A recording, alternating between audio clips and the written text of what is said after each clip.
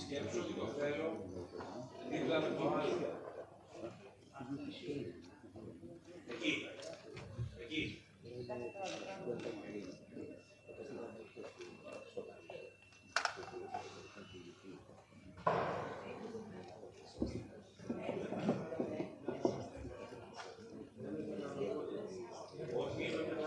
Αυτό έτσι. Είμαι εντάξει. Είμαι πολύ εντάξει. Σου είναι πλάκι εσένα. Δεν ξέρω. Όχι, εγώ είμαι μια χαρά. Φαίνεται το πλακίτε. Και σήμερα μαζί. Καλά είστε. Όσοι κάνανε το δεν ξέρω αν πίσω είναι η ηγέτα.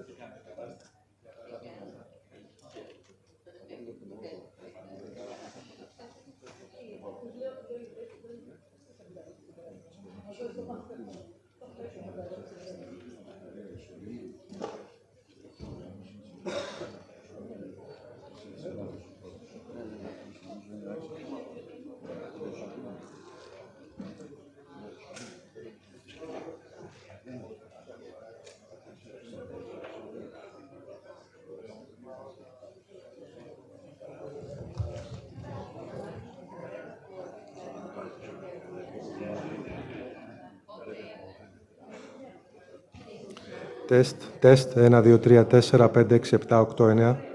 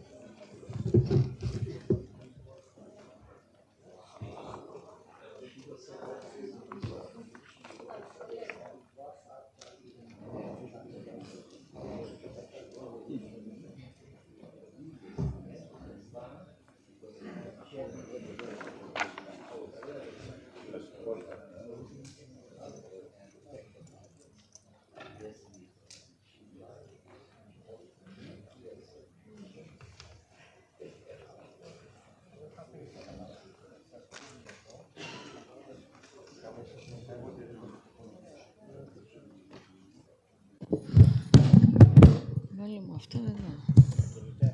Κινείται. Να κάτσω από εδώ δηλαδή.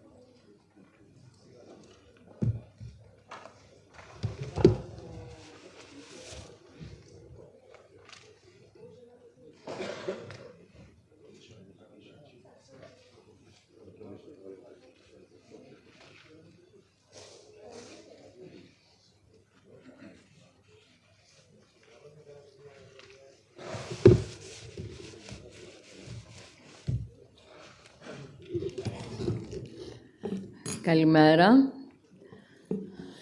Good morning. I'm honored to welcome you all in this worldwide conference, which is now going on.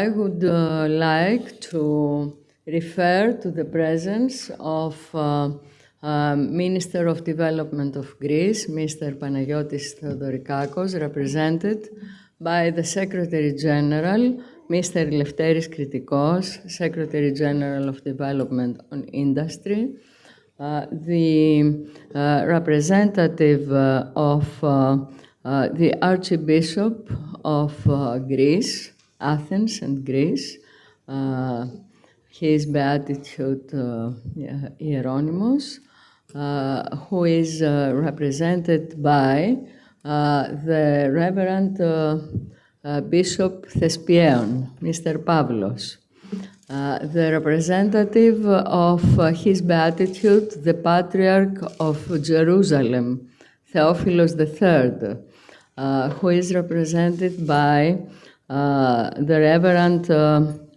Father, His Grace, Father Hieronymus, from the Exarchate of the Holy Tomb in Athens, the representative of the Armenian Patriarch Nurhan Manukyan, Dr. Paul Tsolakian, who is representing the great priority of Greece as the Grand Master of the Knights. And of course, all of you representing European international organizations and the scientific community of Greece, Cyprus, and 33 countries around the globe. It's a great honor. I would like to have για να κάνω την παρουσίαση.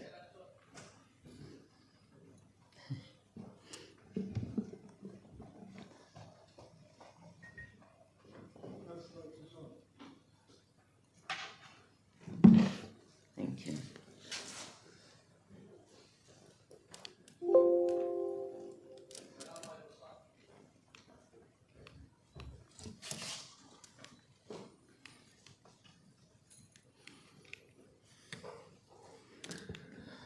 Okay.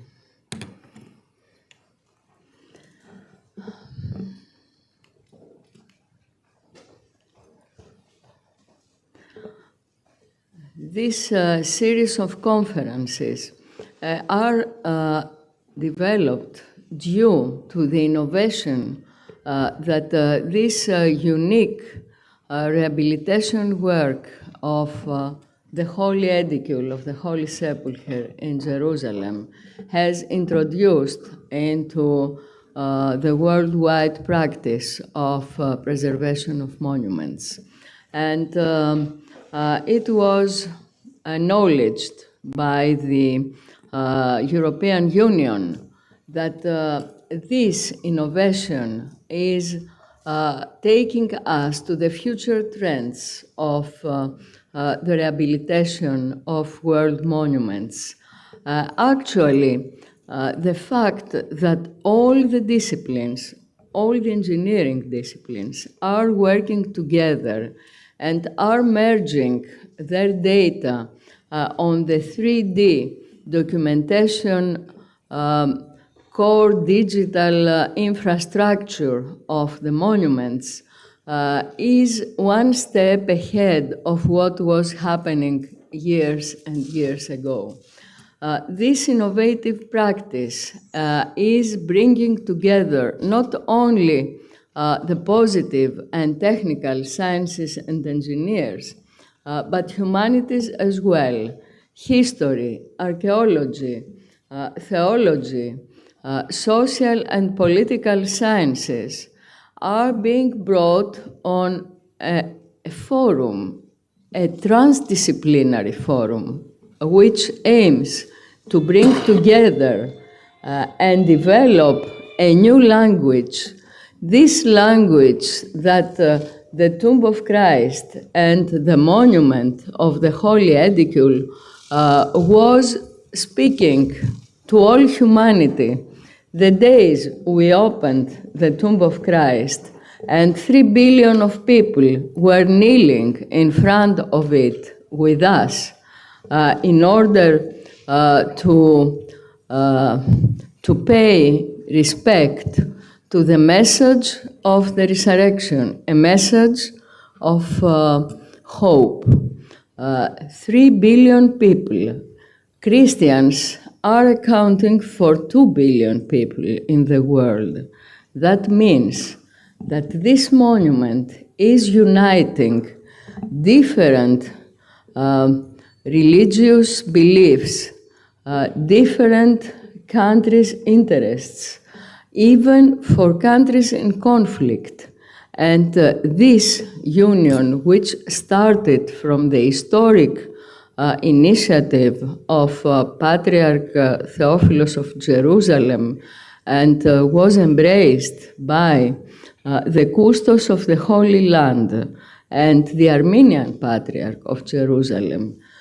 This historic message is still alive, especially today that the conflict and the war in the Middle East, even in the Holy Land, invites us to bring a new perspective for mutual understanding of the people of this world and for peace.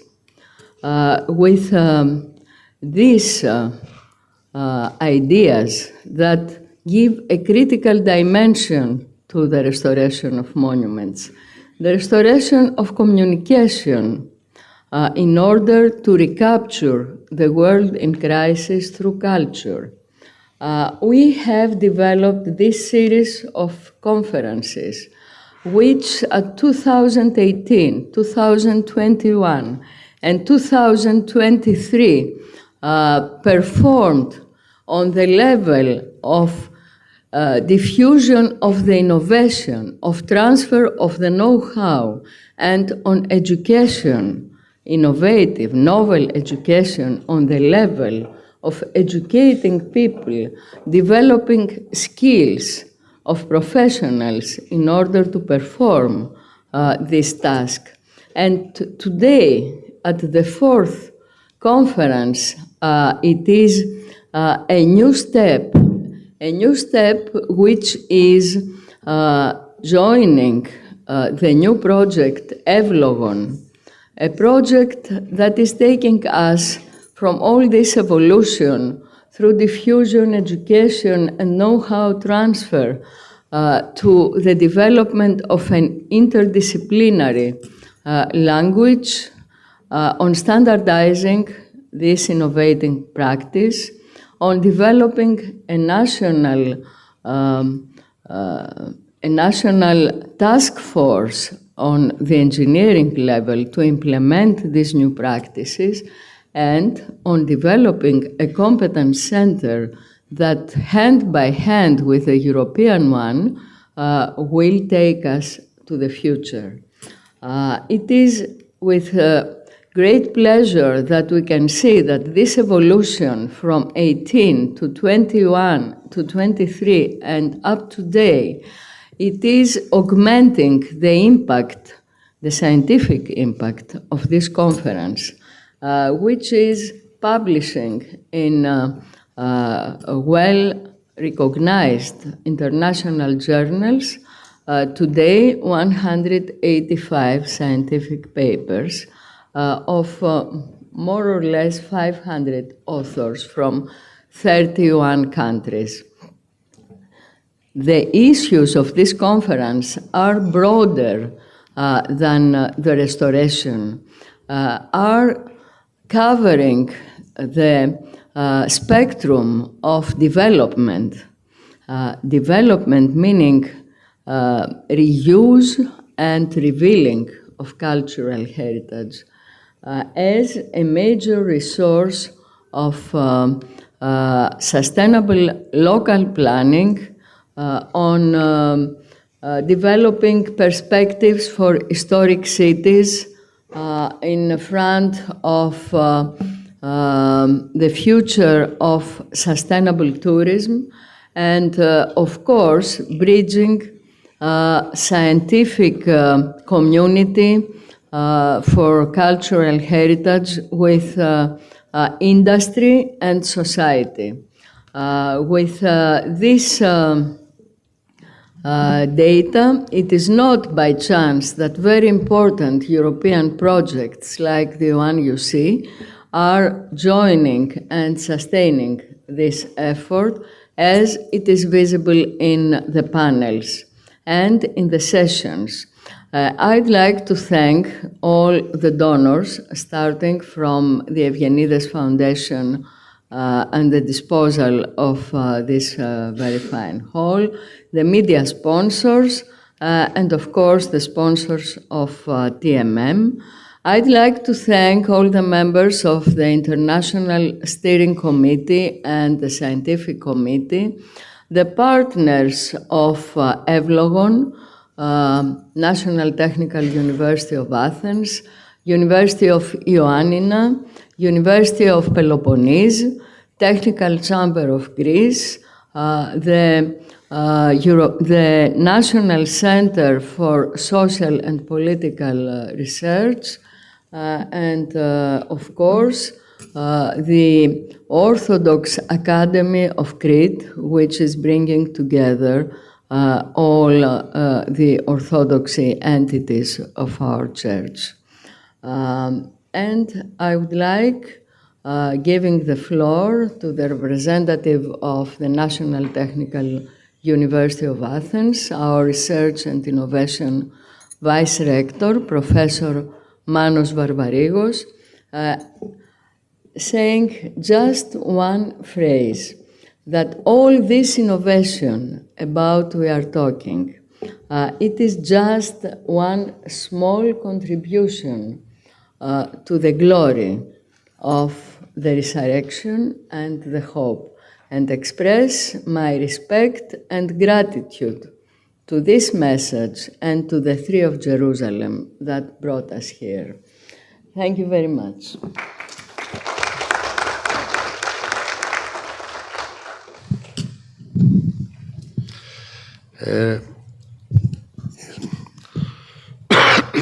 So, Your Holiness, Your Beatitudes,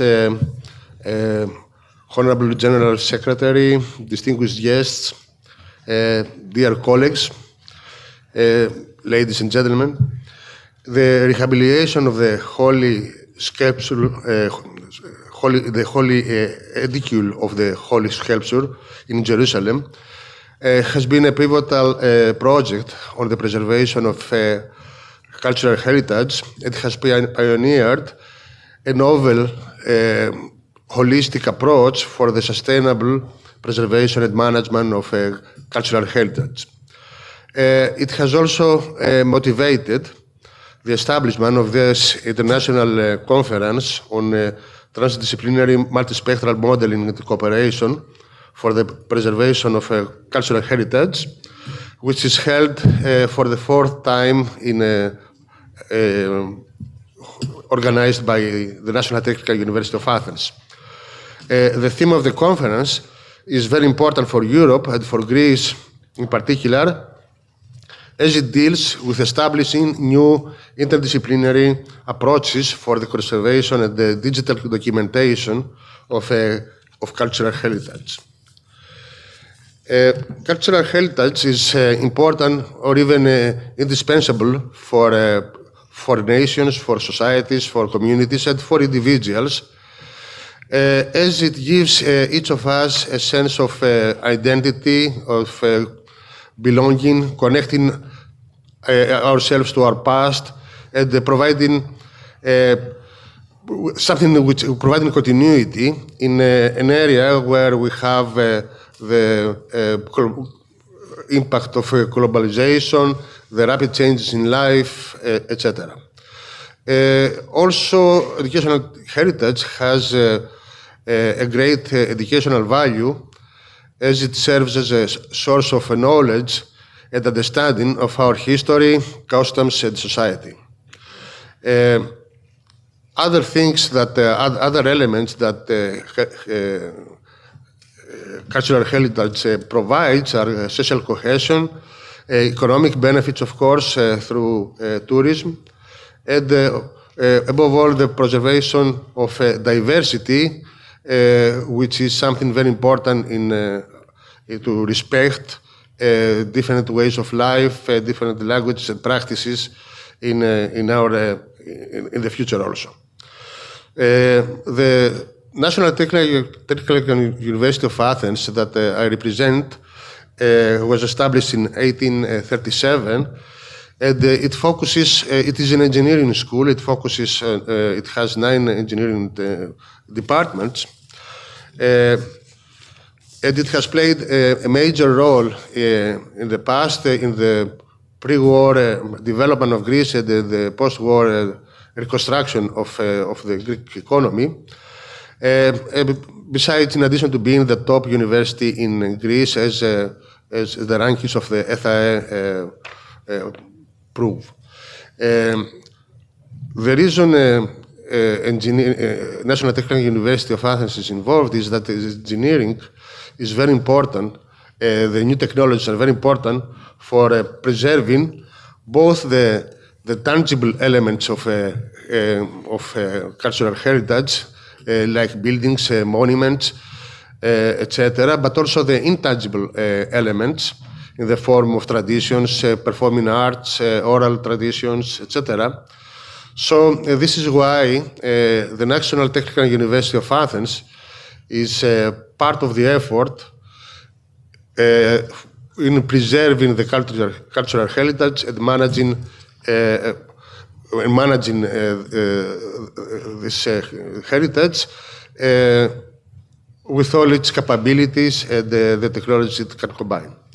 So I would like to express my sincere thanks to the organizers, and especially to Professor Emeritus Tonia Amaropoulou, who is disseminating in this conference and in the previous ones the lessons learned from the great work done in Jerusalem.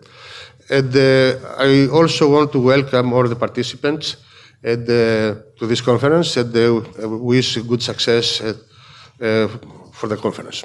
Thank you very much.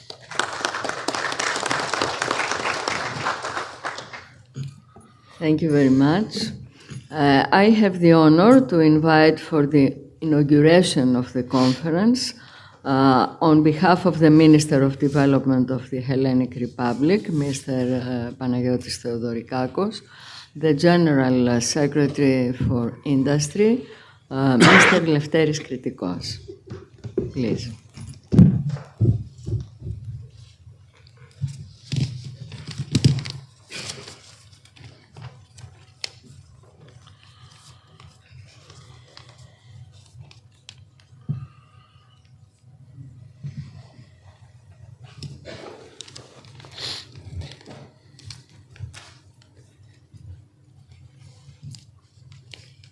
Ladies and gentlemen, distinguished guests, it is with a great honor and a profound sense of responsibility that I stand before you today, representing the Minister of Development of the Hellenic Republic, Mr. Panagiotis Theodorikakos, to declare the opening of a conference that serves as a beacon for science, policy, society, and indeed for civilization itself. Allow me first to extend the appropriate greetings to His Grace, Bishop of Thespis, Mr. Pavlos, representative of His Beatitude, Archbishop Hieronymus II of Athens and all Greece, to the Reverend Father Hieronymus, Exarch of the Holy Sepulchre in Athens, representing the Armenian Patriarch of Jerusalem, Archbishop Nurhan Manoukian, to the President of the Conference, Mrs. Antonia Moropoulou, and to all of you, leading scientists, delegates of international organizations, institutions, and academic communities. In preparation for this address, and in order to grasp, even symbolically, the breadth of meaning behind this remarkable initiative, I sought a thoughtful dialogue. A dialogue both with a young spiritual man, Protosígelos Trikis Alexios, and with the president of this conference, Professor Antonia Moropoulou, because my own view, the technocratic one, represents but a single facet of the rich, multi-layered approach to our shared history that this gathering embodies. The TMM-CH conference is not just a scientific event. It is a living proof that science can act as a bridge between past and future, between peoples, between faiths, and between the values that unite humanity. The conference is the practical expression of the convergence of technology, innovation, culture, and social cohesion, all guided by a common goal, the preservation of global cultural heritage. The significance of the project Evlogon, presented in the framework of this conference, is multidimensional. On the one hand, it represents a model of holistic documentation, protection, and restoration of emblematic Christian monuments. On the other hand, it carries educational and social added value as it connects science with faith, memory with the future. As Secretary General for Industry, I cannot help but express my deep admiration for the way in which technological expertise, digital methods, and cutting-edge scientific approaches, including non-destructive diagnostics, archaeometry, artificial intelligence, archaeogenetics, and digital twins, are integrated into a multi-sectoral, interdisciplinary strategy with applications that go beyond cultural heritage, extending into the very core of modern industry. From this perspective, cultural heritage management and monument restoration are not isolated fields. They are laboratories of innovation, sources of exportable expertise, and generators of high added value. Ultimately, this conference must also be viewed within the broader framework of cultural diplomacy. Greece's scientific excellence, in cooperation with international institutions such as UNESCO, ICOMOS, and National Geographic Society, and of course the European Commission, has already demonstrated that our country is not merely the cradle of civilization, but also a producer of global solutions. As the British-American poet and thinker W.H. Auden wisely noted, civilizations should be measured by the degree of diversity they achieve and the degree of unity they maintain. The Mediterranean, cradle of civilizations, will forever remain a field of cultural knowledge, historical research, political discourse, and religious reference. The rapid global developments we are witnessing today affect and perhaps ignite a series of events in a region historically marked by conflict. Yet, the peoples of the Mediterranean have long understood that promotion of culture as an instrument of political maturity can become the very foundation for peace and progress. In this emerging strategy for bridging peoples through mutual respect of cultural foundations, religious heritage constitutes one of the most powerful pillars of mutual understanding and coexistence. Religious monuments are enduring bonds of stability and trust among states and faiths.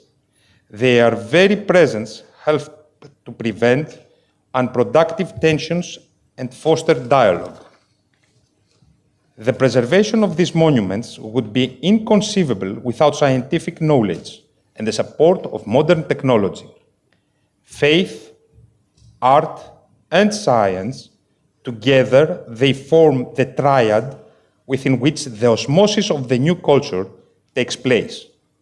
Professor Emerita of NTUA, Antonia Moropoulou, and her entire scientific team have not only restored and preserved emblematic monuments, they have transcended the boundaries of science and shown the world the fruits of the alliance between faith and science. This alliance is our response to emerging cultural threats. The Greek state, the nation's academic institutions, and our distinguished scientists are ambassadors of this noble endeavor.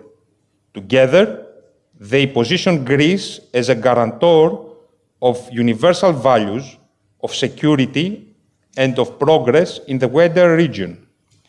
Ladies and gentlemen, knowledge is power, but understanding is wisdom. And it is this wisdom that the TMM-CH conference calls upon us to cultivate together through the memory of monuments, the documentation of values, the cooperation of sciences, and our faith in human potential. With deep belief in the mission of this conference, in the purpose it serves, and with hope that each message will continue to resonate globally, I hereby declare the official opening of the 4th International Conference TMM-CH. I wish you all a most successful conference. Thank you.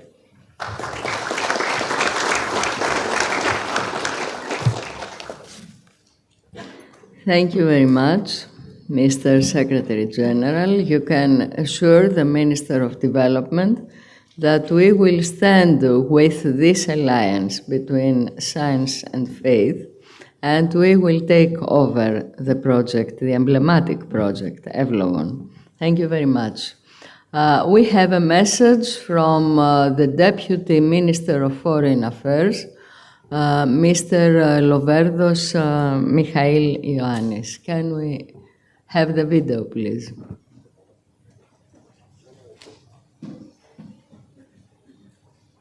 Esteemed Professor Moropoulou and members of the scientific team, dear professors, distinguished guests, ladies and gentlemen.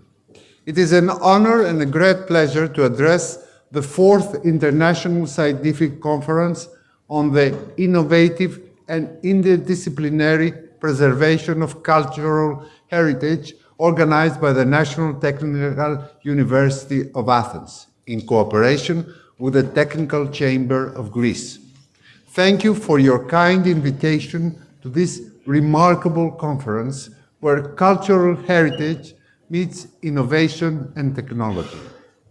Sharing knowledge and innovative methodologies is crucial to the preservation of cultural heritage, especially in a moment of important global challenges such as climate change and ongoing conflicts. In 2 weeks, we will celebrate the Orthodox Easter, which this year will be celebrated on the same day by all Christians. I will have the special honor to travel to Jerusalem with a Greek delegation to attend the Holy Fire ceremony held in the Church of the Holy Sepulchre, a place of pilgrimage for Christians all over the world. The Holy Edicule conveys in itself an ecumenical spiritual message. It is a place that brings together peoples of all nations and cultures, sending a message of love, peace, and hope to the whole world. We are grateful to Professor Antonia Moropoulou and her scientific team from the National Technical University of Athens. Projects like this highlight Greece's vital role in the restoration of this sacred site. Greece is deeply interested in the preservation of the special status quo of the holy sites, given their universal importance, especially now that the Middle East stands as a turning point. Greece is actively present in the region. As a member of the UN Security Council, Greece places particular emphasis on cultural and science diplomacy. We support the initiatives related to the protection of tangible and intangible cultural and religious heritage, and encourage innovative projects such as the emblematic rehabilitation of the Holy Edicule. Promoting cultural and science diplomacy is a priority for the Greek Ministry of Foreign Affairs. The priority is reflected in our strategic plan for Greeks abroad, 2024-2027, presented in November 2024, and in our strategic plan for public diplomacy, to be presented in 2025. Our aim is to promote Greece's cultural heritage and the ecumenical values of Hellenism, such as dialogue and democracy, strengthening ties with the Greek diaspora and building bridges between Greece's scientific ecosystems and universities and their counterparts in other countries. The Greek government places in particular emphasis on cultural diplomacy as a way to engage with other nations through the mechanisms of multilateral diplomacy, especially within the framework of UNESCO. Ladies and gentlemen, culture and science open new areas of dialogue, paving the way for developing mutual understanding and multilateral cooperation, as is in the case with the 4th International Scientific Conference. Greece embraces innovation and research in cutting-edge sectors and harnesses to promote cultural and scientific initiatives that can act as a catalyst for peace and stability. Thank you very much.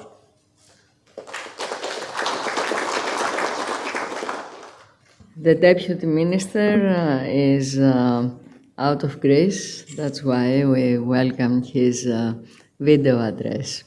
I have to welcome as well His Excellency, the Ambassador of the State of Palestine, who is here.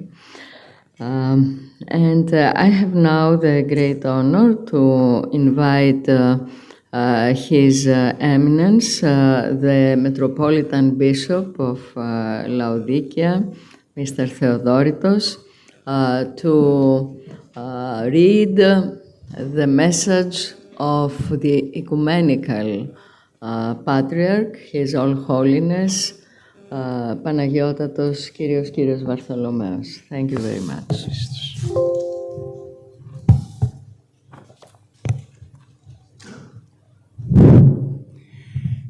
Τη ελογιμοτάτη κυρία Αντωνία Μοροπούλου, ομοτήμο καθηγητρία του Εθνικού Μεσοβίου Πολυτεχνείου, επικεφαλής της Διεπιστημονικής Ομάδος Οργανώσεως του 4ου Διεθνούς Διεπιστημονικού Συνεδρίου, θυγατρή της ημών μετριότητος, εν κυρίω αγαπητή, χάριν και ειρήνην παραθεού. Χαιρετίζομεν την διοργάνωση του παρόντος συνεδρίου, επενούνται συγχρόνως τους χόντας τη σχετική πρωτοβουλία, τους διοργανωτάς και πάντας τους συμβάλλοντας εις την προετοιμασία και την πραγματοποίησή του. Είναι γεγονός ότι ο χώρος εντός του οποίου ζώμεν και κινούμεθα λαμβάνει την ταυτότητά του από τις παλαιότερες διαμορφώσεις κατά την πορεία του χρόνου. Εσύγχρονοι πόλεις αποτελούν εν πολλής εν παλίμψιστον, ως Συχνάκης λέγεται, εις το οποίο δίνεται να αναγνωστεί ο τρόπος ζωής των πρωτογενεστέρων.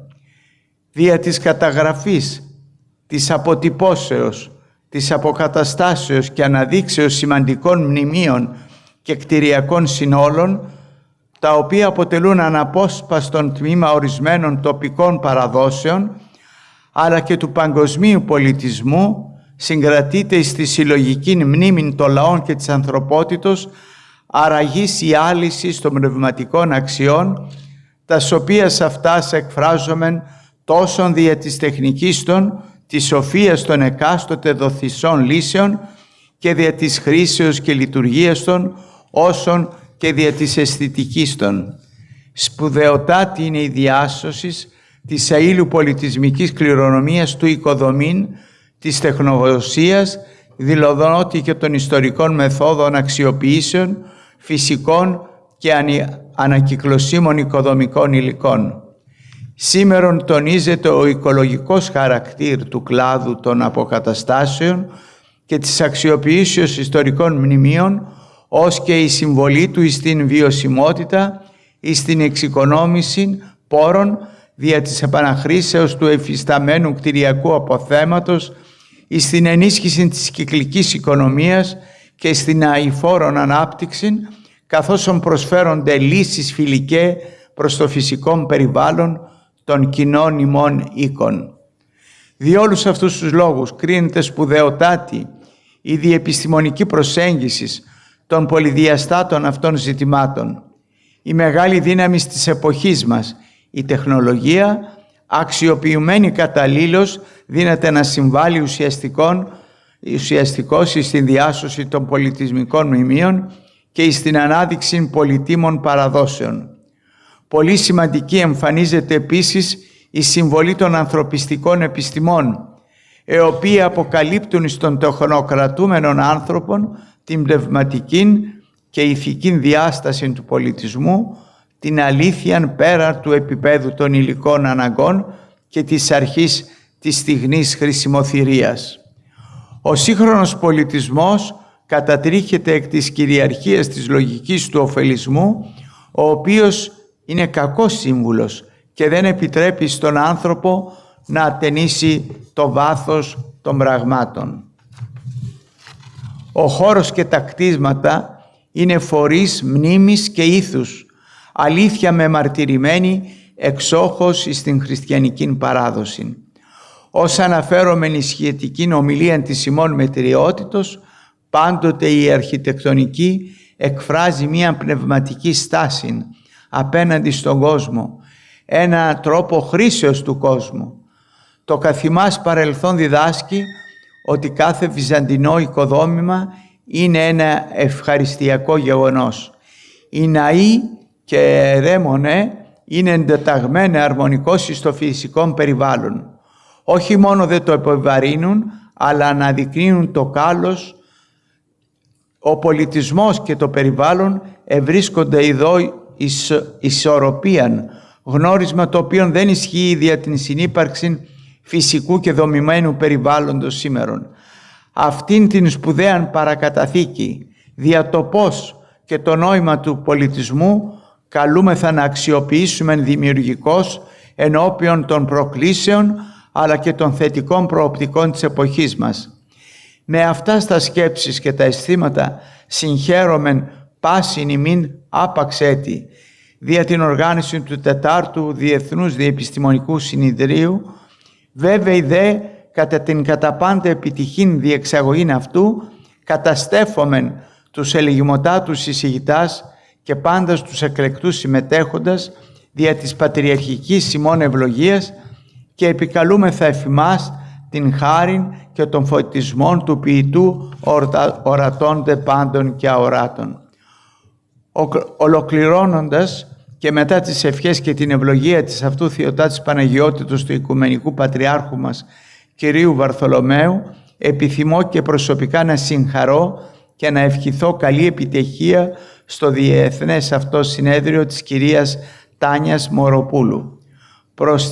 Πρωτίστως δε να συγχαρώ, κυρία Μοροπούλου, για την διεπιστημονική συνεργασία του νέου σας προγράμματος με τον τίτλο «Το Εύλογον», το οποίο αποτελεί μια ενδιαφέρουσα και καινοτόμο πρόταση του Παναγιωτάτου και συμμετέχουν πανεπιστημιακά ιδρύματα της Ελλάδος και το Πατριαρχικό μας Ίδρυμα της Ορθοδόξου Ακαδημίας της Κρήτης.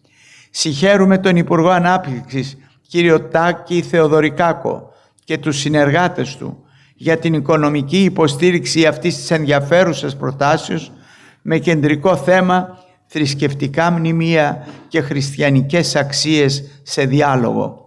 Μια πρόταση η οποία θα αποτελέσει επίκεντρο προβληματισμού και διαλόγου μεταξύ επιστήμης και θεολογίας, όπως επισημάνθηκε και στο μήνυμα του Παναγιωτάτου. Σας ευχαριστώ πολύ.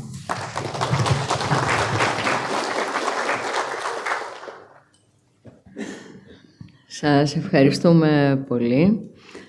I have the honor to invite His Grace, the Bishop of Thespies, Mr. Pavlos, to convey to us the message of the Archbishop of Athens and Greece, Hieronymus II.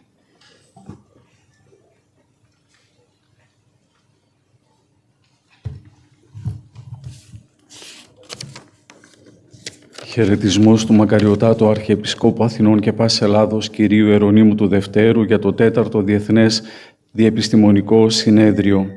Χαιρετίζω την έναρξη των εργασιών του 4ου Διεθνούς Διεπιστημονικού Συνεδρίου, την επιστημονική ευθύνη του οποίου έχει η Διεπιστημονική Ομάδα του Εθνικού Μετσοβίου Πολυτεχνείου, η οποία είχε την ευθύνη του έργου αποκατάστασης του Παναγίου Τάφου στα Ιεροσόλυμα. Η διοργάνωση πραγματοποιείται σε συνεργασία με το Τεχνικό Επιμελητήριο Ελλάδος και πολλούς επιστημονικούς και άλλους φορείς που στοχεύουν στην προστασία της πολιτιστικής κληρονομιάς.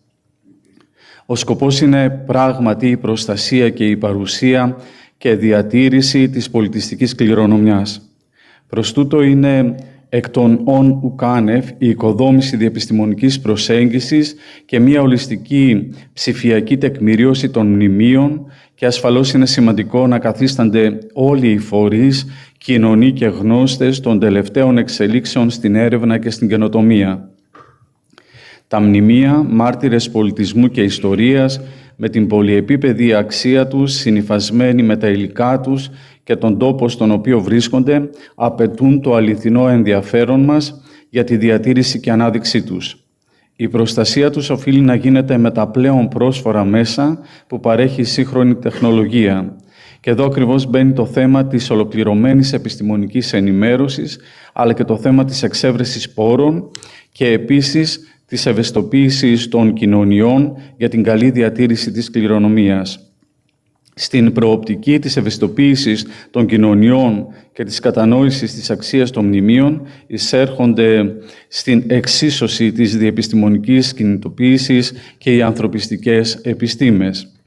Ο αποετών διεπιστημονικός χαρακτήρας της διοργανώτριας του Συνεδρίου Ομάδας του Εθνικού Μετσοβίου Πολυτεχνείου κομίζει ήδη πολύτιμη εμπειρία. Οι κατά το πρόγραμμα του Συνεδρίου επιστημονικές ανακοινώσεις, εξάλλου, θίγουν κέρια και σημαντικά ζητήματα. Συγχαίρω και εύχομαι ο Κύριος ημών Ιησούς Χριστός να ευλογήσει πλουσίως τις εργασίες του Συνεδρίου.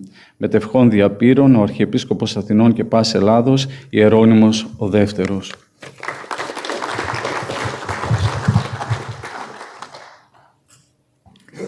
Σας ευχαριστώ πολύ.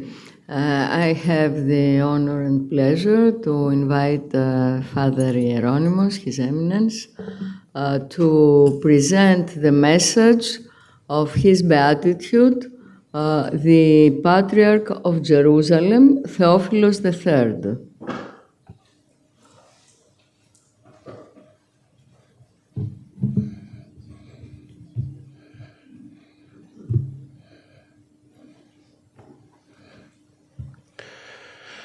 Τη ευλογημοτάτη κυρία Αντωνία Μοροπούλου, καθηγητρία του Εθνικού Μετσοβίου Πολυτεχνείου Αθηνών, θυγατρία εν Χριστώ αγαπητή της ημών μετριότητος, χάριν και ειρήνην από Θεού Πατρός.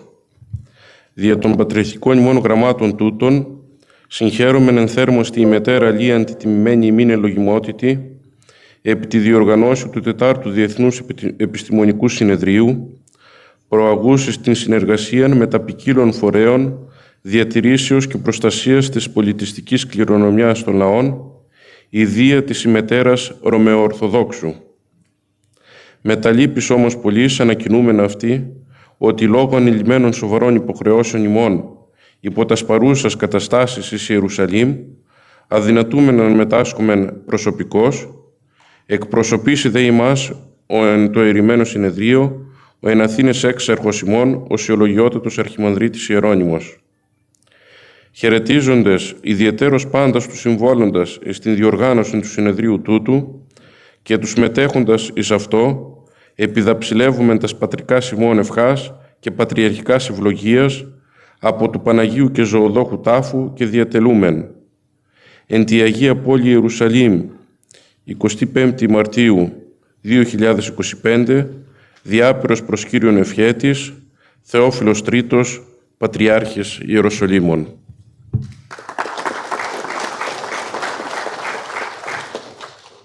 Σας ευχαριστούμε πολύ. Να μεταφέρετε τον απόλυτο σεβασμό μας στον Πατριάρχη Ιεροσολύμων και την ευγνωμοσύνη μας.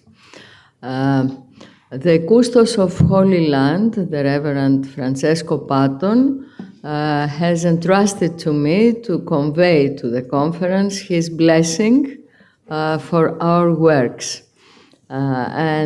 As a member of the three of the status quo, the guardians of the Holy Tomb in Jerusalem, that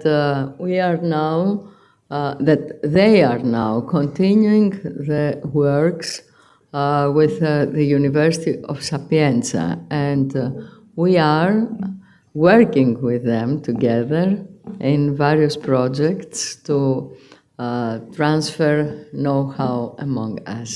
So it is still uniting the Tomb of Christ, all the forces around it. I have the honor to invite Dr. Pavlos Tsolakian, the Great Master of the Grand Priority of Greece, to convey the message of the Armenian Patriarch, Nurhan Manurhan.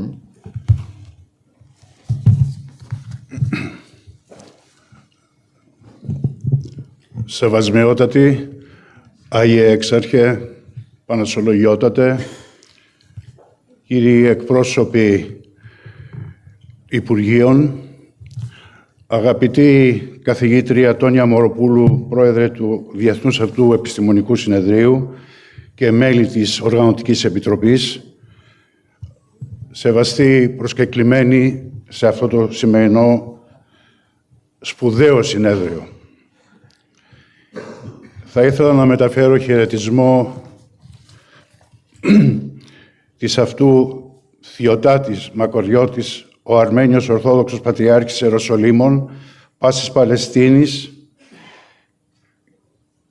Ιορδανίας, ηγούμενος της αδελφότητας του Αγίου Ιακώβου και πνευματικός ποιμένας των Ορθοδόξων Χριστιανών Αρμενίων των Αγίων Τόπων, προκαθήμενος του Τρίτου την τάξη της Αρμενικής Ορθοδόξου Αποστολικής Εκκλησίας Κυρίου Νουρχάν του Πρώτου.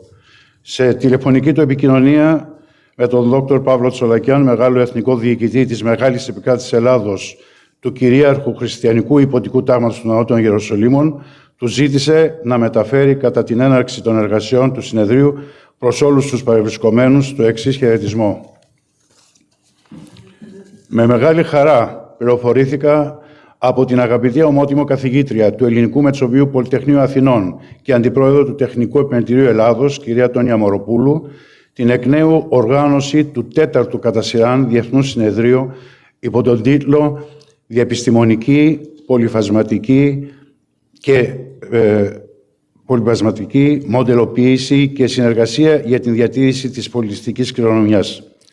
Θα ήθελα ιδιαιτέρως να συγχαρώ και να εξάρω την προσφορά καθώς και τις άοκνες προσπάθειες της κυρίας Τόνιας Μοροπούλου, ώστε να παραμείνει ζωντανό και δυναμικό αυτό το Διεθνές Συνέδριο και να επεκτείνει τις δραστηριότητες του. Η πολυφασματική επιστημονική φύση των εργασιών διακρίνεται από τους σημαντικούς φορείς διοργάνωσης του Εθνικού Μετσοβίου Πολυτεχνείου και με τη συνεργασία υψηλών φορέων του Τεχνικού Επιμετηρίου Ελλάδος, του Υπουργείου Ανάπτυξης καθώς και του Υπουργείου Εξωτερικών της Ελλάδος. Το συνέδριο αυτό αποτελεί σημαντικό μοχλό μελέτης, έρευνας και δημιουργίας. Θα ήθελα επίσης να χαιρετήσω όλους τους συμμετέχοντες σε αυτό το Διεθνές Συνέδριο και εύχομαι να έχει θετικά επιστημονικά και συνεργατικά αποτελέσματα ως προσφορά στις επιστημονικές κοινότητες και στην κοινωνία μας. Τέλος, από την έδρα του Αρμενικού Ορθόδοξου Πατριαρχείου Ιεροσολύμων, από την Ιερά Πόλη της Ιερουσαλήμ, εύχομαι σε αυτές τις δύσκολες στιγμές της ανθρωπότητος να επικρατήσει η ειρήνη στον κόσμο. Ευλογούμε την διοργάνωση αυτού του Διεθνούς Επιστημονικού Συνεδρίου. Ευχόμεθα δε, όπως το αποτέλεσμά του, να στεφθεί υπό πλήρους επιτυχίας. Η χάρις του Σωτήρους και Κυρίου μας Ιησού Χριστού να είναι πάντα στον πλευρό όλων σας. Ιεροσόλυμα, Σαββάτο 5 Απριλίου 2025, ο Αρμένιος Πατριάρχης Ιεροσολύμων Νουρχάν. Θα ήθελα επίσης, εκ μέρους του κυρίαρχου υποτικού χριστιανικού τάγματος, να μεταφέρω τους χαιρετισμούς του Παγκόσμιου Διοικητού, του Προέδρου του Ανώτατου Στρατοδικείου των ΗΠΑ, του στρατηγού David Appleby. Μου είπε ότι εμείς, σαν Παγκόσμιο Τάγμα, θα είμαστε πάντοτε στο πλευρό σας, κυρία Μοροπούλου, γιατί το έργο το οποίο προσφέρετε αυτή τη στιγμή, ειδικά για τα Ιεροσόλυμα, είναι μεγάλο έργο και όχι μόνο για τα Ιεροσόλυμα. Επίσης, θα ήθελα εκ μέρους των Ελλήνων υποτών των Ιεροσολύμων να ευχηθώ καλή επιτυχία στο σημερινό αυτό Διεθνές Επιστημονικό Συνέδριο. Σας ευχαριστώ. Ευχαριστούμε πολύ. We can connect now the MP, President of the Committee on Research and Innovation of the Greek Parliament, Mr. Stratos Simopoulos. Μπορούμε να συνδέσουμε τον κύριο Σιμόπουλο. Τον κύριο Σιμόπουλο. Εγώ σας ακούω, με ακούτε? Ναι, σας ακούμε. Thank you. Thank you very much, Mrs. Moropoulou. Thank you for giving me, as a chairman of the Permanent Committee on Research and Technology of the Greek Parliament, the opportunity to address you today at a conference on innovation that is different from the usual. You will not be discussing gadgets, modern devices, and systems typically related to technology, as most citizens perceive it, but rather innovative applications in the preservation of cultural heritage. Some citizens have experienced this through virtual museum tours, while most have encountered it through the digitization of text. However, people like you, who are primarily involved in this field, know very well the revolution that has arrived and is coming in this area. Although you are dealing today with the Christian heritage, the representation and murals in the Tomb of Phillips, which are just one striking example of how far technology can now go. The work being done at the Institute of Speech Processing, for example, at the Athena Research Center, is another one. Lastly, I want to mention the coordinator of today's conference, Mrs. Moropoulou, who, although a chemical engineer, combines sciences and culture. Her work in the Holy Tomb in Jerusalem is really significant. So I wish you all the best for the conference, and I will be happy to study its conclusions. Thank you very much.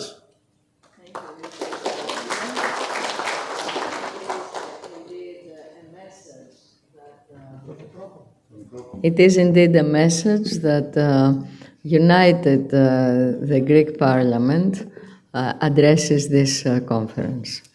I have the honor to present to you the video message of Mrs. Rihanna Schwiniger-Ladak, the head of Interactive Technologies, Digital for Culture and Education of the European Commission.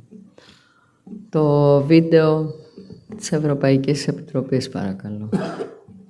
Good morning. It's not a video. I'm actually online. That's great. Good morning, Rihanna. Could you hear me? Yes, we hear you. We would be delighted to see you as well. Yes, we see you. Great. Good morning. So, dear General Secretary, Your Eminence, Your Grace, dear Rector, dear President, dear Member of the Hellenic Parliament, dear dignitaries, ladies and gentlemen, good morning from shiny, sunny Luxembourg. Thank you for inviting me to address you. And I would like to congratulate Professor Emeritus Antonia Moropoulou and her team for such a high-level lineup of international experts. I'm the head of the department which is responsible for the support to the digital transition of cultural heritage institutions. Unfortunately, I could not attend the conference in person as it is school holidays, but I'm very happy to be able to address you via this video link. Να καταλάβω τι λες. Αυτό λέω. Παίρνεις και το βλέπεις όποτε θες.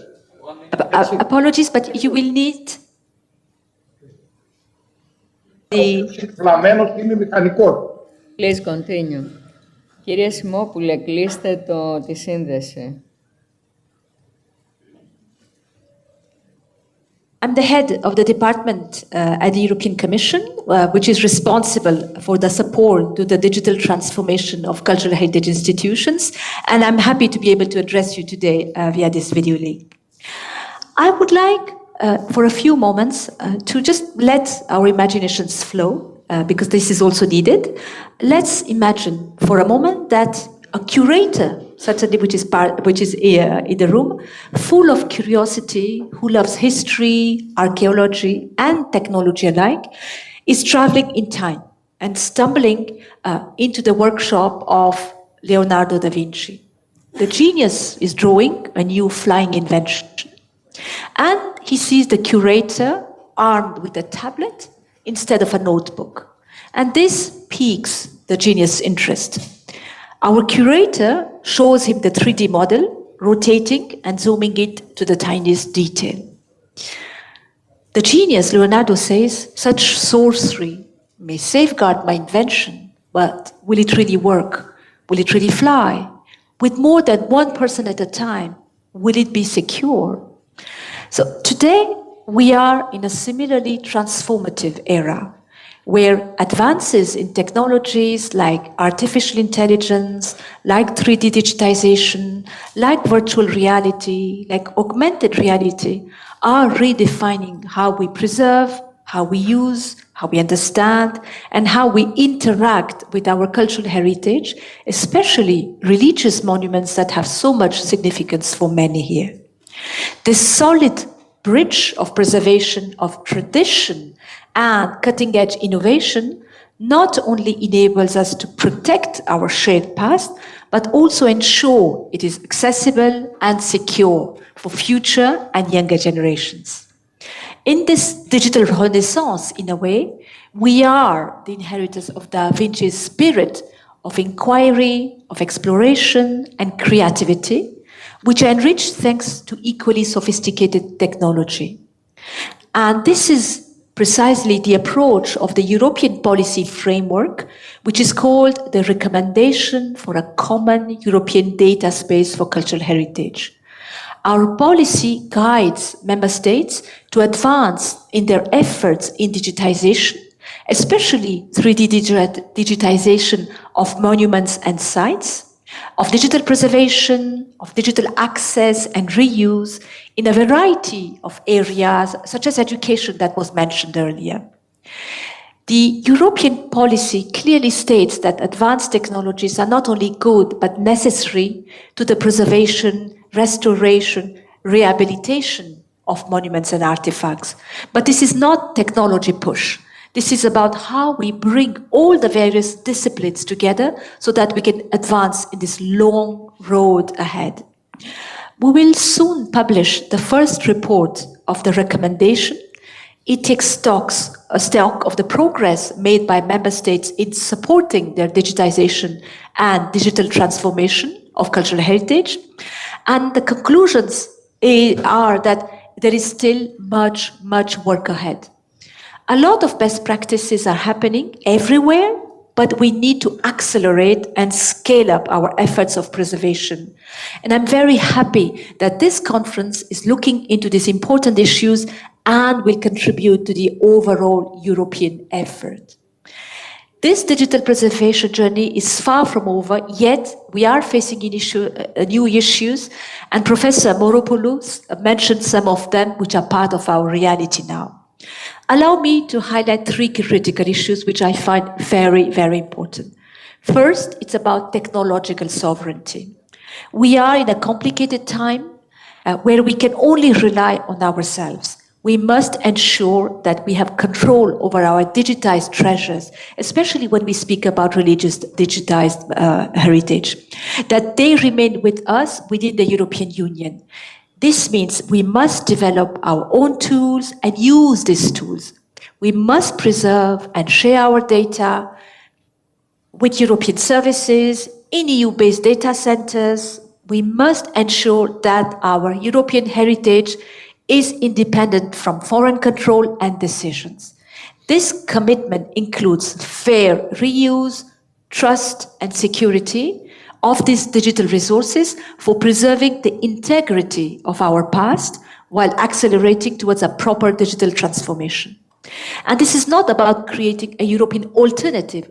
Rather, it is about having first solutions that are European by default, which are viable, trustworthy, and secure solutions. The second point I want to highlight is sustainability.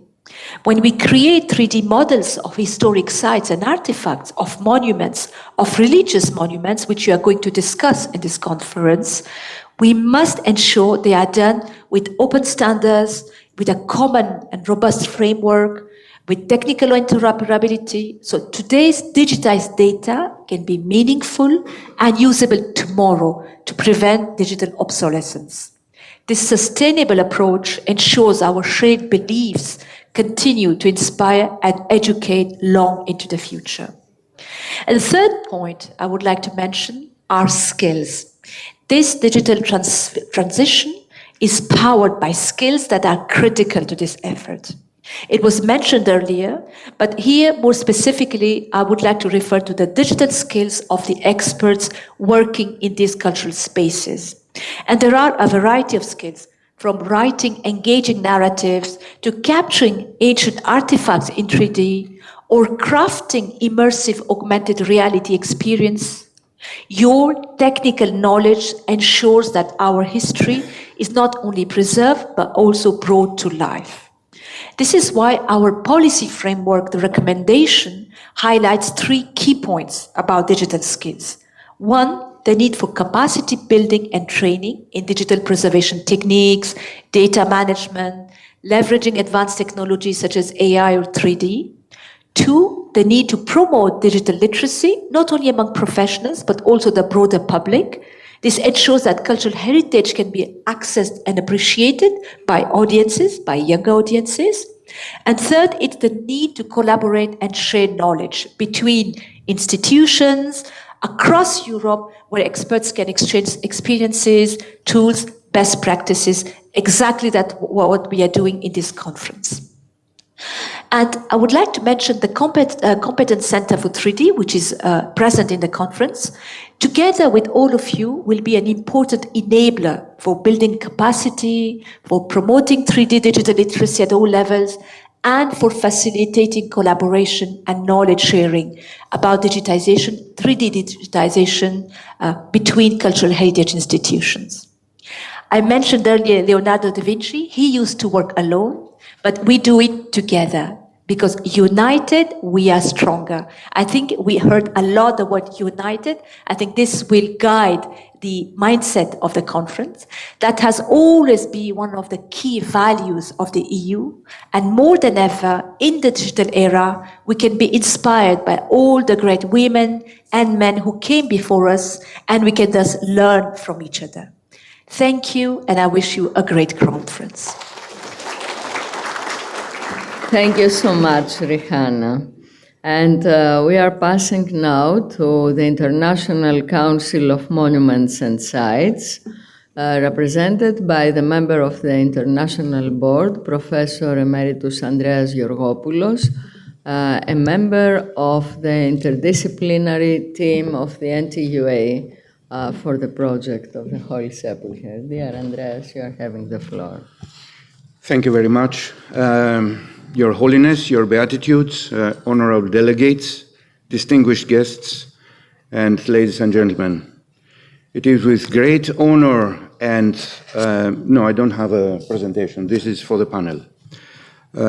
It is with great pleasure and honor that I am invited to address you all on behalf of ICOMOS, the International Council of Monuments and Sites, and its president, Professor Teresa Patricio, with the occasion of the 4th International Conference on Transdisciplinary Multispectral Modeling for Cultural Heritage.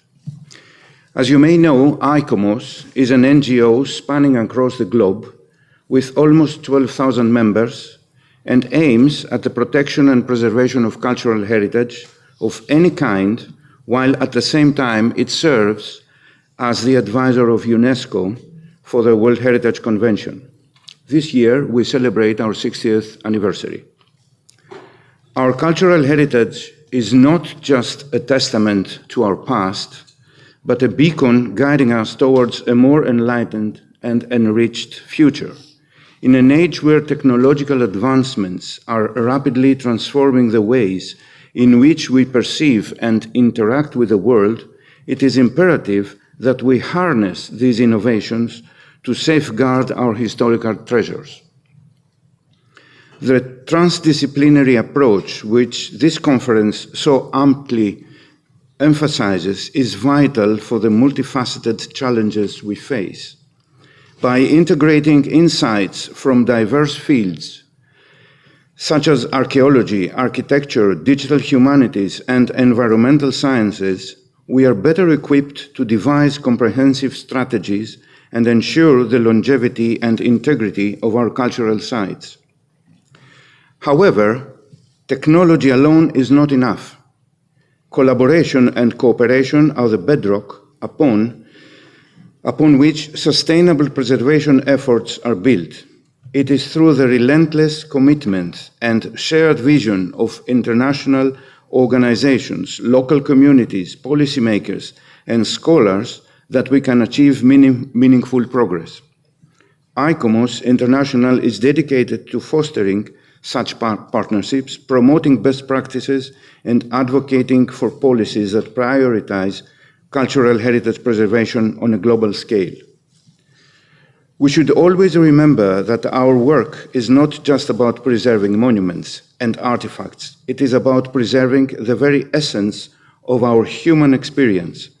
Every stone, every fresco, every ruin tells a story, stories of ingenuity, resilience, and identity. These stories connect us across time and space, bridging cultures and generations. Let us continue to push the boundaries of innovation, strengthen our collaborative efforts, and remain steadfast in our commitment for safeguarding our cultural heritage. Together, we can ensure that the treasures of our past continue to inspire and enrich the lives of future generations. Every success to this conference. Thank you. Thank you, dear Andreas. I have the pleasure to invite Limina, former Deputy Secretary General of the Organization of the World Union of Historic Cities. Lee, you are having the floor.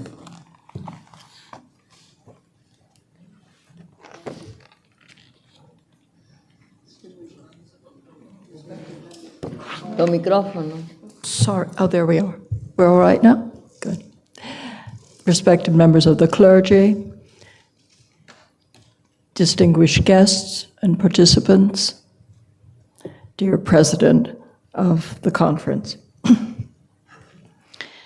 I would like to thank the President of the International TMM-CH conferences and dear friend Professor Antonio Moropoulou for inviting me to participate on behalf of the Organization of World Heritage Cities, the OWHC, in the 4th edition of the conferences.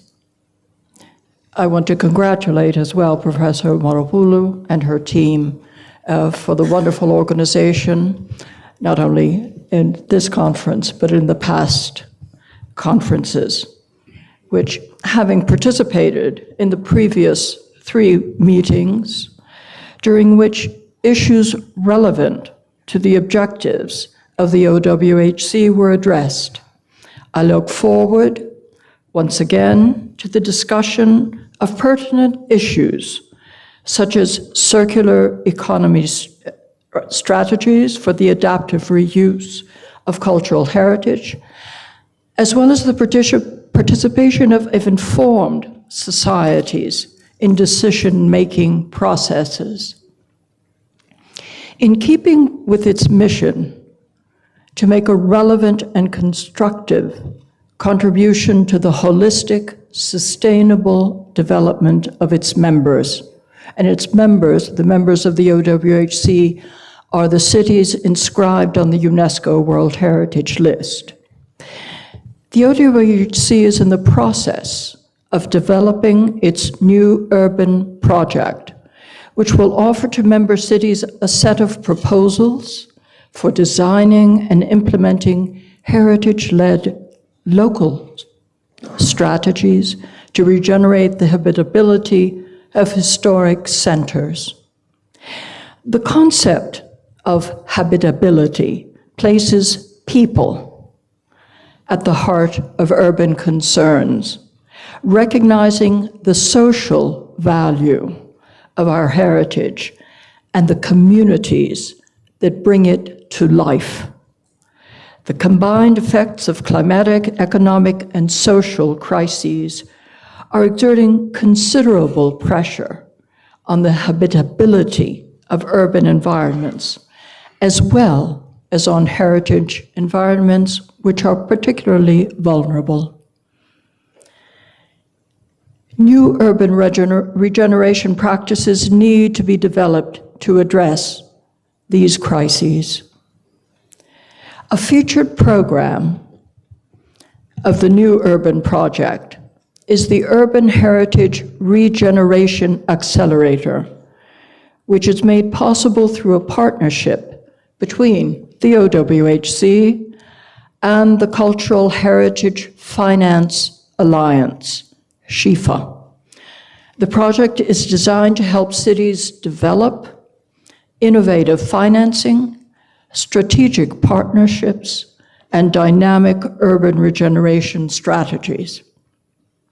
You will be learning more about SHIFA and its work from its founder and president, Bonnie Burnham.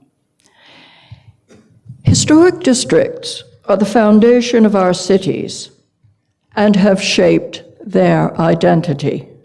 However, as living entities, historic cities must constantly adapt to remain the basis for the future development of their urban ensemble. It is crucial that their evolution in the modern world respects the notion that the cities must maintain their habitability, but also that their heritage is an irreplaceable resource for ensuring a good quality of life for all. Interventions in these areas must preserve the integrity and authenticity of the place, and at the same time revitalize the functions that coexist within the historic districts, and in some cases to reinvent their functionality, Today, adaptive reuse in historic buildings creates places that are original, that become attractions in the city, and that instill pride in the local populations. Moreover, it creates value in the city. It is imperative that we design and regulate in a way that does not leave adaptive reuse to chance, but is instead more systematic and purposeful, thus enabling sustainable reuse on a broader scale. To address this and other issues, another component of our new urban project seeks to create collaborating networks within the OWHC that foster dialogue among member cities with shared priorities, that promote collective actions, and that strengthen community engagement by encouraging cities to incorporate the insights and contributions of diverse stakeholders, including local communities, into the urban development process. As these and other OWHC priority issues will be addressed at this conference, I look forward to the discussions in the coming days, the conclusions of which will most certainly be of interest to our organization. Thank you.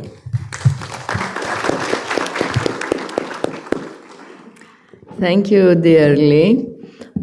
It is really a message that all the heritage cities of the world are attending this effort. And as the message of His All Holiness said, the world is the home of heritage, and cities are the home of people. Thank you very much.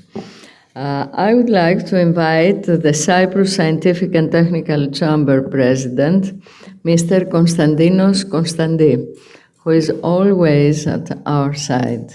And I have to say that when we opened the Tomb of Christ, the 26th of October of 2016, the first place we went after to announce this was Cyprus.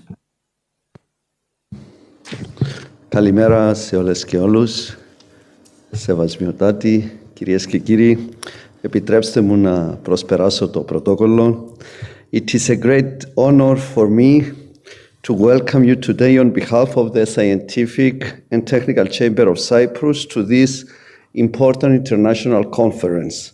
We are very pleased to see such a strong gathering of scientists, professionals, and experts from different fields coming together to discuss the preservation of cultural heritage, a topic that is deeply connected to our identity, our built environment, our past, and our future. At our technical chamber, we strongly believe that cultural heritage, both tangible and intouchable, must be protected and preserved with care and responsibility, especially in Cyprus and Greece, where cultural layers are visible everywhere. This task is both a national obligation and a great opportunity.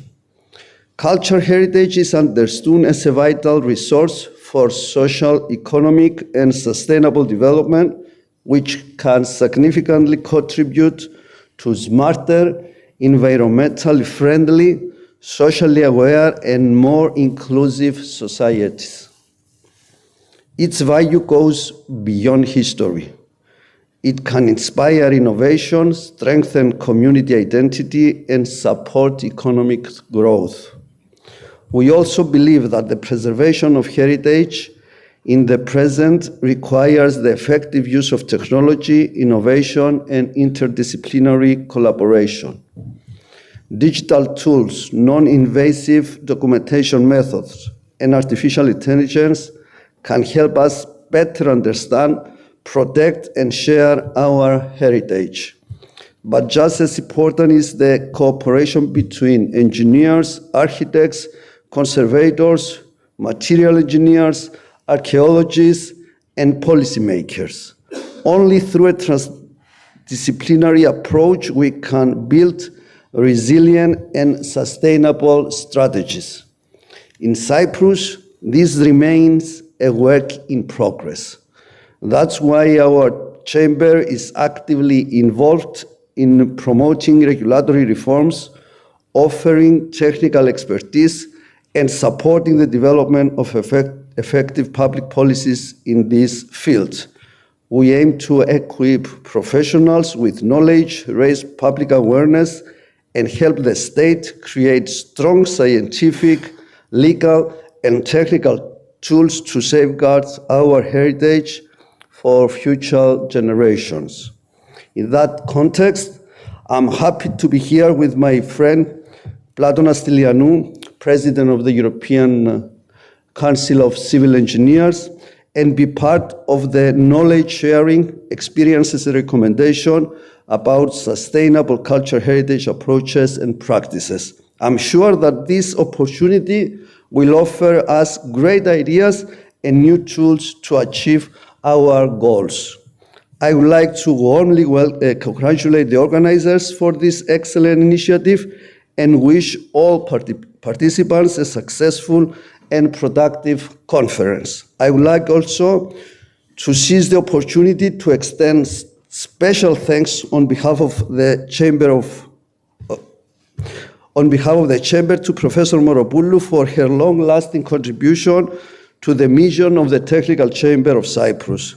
Let us use this opportunity to exchange ideas, share good practices, and move closer to a more sustainable future, one where cultural heritage is protected, valued, and lived. Thank you very much.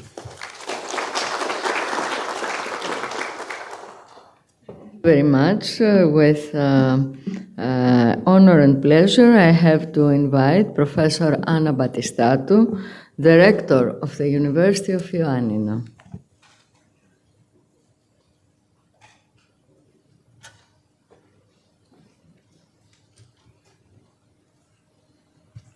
Your Holiness, Honorable General Secretary, dear chairpersons, distinguished guests, it's a great pleasure and honor for me to be here as the Rector of University of Ioannina.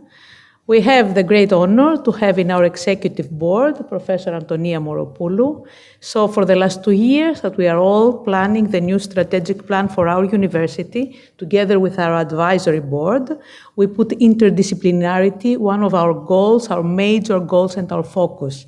And I know this is the right thing, and I see it here. I see that many disciplines within one program, interdisciplinarity also in the quadruple helix. So we have universities, we have research universities, academic universities, many pillars, and all this in dialogue with society. I read in the program, and I will be very brief on so that the real program can start. The program is aiming in the interdisciplinary approach to conservation and holistic digital documentation of cultural heritage. We heard a lot in the greetings before, so I'm not going to say much more. I say the way that I understand it. The way I understand it is there is only one humanity, there is only one science, they are both eternal. We say us in this room and also in this program, we are in dialogue with society, but actually we are part of the society. So we are in dialogue with society, being part of the society. So one humanity and one science, and everything can be possible forever. So thank you very much for making this possible for us.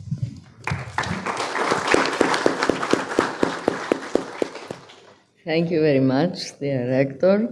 I have now the pleasure to invite you to attend the video of Bonnie Burnham, President Emerita of the World Monuments Fund, which was the major sponsor from New York to the project of the rehabilitation of the Holy Sepulchre. And today she is the founder and the president of CHIFA, the Cultural Heritage Finance Alliance. The video of Bonnie Burnham, please. She is talking to us from Good the morning. US right now. I'm Bonnie Burnham, and I'd like to start by saying congratulations to the organizers of this fourth edition of the TMM-CH conference, and especially Antonio Moropoulou. I wish I were with you in Athens, and I have been for all three of the previous TMM-CH conferences. I've enjoyed them very much. They're so well organized and attract very thoughtful discussion from professionals around the world in the heritage field. And I've been particularly impressed to hear about the innovative projects in Greece that place heritage at the focal point of local growth and revive local economies without disrupting their traditions and culture. I think this is the crux of what we professionals working in the field today need to do. Urban conservation is a key priority in the struggle to achieve sustainability in the face of catastrophic events like climate change and other issues. The solutions need to address pollution, waste management, but also social issues like equitable access to education, healthcare, housing, and other benefits. It's well recognized that cities have great potential to deliver positive impacts across these goals, but the importance of focusing on the city as a crux of human future development on the planet has been overshadowed in recent years by other concerns and other kinds of catastrophic events, many of them driven by conflict over essential resources. Nearly 20 years ago, there was a watershed study orchestrated by the Rockefeller Foundation and published in the book, Century of the City, No Time to Lose. It called for investing in existing buildings and infrastructure in lieu of new development. It called for massive training of architects in the global south. And it concluded that complex partnerships must be forged that share knowledge about better theory and successful practice. Unfortunately, that vision has been stalled, and given the growth of political boundaries that impede this kind of cooperation, it would seem almost like an impossibility today. So we're faced with a difficult challenge, and we all need to find a way to do our part. At CHIFA, we will launch a new program this year, the Urban Heritage Regeneration Accelerator. Our partner in this initiative is the Organization of World Heritage Cities. Surprisingly for me, many of these cities that benefit from that prestigious designation are suffering from the same group of problems. They're facing depopulation in their urban centers and increasing frequency of catastrophic events. And there is a sense of citizen disempowerment in relation to development, and particularly in relation to tourism development. And there are other kinds of poorly managed demographic issues as well. We'll be talking more about the framework and goals of the accelerator in addressing these challenges tomorrow in section 11 on historic cities and centers. So for now, I'd just like to thank NTUA and the Eugenides Foundation for continuing to organize this important convening, and to all of you in Athens who are familiar with these looming issues. Visionary solutions to these problems can change the future of a place for the better if we work together across sectors to innovate and bring fresh energy, new interest, and hopefully renewed resources to our mission. Thank you, and I look forward to speaking with you again tomorrow.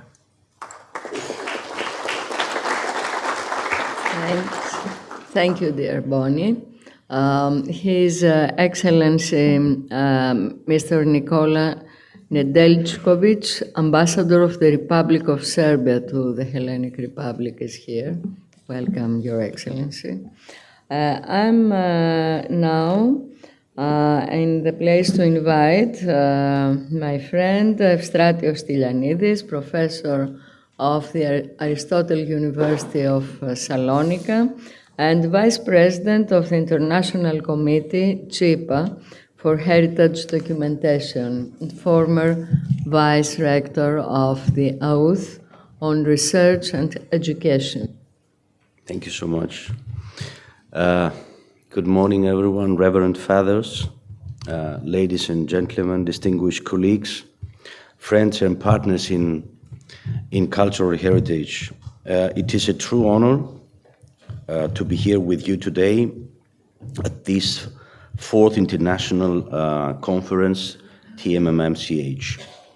Representing SIPA Heritage Documentation, I'm deeply proud to join a community that recognizes not only the scientific and technological dimensions of heritage preservation, but also its profound cultural, ethical, and human implications. SIPA has long stood at the crossroads of heritage and innovation. We have witnessed the transformative power of documentation, of course digital and physical, in protecting the legacy of humanity. But more than tools and data, we have championed collaboration as a foundation of our work. In that spirit, I want to highlight 3 key values that I believe define this extraordinary gathering. First, it's transdisciplinarity. Our shared challenges, climate change, conflict, urbanization, and even disconnection, demand that we transcend transnational boundaries. We are not only architects or engineers, archaeologists or conservators. We are a network of knowledge and practice. The National Technical University of Athens interdisciplinary model, exemplified in the rehabilitation of the Holy Edicule in Jerusalem, is a guiding light in this respect. It shows how deep respect for history can harmonize with cutting-edge science and technology. Second is the holistic digital heritage. From 3D modeling to artificial intelligence, from photogrammetry to immersive education platforms, we are redefining what it means to preserve and to share heritage. But this digitization is not only technical, it's also social. It creates access, fosters inclusion, and empowers communities to see themselves in the mirror of their past. Digital heritage must never be a sterile replica. It must be a living dialogue between the past, the present, and the future. The third key value is the peace through culture. This conference boldly calls us to recognize heritage as a unified source in fragmented world. Cultural sites in conflict zones are more than victims. They are the symbols of resilience. And our responsibility as scientists, as technicians, is not only to preserve structures, but to uphold the values they carry. By protecting them, we foster mutual understanding, respect, and perhaps most importantly, hope. SIPA's commitment continues to be the advancement of scientific documentation techniques in service of a more inclusive, sustainable, and empathetic preservation practice. We're inspired by the efforts showcased across the world by our members, from educational innovation to climate resilient strategies. Let me close by expressing my gratitude to the organizers, especially my dear friend, Professor Antonia Moropoulou, the National Technical University of Athens, the Technical Chamber of Greece, and all the collaborating institutions. It is no coincidence, and we do not forget that we meet here in Athens, a cradle of democracy, philosophy, and art. Let us use this setting to recommit to heritage as a common good, a shared language across borders and across generations. And finally, I would like to extend a warm invitation to all of you to participate in our forthcoming SIPA 2025 symposium, which is taking place in August in Seoul, Korea. It will be another opportunity to continue this vital dialogue, to share knowledge, and to collectively shape the future of heritage documentation and preservation. Thank you, and may the work we do over these next 2 days spark new ideas, forge new alliances, and continue the noble mission of preserving our collective human story. Thank you.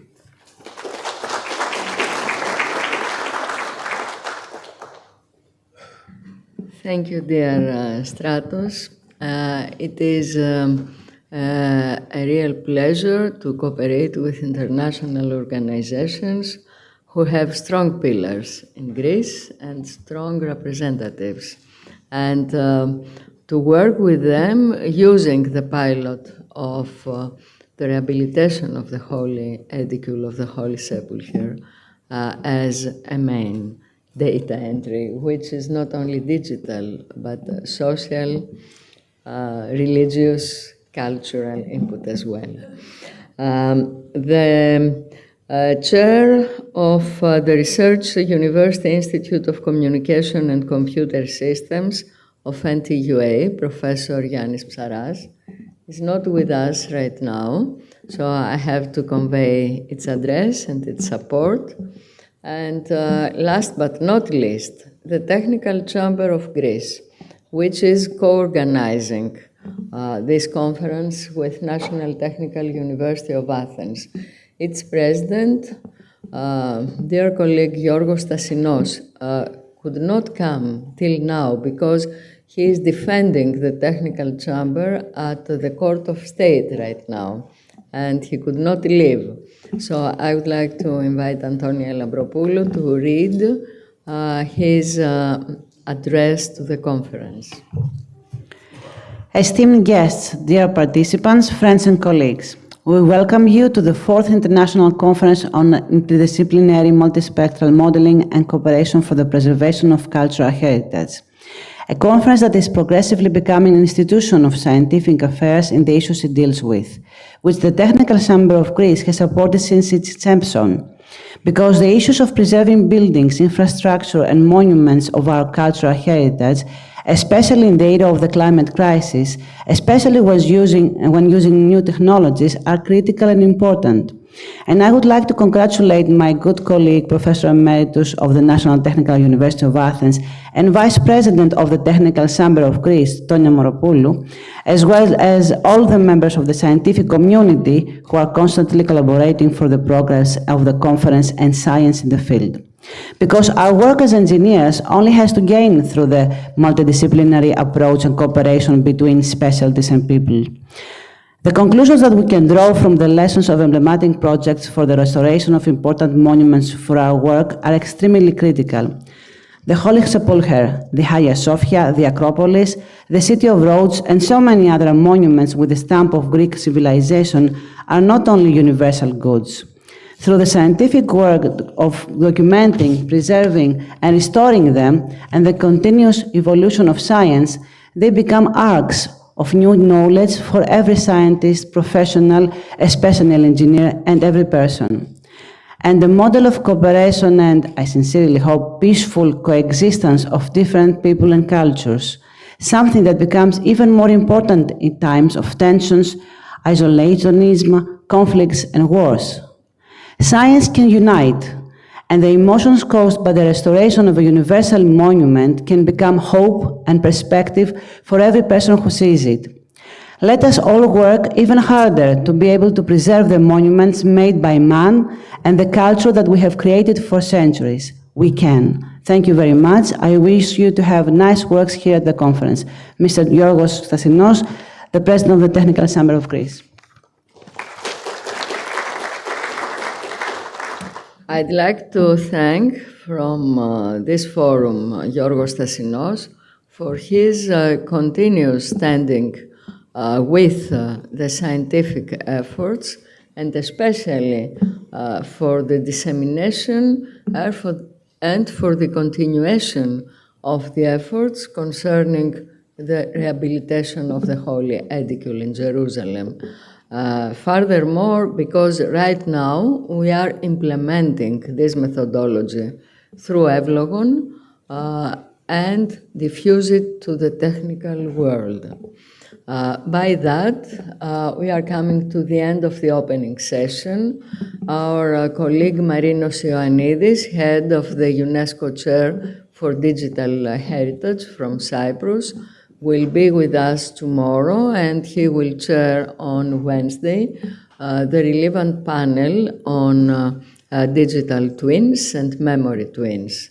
Hence, we are passing to panel 1, and I'd like to thank you all for your participation to the opening session and inviting to panel 1 Professors Georgopoulos Andreas, Haris Mouzakis from the interdisciplinary team of the NTUA for the project, from Fatih Sultan Mehmet Vakif University, the Faculty of Architecture and Design, Professor Hassan Firat Diker, with whom we had worked together at Hagia Sophia, and now he is working there, and he will let us know. Professor Ismini Kriari, former rector of Pantheon University of Social and Political Sciences, and from the European Research and Educational Center of Bioethics and Legislation, and Dr. European lawyer Spiros Papas, from a former Directorate General Director of European Commission concerning education, culture, and multimedia, as I recall. He was the first from the European Union that was standing with us in our common efforts for Hagia Sophia at that time. So will you please join me at the panel, and thank you so much, all of you, for the opening session.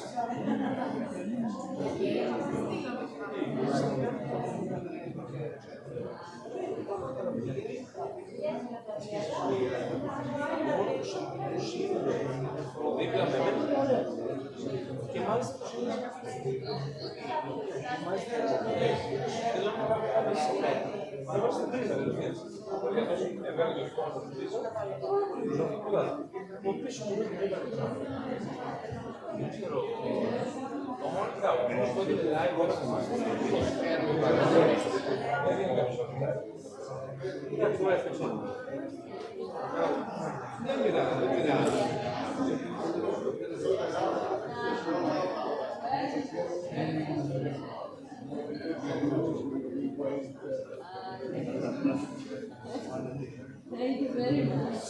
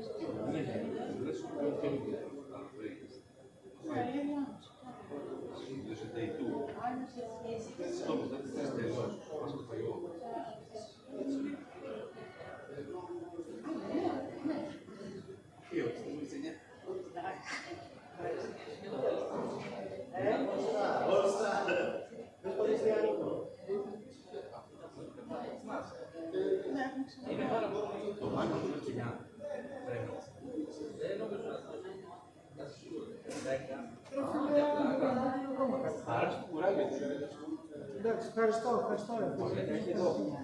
Ακριβώς εδώ απέναντι.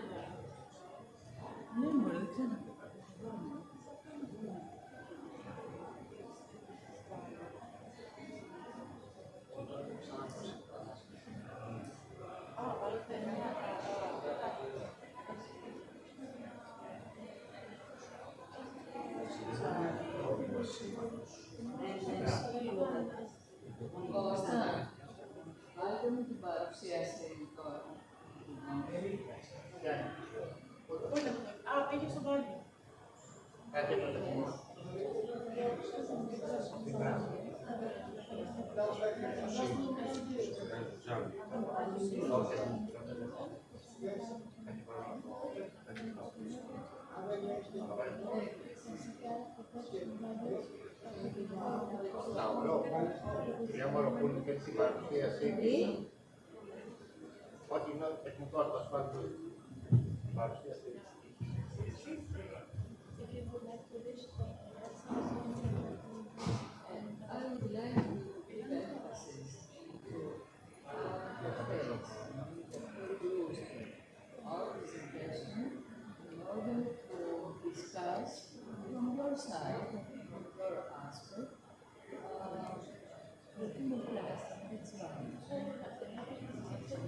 This is the picture.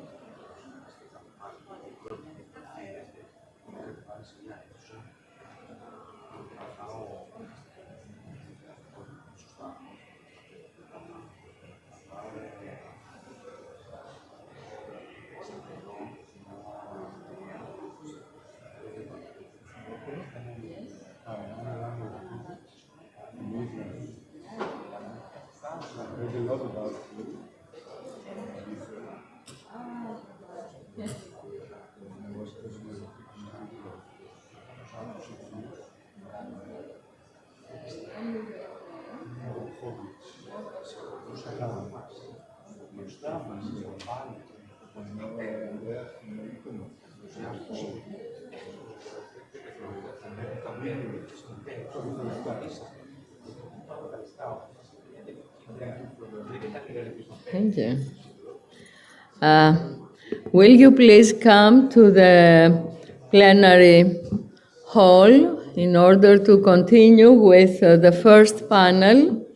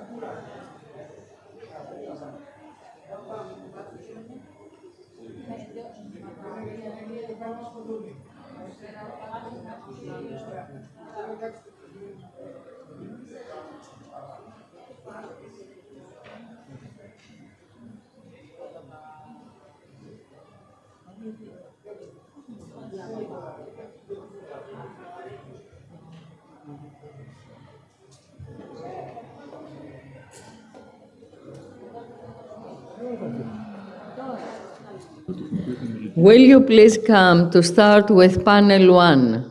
Panel one.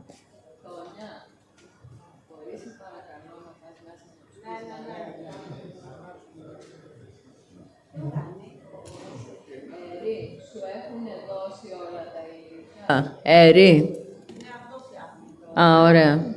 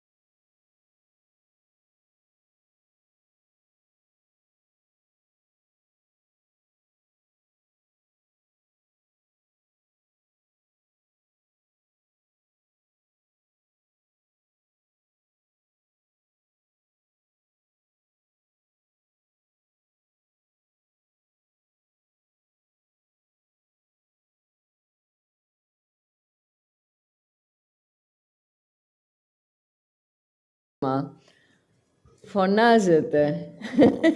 Φωνάζετε. So it is panel 1, innovative transdisciplinary development and transfer of know-how and multilateral cooperation, addressing world challenges for the rehabilitation of emblematic monuments. This is a discussion following what you have heard and seen at the opening session. At the panel, which I have the honor to moderate, the Secretary General of Research and Innovation, Dr. Gaitanis, is excused due to urgent government commitments, as well as Manolis Kores, Professor Emeritus from the National Technical University of Athens, School of Architecture, today Academy of Athens, due to commitments to the Ministry of Culture. But there are present from the Interdisciplinary Committee, Professor Georgopoulos, you met him at the opening session, from the International Board of ICOMOS, Professor Haris Mouzakis, Civil Engineering School. He is here, he will join us in a while. Dr. Themistoklis Vlachoulis from the Ministry of Culture is excused. He is out of Athens. But from Istanbul, we have Professor Hasan Firat Diker from Fatih Sultan Mehmet Vakif University, the Faculty of Architecture and Design, Professor. We have Professor Emeritus Ismini Kriari from Pandion University of Social and Political Science, former rector, and on behalf of the European Research and Educational Center of Bioethics and Legislation, and Spiros Papas, a doctor European lawyer who used to be a former Director General of the Directorate General of Education, Culture and Mass Media of the European Commission, and he is indeed today the President of ARGO, the Hellenic Network in Belgium.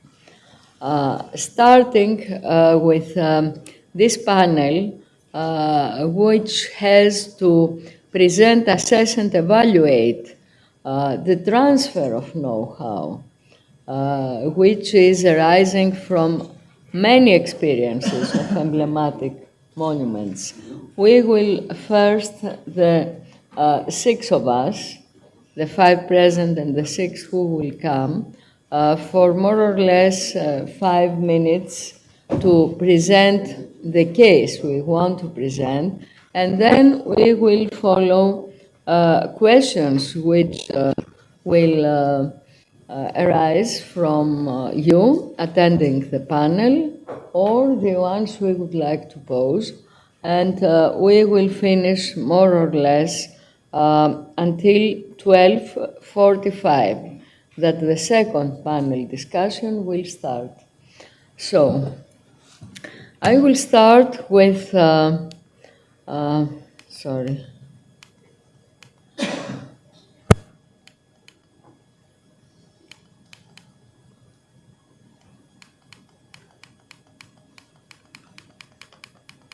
It doesn't go backwards, so I have to come to the end and then start again. Can you please recharge my presentation?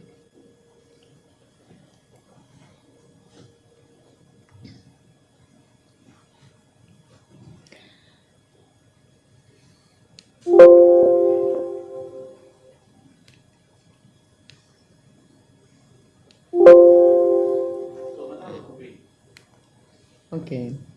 So, concerning restoration, preservation, revealing of cultural heritage and its values, and in front of the project Evlogon for the model interdisciplinary development and transfer of know-how and cooperation for the preservation of emblematic monuments, especially in the case of Holy Tomb, highlighting the values of Christianity in dialogue with society. I have to say that the next day for us is to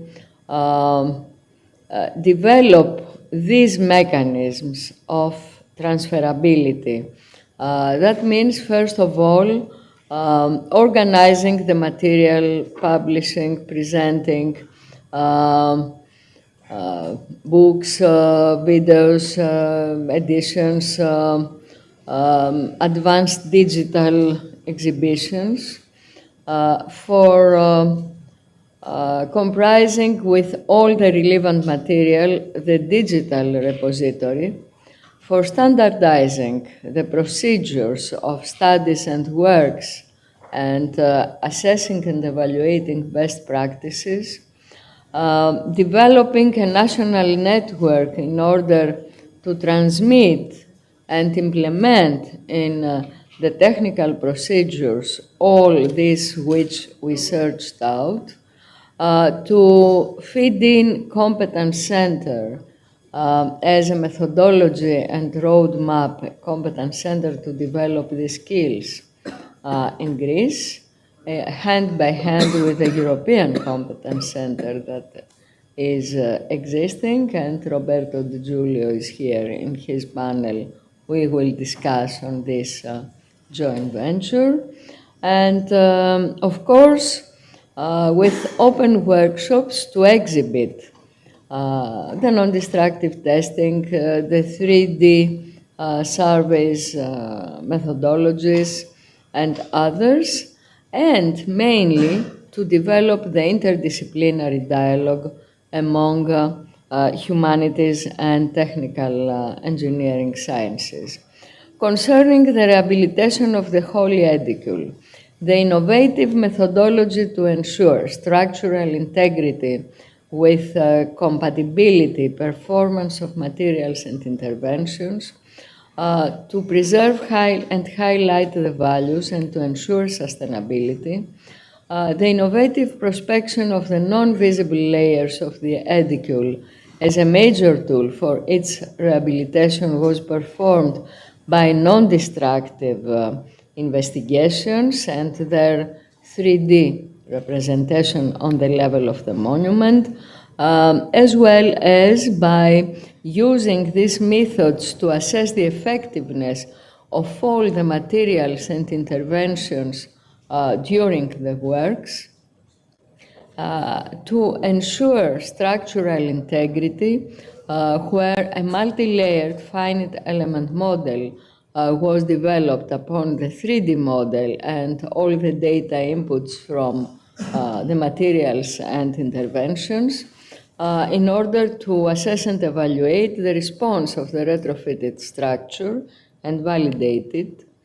The preservation and highlight of values of the monument, with major moment the opening, the lifting of the stone of the tomb, and revealing the burial monument, which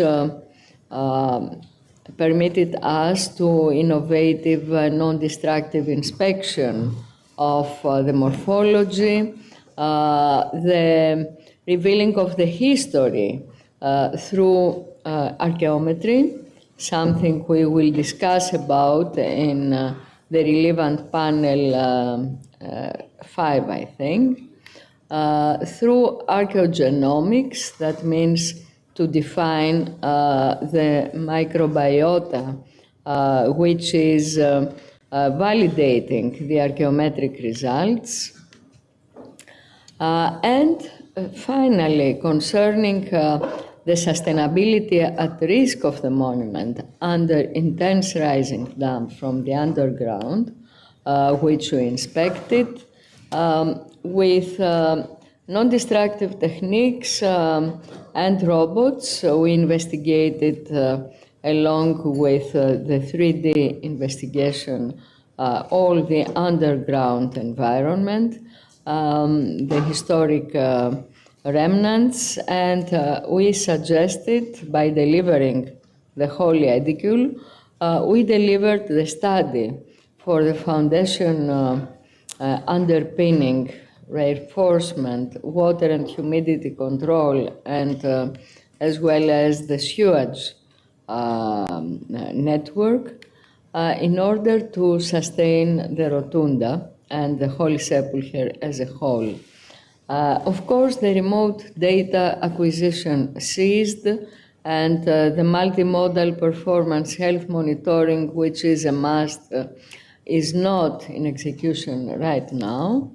But within this holistic approach and the development of a digital core where all these interdisciplinary data were uploaded, we were going to a holistic digital-driven approach, which might bring together all the scientific fields. We started by a fragmented approach, but this digital core becomes the base for transdisciplinarity. At the moment of the project, it was the core of the scientific support to decision-making, a very important tool for the very complex integrated governance of the project, where you might see the three Christian leaders, the scientific team, the interdisciplinary one of the NTUA, and the construction site governing team, supported by the scientific support that NTUA was giving, and by an innovative multi-layered data management, which permitted to accomplish the works within 8 months and a half, with transparency, staying at the estimated budget of 3.5 more or less million euros, and presenting it publicly. That is the major effort on the level of innovation of the Tomb of Christ project. But what is not seen here is the historic decision of the three Christian leaders. You will see it later, because if we are going to another emblematic monument where NTUA has performed along with our Turkish colleagues and American colleagues, according to a protocol agreement of '94, Hagia Sophia in Istanbul, Princeton University, Boğaziçi University, and National Technical University had a protocol agreement to work together in complementarity for the earthquake protection of Hagia Sophia and for the revealing of the mosaics, of the plastered mosaics. That means we performed with these other institutions works that led to a Greek-Turkish agreement on cultural cooperation for first time ever, which was actually endorsed by the parliaments of Greece and Turkey till the 2020. And the actual achievement was that during the 17th August 99 earthquake, Hagia Sophia, due to all this complex work where we contributed as well, stayed shaken but not stirred. It stayed intact. And as Professor Ahmet Çakmak from Princeton said, a distinguished Turkish professor, it was the God of Greece and Turkey that all this scientific cooperation sustained the monument. However, a lot of achievements, one of which what Hassan Firat Diker has accomplished was the revealing of the face of the angel after the non-destructive investigation and all the data from NTUA they had at their hands. And the study of and the work accomplished at the Catholic of the Church of Varnakova in Phokis, one of the most important post-Byzantine, Meso-Byzantine churches of Greece, which was the center for the revolution of 1821 in Rumeli. We performed the same methodology as in the Holy Edicule, and an almost totally destroyed monument by the earthquake has been restored in a sustainable way. So through these and other monuments, we had integrated a 5D data integration on the level of the monument through the Respect project, and we are now, through Evlogon, to develop a methodological base and transfer of know-how to various use cases through a data repository of emblematic works. This is a presentation to the 4CH final meeting in Brussels with Professor Rocco Zarnic, where Professor Di Giulio had invited us. And we hope that methodology and roadmap of a competence center will be feasible to follow this methodology. We will discuss this among these days. In our case, it is very important to work on the level of transdisciplinary dialogue.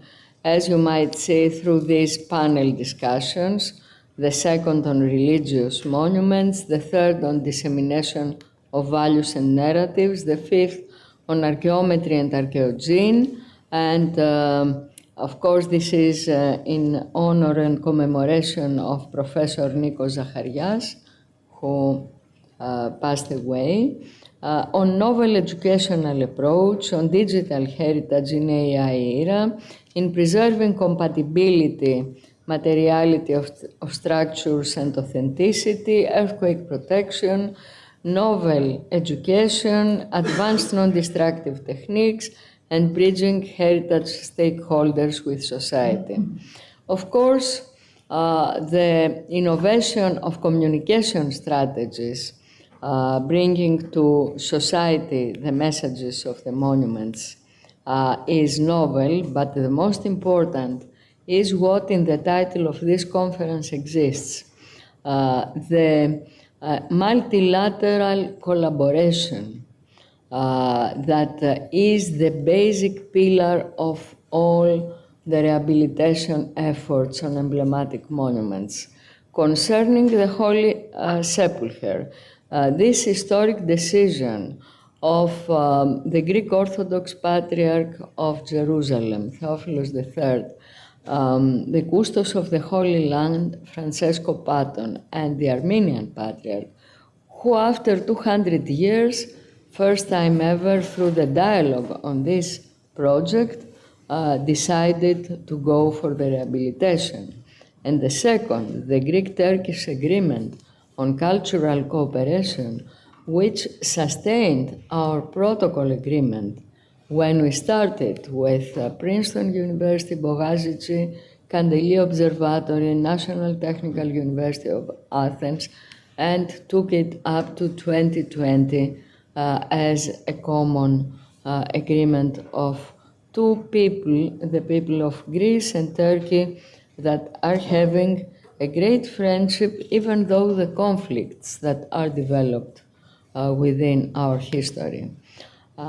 Finally, I always finish with the message of hope, because the tomb of Christ is alive, as hope is alive in our hearts. Thank you very much.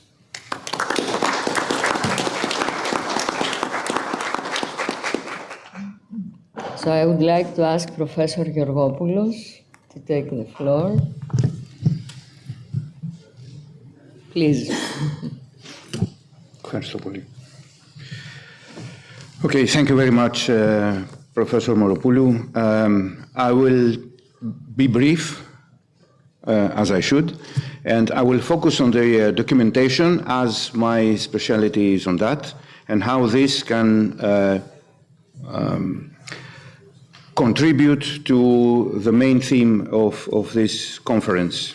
So, digital documentation of cultural heritage stands today, but already since 1964, when the Venice Charter was first adopted, as a cornerstone in our collective effort to safeguard the memory, identity, and values embedded in the world's heritage, including the most emblematic monuments.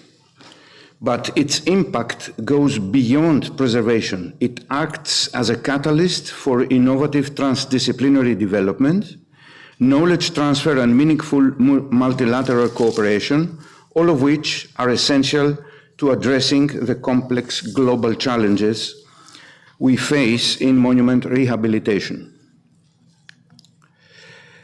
At its core, digital documentation, through technologies like digital photogrammetry, 3D laser scanning, GIS and HB mapping, and virtual or augmented reality, creates high-resolution, shareable, and enduring records of cultural assets. These digital twins are not merely archives, they are dynamic platforms that empower architects, archaeologists, historians, engineers, urban planners, material scientists, and other experts to collaborate in new and impactful ways. This convergence of disciplines fosters innovation. Conservation methods can now integrate data-driven models to simulate structural stress, assess climate impacts, and experiment with sustainable restoration techniques. For instance, through virtual reconstruction, we can test restoration hypotheses, non-invasively protecting both the monument and the surrounding community. Furthermore, artificial intelligence and big data analysis are enabling predictive models that help us anticipate degradation patterns before irreversible damage occurs. Beyond technological advancement, digital documentation enables the transfer of know-how across borders and generations. Open access platforms and cloud-based archives democratize heritage knowledge, making it available to students, engineers, or artisans all over the world. Training models built on digital twins allow experts to share best practices globally, adapting traditional techniques to modern challenges without losing authenticity. Perhaps more significantly, digital heritage serves as a diplomatic bridge for multilateral cooperation. Joint documentation efforts, like UNESCO's World Heritage Sites digital archives, often bring together countries in conflict or crisis, and sometimes not, aligning them toward a common cultural goal. In this way, digital heritage becomes a soft power tool for peace building and global solidarity. We live in a time when war, climate change, urban expansion, and neglect threaten the continuity of cultural memory. The rehabilitation of emblematic monuments is not only about bricks and mortar, it's about cultural resilience. Digital documentation enables us to respond faster, smarter, and more inclusively. It ensures that cultural heritage is not a static relic of the past, but a living, evolving source of inspiration and innovation. In conclusion, as we stand at the intersection of tradition and technology, we should embrace digital documentation as more than a preservation tool. It is a transformative force for transdisciplinary creativity, cross-border knowledge exchange, and international cooperation.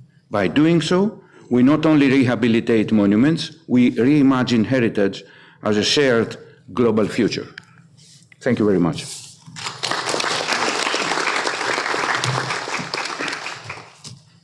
Thank you so much, Professor Georgopoulos. Professor Mouzakis is not still here. I will pass to Hassan Firatiker and ask for his intervention. And welcome you to Athens, Hassan. Thank you very much, dear Professor, for inviting me here. dear audience. I am glad to exist in such a panel where many experts come together once again to reinterpret history in this ancient city attributed to the warrior goddess Athena. I would have preferred to be in a world with more peaceful conditions. But as the first quarter of the 21st century has passed, it seems humanity has not learned much from the previous century. While the digital revolution offers unique opportunities for documentation, it's hard to say that it has provided us with better and safer living spaces. In a world where authoritarianism is on the rise, mass massacres occur, and freedoms are narrowed, it can be argued that scientific collaborations might also be conducted on slippery and uncertain grounds. The anxieties created by the future and the uncertain, indefinite nature of today's present can provide favorable conditions for searching for a longing for an unlived past in the legacy of history. Just as it is possible to mythologize and heroize the ancestors, it is similarly found possible to make the spaces they inhabited functional for the modern world, in ways they could never have anticipated. Thus, the spirits of past generations are able to be more easily exalted alongside the structures that adorned their lives. Feeling the increasingly diminished existence of the past, whether due to the natural or human causes, intensifies the need for growing and complex expert collaborations. As technology advances, the scope of this need expands.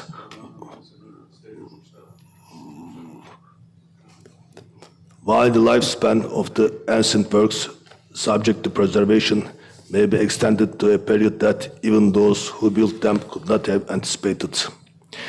Many interventions made under the name of reinforcement can extend the structure's life far beyond the original intention of its construction, but the use of foreign materials and systems imposed by new technology can estrange it from its original form. If the prerequisite for interventions made in the name of preserving the past is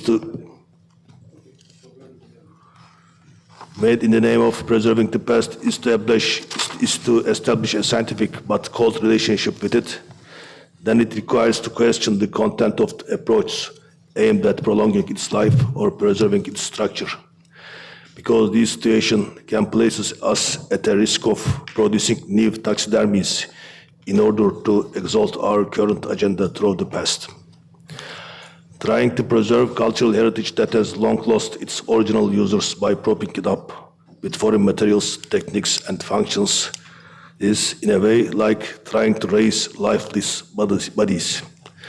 The price we make history pay for trying to preserve it without asking its opinion may estrange it from us, so we can seek better ways to heal them without becoming more alienated from the past, from which we are drifting further away with every passing second.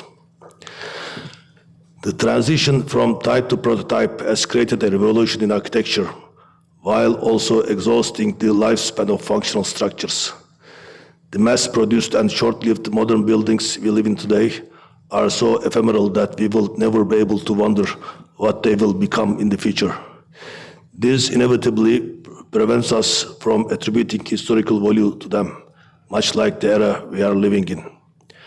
However, whether we like it or not, the period we are experiencing will also find its place on the stage of history. Yet, history is more about necessities than choices.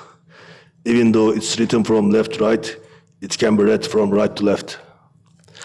The relentless effort of historical beaters to defy time and maintain their existence should inspire us, who are dedicated to preserving them, and we must proceed with patience on our path.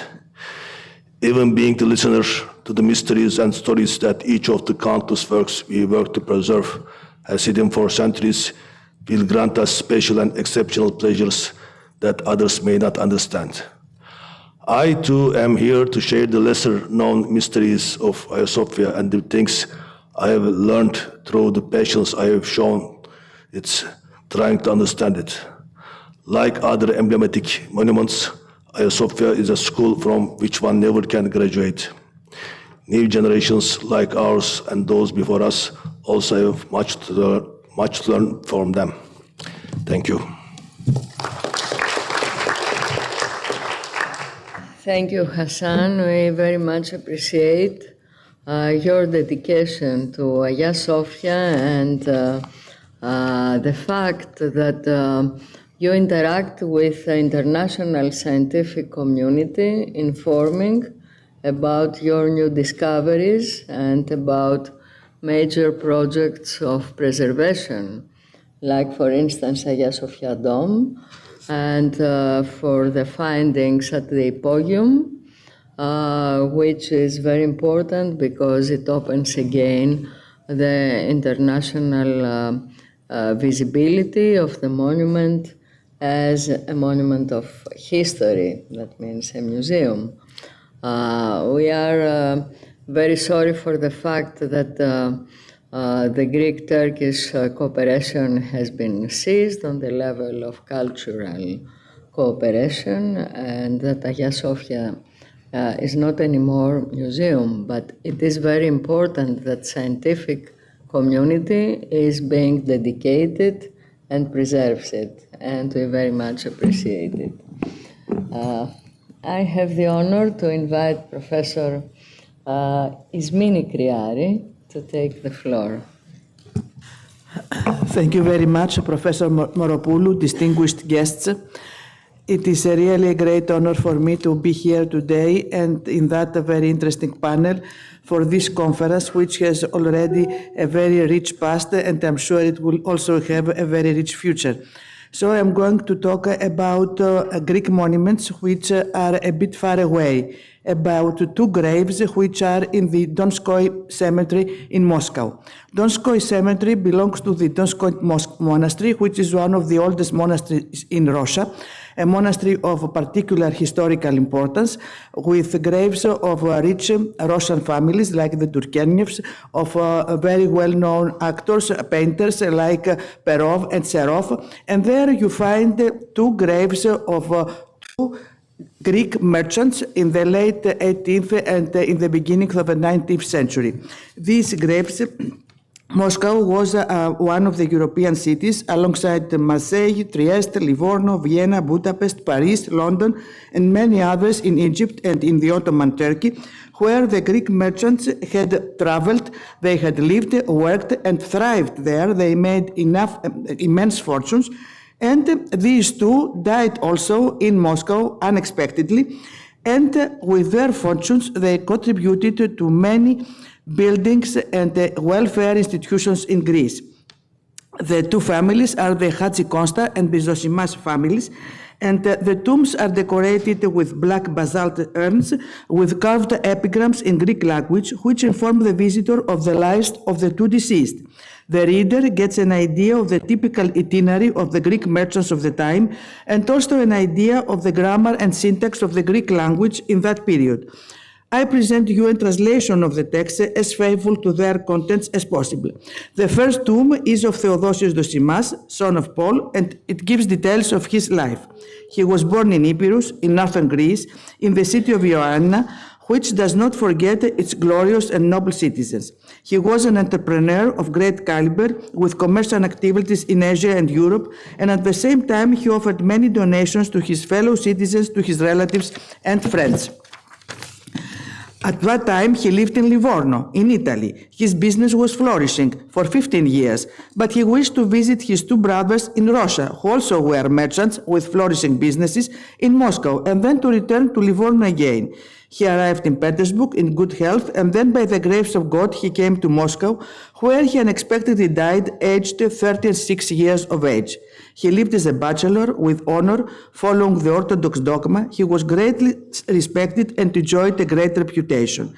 The Almighty God may rest him in peace and bring him in the bosom of Abraham, 4th October 1791.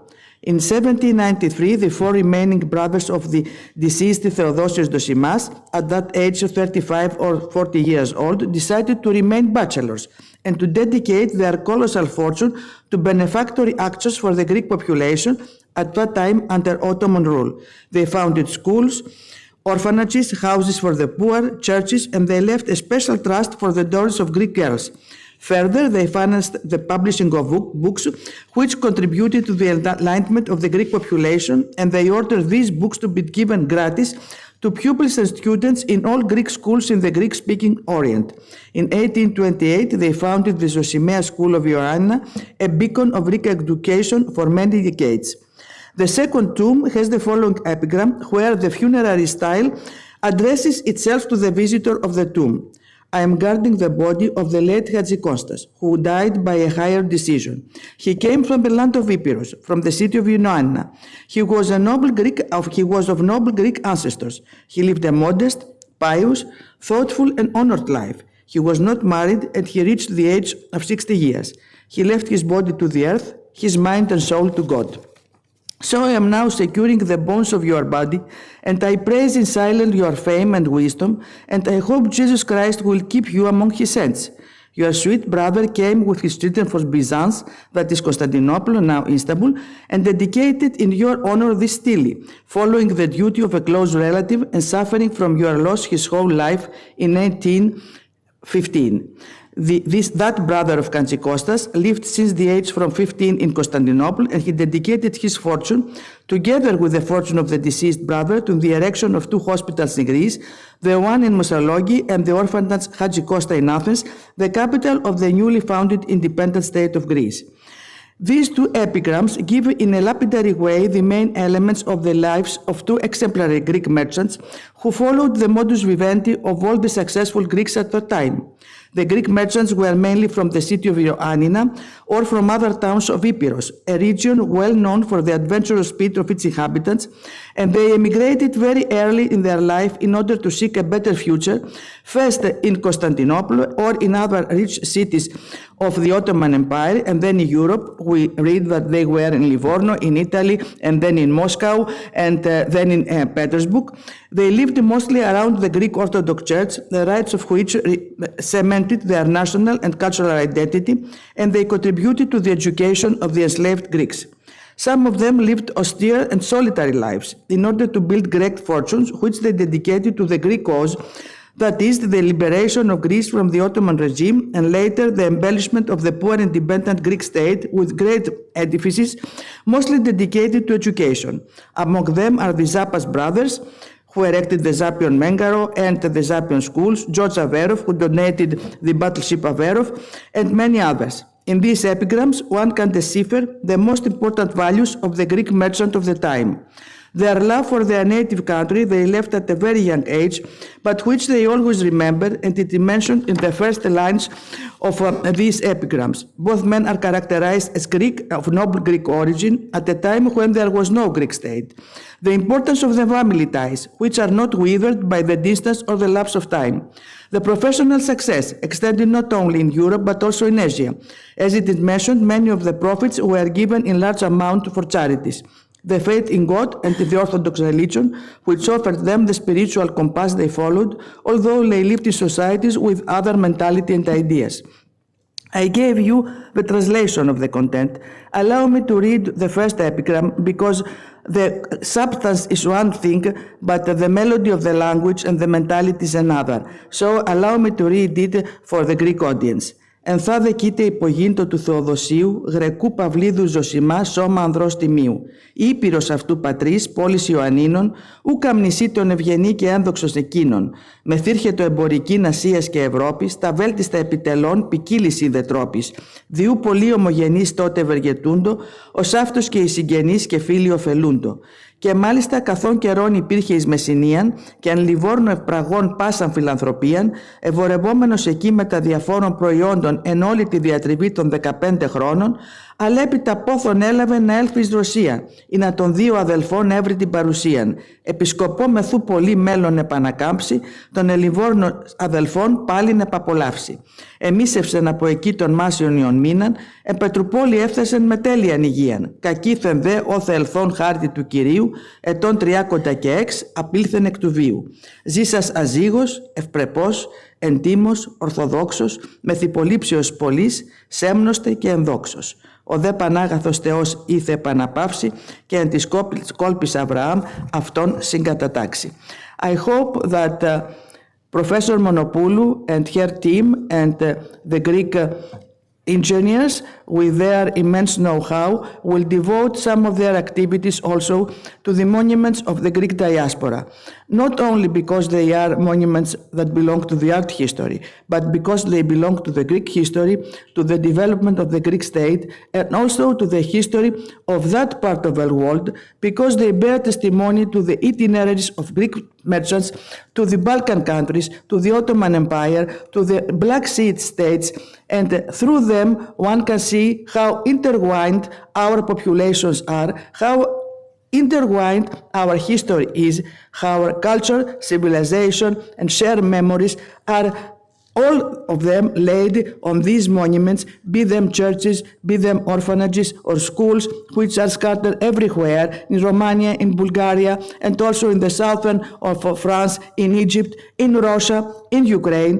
All these monuments of the Greek diaspora bear testimony of our shared past, and I want to think of our shared future. Thank you.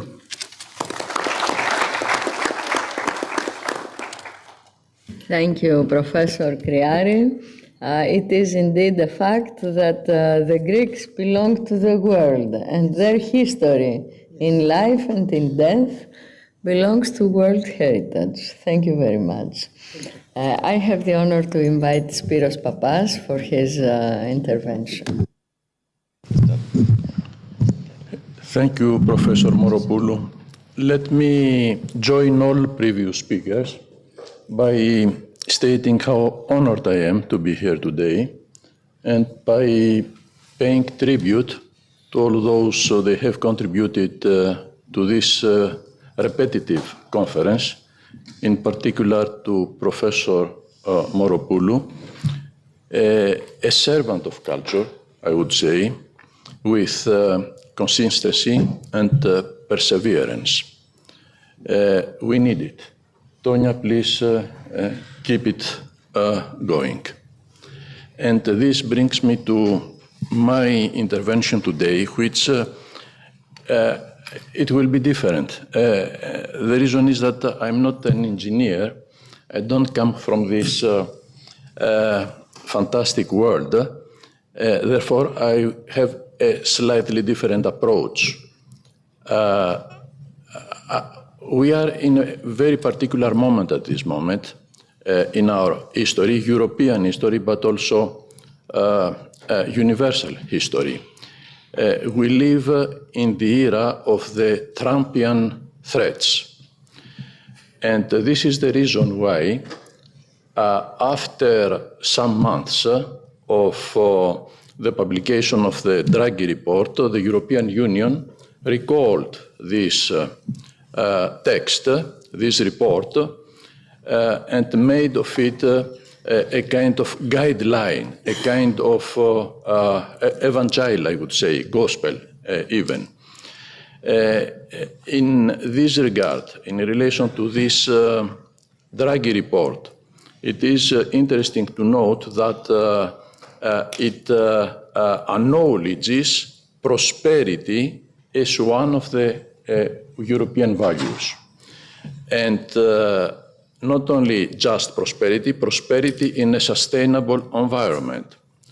Now, prosperity is not one of the European values according to the European Treaty, the Treaty on the European Union. It might be an objective, but it is not a value. And sustainable environment in the text of Professor Draghi is not meant in the meaning we mean it here.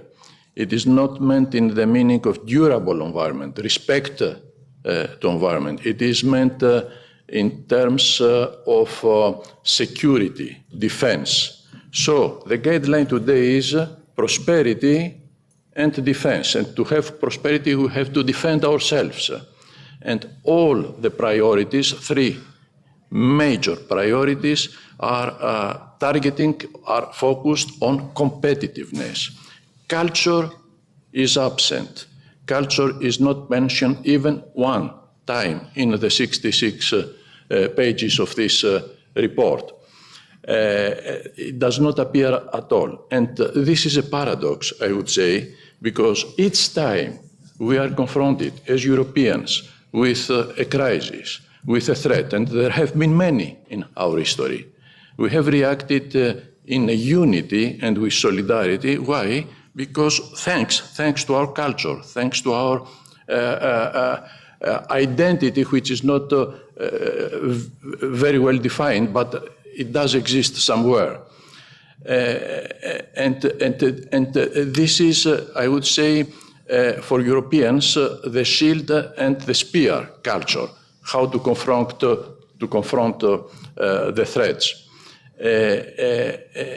In this regard, I would say that material cultural heritage holds a significant role because it is the reminder of our old beliefs and of crucial moments of our history. The cultural heritage links the past with the present, and it becomes in this way the compass for the future. Just to think a little bit, what would the mankind be without memory? Under this angle, I would say that the Evlogon project is more than a restoration effort. It is a model of transdisciplinary and transnational cooperation with deep societal resonance. As a former Director General in the European Commission, I've seen how impactful cultural heritage can be when integrated into education, innovation, economics, and diplomacy, in politics. Restoration of emblematic monuments like the Holy Edicule is not just technical, it is symbolic. It involves theology, law, geoinformatics, earthquake engineering, and social sciences. It represents unity and pluralism to attain the impossible, irrespective of differences. Professor Moropoulou gave a good example, the Greek-Turkish cooperation. These projects help preserve values while engaging in dialogue with a broader society. They promote peace, identity, and intercultural understanding. Consequently, I would say the European Union needs more determination, not just words, and stable frameworks for supporting such cross-border interdisciplinary missions, especially in culturally or geopolitically sensitive areas.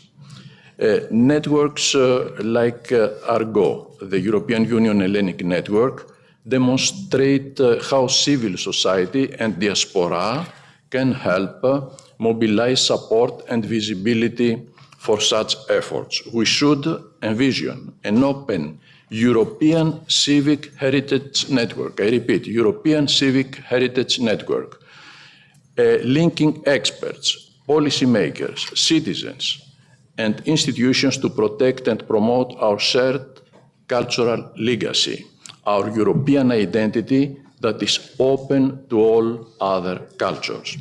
Let's also support the development of joint academic programs on monument restoration and heritage diplomacy with mobility, shared curricula, and European degrees. In conclusion, cultural heritage is not about the past. It's a tool for shaping resilient, connected societies in the present and the future. It has so far been, is, and will be the answer to the Trumpian threats of all times. Irrespective of whatever, the Eiffel Tower and the Statue of Liberty will remain there, and I hope President Trump will not manage to pull them down. Thank you very much.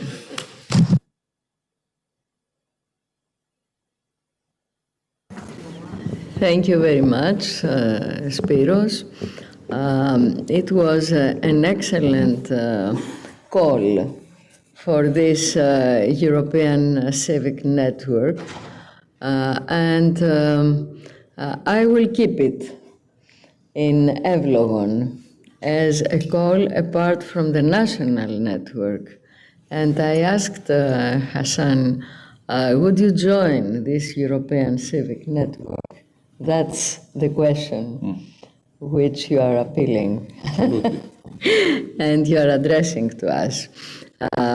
With this occasion, I would like to say that a call for European Partnership for Resilient Cultural Heritage under Horizon Europe is at the desk outside for your signature because Greece is left aside and we want to be in.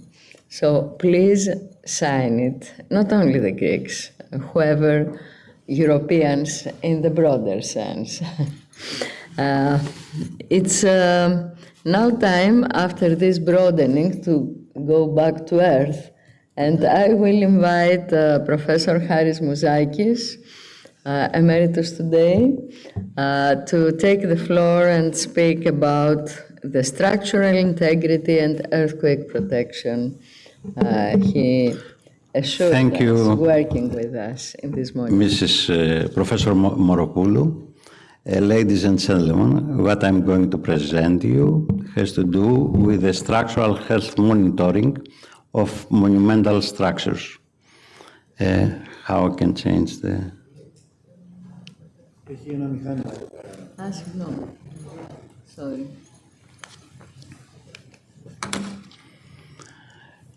When we say health monitoring, we have to record data, we have to monitor this data and evaluate the results and find what are the dynamic characteristics of the structure, what are the applied forces on the structure, the deformations and movements of the whole monument.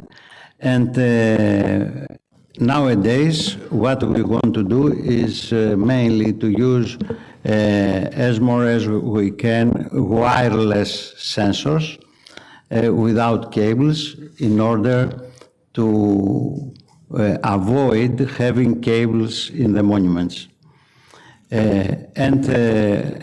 We record and save this data, and we have verify them with the results we can get with geodetic monitoring that will be done at the end either of the restoration of the structure or even during the restoration of the structure, and mainly at the end, in order to know if changes will appear after a strong earthquake.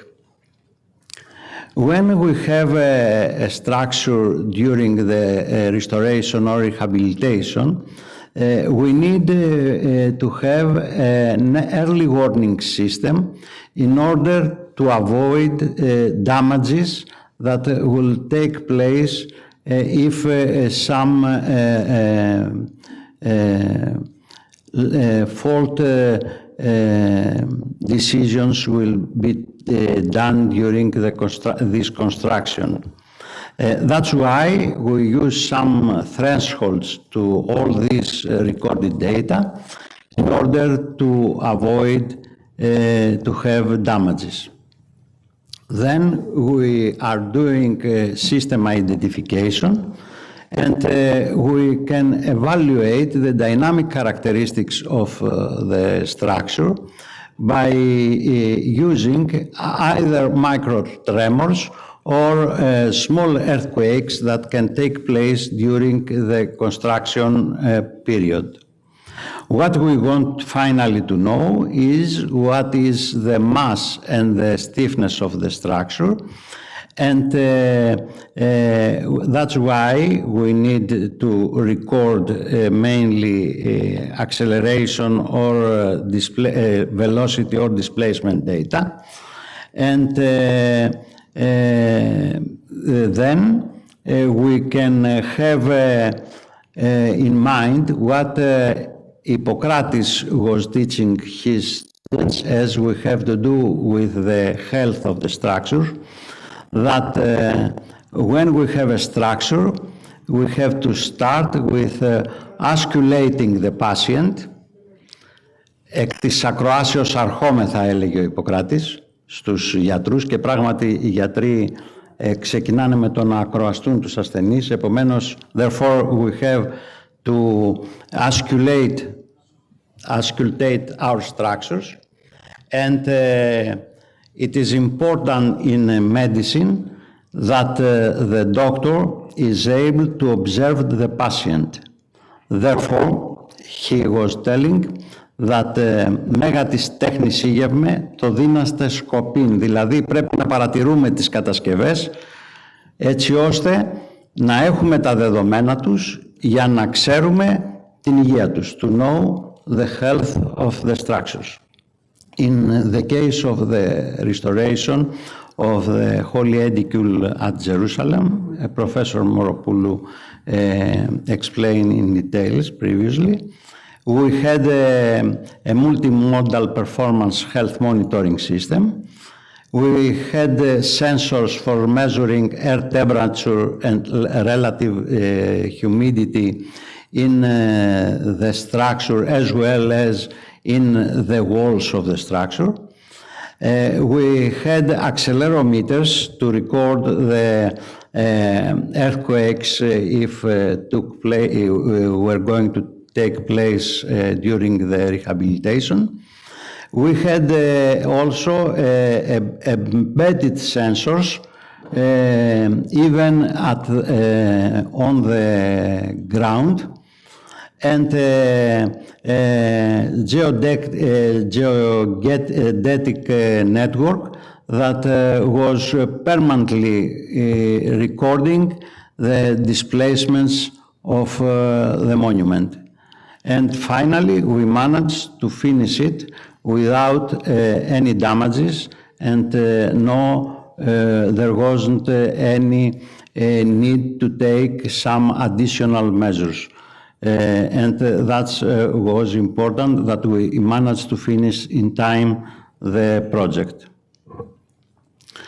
That's all. I would like to thank you for your kind attention.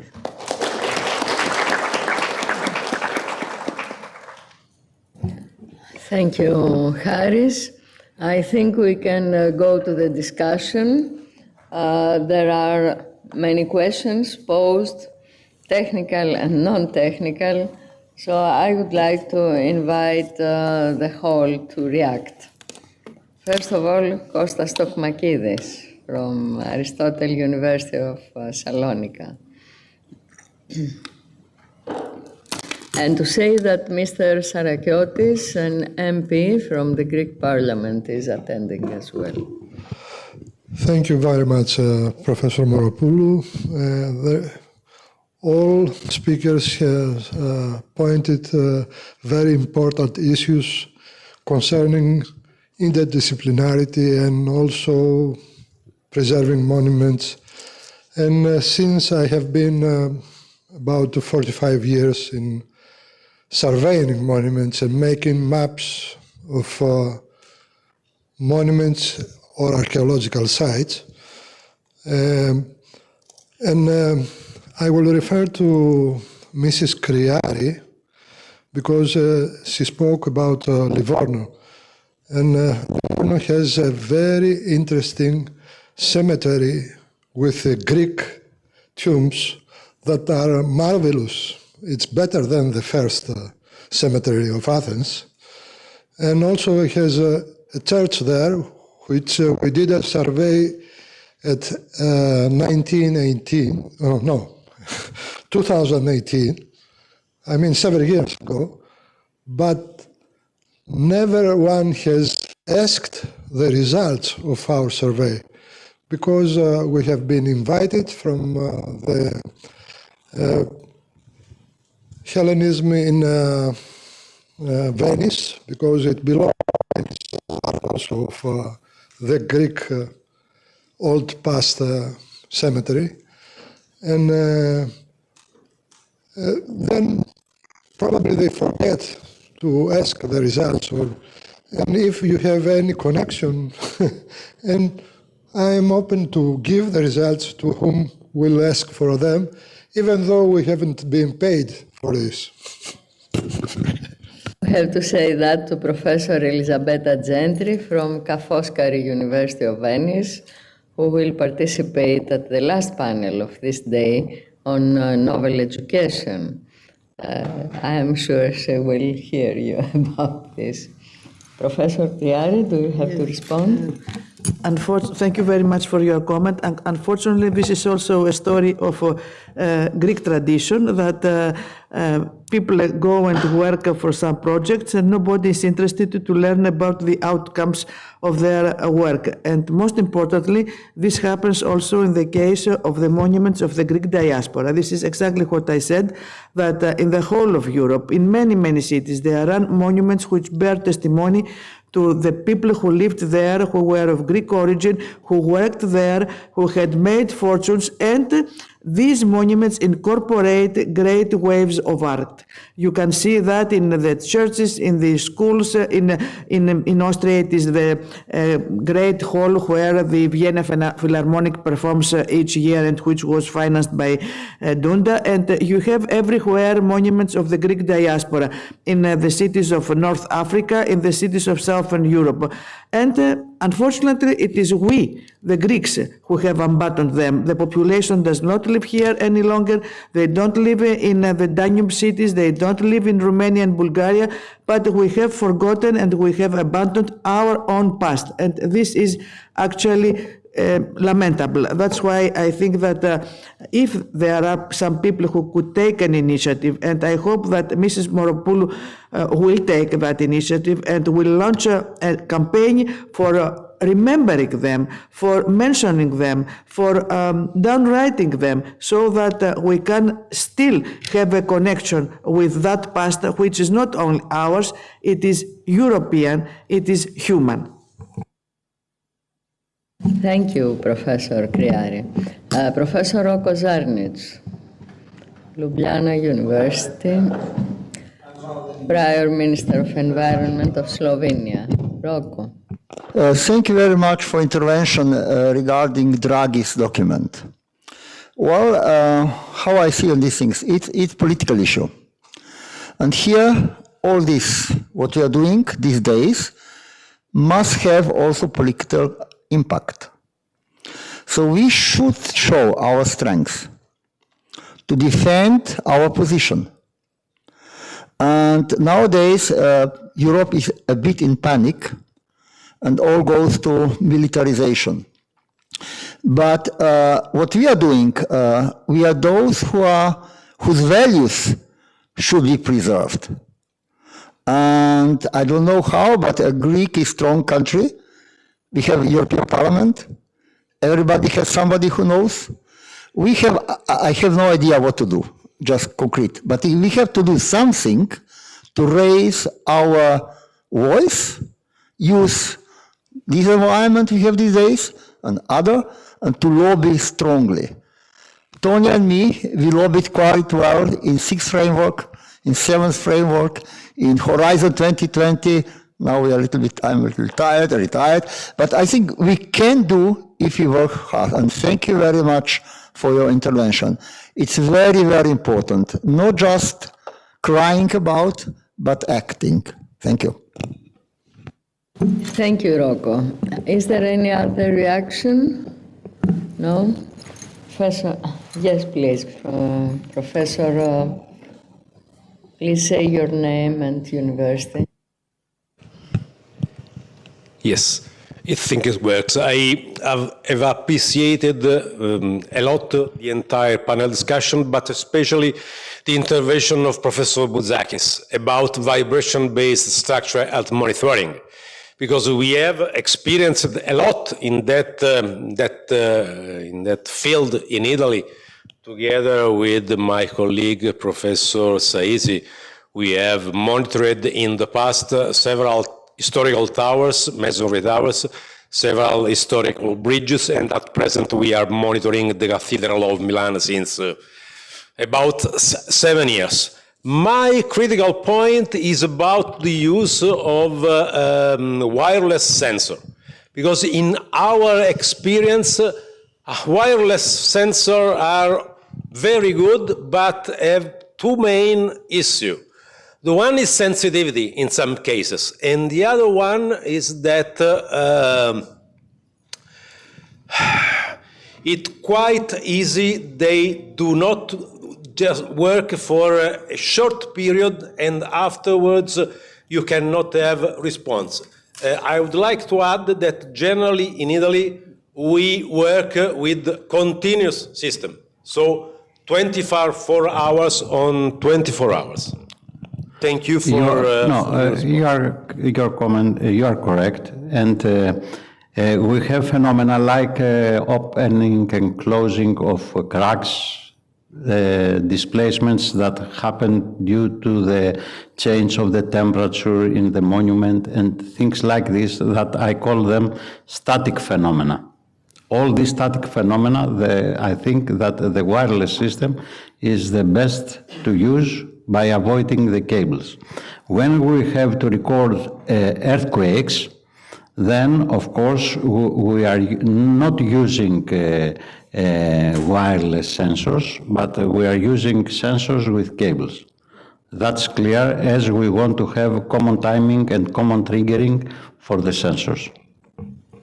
Okay, so basically your experience is in close agreement with ours. We are basically involved in vibration-based structural health monitoring. And we have had bad experience with wireless sensor, where we have had very good experience with wireless sensor as you. Thank you. Thank you. Another reaction from the hall? Yes, Dr. Zorbas. I'd like to come back to Mr. Papas, because I was for many years in Brussels in the permanent representation of Greece in the European Union. My question and my problem, it was why we have so big distance with different texts. Because we have the Lisbon Treaty, we have an emphasis in the culture, in the values of the European values, etc. We have the Article 17 with dialogue with the religions and the European institutions. And finally, we are now 2025, and we start from the zero. Why we have this distance? Yeah, thank you for both interventions in this regard, because it is indeed a serious issue, I would say. May I remind you what is attributed to Jean Monnet? If I had to start again with the community, I would start with culture. It is not certain that he has stated that, but it is certain that he believed in culture. Now, I mentioned the paradox that culture is our shield, but when the moment comes, we forget it entirely. Not only that, there were moments, and I have experienced these moments, that culture was under threat. There are voices in the European Union to abolish any involvement in the cultural field, to abolish even the Erasmus project. Now, this is an unwritten history. Maybe it will be very interesting that this is put on paper for our memory. Now, I answer your question. The answer is that, according to the treaty, culture is not a competence of the Union. What is it? It is just an action. What does it mean, an action? To support member states. It is not bad. Sometimes I say that via actions we can become more efficient. But in the case of culture, it is a handicap because of what I have explained. Because culture, when it matters, it is forgotten entirely. And again, I repeat, it is an open discussion, And nobody can rule out that if the treaties are rediscussed, the Draghi vision or drive would prevail. I'm not critical against Draghi. Draghi is excellent. What he did is excellent. But he had, at this moment, to put a priority on growth. But does it mean that culture should be forgotten? I can tell you that I have participated in a top-level meeting in the European Commission where it was stated by official people that, okay, environment, protection of environment, okay, culture, okay, social inclusion, but now we have to focus on productivity. So all will be interpreted under this headline, productivity, which means lesser protection for environment, lesser protection for health, and all of that. This is the danger. Therefore, I suggest that we should raise our voices, either to make of culture a competence also of the Union, yet limited, or set up a network such as you have recommended, and give to this network on European Civic Heritage Network, this network, to give to it some official standing by acknowledging, letting it to be acknowledged by the European Union. Thank you, Spiros. One last minute from Rocco, and then 1 minute from each one of you of the panel to conclude. Rocco. Thank you. Just to mention, what is the date of Draghi's document? We are in dynamic time. Things are changing. Now, administration Brussels is afraid of what's coming, not what it was. Now is a chance for us, maybe, to initiate the Ministry of Culture of Greece, or Greece, ministerial conference. I know how it works. I was one of them 15 years ago, or 12 years ago. Just a call, like we had the housing conference in Toledo about other issues, to call specific conference. What is the position of cultural heritage in coming threat years? And all what's happening can be beneficial for us. So I would go in this direction. Thank you. Thank you, Rocco. Professor Georgopoulos. Thank you very much. It's a very interesting discussion and very interesting issues. I would like to be more, let's say, optimistic to what was heard. It's my impression that the European Union is not neglecting culture. In fact, there is a big effort now going on of building a collaborative cloud, as it is called, on cultural heritage. And it's materialized, let's say, through a financed project with 51 partners and 25 million. The project is called ECHOS, and it's under the European Collaborative Cloud of Cultural Heritage.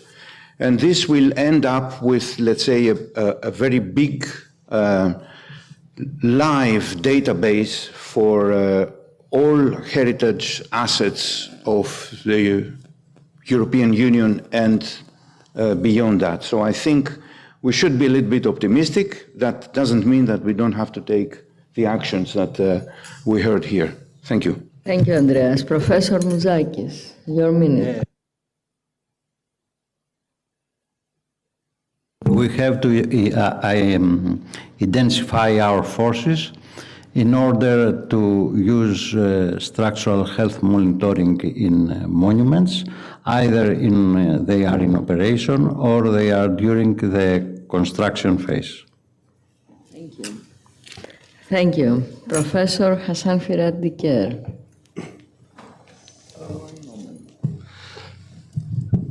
Well, I'm happy to be here, and I leave the excitement for the presentation I will do in 10 minutes. Thank you for everything. Thank you, Hassan. Professor Kriari. Thank you very much.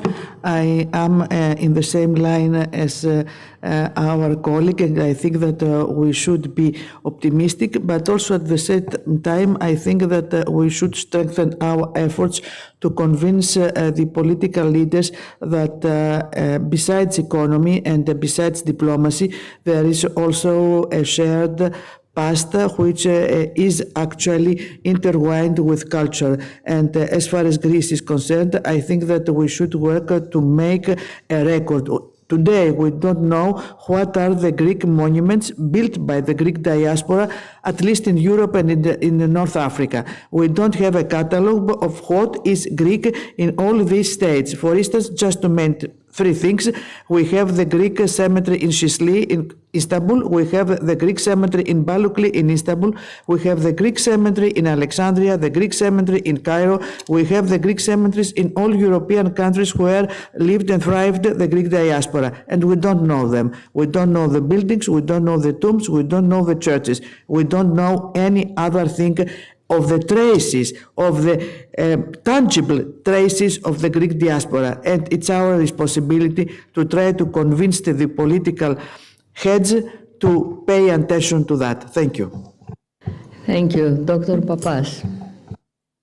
I have a lot to add, but I will limit myself to the following.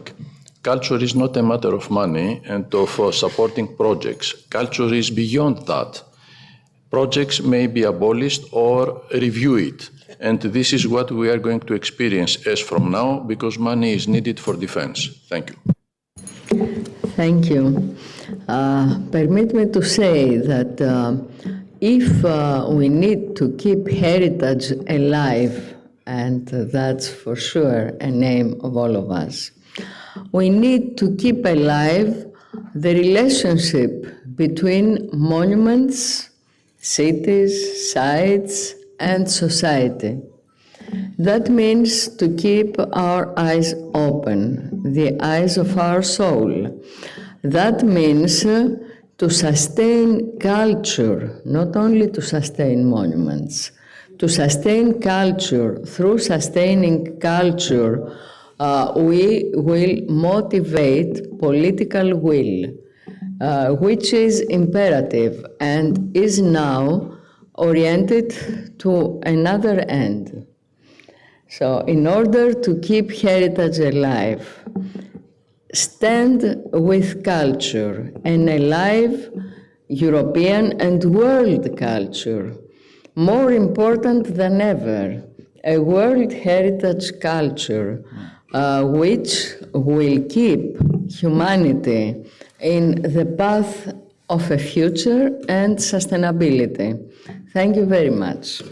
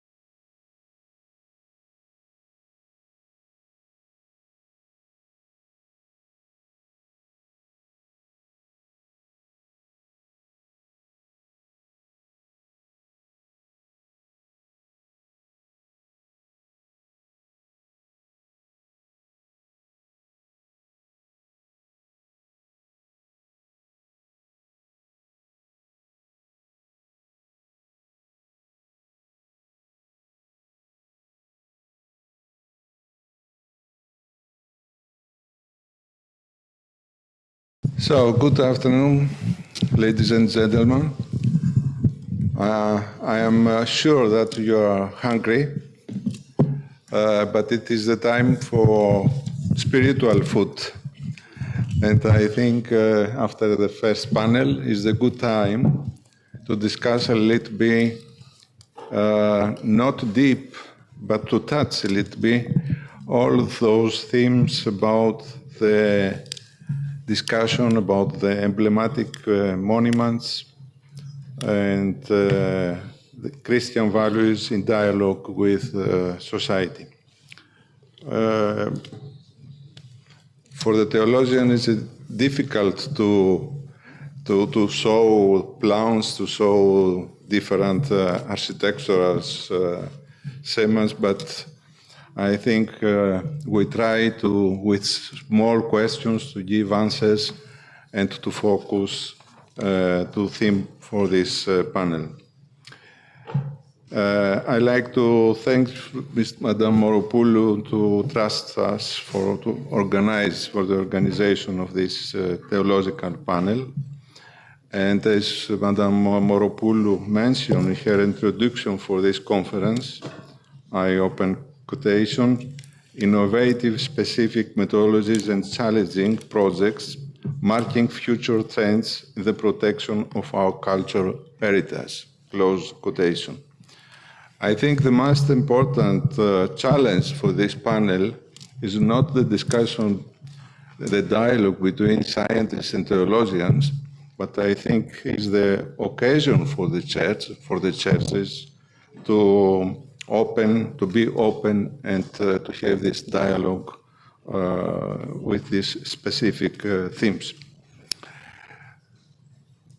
Of course, after the discussion for the first panel is the question for the political level, how the political leaders understand these issues and how political decisions sometimes is positive or negative for the emblematic monuments. I like to start our discussion with Mr. Sarakiotis Ioannis, who comes from represent the Inter-Parliamentary Assembly on Orthodoxy, and he is also a member of the Hellenic Parliament. I like to say this institution is very, very important, not only for Greece, but for all Orthodox parliaments, and I think now there is an open also for other religions. And this institution started in 1993, and the initiative and is to support Orthodoxy in its social, historical, and spiritual sense. It is very important to have this dialogue with the political parliamentarians, but the other most important initiative coming from the Inter-Parliamentary Assembly on Orthodoxy is in 2020 published the volume Hagia Sophia, the Churches of the Windows of God Around the World. And that was a political reaction to the unilateral decision of the Turkish authority to change the status of the Hagia Sophia in Istanbul from a museum to mosque in July 2020, as I said in the beginning. I like to welcome Mr. Sarakiotis. I'd like to give the floor and to explain a little bit this this dialogue between the Parliament and the Orthodoxy and the religions. Mr. Sarakiotis speaks in Greek, and you can follow the text in English. Σας ευχαριστώ θερμά. Επιτρέψτε μου εκ προημίου να εκφράσω τις θερμές ευχαριστίες μας για την τιμητική πρόσκληση προς τη Διακοινοβουλευτική Συνέλευση της Ορθοδοξίας προκειμένου να συμμετέχει σε ένα τόσο ξεχωριστό και κυρίως επίκαιρο συνέδριο. Οι χριστιανικές αξίες βρίσκονται στο επίκεντρο της προσοχής και της δραστηριότητας της ΔΟΥΣΟ ήδη από τις απαρχές της ίδρυσής της το 1993. Μας έχει απασχολήσει έντονα σε ποιο βαθμό ο πολιτικός λόγος και η πολιτική συμπεριφορά γενικότερα διαμορφώνεται και επηρεάζεται από τις θρησκευτικές αξίες και δι' τις χριστιανικές αξίες. Οι εκφράσεις των χριστιανικών αξιών στην ιστορία είναι ποικίλες. Θρησκευτικές εκφράσεις μπορεί να αναβλύζουν από τα Ιερά Κείμενα και την Αγία Γραφή, από εικόνες, αγάλματα και φυσικά από τα μνημεία θρησκευτικής αναφοράς και τόπους λατρείας. Ως Διακοινοβουλευτική Συνέλευση της Ορθοδοξίας εστιάζουμε ιδιαίτερα στο τι εκφράζουν αυτά τα μνημεία στη σύγχρονη πραγματικότητα. Η προστασία των θρησκευτικών μνημείων υποδηλώνει εκτός των άλλων σεβασμό στο Θεό, μετοχή στην ανθρώπινη προσπάθεια και ενθάρρυνση της ανθρώπινης χαράς και ελπίδας. Μέσα σε κάθε θρησκευτικό μνημείο περιτυχίζεται η ανθρώπινη οδύνη αιώνων, ο φόβος, η προσευχή και η παράκληση των πονεμένων και αδικημένων της ιστορίας του κόσμου, αλλά και ο ύμνος, η ευχαριστία και η δοξολογία προς τον Δημιουργό. Σεβασμός προς το θρησκευτικό μνημείο υποδηλώνει σεβασμό προς τα συσσωρευμένα από αιώνες ανθρώπινα συναισθήματα. Πρωτίστως, όλοι συμφωνούμε ότι είναι απαραίτητος ο σεβασμός της χρήσης τους και η διαφύλαξή τους ως μνημεία που αποτελούν πολιτισμική κληρονομιά για ολόκληρη την οικουμένη. Υπάρχουν όμως περιοχές υψηλού κινδύνου, θα τις χαρακτηρίζαμε, όπου άνθρωποι πιστοί μιας επικρατούσας θρησκείας καταστρέφουν ή δείχνουν ασέβεια ή αδιαφορία για τον μέλλον των μνημείων που αποτυπώνουν μια άλλη θρησκευτική πραγματικότητα. Προς το σκοπό αυτό, η οργάνωσή μας στο παρελθόν διοργάνωσε έναν διεθνή διαγωνισμό με θέμα «Καταστροφή των μνημείων της χριστιανικής Ανατολής». Οι πολλές συμμετοχές ερασιτεχνών φωτογράφων στο διαγωνισμό κατέγραψαν εκτός των άλλων και τους σύγχρονους κινδύνους που απειλούν αυτού του είδους τα μνημεία και είναι ο θρησκευτικός φανατισμός και το βαθύ μίσος προς την θρησκευτική πίστη του άλλου ανθρώπου, του διαφορετικού. Επιπλέον ανέδειξαν καταστροφές συχνά ανεπανόρθωτες που προκλήθηκαν από την σύγχρονη βαρβαρότητα στοχευμένων επιθέσεων σε πολιτισμικούς θησαυρούς της χριστιανικής Ανατολής. Μάλιστα, το φωτογραφικό υλικό που προέκυψε μέσα από τον εν λόγω διαγωνισμό συγκεντρώθηκε και δημιούργησε μια έκθεση φωτογραφιών, την οποία μεταφέραμε σε πολλές πρωτεύουσες της Ευρώπης. Πιο πρόσφατη και εμβληματική, θα μου επιτρέψετε να πω, ήταν η πρωτοβουλία της οργάνωσής μας για την ανάδειξη των μνημιακών και όχι μόνο ναών που έχουν αφιερωθεί στην του Θεού Σοφία. Η ΔΟΥΣΟ εξέδωσε τον τόμο με τίτλο «Αγία Σοφία, η ναή της του Θεού Σοφίας ανά τον κόσμο». Πρόκειται για μια εμπεριστατωμένη μελέτη, καρπό συνεργασίας της οργάνωσης και του Εθνικού Καποδιστριακού Πανεπιστημίου Αθηνών, που συγκεντρώνει συμβολές πολυεθνικής ομάδας επιστημόνων για 37 ιστορικούς ναούς που έχουν αφιερωθεί στη Σοφία του Θεού και εκτείνονται από τις Βρετανικές ακτές ως τα βάθη της Κίνας. Φυσικά, κορονίδα του συνόλου αυτών των μνημείων είναι ο ναός της Αγίας Σοφίας της Κωνσταντινούπολης. Ο τόμος περιλαμβάνει πλούσιο φωτογραφικό υλικό και πληροφορίες για το ιστορικό υπόβαθρο, την ναοδομία και τα στοιχεία εσωτερικής και εξωτερικής διακόσμησης των ναών της του Θεού Σοφίας. Η παρουσίαση της εν λόγω έκδοσης πραγματοποιείται στο πλαίσιο της Διεθνούς Εκστρατείας Ενημέρωσης που έχει αναλάβει η ΔΟΥΣΟ μετά την ανιστόρητη και προκλητική απόφαση της τουρκικής ηγεσίας να μετατρέψει τον ναό της Αγίας Σοφίας της Κωνσταντινούπολης σε τουρκικό τέμενος τον Ιούλιο του 2020.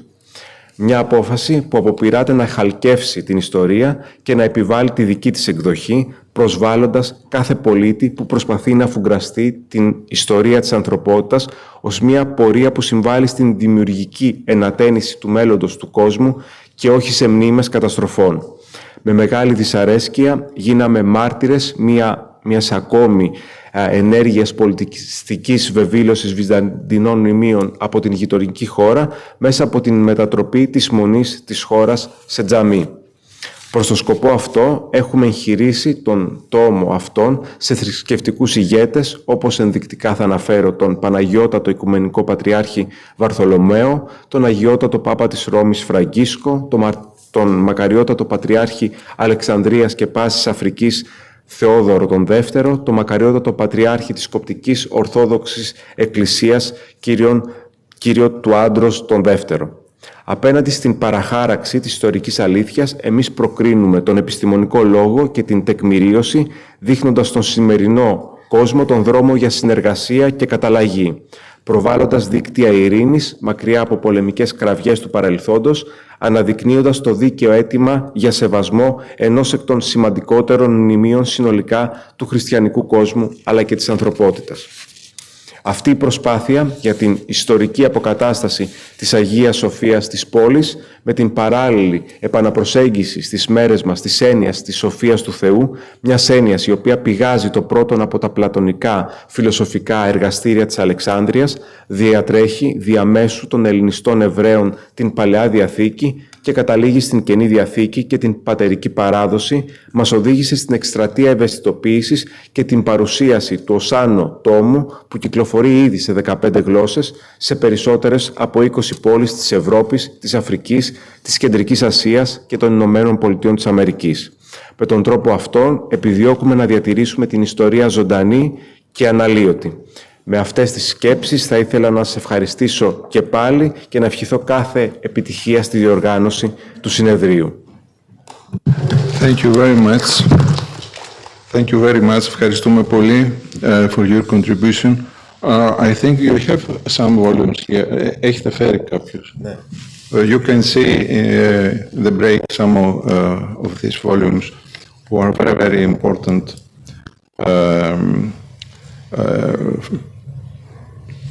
for this dialogue between the political understanding and the emblematic monuments. The question now is what is finally the role of the religion today or the religions today? His Royal Holiness the Ecumenical Patriarch Bartholomew emphasized many times that I open quotation that any analysis of the contemporary situation of humanity and also any of its future which ignore the role of the religious factor are incompleted. Close the quotation. And now is the question exactly how churches can, what is the role of the religion today and how churches contribute to the unity of the society. Father Aristarchos, in the European level, we say about the social cohesion.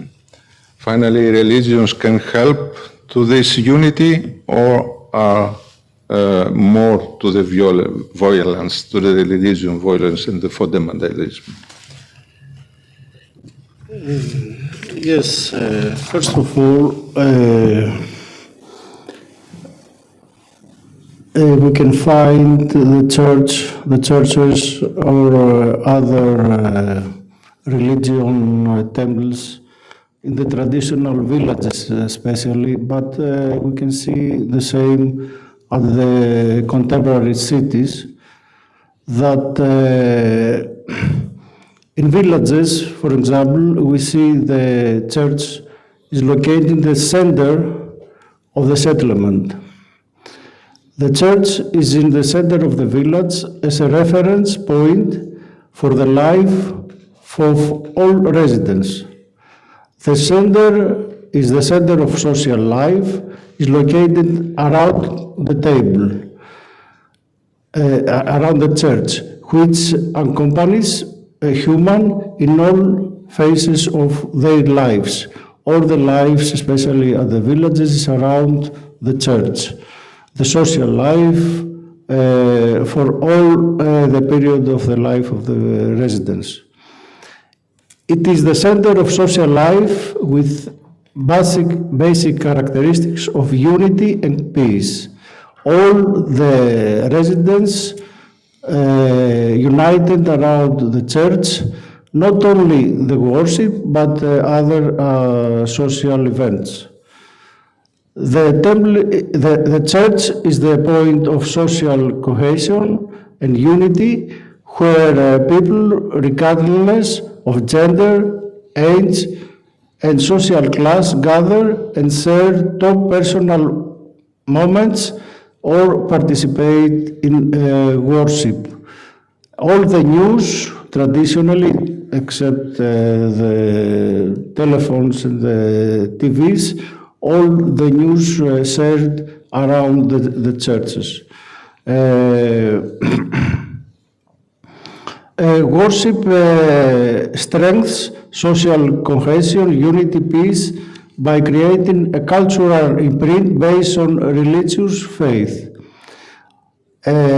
Especially in the modern times, but traditionally, the volunteering and offering within the framework of religious initiative strengthens solidarity and social cohesion.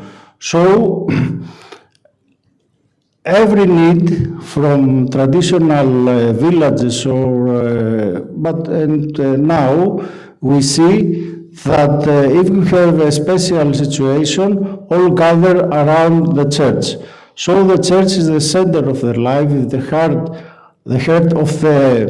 of the village and the town, and this could be said that this is a generator of civilization, a generator of social unity, because the church generally spread and give the message of peace, of reconciliation, and especially inside and outside, especially inside of the churches, we can see the ecclesiastic art for icons and other items who is used inside the worship. And when we inside in the church, we feel a different feeling, that a divine feeling, and with this way is the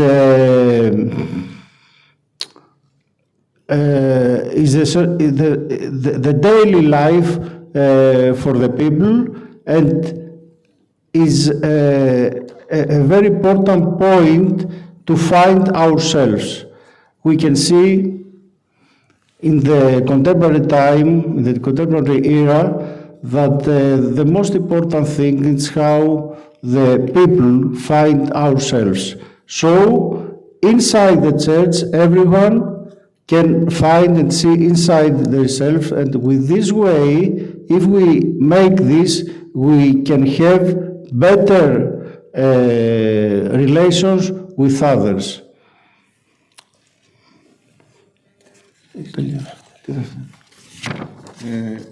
In this context, Father Aristerchos, how art with reference to religion functions as factor of peace and of culture? Thank you for the question, and yes, we will use, you will refer to examples.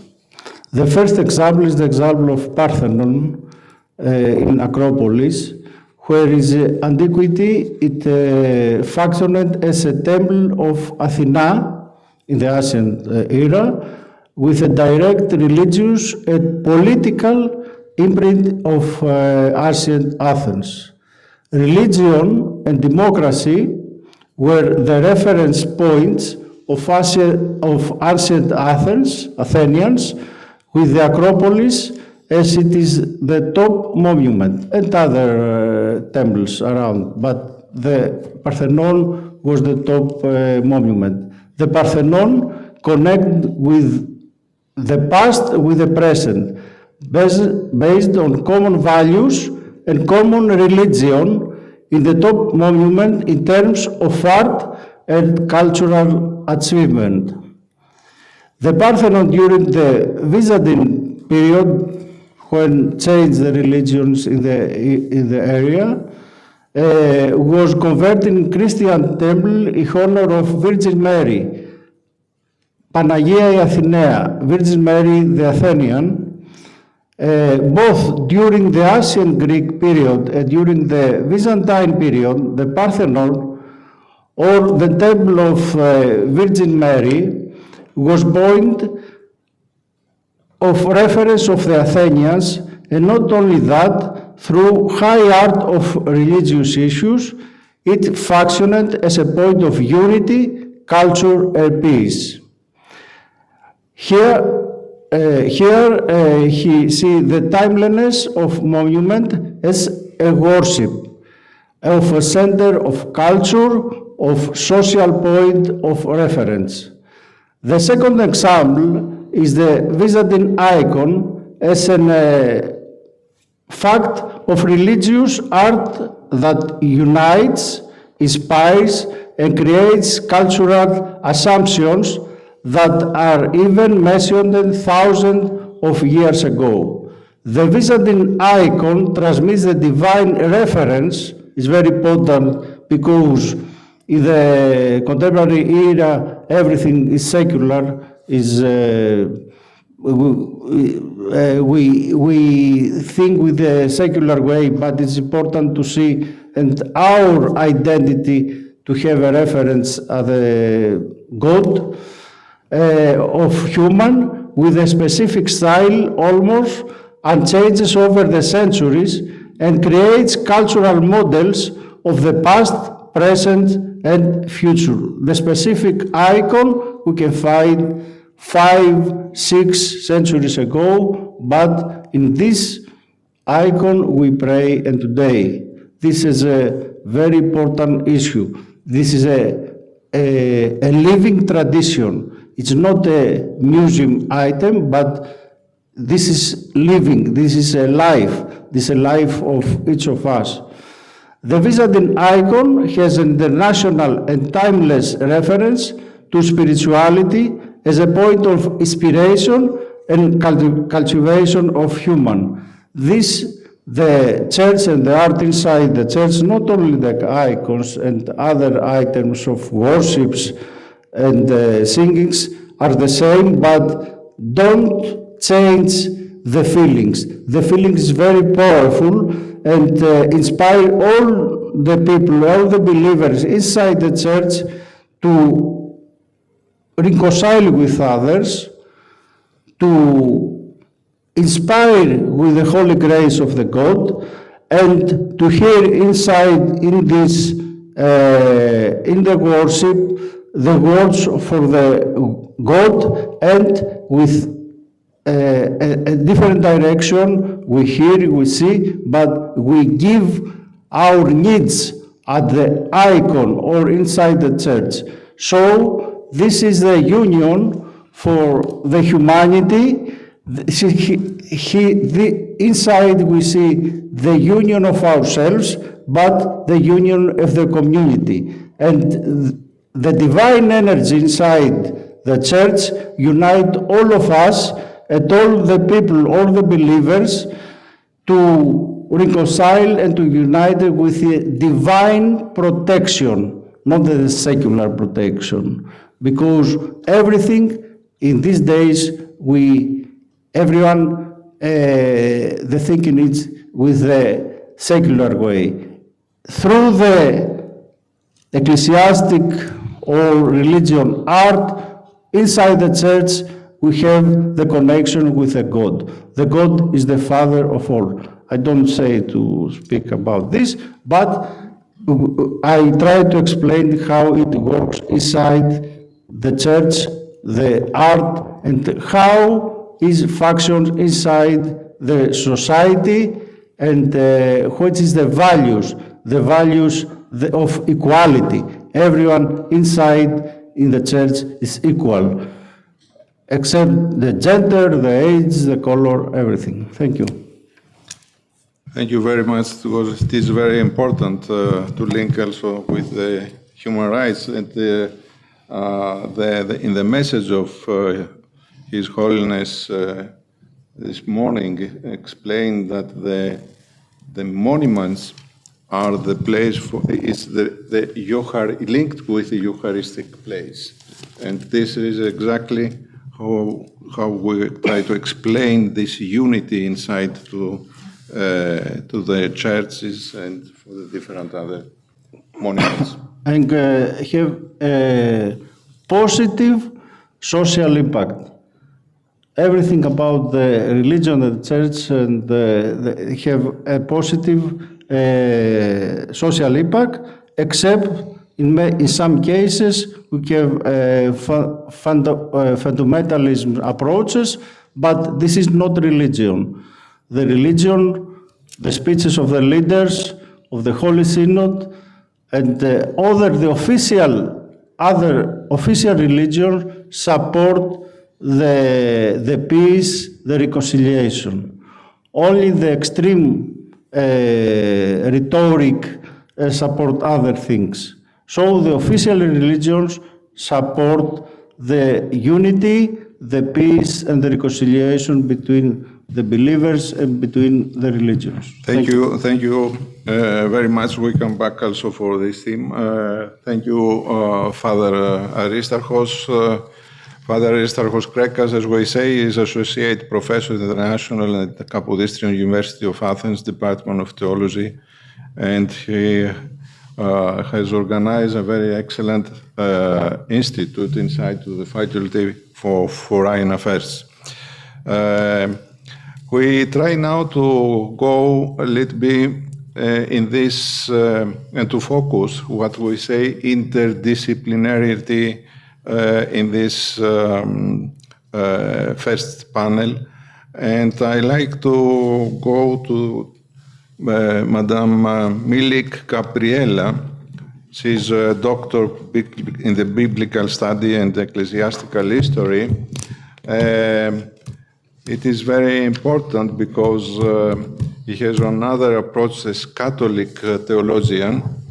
And I like to ask you, Gabriela, what is the theological intention of your academic postdoc thesis by having worked out a first approximation to a disciplinarity approach as Catholic theologian?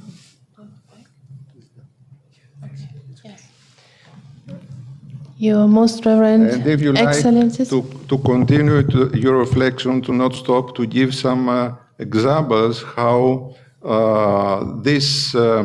the church in Jerusalem and this emblematic monument can help us in the ecumenical and the interreligious dialogue work. Exactly, yes. Thank you so much. Your Most Reverend Excellencies, Reverend Fathers, dear distinguished guests and experts, and very honored and esteemed President, Professor Emeritus, Dr. Antonio Moropoulou, thank you for giving me the possibility to talk to you and to introduce to you my postdoctoral thesis. It is on the topic, the Holy Tomb of Christ and the mystery of the bodily resurrection of our Lord. And I thank very much Dr. Combas for the questions in the panel, which I would like to give you briefly now with a PDF presentation.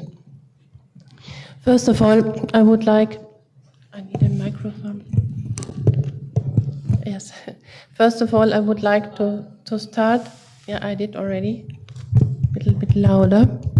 Yes, it's okay. It's okay. Okay, all right. So first of all, I would like to start with a word of His Majesty, the King Abdullah ibn al-Hussein of Jordan, when he was in the year 22 at the podium of the United Nations, and he defended the Christendom with his words, Christianity in the Holy City is in danger, and this must not be continued. To his statement at the UN, the patriarchs and heads of the churches in Jerusalem responded as follows. We, the patriarchs and heads of the churches in Jerusalem, express our utmost gratitude and appreciation to His Majesty King Abdullah II of Jordan, the Hashemite custodian of Christian and Muslim holy sites in the Holy Land, for his true and honest description of the Christian reality in the Holy Land, especially in Jerusalem, during his highly respected speech at the General Assembly at the United Nations on the 20th of September 2022. We also applaud His Majesty's public commitment to protect our community's historical and legal status quo thus preserving our safety and future.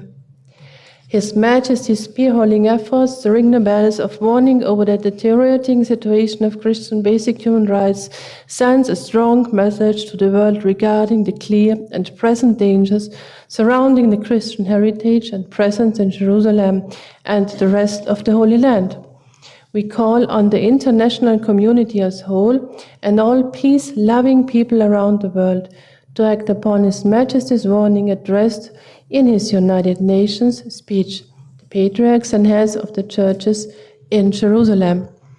I think it's so very important that I have given now a citation of this important statement that we can now follow the reason of the setup of a postdoctoral thesis, even in Catholic theology, on that topic. Yeah? This is a thanksgiving to the Church of Jerusalem. Speech in English.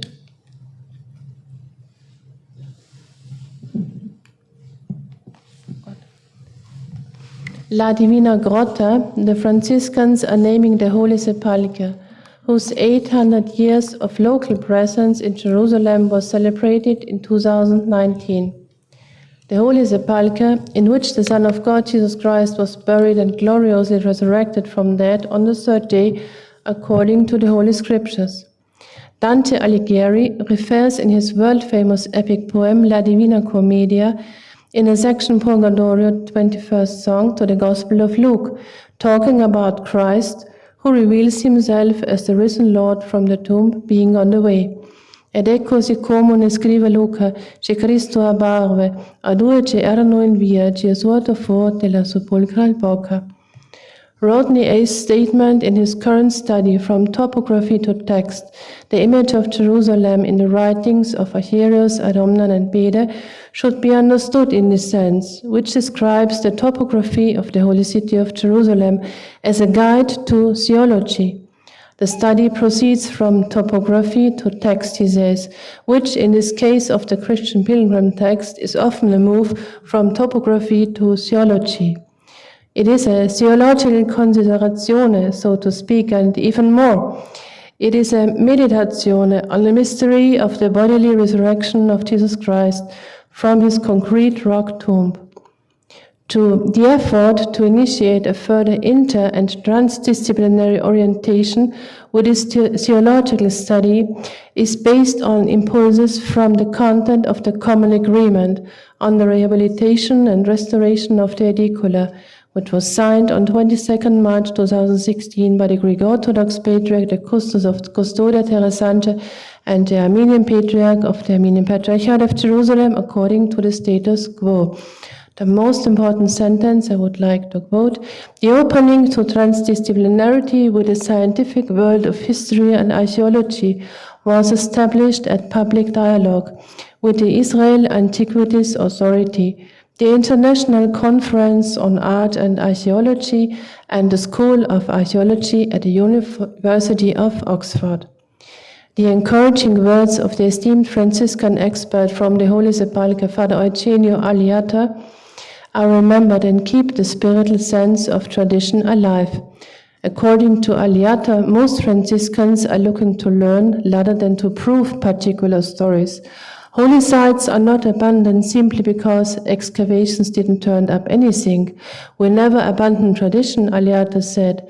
The stories could be proven or not proven, but religion is based on tradition.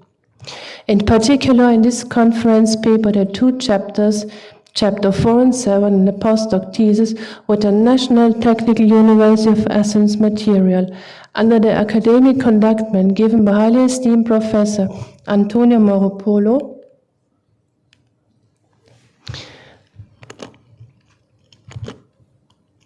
Chief Scientific Supervisor of the Holy Edicular Rehabilitation, are merely presented in order to focus on a transdisciplinary academic bridge building and to emphasize the extraordinary graceful collaboration between the Greek Patriarchate of Jerusalem, the Armenian Patriarchate of Jerusalem, and the Custodia Terra Sancta of Jerusalem.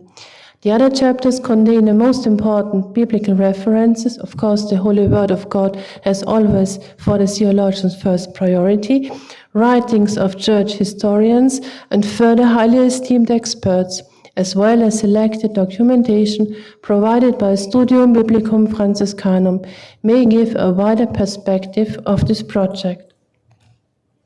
For reason of insight into chapter 4 and 7, the following brief summary may be given for this panel too.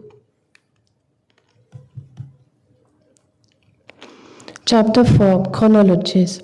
As an introduction, two illustrations by Moropoulo Delegu Apostolopoulo Kolaidi Papadrechas Economo Mavrogonatos in the article named The White Marbles of the Tomb of Christ in Jerusalem, Characterization and Provenance, published in Sustainability 11 in 2019 from the Chapel of the Angel, and the entrance to the Holy Sepulchre chamber are shown. A chronology about the edification, the destruction, and the reconstruction of the edicula and the Holy Church of the Holy Sepulchre of Jerusalem, compiled by Antonio Moropoulo and her colleagues from the expert team, follows, based on chronologies which were written by members of the Greek Orthodox Patriarchate of Jerusalem and updated recently. An additional and very informative overview offers the table references to the tomb of Christ and the interior marble facing of the Holy Edicula by Antonio Moropoulo. Chapter 7. Current expert reports on the Holy Sepulchre and the Holy Edicula. With the help of the latest research results from the National Technical University of Athens, headed by the Chief Scientific Supervisor of the Holy Edicula Rehabilitation, Professor Antonio Moropoulo, a more detailed description of the Holy Sepulchre can be obtained. Overview about the project. In the article on the topic, the project of the rehabilitation of Holy Sepulchre's Holy Edicula as a pilot, multispectral, multidimensional, novel approach through transdisciplinarity and cooperation in the production of monuments, written by Antonio Moropoulo and her colleagues, the main intention is mentioned in the abstract of this article as follows. I would like to give a citation. The Holy Edicula of the Holy Sepulchre, an emblematic monument that has survived throughout the centuries, recently underwent a major and demanding rehabilitation under the responsibility of the National Technical University of Athens interdisciplinary team. The requirement for reinstating structural integrity to Holy Edicula for preservation of the values it represents and for achieving a sustainable rehabilitation in a demanding environment demanded a complex framework of cooperation between different disciplines and the religious and societal carriers. The rehabilitation of the Holy Edicula through fruitful cooperation between engineering disciplines and the sciences of archaeology and theology, creating new paths into discovering the secrets of the tomb of Christ. The published presentation of the final report, presentation on the completion of the rehabilitation of the Holy Edicula, may be selectively represented and referenced in this postdoc thesis upon receipt of the permission for the publication. I thank you so much for your attention. Thank you very much. But before to leave, I'd like to ask a question. We have some reaction from Vatican about this work in Jerusalem. From Vatican officially. About the postdoc thesis now. Yes. Okay. We had last year in October. It should be a little bit more loud, I think. Okay. Yeah. Last year in October, we have organized with the grace of the permission of the Vatican in our local church in Austria, in the Archdiocese of Vienna, the first academic study conference on that topic, on the Holy Tomb of Christ. And we were very glad to have been welcomed the expert, of course, Professor Dr. Antonio Moropoulou, together with Professor Francesca Romano Stasola from La Sapienza University and Professor Emeritus Dr. Dan Bahat, who is the former Jewish archaeologist, chief archaeologist of the Old City of Jerusalem. And all three experts were coming and gave their keynote lectures, and for that reason, on this occasion, I would like to thank again also to Professor Moropoulou for a very kind lecture. She gave a brilliant keynote lecture. Thank you very much for this information. I'd like to continue a little bit about what really means culture diplomacy, because also in the first panel we start to discuss a little bit this. You can sit, Gabriel. Thank you. And we're going to the young generation, Madame Karathano Konstantina. She's an archaeologist and she works in the Ministry of Culture of Greece. And she is just one step before to support the thesis, the doctorate, in the Faculty of Theology in Athens, and especially candidate in biblical archaeology. And my questions to Konstantina is, how is Christian doctrine embodied in monuments, and what is their role in international relations as a security factor? And the second question is about the role of the Church of the Resurrection in Jerusalem. It is a bridge for peace in divided regions. It is possible one monument to negotiate the peace in the conflict situations. Konstantina, you can. First of all, I would like to thank Professor Moropoulou for First of all, I would like to thank Professor Moropoulou for the honor of participating in the project of the rehabilitation of the Holy Edicule of the Holy Sepulchre in the Church of the Resurrection in Jerusalem. It was a life experience for me and the rest of the team, I'm sure. In the centuries that Christian doctrine and Byzantine architecture were being formed, the Church assimilated symbolic, mystical, and cosmological beliefs, and theology ended up absorbing philosophy. Architectural parts of the Church, such as Kivorium, the canopy, and the Edicula, embody the meaning of the resurrection, and the site of Golgotha and the Holy Sepulchre took on the religion consciousness, the concept of the place of redemption. The dome was the love of God in Father's house, while the revelation of infinite love, man chooses the light. The unburned light carries the message of peace and love, and the ritual of the holy light is the symbolic remembrance of the resurrection of Christ. In archaeology, spiritual experiential experience through rituals mainly has been slightly researched, which is why the contribution of the science of religion to the study of archaeology is important. The concept of the omphalo is a polysimo symbol for the archaeology of religion in terms of understanding spiritual experiences within archaeological contexts. Ritual is the means which space is connected to the theological event, which is why, in many cases, it constitutes cause of conflict. Ritual performance involves territoriality and space configuration, the claim of land, namely military security and diplomacy, on the basis of international relations, so security is the key. Border sanctuaries relate to common memories of various religions and cultural groups and symbolize their identity.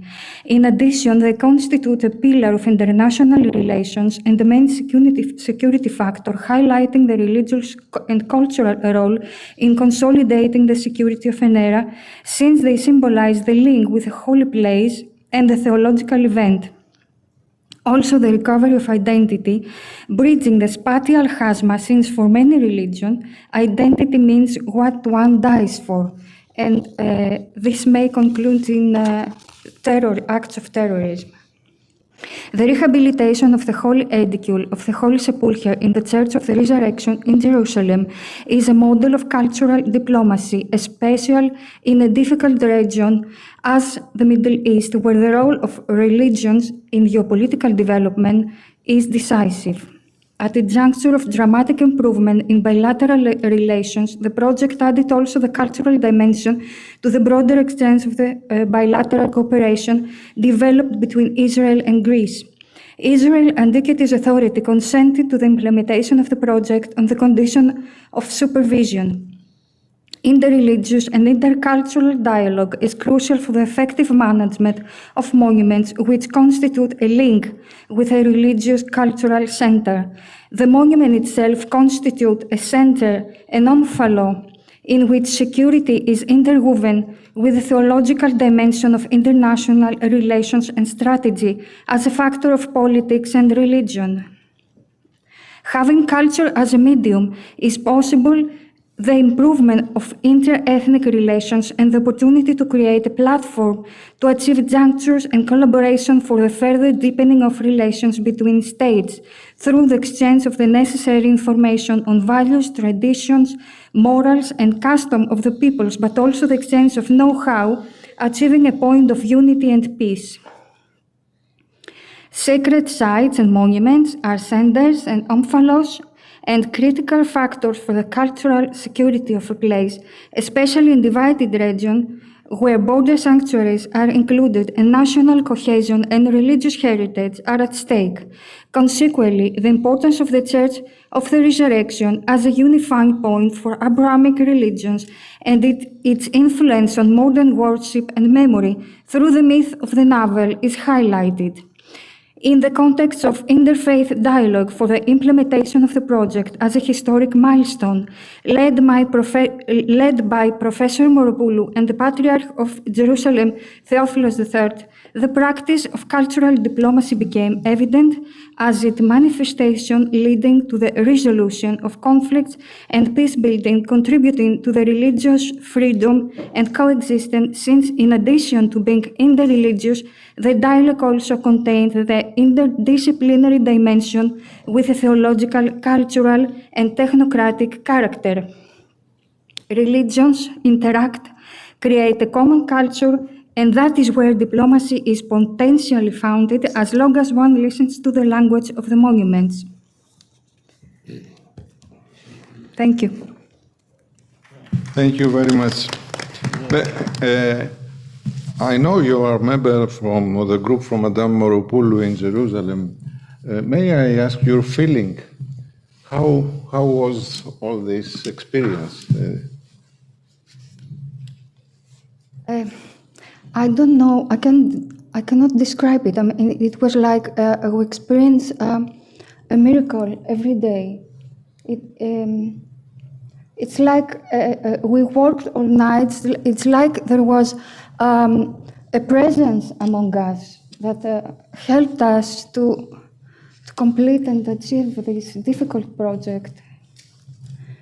And thanks to Professor Moropoulou also. Thank you very much. It was very simply your answer, but very, very important. I like one other theme, I think, who linked with this emblematic monuments are the question about the tourism. In the first panel was a discussion about the sustainability of the tourism, the alternative tourism, etc. And we know how many millions of persons visit all these emblematic monuments, especially in Jerusalem. And I like to, thanks to be with us, my friend Ioannis Papanagiatopoulos, professor in the National and Kapodistrian University of Athens Department of Theology in Theological Faculty School. And because he has this experience, I like to ask him, how can pilgrimage sites help connect religious heritage with today's society through religious tourism? And another question is, what are some good ways to promote Christian monuments through tourism while still respecting their spiritual meaning? Dear Professor. First of all, I would like to thank Professor Moropoulou for the call to take place to this very important conference. And second, it's happy for me. It's one very happy time to be with the director of this panel, Kostas Zorbas, because I remembered him and was many times the person we have in front of us, and we are looking for him for many things he has done for the Church of Greece and for the modern theology. And this is very important when you are young. But I have prepared some papers about this argument, but I would like to speak by heart, because I think it's more important to have answers in a real way and direct to the questions and the conditions about the religious tourism, and especially about religious tourism, because religious tourism is not something usual and not something easy to understand it without to go to the center of it, which is the faith. The faith is the center, and of course preserve and transmit religious identity. But identity, it's a position, and it's the result of a way of a travel of faith. The faith is personal, and the faith is something we have in common with the others in the service of the church, in the service of the liturgies of any religion, of course. And this is very important for us because they promote the way to understand the things. And of course, the places are not just landmarks, are a place of faith, are a faith of spiritual, are a place of serve for God. So, what is? It's just a way of understanding, but that it's a way to go and to create a dialogue and to create a dialogue between the people that are going there and the visitors, and of course to create a dialogue with the place, the landmark. It's a church or it's just a place of religion. It's a heritage. It's anything of this. And it's very important to understand how this dialogue is going on, and how we produce a basis of a real dialogue in a society. And I want to answer also to the second question, because this dialogue, it's very difficult, because if we are going just in a place which a church, and where don't go to have to respect the place, to respect that place is a church or is a mosque. It's not just the Christian heritage, but also the religious heritage. We have especially to the religious heritage a very good condition to understand it, because if we are in a way to don't understand that it's a place of faith, we are going to make a wrong. We are living in a community, in an international community, with many times the people are not going to the center of the question of the place they are going. That's why the religious tourism, it's not just a way to be happy or to go somewhere to make a travel for tourism. It's a place we are going to have something deeper, to go to a memory, to go to the faith of community, to understand the culture, to understand everything. It's about this place, and to connect it with us. And of course, I return to the identity, because the identity is the main question of our time. identity and how identity is produced, because we are looking around the world and like Syria, it's very important place. It's the beginning of Christianity there. Antioch was the first big church after Jerusalem, and it was the main church for the Christianity and for the history of Christianity. But today we are looking there with the many monasteries, with the big churches, with the roots of Christianity, and we are looking there. We have a disability, we have difficulties, and the Christians are not there in the way they are in the past. And of course, we have many cycles in the time how they are with in Islamic world. But today we have a bigger problem than we have in the past. That's why the religious tourism it's something very important, and especially for our country, because in our country. Produce, I think, a way of peace. It's a peacemaker, religious tourism. It's a peacemaker because there we have the freedom to understand and the freedom to connect the people. You see at Mount Athos, there are not only Christians that are going there, there are going also Muslims, they are going from other religions. Why they are going? Why they decide to go to Mount Athos? And if we want to answer the question, if we want to go beyond the problems and beyond the question why the people they want to go in such places, such famous landmarks, I think the truth is that the people they want to take care of the roots and to understand the roots of the faith and to return to themselves. Because religious tourism is not just a travel; it's just not just a travel for the typical touristic travel. It's a travel to inside ourselves. So that's why I think it's very important, and of course, for us in theological school, it's also very important. For this reason, we are making a new postgraduate program in religious tourism, an international program in religious tourism, because we want to organize everything about this and to give the knowledge how we produce such an important thing as religious tourism. Thank you. Thank you very much. Just a question, if there is some statistics,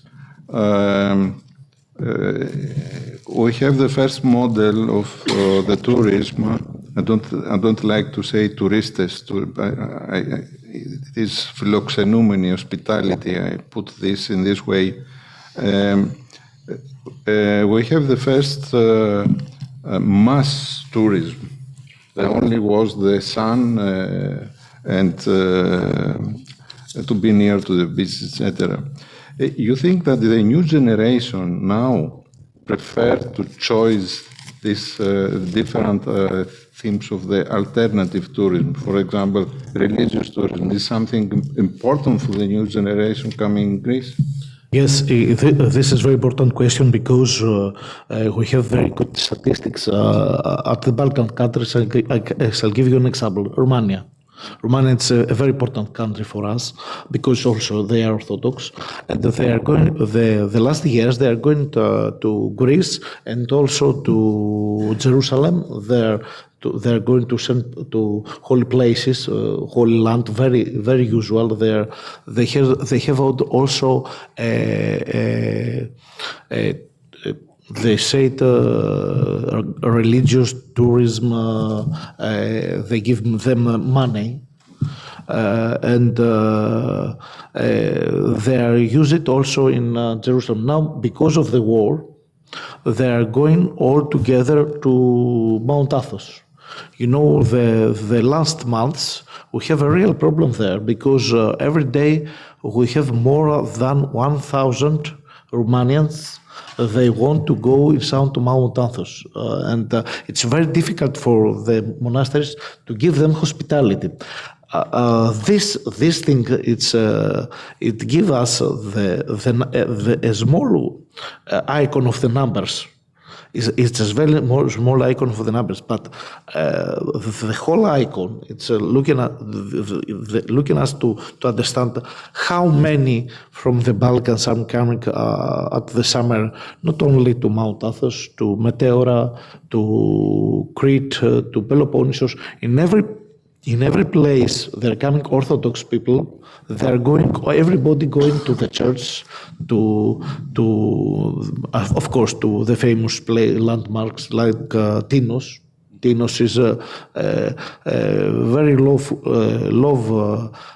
lovely place for them, and so that's why I think that the future, when we're going to have a peace between Ukraine and Russia, because there are the most part of the people that are interested to come to our country for religious tourism, the outside travelers, and that's why I think that we must prepare for the future. The future is going to be more interesting, and it would be more and more market interesting for us. That's why I think the religious tourism is a remarkable thing for everybody, and especially from the Greek tourist products.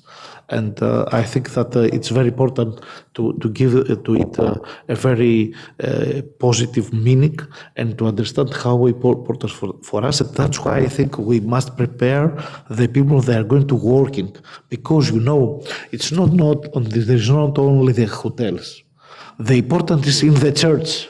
It's how the priest, the people that are working in the church, in any church, in any pilgrim, to understand how to speak, how to organize the people. It's very important to organize how the people are going inside the church, the way they're going inside in a monastery. All of this is very important, and we must organize it and to teach the people they are working, the priest, the layman, everybody, to understand how important it is and how must have a common way to take a wave in the future, because I think at the future we're going to have a wave in this touristic product like religious tourism. Thank you very much, Professor. And we go now to the last panelist, coming from Serbia, but he lives here in Greece. He is ordained by the Patriarchal of Serbia, Irenaeus, and he is member now of the clergy of the Archdiocese here in Athens. Father Nenad is member of different international associations linked with the protection of the monuments. For example, Association de Conservateurs des Monuments Historiques de Serbie, it's member of the Hellenic Society of the Protection of the Environment and Cultural Heritage, member of Hellenic National Committee, FICOMOS, expert member of the International Scientific Committee on Places of Religion and Ritual of Economos by Hellenic National Committee, etc. And it is also the first, he studied engineering and now priest. It's a link, difficult perhaps to link these two roles. But for us it's important to say something about, Father, how the international institutions understand the security of those big emblematic monuments. Thank you very much. Well, 10 minutes, Mark. Yeah, thank you very much. Well, I'm here in Greece 25 years. I'm, first of all, my first degree is a conservation of works of art. Then I was associated with Professor Moropoulou, and now the time came for me to serve God as He planned for me. First of all, that connection of the different fields, for me, it's not something strange. One thing guides to the other. And this is normal in some way, maybe strange for somebody who don't understand the essence, what the church heritage, what the religious heritage is. But I would like to say that despite of the ritual of the liturgy, Christian liturgy, or any kind of religious service in any kind of religious place, is connected with few other things. First of all is maintaining the building, the place itself. The second one have to do with the identity of the people, the group of the people, nation, or in broader area, Christian family, as I can say. Thus, I was enrolled with the with one new committee of ICOMOS, which is called PRERICO, Places of Religion and Ritual. This scientific committee is new. That committee is established in 2014, so it's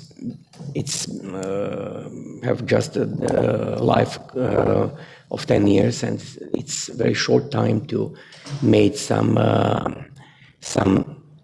concrete, some direct guidelines and rules. But I can read the aim of the PERICO.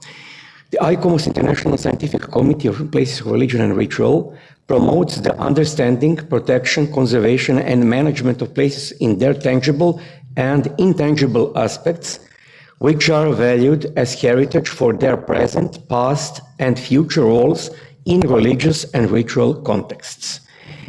This means something absolutely new. If we had any kind of church, temple, synagogue, mosque, whatever, the main mistake of the people who need to do with the preservation of that monument is that they generally consider that as archaeological sites, which is absolutely wrong.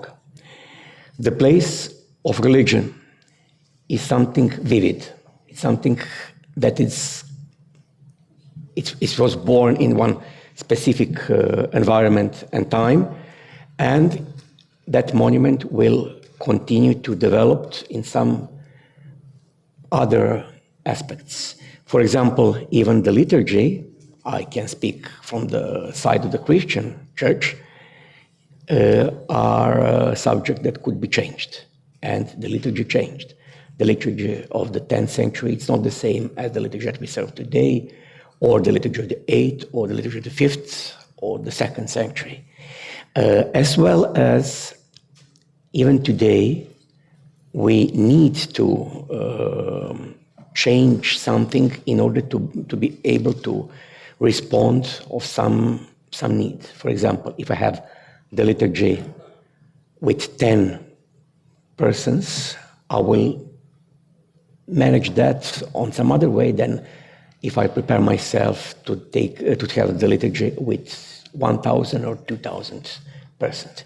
It means that I will require a lot of priests, a lot of chalices, a lot of patenas, and so on and so on. So in some way, if we consider that the liturgy is something vivid, we can understand the development in the Latin rite of the Missa Solemnis and Missa Privata. But in some way we have that also on the East, but not in that categories as they have it in the Church of the West. In any case, this is the interlinking the liturgy, theology, with the preservation. It doesn't deal only with the physical preservation of the monument. It's linked with every aspect of the life of the religion monument. I mean, it could be self-sustainable. I cannot put the entrance fee in a church or a mosque. This is not ethical. This is not ethically correct. On the other way, I need to do as our Lord Christ command us. We need to be a martyr of our faith on the way that I need to explain everything to anybody, but I cannot be proselyte. I mean, we need to find the proper matter of the explaining every and each ritual to the religious tourists, if I can say so. But I don't like the term religious tourists. I will prefer to use the term pilgrim, which is something absolutely, essentially different. In any case, that interlinking of the science and the faith and the art, and which is expression of the faith, will help me, first of all, as someone who is enrolled in the management of some specific religion monument, to be able to provide the monument with the specific needs. And the role of PRECO, which is, I told, new committee. There is only 55 expert members, and the Secretary General and the President of the PRECO committee, which is esteemed and dear friend and Professor Hye-un Ri from the Korea. We try to find the guidelines. The guidelines in this moment does not exist for that kind of the approach to the religious monuments. On the other hand, I will interlink my personal experience with the conservation of the holy article of the Holy Sepulchre of the Jerusalem. We helped, on the technical point of view, we helped to that monument to survive, because if we didn't do what we need to do in that moment, the edicula will fall down. We will not have any more Holy Sepulchre. And this is, for me, the opportunity for the team of Professor Maropoulou to do so is the will of God.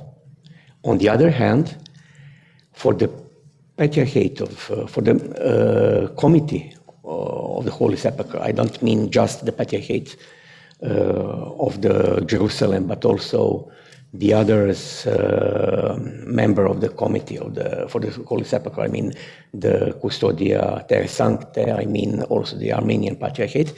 We gave a powerful tool in order to be used on the proper way for the religion point of view, the aforementioned monument. More or less, this is what I planned to say. I would like just to add that if we follow the guidelines for the live religious places, we will be able to skip the problems of the proselytism and changing of the use of some religion places, as it happened recently in Turkey. You mentioned the Church of the Holy Wisdom, the Church of Hora. I will add the Church of the Holy Wisdom in Trapezund, which is also converted to the mosque. as well as it's not just the place of the religion act. This is the place for the retaining the identity for some people, and we need to respect that. If we start to annulate and that kind of monuments anywhere in the world, we are in a footstep of the cultural genocide. The thing that we see a lot of time in the past, first of all, in a biblical time with Judaism, everybody of us know the famous psalm, "If I forgot thee, O Jerusalem, let my right hand forget his cunning." As well as in the newer time for the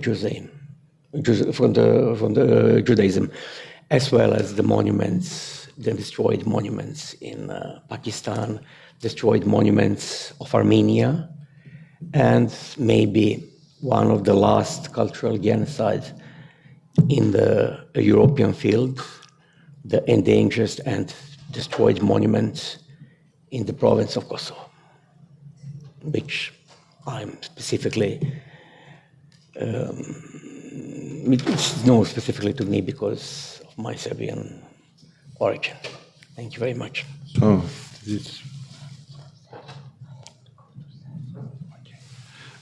thank you very much, Father, for this presentation. It is pity to destroy all these historical monuments, of course. It is not necessary to explain about that, but it is very important to the protection from the other side of these monuments from different institutions and to give us the possibility to visit and to pray. So now we have finished the papers. It's the floor for you. If we have some questions to the panelists, it's the time. As I say in the beginning, we are hungry. Carl, please.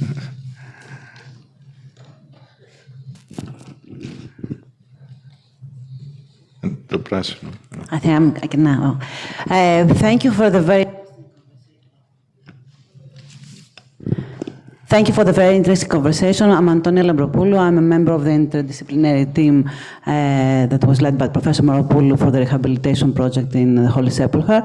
And I would like to make a question to realize that, not to realize different, to find the added value from the project of rehabilitation of the Holy Sepulchre to the Evlogon project. So in the project of rehabilitation, we had this transcutting of theology. We had the discussion with the theological scholars, even from the very beginning. The way we understand the difference is that in the Evlogon, we also have the participation of the church, not just the theology, but we have the church in the dialogue. So this participation of the church, we had some approaches regarding religious tourism from Nanad as well, on how the priests can help the advancement of this dialogue. But what is the added value? What do you think that is the added value of the church and its leaders in this project? Not just for the integrated governance as it was in the rehabilitation project, but for the Evlogon project regarding 3 different monuments, one of which is not actually working as a church. Thank you. As you see, we don't have church leaders here to give the answer. But of course, if there is some of the panelists to Father. Well, thank you very much for the question. I mean that the vital importance is to educate the hieresis, the one who will manage, the manager of the religious site. It's absolutely the same if we speak about the priest or imam or whatever, that they need to follow some guidelines. This is the problem, that direct guidelines doesn't exist yet. We need to put them. And us from the side of using the religious site, as well as we need to train them to be able to recognize the danger from the technical point of view, and that they will be able to call help as in a moment when it could be needed.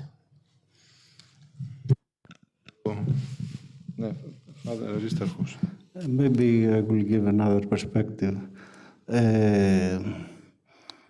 The last 10 years, especially in Europe, there is a need to discuss and collaborate with other countries and other religions inside the European Union about the security of the worship places and the security through as a monument and the security through the worship.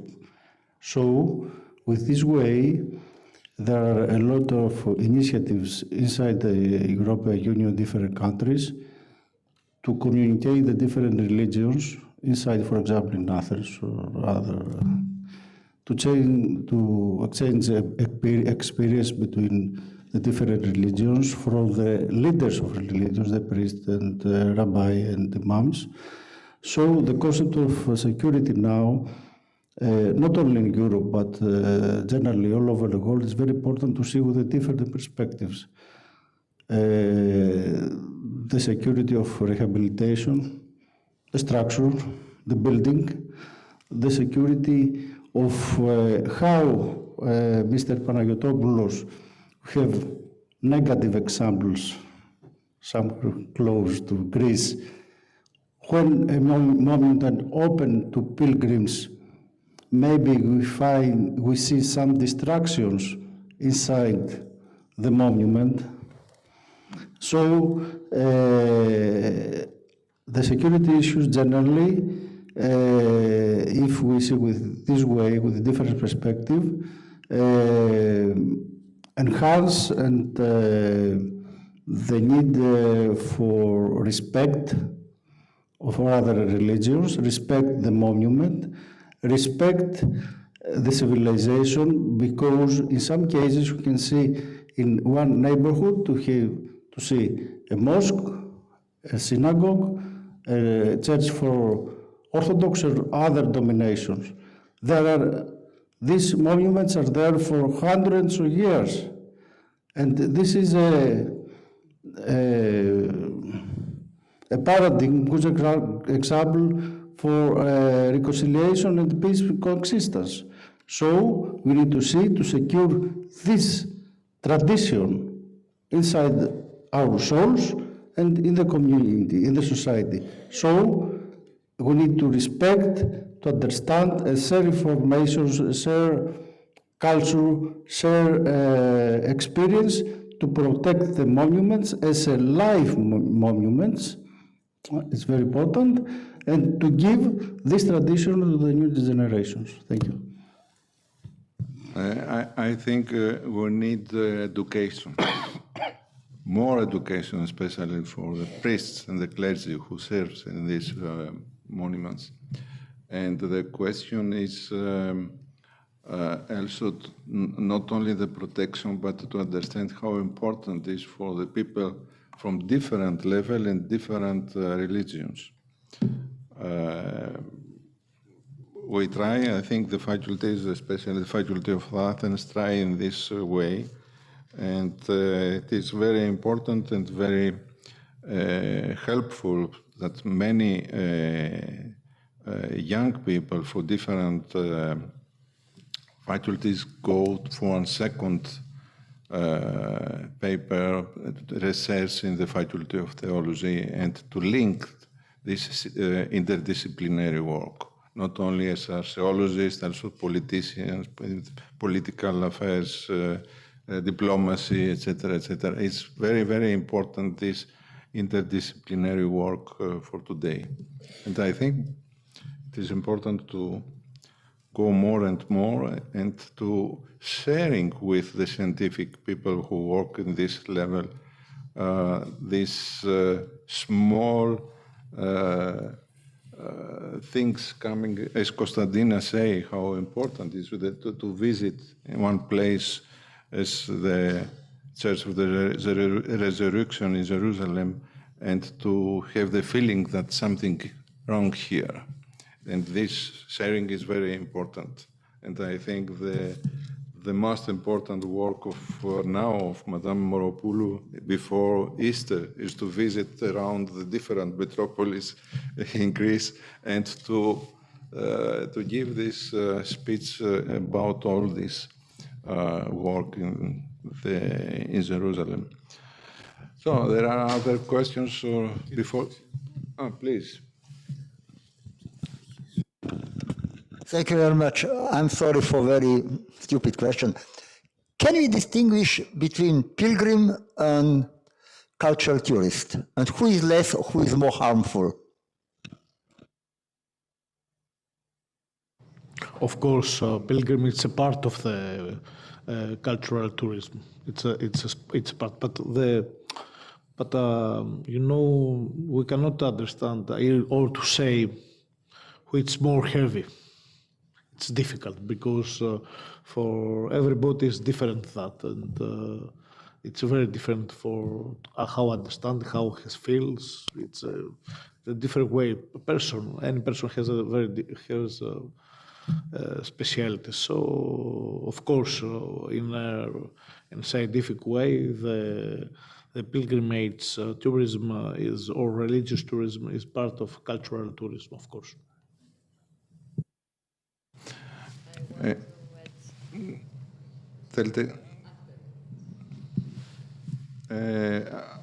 I think we must protect this alternative tourism because we have, for example, religious tourism, but I don't believe about that.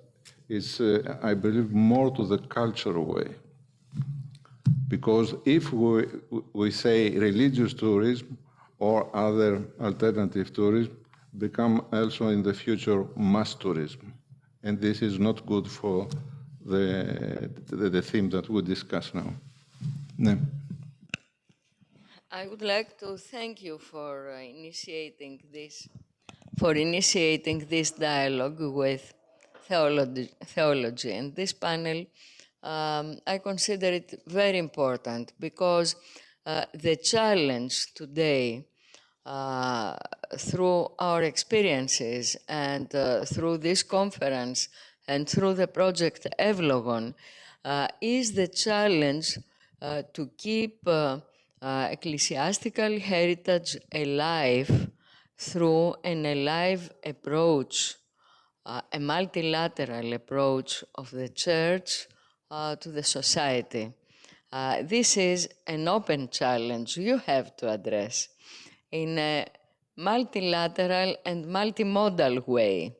And I understood from your presentations and from my conception and experience that the conclusions of this first attempt on this panel could be to take this message and express through your positions how could we address this challenge.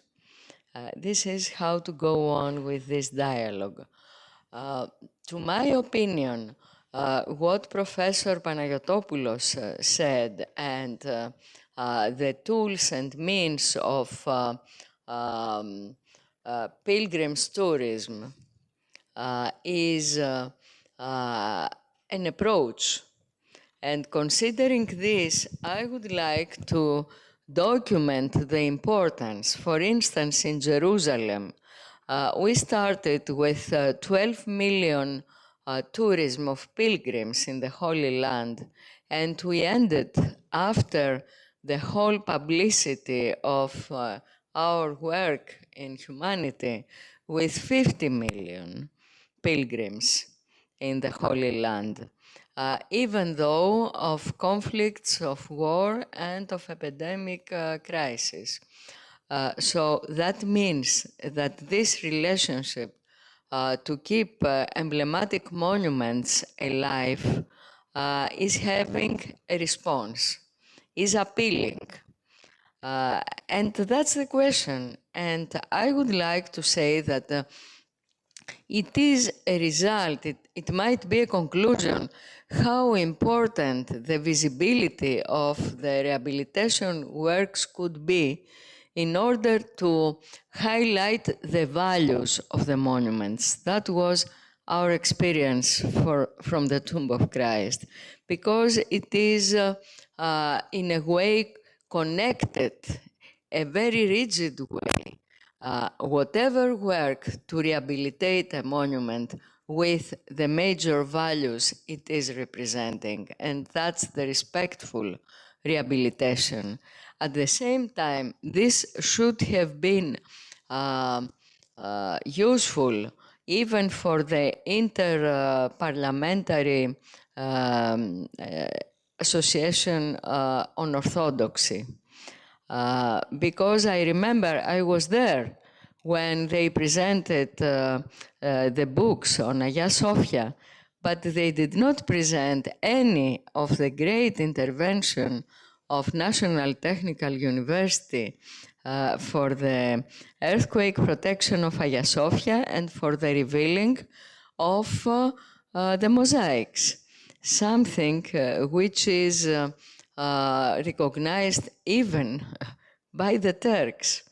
That means that we should be open to the different worlds, because Christianity at all levels of legislations, even this interparliamentary association on orthodoxy, should use strong weapons like this, because they are strong weapons. The fact that Turkish scientists are coming and informing this conference, the TMM conference, for 4 times since 18, and we know what is happening there, even though President Erdogan has unilaterally assigned Hagia Sophia as temenos, as a mosque. Even though so, the fact that they are coming, they are in dialogue, means that scientific relations are very strong. And it is an interface of clear words about what is happening and of clear bonds. Thank you. Thank you very much. I take your reflection as a conclusion of this panel. And just to say that really, especially I believe that the scientific have a strong voice today, not only in the level of the innovation and development, but also in the dialogue with the society and the religions. I believe that after this discussion, that is very important to share history, and all the monuments can serve as platforms for education and training, especially education for the young generation. It is very important for the future. And of course, we must emphasize here the role of the ecumenical patriarchate to advocate the peaceful dialogue among different religions, the non-violent resolution of conflicts, and of course, the development of a climate of reconciliation between and cooperation among individuals, as it was the question in the 2016 with the Holy and Great Synod of the Orthodox Church. We have very important texts. One of them it was the encyclical. In the paragraph 18, it was noticed it is as a declaration with the primate of the Orthodox Church. We are against of the destruction of places of worship, religious symbols, and cultural monuments. This is, I think, very important declaration coming from all the Orthodox primates. One other, just not suggestion, but it is a proposal. In 1931, here in Athens, we have the Charta of Athens, and introduced the first time the notion of the international heritage. I think it's the time now, 2025, with this conference, for a new Charter of Athens to introduce the interdisciplinary work necessary for the future of the religious monuments. And in the global way, the monuments in the geopolitical sense today have really an existential dimension for the societies. It is not only the innovation and the development role. We need the technical revolution, but in the same time, we need also the theological revelation. And both we can create a new future for our generation, new young generations. Thank you very much for your presence here in this panel.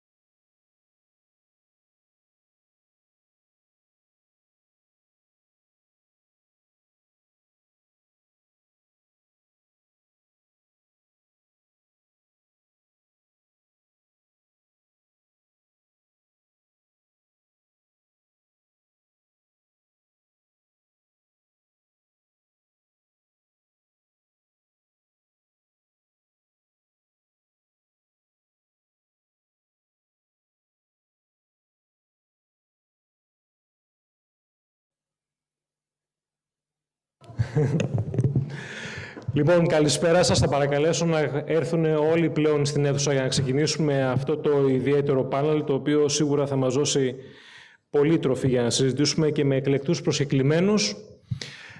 Για όσους βρίσκονται εκτός αίθουσας, αν τυχόν ακουγόμαστε, παρακαλώ να προσέλθετε για να ξεκινήσουμε.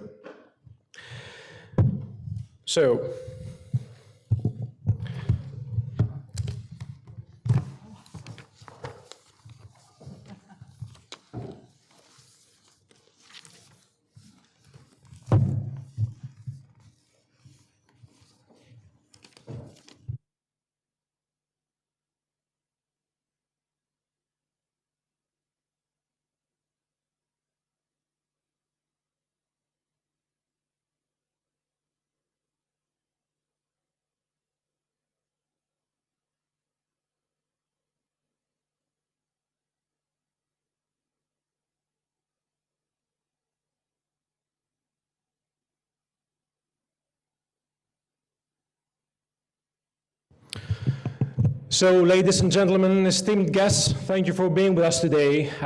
My name is Yanni Moutsios. I'm the news anchor for the Greek public broadcaster ERT, and I'm really honored to be here today with you to moderate this distinctive panel that has a lot to say with some very esteemed speakers that will enable us to have to highlight the importance of dissemination of values of cultural heritage. I was actually invited here to be part of this, and I actually had questions as to my role in this particular conference, because it's always hard to discuss something which is completely out of your scientific field. But in this case, I made an exception because Professor Antonia Moropoulou is such a great person, and she always organizes something which has a lot to say, let alone the fact that we're talking about the Holy Tomb, the work that has been done by the Greek universities and all the Greek scientists, and the way that this has been communicated to many people, not necessarily in Greece, but abroad as well. And that's why we're here today, to talk about the transdisciplinary discussion of the Holy Sepulchre and its rehabilitation. So allow me to introduce you to our esteemed panel participants. I will start with Ms. Tsitsanis Malidis Nicoleta, professor at the University of Ioannina, or Ioannina if you like, associate of CHS, Harvard University professor and rapporteur. Thank you very much for being with us. Mr. Katsarelis Evan, from the Harvard University Center for Hellenic Studies, Programs and Event Manager. Thank you for being with us today. Next is Ms. Georgiadou Vasiliki, Director and President of the Directors Board, the National Center for Social Research and the Pandion University, correct? At the Pandion University, thank you. Assistant Professor Chrysakopoulou Silvana, University of Ioannina, Department of Philosophy at the Faculty of Philosophy, and member of the Cambridge Center for the Study of Platonism. And Ms. Labropoulou Antonia from the National Technical University of Athens, the International Relations Department, and the NTUA Interdisciplinary Team for the Holis Edicles Rehabilitation and Dissemination Support. Remotely, we will also have some esteemed guests, the Ms. Chaucher Joanna, journalist, and I do apologize for pronouncing the name this way. Mr. Hadji Theophanos Anastasios, the founder and owner of BCI Media from Canada, and Ms. Victoria Sanger, associate and adjunct professor of Columbia in New York. Now, I would just like to give the floor to our speakers before we start our discussion. And I would just like to invite Ms. Tsitsanou Malidis Nicoleta to begin with the presentation and then give the floor to the rest of the speakers. Thank you. Professor Moropoulou, thank you very much. It's a great chance to participate in this conference. I'm really very happy that I'm a part of this. Christos Stavrakos, I'm so happy that you are going to attend this lecture. Esteemed participants, professors, Mr. Yannis Moutsios, thank you very much. The dissemination of values and narratives resulting from findings and restoration of World Heritage monuments is of enormous interest to society and culture. It contributes to education, awareness raising, and cultural exchange. It gives power to the sense of identity and continuity of human civilization.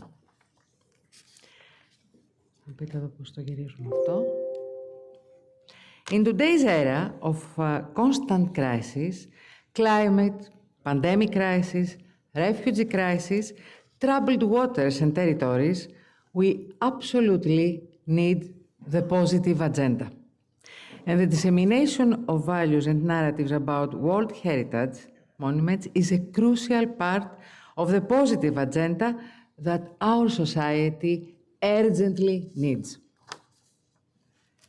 Language remains the great tool in this process, especially scientific and journalistic language. First of all, the discourse of the media, as well as the scientific discourse, can contribute to the promotion of cultural understanding and respect, the recognition and familiarity with the concept of cultural diversity, the respect for different cultures and traditions, and the highlighting of timeless stories that unite the past with the present and the future.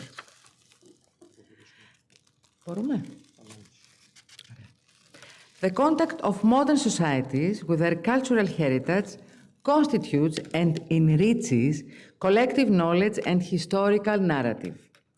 Language and the media, as well as social networking sites, can contribute to the highlighting of the educational and tourist value of cultural heritage sites.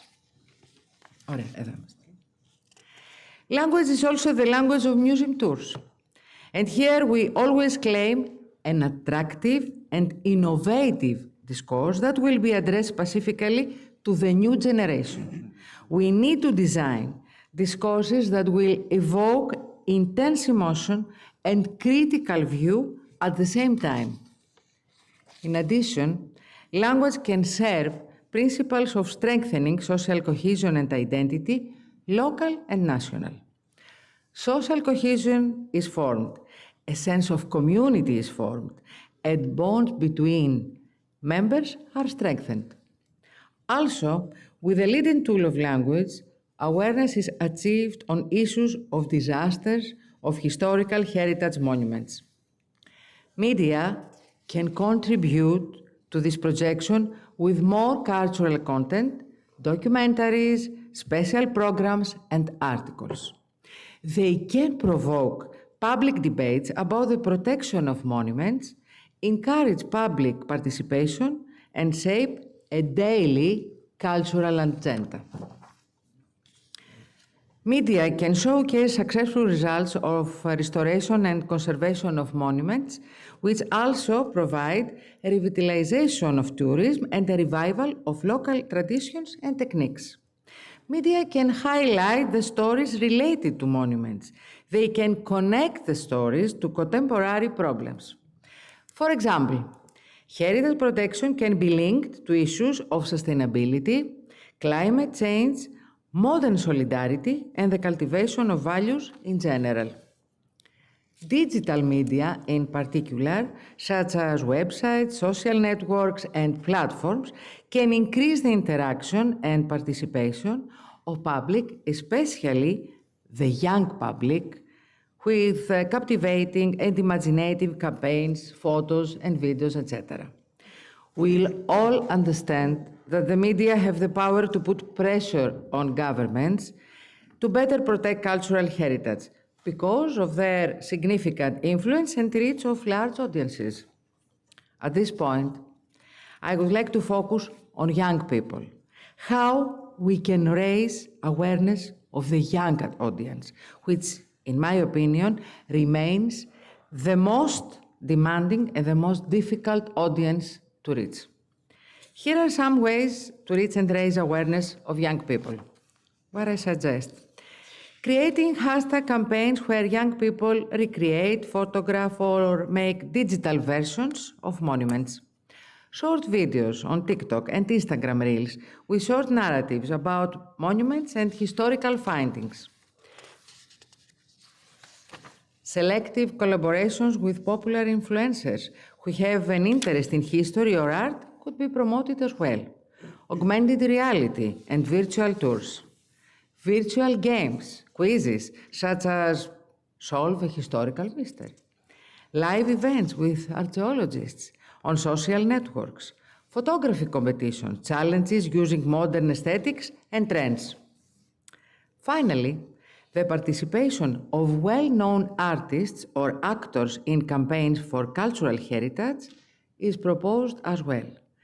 This is a very effective practice which I have personally implemented at the University of Ioannina. In general, innovative, attractive and entertaining approaches are required, which will incorporate new technologies and create enthusiasm among young people. In conclusion, I would like to propose to the modern media and especially public radio television to increase the broadcasts related to these issues.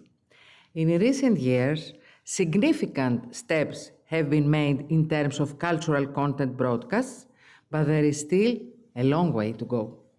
And I will insist that the positive agenda belongs toward historical monuments, the presence of which act as a leading antidote to the dystopia of our time. Thank you.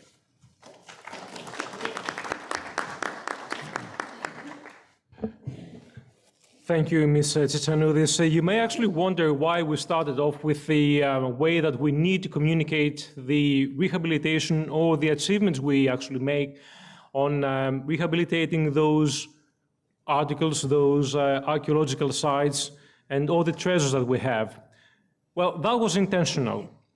And I have to say that because once you know how to communicate, how to disseminate the message, then you can apply the strategy to any kind of issue that may arise. And the reason we're here today is to actually disseminate or communicate the message of how we achieve the rehabilitation of the holy edicule of the Holy Sepulchre. So now we'll go on I will move on to Ms. Labropoulou Antonia, the National Technical University of Athens International Relations Department representative, who is going to talk about more into detail about how we can communicate the achievements made on the Holy Edicule. So here you are. Oh, thank you. Will we come here? If you like.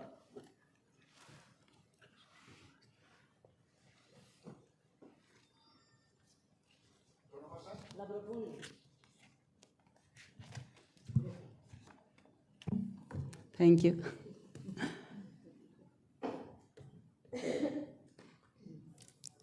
So we will start with this presentation from the basics. As Mr. Muccio said, we need to discuss the channels of communication first, know what the message is, know our audiences, and then we decide, and we will explain what were the actual approaches that we had in the rehabilitation project of the Holy Edicule of the Holy Sepulchre. Once we begin with the presentation. So the digital transition is not that easy anymore. Yes, the message and the image is very, very strong. We can make the presentation without the image, but it's much better than that. So, as I said, we are going to start with the basics. What is the difference between communication, dissemination, and what we are trying to do through this rehabilitation project? So the communication is one way. We have a message, we want to promote it. We have a direction from the sender to the receiver. It's like posting art and not knowing who is going to see the art. So we have a narrative, the message is very clear, but we cannot assess if this message is shared. What is dissemination? What is the difference? So the dissemination is a two-way message, but actually it raises awareness among targeted audience. That is the main difference, that we have targeted audience, and that we already know that have an interest in the values of this message. So it implies a dialogue. It's like that, as we said, we know who is, like in theater, we know who is the audience, and we have a small interaction. For example, within scientists, the main means of dissemination are this series of conferences, because we exchange our scientific approaches and educational approaches. And we can have different activities within science and society that actually creates this awareness. What is a holistic interaction, and what we're trying to do through the project of rehabilitation of the Holy Edicule? It's interactive. Ideas have to be exchanged. The stakeholders may not have the scientific knowledge, but they understand the values. That is the difference. It's not just a project. It's a project not just with a message. It's a project with values as well. It's a complex project and it has values as well. So we have knowledge. We have to deal with knowledge transfer, with societal impact, and in the end, what we want to create is centers of co-creation. That is the basis of our society. I will provide you a simpler model of dissemination without values but with narratives. So at NTUA, we have open days. We recently had open days, that is, we opened our labs. And each year we have Researchers' Night at NTUA, that Professor Moropoulou is actually the supervisor of that. What is the difference between an open day and Researchers' Night at NTUA? In open days, a lot of secondary school students come and they visit our laboratories. But what is highlighted is the university itself, the National Technical and Engineering University. Maybe the faculties can be highlighted. That is, the message is what is mechanical engineering, what is chemical engineering. And for this, you need science communication. So it's not knowledge transfer, it's science communication. While in Researchers' Night, we also have science communication for secondary education students, but mainly we want to highlight the researchers' work, not the actual institutions, but the researchers themselves. Like, what is this researcher doing? We do that through innovation promotion. So it's a different level. It's not just science communication, it's innovation promotion. So let's go to the model of dissemination of values and narratives within the rehabilitation project in the Holy Sepulchre. So as you see, we have the project, and through steps, we go towards transfer of know-how. What we did first was trying to raise awareness during the rehabilitation project through different milestones. So here you can see some different milestones. At first, not at first. Throughout the project, throughout the rehabilitation project, we had Professor Moropoulou, actually not all of us, had continuous discussions with the leaders of the Christian communities to provide them scientific support for the decision making. So that was a specific targeted way of dissemination to the leaders to provide this scientific support. Now, the first milestone was Easter 2016, when the first scaffolding was created. So then everybody could understand that there was a project going on. So then we could start the fundraising. So our first audience was our potential donors and funders. Then we actually managed to create the on-site laboratory, both interdisciplinary documentation and monitoring, which actually worked as an open educational and research lab. We had visits from our university students at least in 2 semesters, at least in 3 times. And we had theses that were implemented both at master level and at PhD level, even an undergraduate level educational trip.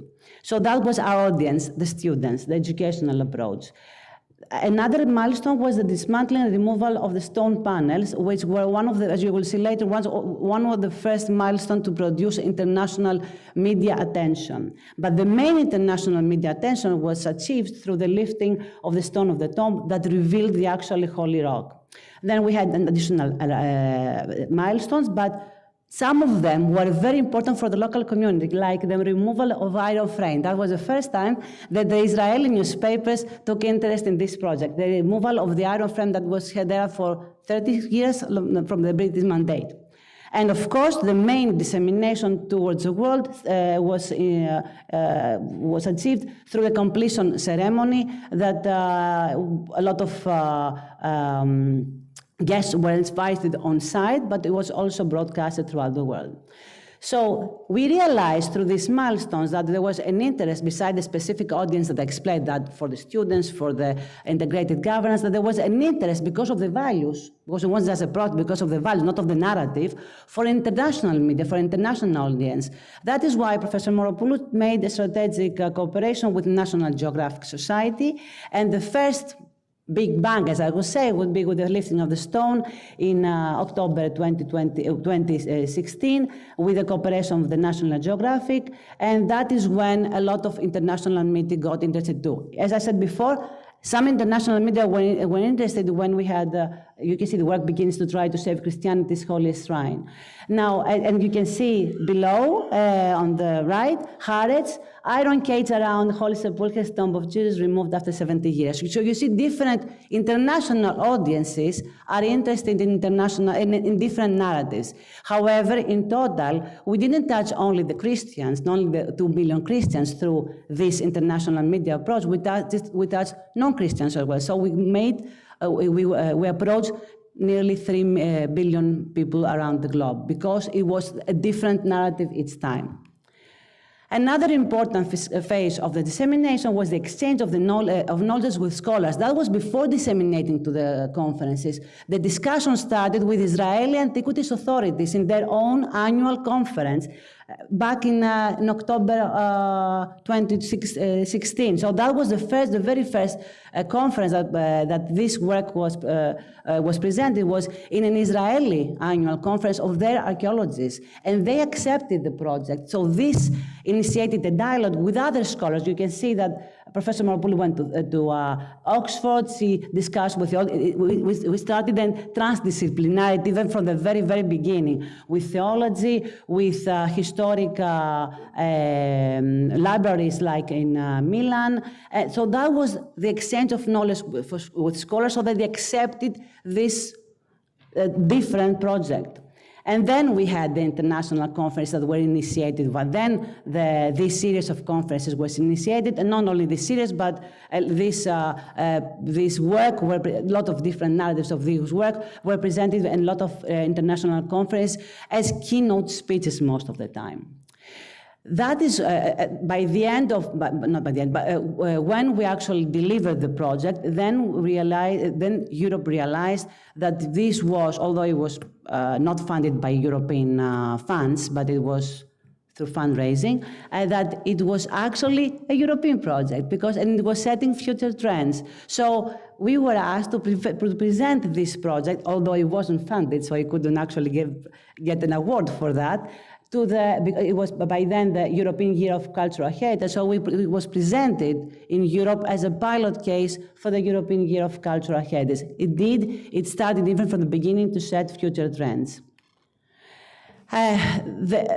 We realized that we had contacted most of our main scientific audience, so now it was time to come to the general audience as well. And as Mrs. Giannoudis explained, you need new approaches for that. So that is why we created this digital exhibition of advanced technology in cooperation with the National Geographic Society. It was first presented in Washington, and then it was presented in Greece before COVID. Unfortunately, if we didn't have COVID, we would have been presented all around the globe, but COVID stopped it. This had different audiences as well. We had a lot of schools, we had a lot of groups that were actually intended for religious tourism, like the previous panel, for example, what we saw in the previous panel. And we also had scientists. We have prepared a lot of guided tours for scientists as well. So different narratives within the same exhibition, different audiences took different messages. After that, we had COVID, and we continued the research. We continued the project through research, through education. For example, the RESPECT project was the project that initiated this platform to act as an information system for all the data, even the data that we haven't processed since then, that we continue this research through the data that we have integrated in this platform. And we had an educational project as well, an Erasmus project called Edicula, which introduced some new ways of dissemination. For example, we created an educational toolkit. This toolkit was also targeted to specific audiences, like people in municipalities, so that they could use this narrative, this methodology in their own rehabilitation projects. We had curricular information, which is the audience are the master programs, how to transform, how to reform their own programs according to this rehabilitation methodology. We had hands-on framework, that is a workshop on site, and that the audience were also students, but also archaeologists in Jerusalem, and digital games for the general audience, for people from secondary school education to everybody who would be interested in learning a lot more about the rehabilitation. Mainly, of course, this project was known around Greece through the open lectures, because the open lectures have a different intimacy. You go there just to listen to this specific speech. You are invited, you know what you are going to listen. It's not that you are just hanging around and you listen while you hear the news. You go targeted to get the message. So you get more information. And indeed, this is not science communication. This is trying to explain to people the terminology, the methodology, and let them understand that things can be done, that this was work from a public Greek university, for example. Everybody gets its own narratives, but still it's targeted, and the narrative, the message itself is very strong. What is the difference now from the message that we have produced through the rehabilitation project and the message, the dissemination that we want to produce through the Evlogon project? That is kind of like an upscale of the dissemination work that we have already done. First of all, we have to understand that this is not just another project, as we said at the beginning. This is a project that has a complex and novel findings, and in addition, it has values. We are talking about emblematic monuments. And which are the emblematic monuments? The Holy Sepulchre rehabilitation. We're explaining the innovation that has been produced within the Holy Sepulchre rehabilitation. We don't have to explain the whole rehabilitation project, just the innovation that is being produced. The earthquake protection and rebuilding of Hagia Sophia, the achievements of this cooperation, the restoration of the Catholic Church of the Holy Monastery of Varnakova, which was the very first project that we tried to work according to the methodology that was produced in the rehabilitation project in Jerusalem. These three projects have two things in similar, that all of them are emblematic monuments, and all of them have cooperation agreements between the National Technical University or the other universities that are being involved and the leaders of this specific monument. And in addition, we have implemented non-ordinary and extraordinary methodology, scientific methodology. So what, and I'm coming to the end. So what are the differences? What is upscaling? Instead of just a repository, like an information platform system, we're trying not only to organize the data and manage the data, but to standardize the processes. So this won't be just a platform. We're going to standardize processes for other projects as well. The innovation produced is not going to be kept only in scientific level, but is going to produce knowledge. It's going to show that knowledge base, that knowledge, scientific knowledge, can provide this, can support decision making, and this is what the new trends should be. Trust in science. We have to remind everybody, especially in Europe, that trust in science can only be provided through scientific knowledge. So this way we can produce policies, not just wait for them to listen from us, but have them waiting for us to produce new knowledge. As we discussed in the previous panel, this is not just a transdisciplinary cooperation. This is scientific synergy.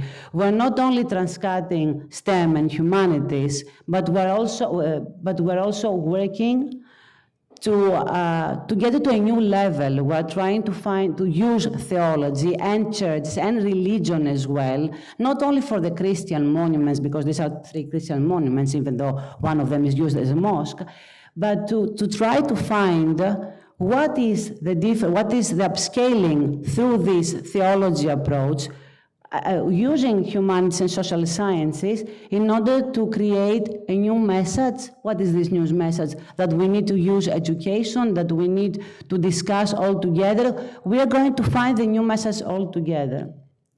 So therefore, the transdisciplinarity is advanced to a holistic interaction, and the aim of it is to connect science and society.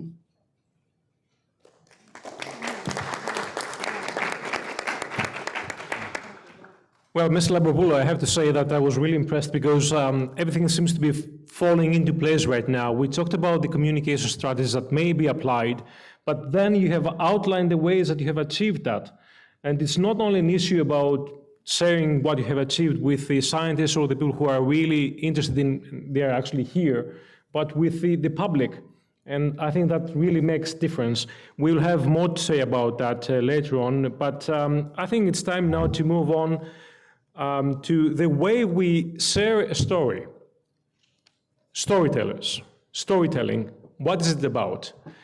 And this actually relates to what we're talking about once we have the Holy Edicule, which what we're looking for is to sustain the values and share the history with the generations to come. Now, I'm just gonna read some extracts of the letter sent to you by Miss Joanna Taucher, who is an Austrian storyteller. She's unable to be here with us today. So I will just read a couple of extras here, and then the full letter will be available on the form appendices once this is complete. So, Miss Joanna Taucher says, in 2019, we worked on a 60-minute film about Jesus Christ. 5 main protagonists should talk. Antonia Moropoulou, professor, was one of them.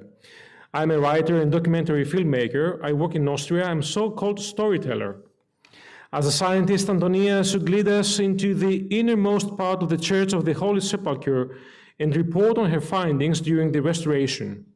The final question had to be, did she and her interdisciplinary team find any clues as to whether this church, a World Heritage Site, really stands over the stone tomb recorded in the Bible in which Jesus Christ was laid after his death?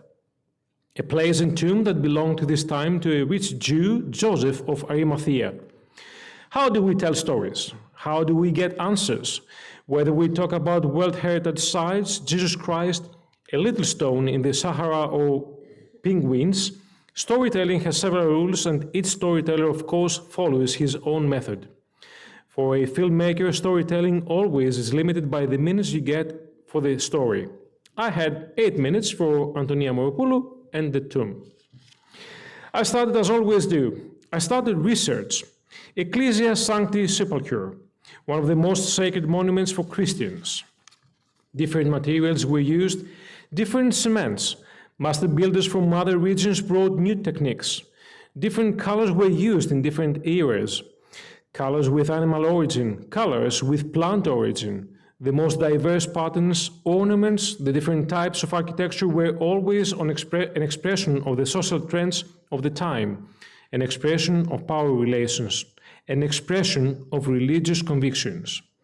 Hundreds, probably thousands of people, architects, builders, engineers, painters, carpenters, color specialists, rich donors have worked on this monument. They are all part of the narrative of this church. The levels tell a story. Art, architecture, influence of the culture and art of other regions. Their work is a visual narrative. The monument itself is the narrative. This church was and is a res publica. I will just stop here, and as I said, the full letter, you may find it at the end of this conference in full. So I would just like to give the floor now to Ms. Georgiadou Vasiliki, the Director and President of the Directors Board, the National Center for Social Research, and Professor at the Pantheon University. The floor is yours. Thank you. Thank you so much. First of all, I would like to thank the organizers and Professor Moropoulou for this opportunity that ECHE, the National Center for Social Research, is a part of the Evleron. And so far as I know, ECHE is the newest part of Evleron. So we have to explore our role in this very challenging and innovative project. I have to talk about dissemination of values and narratives. I will give more emphasis on the values and the narratives than on dissemination. I try to explore and to share with you what has to be communicated and disseminated, actually. In other words, what is the message?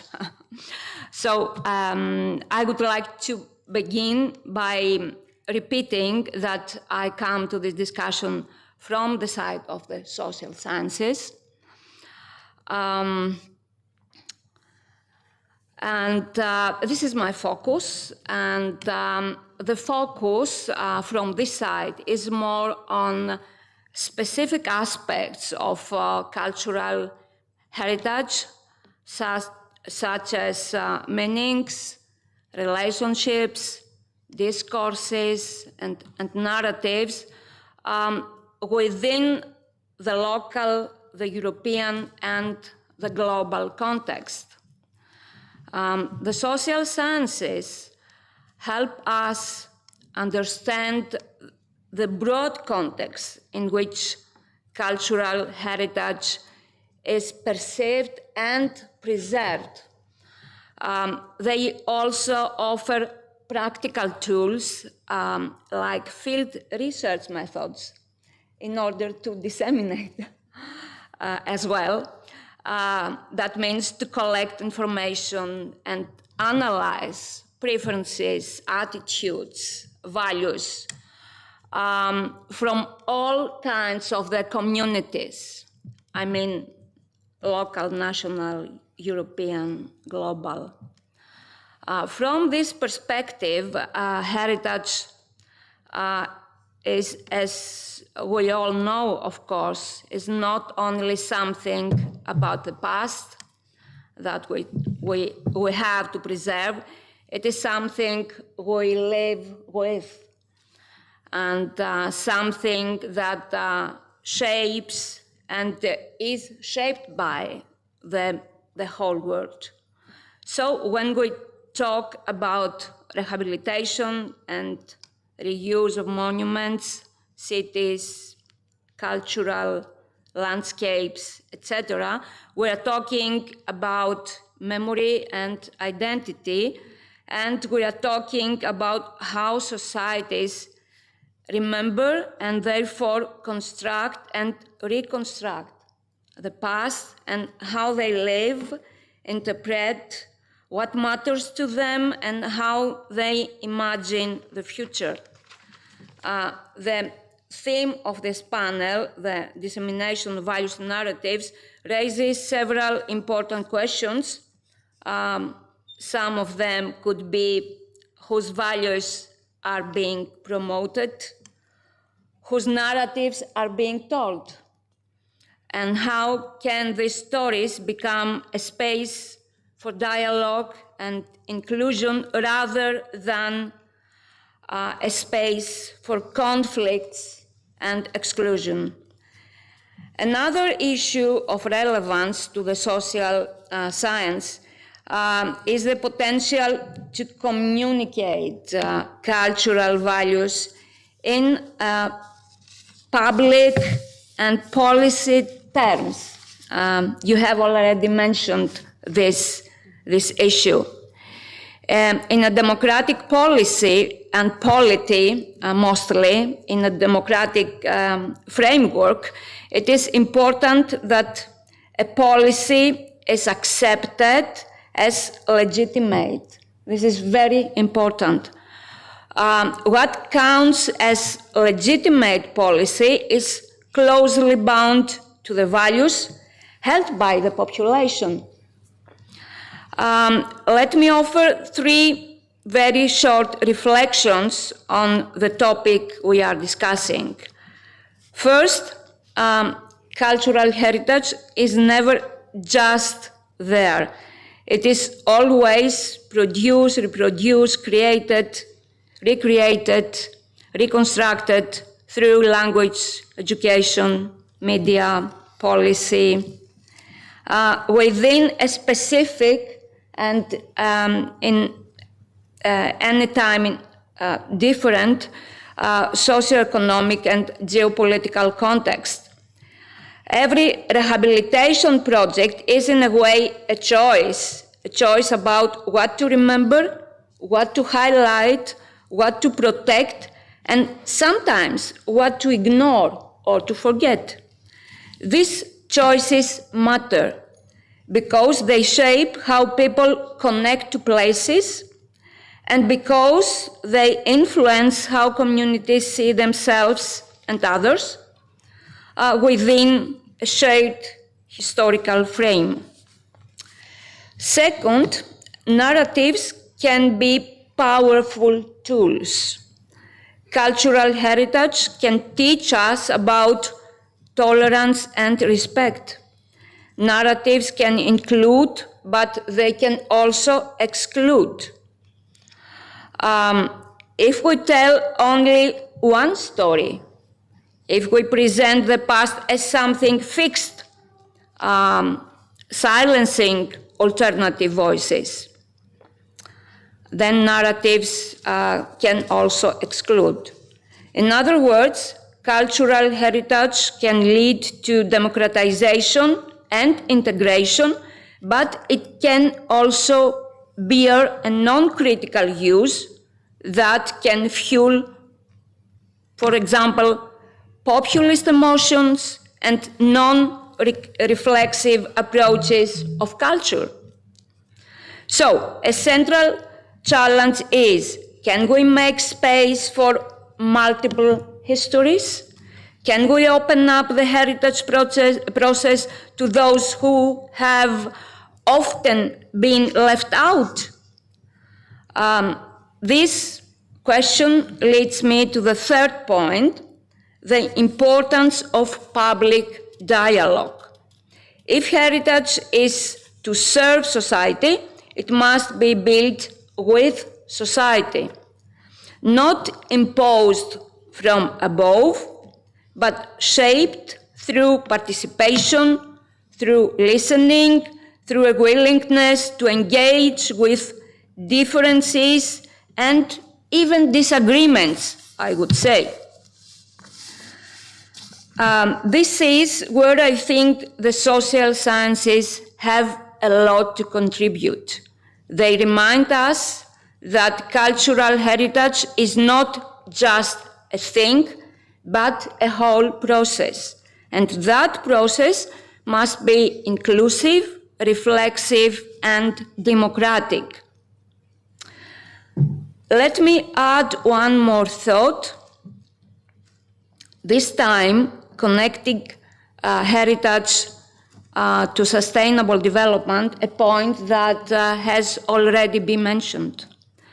From the social research point of view, the inclusion of the principles of sustainability and resilience in a cultural heritage framework led to a remarkable shift in heritage discourse in contemporary policies in which the value of cultural heritage is argued as a significant social and economic impact on society.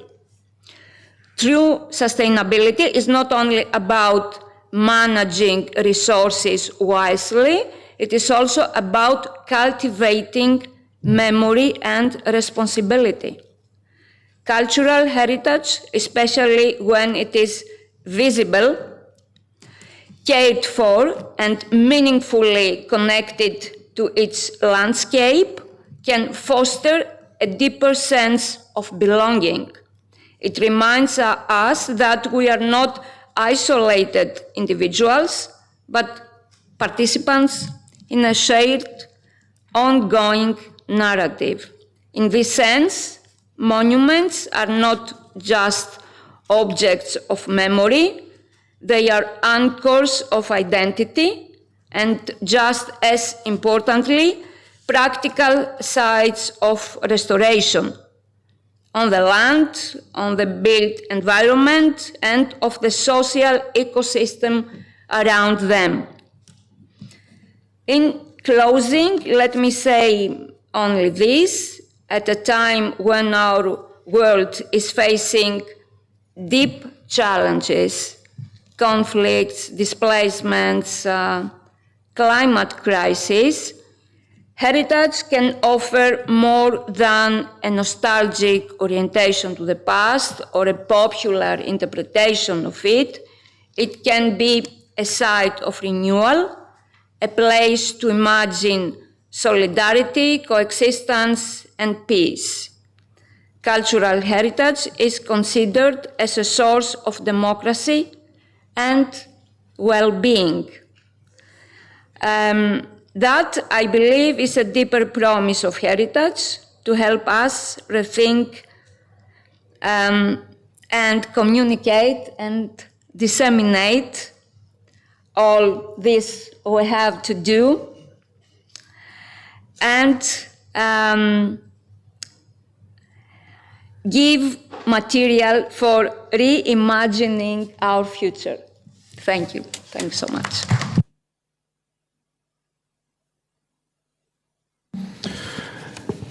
Professor Georgiadou, I would like to make a point here, and this may be food for thought for later on.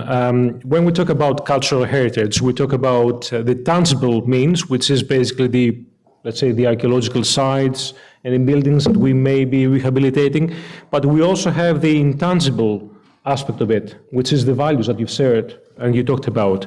So later on, when we have the opportunity to discuss this kind of concepts, maybe we'd just like to focus on that, because cultural heritage is only, it's not necessarily about what you're disseminating, it's what about you omit, what you leave out. So I think this is a point that we really need to discuss as well. But having said that, let me just give the floor now to Assistant Professor Ms. Chrysakopoulou Silvana. She will be also representing Professor Petropoulos Yannis and Associate Adjunct Professor of Columbia University, Sanger, Victoria. Thank you.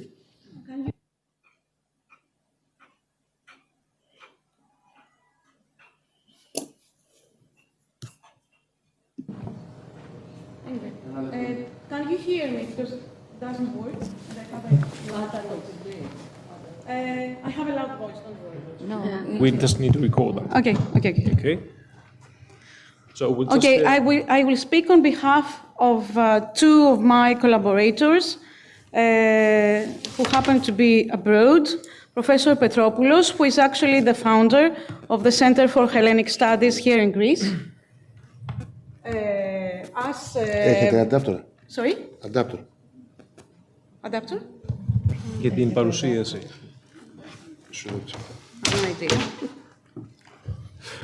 Okay, until we solve this technical glitch. While I will be talking about. Do we have the presentation? Can we actually share that? Yes, you do have the slides. So as I will be. Αν έχουμε την παρουσίαση.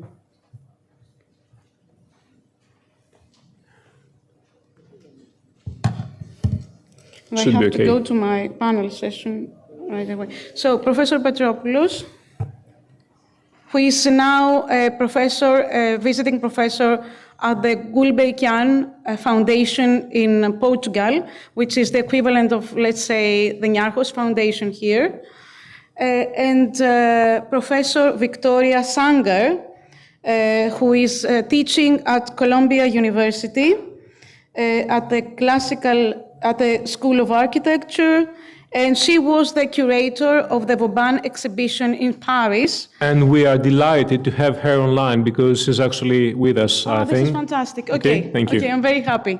I'm very happy because she she is a better expert than any of us, along with my friend now sitting in the crowd, Dr. Koutsogiannis Thodoris, who provided us with all the material of this session, because Dr. Koutsogiannis and Professor Sanger are the only historians of architecture, while we are historians of the text. So we will speak about the Parthenon and as being, let's say, the prototype of this monument dissemination, offering itself to several interpretations. So, and I will connect it with of course, with the Holy Tomb through this ideal of the connection between Athens, Rome, and Jerusalem. So there is no doubt that I refer to the first slide. There is no doubt that the Parthenon constitutes the most emblematic monument of ancient Greece and a true icon of the Athenian polis and its democracy.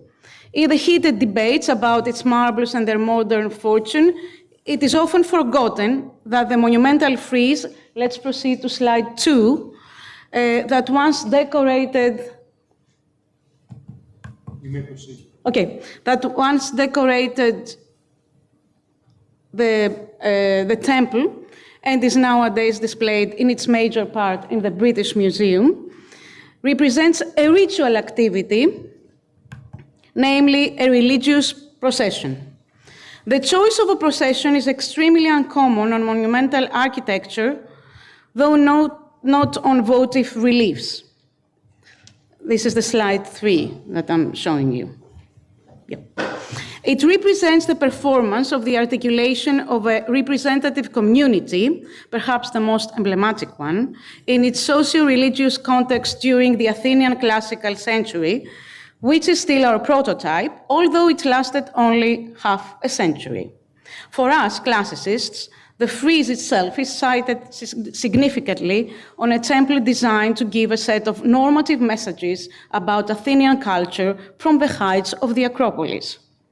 This is slide 4.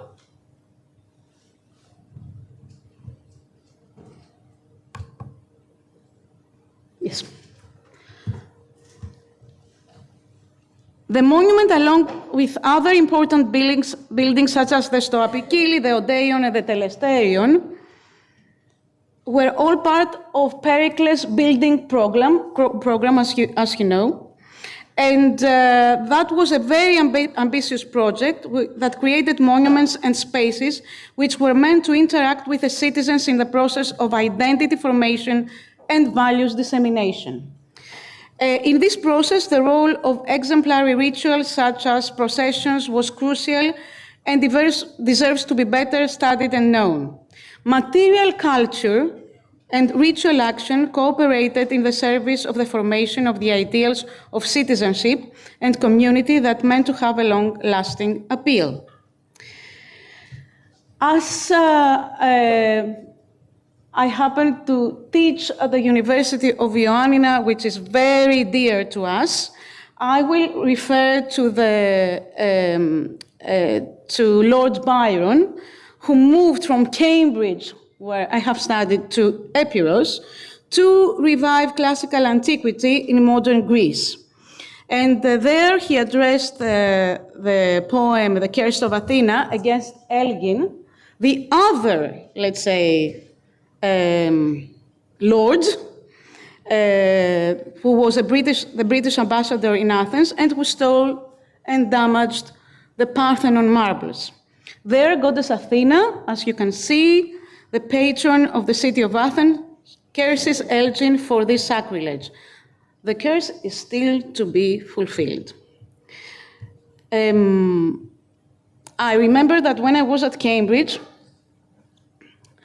an archaeologist mentioned that the Parthenon marbles were further damaged within the British Museum because the rooms where they were hosted were also hosting some business events where people would smoke and drink. And then they had to remove 3 whole centimeters of the surface of the marbles. And that was told by a Cambridge expert in a non-official frame, but everybody knows about it. And I think that this has to become a common knowledge if we want our marbles back.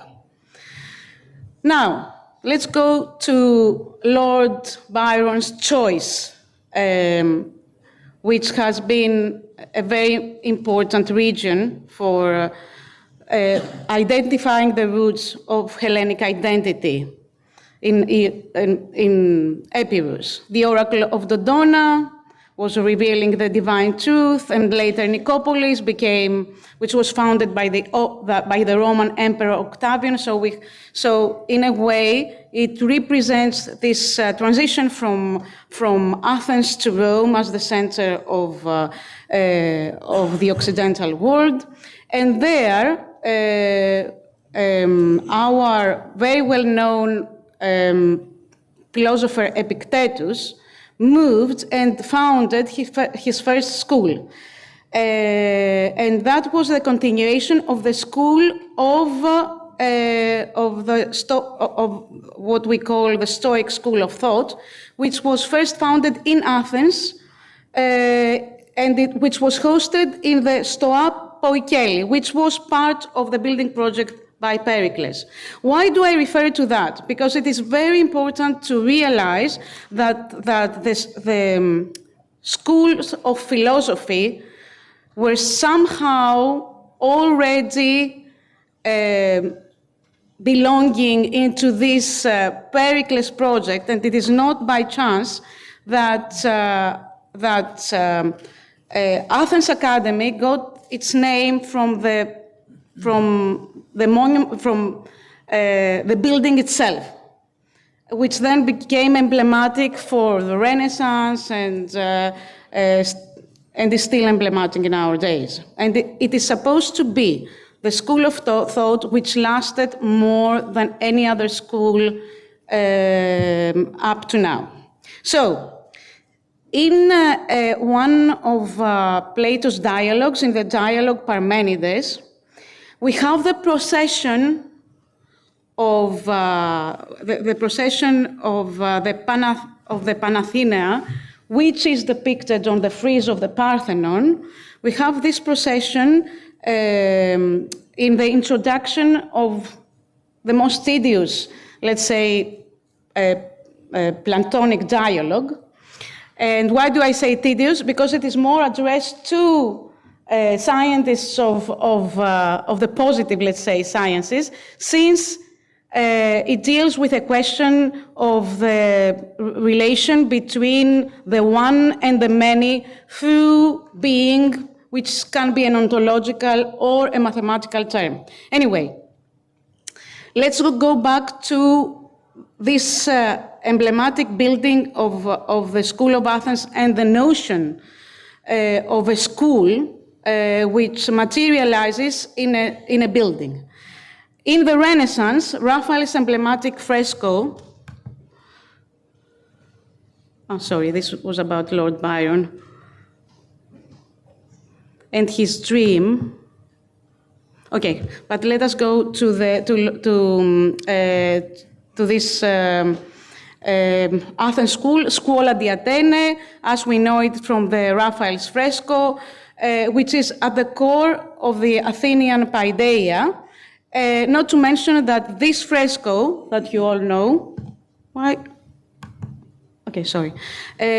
you all know, was commissioned by the Pope Julius II for the Stanza della Segnatura in the Vatican, which means that the School of Athens was represented as one of the main, let's say, frescoes within a religious frame. And why do I say that? Because we tend to forget about the interconnection between religion and politics since the antiquity, which should not be the case if we want to be good historians. And it is in this sense that the Greek paideia, which was meant to be revived during the Renaissance, hence the term itself, Renaissance, was disseminated thanks to the Byzantine scholars who flew from Constantinople to Venice because of the siege of the Constantinople by the Ottomans.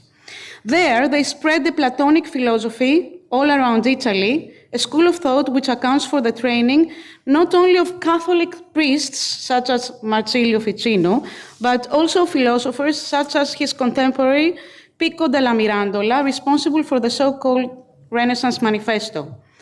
Pico provided us with Neoplatonic interpretations of the paintings of his time, and it was in this actual room that I presented such an interpretation on Botticelli's Primavera last November in connection with Plato's Symposium and the Theaetetus, thanks to our conference organizer, Professor Tonia Moropoulou. So we can trace, let's say, this tradition back to the Quattrocento.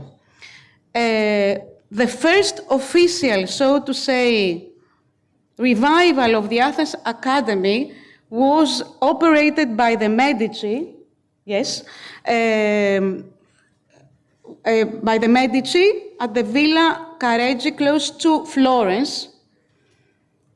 And this is the fresco in the villa, in the Palazzo Pitti, which illustrates another scuola di Atene, but this time in Florence. And to finish, to go back to our initial framework on Pericles' celebration of the Athens democracy, which became monumental thanks to his architectural project crowning the Acropolis, there is no doubt that even in the modern European civilization, it still is a prototype. And we do have some illustrations by the pre-Raphaelite Alma Tadema, for instance, who shows where Phidias shows to his fellow workers the friezes of the Parthenon. And last but not least, we have a representative of the Munich school, Philipp von Foltz, who revives Pericles' funeral oration on the Acropolis, aiming to revive the glory of Athens, as it were, and still is on our passports, as our friend Mr. Koutsogiannis has noted, who has given me all this material to revive the presentation. Now, to conclude, just to let you know about our common project, those monuments of world cultural heritage can provide a framework for historical, religious, and philosophical inquiry in a wider educational context. The Library of the Greek Parliament, represented by Mr. Koutsogiannis, by Dr. Koutsogiannis, who provided us with the whole material. The University of Ioannina, which I represent along with my colleague historian, Professor Koulakiotis, who is not here. And the University of Crete, represented by Professor Athina Kavoulaki, an expert on ritual processions in antiquity, hence the initial idea of our common project, could offer through targeted actions and courses the opportunity for contemporary people to connect with the principles and meanings expressed by those monuments and develop a new relationship with them. Thank you. This is just the outline of our project. And we now may proceed to Victoria Sanger material on the new Parthenons in the... I think once she's online, she could actually do the presentation, or would like to do that for her. If she's, can we connect? We don't have the time. Okay, so because I have to go to the other. We need to conclude this panel? Yes, yes. Yeah. Okay. Well, since Ms. Victoria Sanger is online, έχουμε την κυρία Sanger, παρακαλώ. Είναι online. Yeah. I just have a few slides to show. Okay, just briefly. On facades, that's all. On facades of the Acropolis. She's online. I think she deserves to have to just give us an overview. Allow me, Ms. Professor. May I take this? I will cut down on my questions. Okay. Okay. Professor, thank you very much for being with us. The floor is yours. So there will be very limited time. So if you could just be as brief as possible. Thank you. Professor? I'm sorry, I thought that Professor Christokopoulou was going to be presenting the slides. Well, she has done so, but if you would like to say a few words, you are more than welcome to do so, but you just need to be very brief. Thank you. All right, well, coming from Columbia University, I just wanted, which is a rather embattled moment in American academics right now, but our foundations are very much, our campus was very much influenced by Greece and was put into place as a kind of American Acropolis. I'm sorry to interrupt you, but we don't have you on camera. Is it possible for you to operate your camera and just turn it on? Is it possible? Well, I can just show myself. I don't have the slides. Great, thank you. No, I just wanted to comment that, we have a core curriculum where we have great foundations of classical literature and archaeology as part of the undergraduate foundations.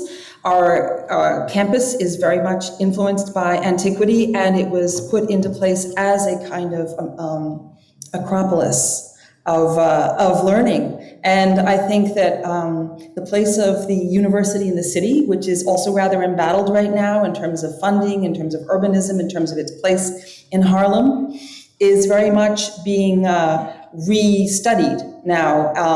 And I think that looking back to the classics is going to be very important to finding a path forward through these difficult times.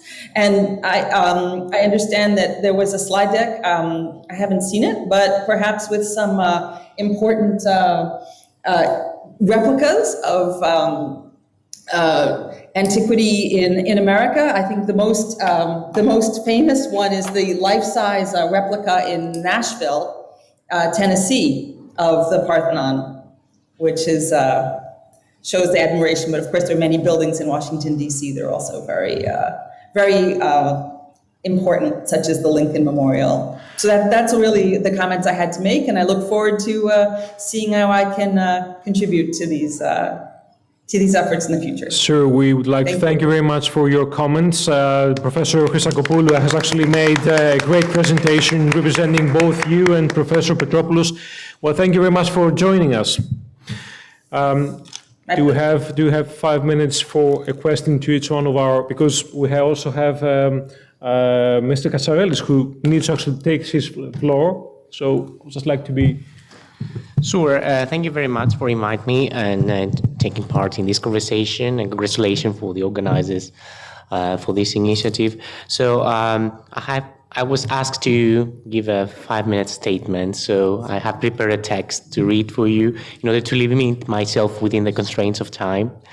So cultural heritage with its profound narratives and timeless values acts as a bridge across time, connecting diverse communities, cultivating shared understanding, and fostering an appreciation for the rich tapestry of our global human experience. How do these topics relate to me? As previously mentioned, I serve as a manager of academic programs and events at Harvard University Center for Hellenic Studies in Greece. Although my role is administrative in educational management, my academic background is in classics, so I have a classics PhD, and my research interests lie in exploring connection between people, ideas, and cultures from antiquity to the present.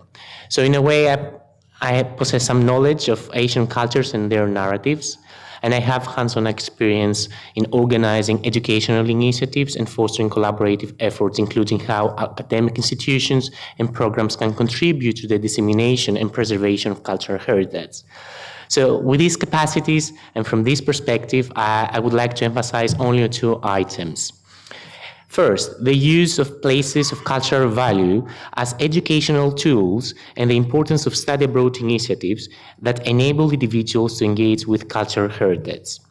And second, then an enhancement of preservation efforts through international collaboration between academic and cultural institutions. Starting with the first topic. Places of cultural value, such as the Asian Agora and Mycenae, serve as invaluable educational resources. They provide opportunities for immersive learning, allowing individuals to experience history and culture firsthand. Let me provide you with some examples from our programs with the Harvard Center for Hellenic Studies, which include students mostly from Harvard and other US universities, and in general, international students. During a course on Athenian democracy and the philosophy of Socrates, we visit the ancient site of the Agora, where Socrates was compelled to drink hemlock in 399 BCE. Here we read and often reenact Socrates' final words from Plato's dialogue Phaedo, capturing that pivotal moment. In this context, the monument and the site become integral to the experiential learning process, which would otherwise rely solely on imagination of the students. In another example, by visiting sites and monuments, students often engage in discussions surrounding their preservation, promotion, and conservation.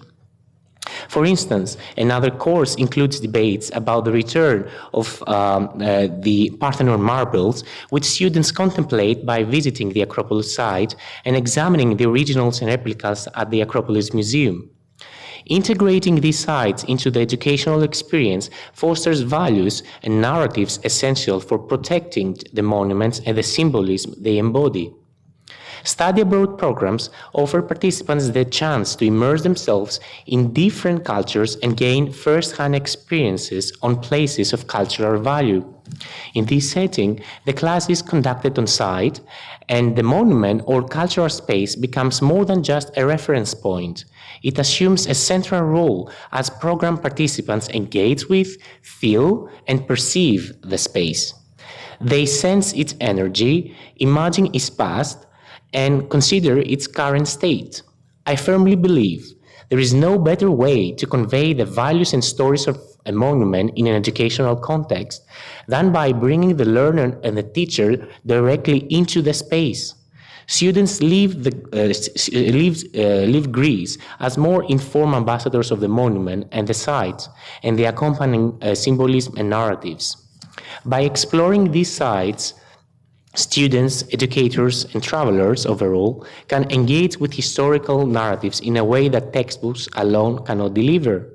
Thus, study abroad programs involving students from around the globe can be an effective means for promoting monuments along with their values and narratives while connecting them with the international community. Going to the second topic. Preserving places of cultural value requires efforts that extend beyond national borders.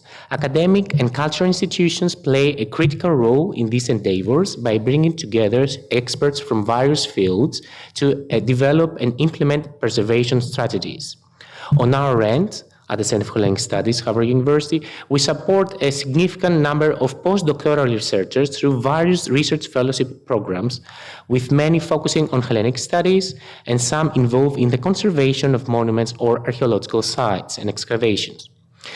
These researchers, by receiving our fellowships, not only gain support to continue their work, but also access a wider community connected to Harvard or international forums that we organize, coordinate, or contribute to. This often leads to collaborations between institutions and entities, such as partnerships between universities or between a specific service of the Ministry of Culture in Greece and an international research center. These examples illustrate how international collaborations facilitate the exchange of knowledge, best practices, and resources, thus making preservation efforts more effective and sustainable, and fostering a global network of professionals dedicating to safeguarding cultural heritage for future generations. Clearly, this is a subject that warrants much deeper analysis. To sum up, I have only focused on certain aspects and provided a few examples within my allotted time of 5 minutes. I assume that everyone here in this venue recognizes the importance of World Heritage and heritage sites and monuments as repositories of cultural values and historical narratives. I also believe that we agree on the necessity of preserving these sites to maintain their integrity and authenticity, as well as the vital roles that institutions, organizations, and the state play in promoting and supporting the dissemination of cultural heritage. Understanding this, we need now to consider how we can each contribute to this goal from our respective roles, focusing on initiatives that support the preservation and appreciation of cultural heritage. In any case, I'm encouraged by the high awareness and enthusiasm I have witnessed so far in this conference, and I look forward to hearing from my fellow panelists as well as from you, the audience, on how this dialogue can contribute and become even more productive. Thank you very much. Thank you, Mr. Katsourelis. I think we're running out of time. We are actually, we're 10 minutes late. But before we sum this up, I would just like to ask from every and each one of you, just for a wrap-up comment, but you just need to be really brief. So starting with Ms. Tsitsanoudis, and then we'll just move on to the next of the speakers. Thank you. Thank you very much, Mr. Moutsios, and I'm really glad of time because I have to be in Hall 1. I have a speech there, so I'm going to be very quick. I think that we have had many important conclusions about how to work on dissemination of cultural monuments. I would like to be allowed to let me really insist on what I said before, that we have to focus on the new generation and what new generation would like to hear from us.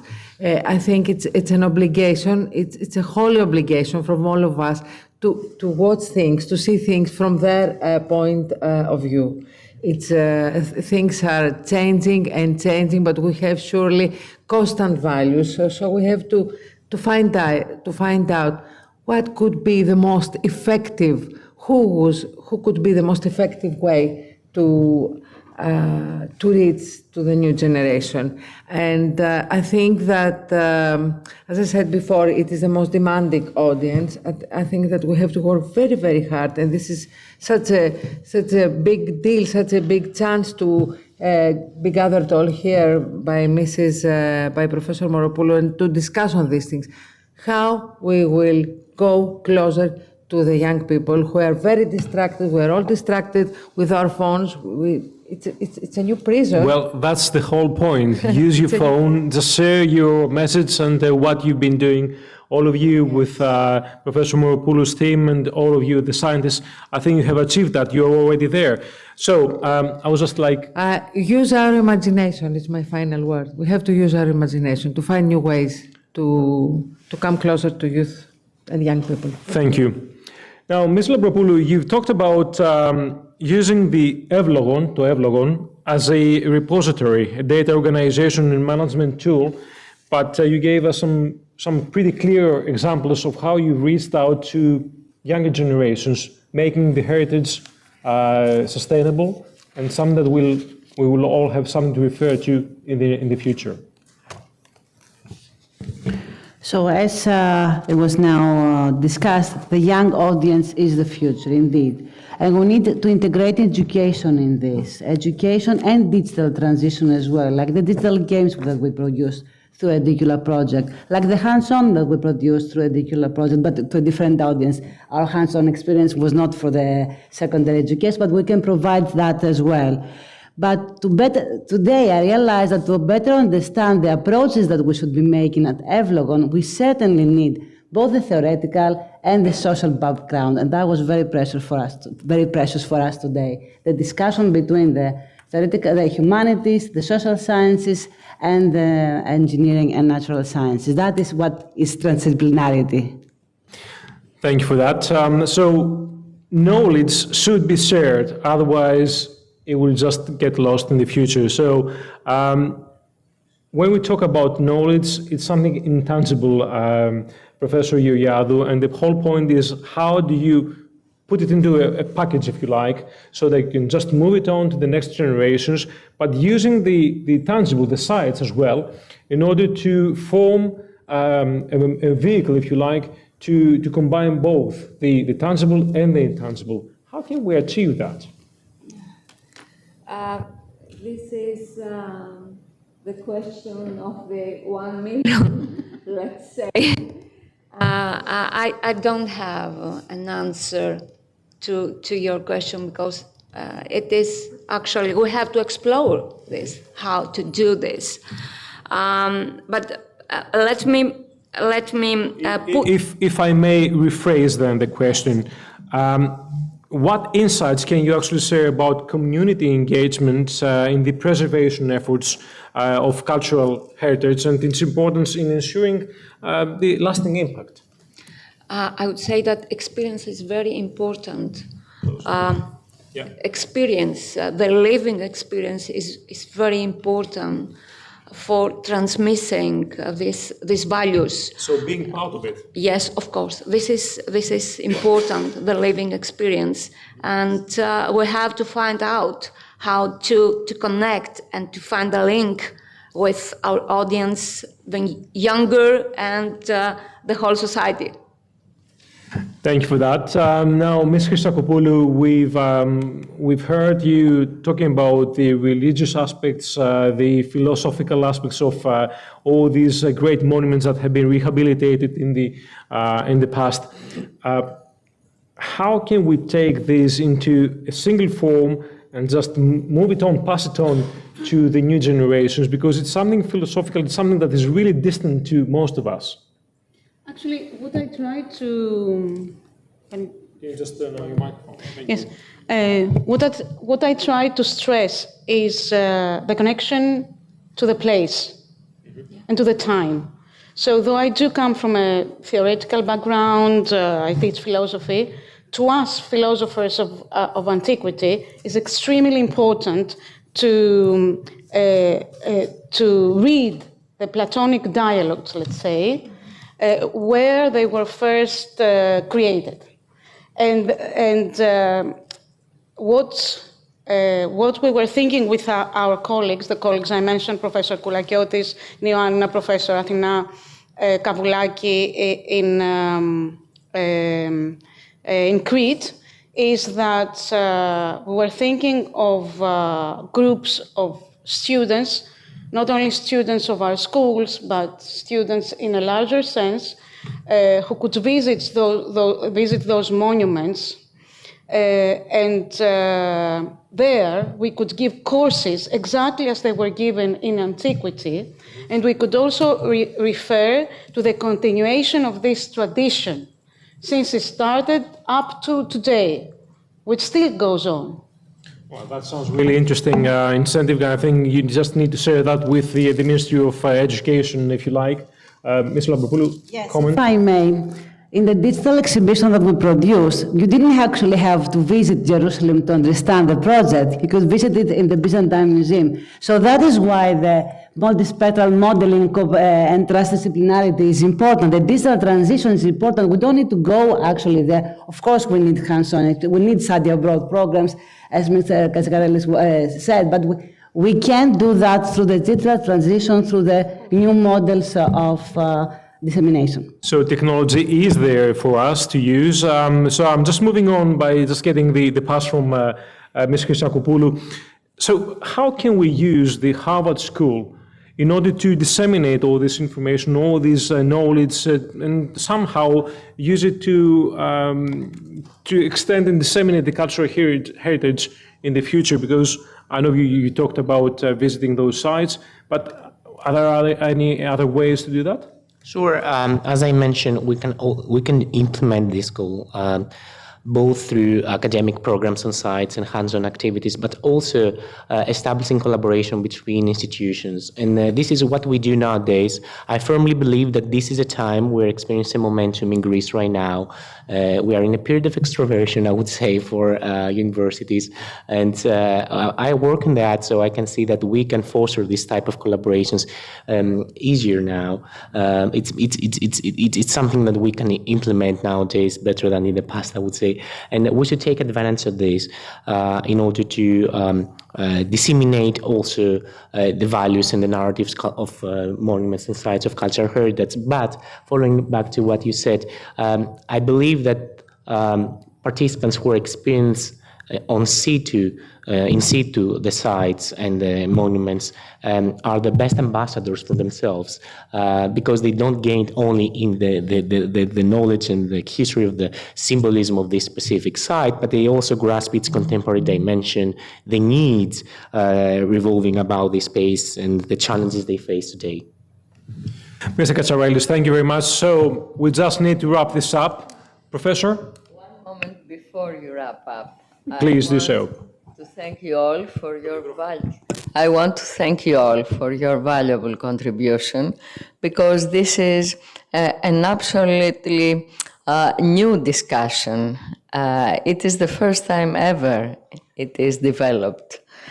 So thank you very much. And I want to touch only one point, the point of the democratic features of communication to disseminate values and narrations.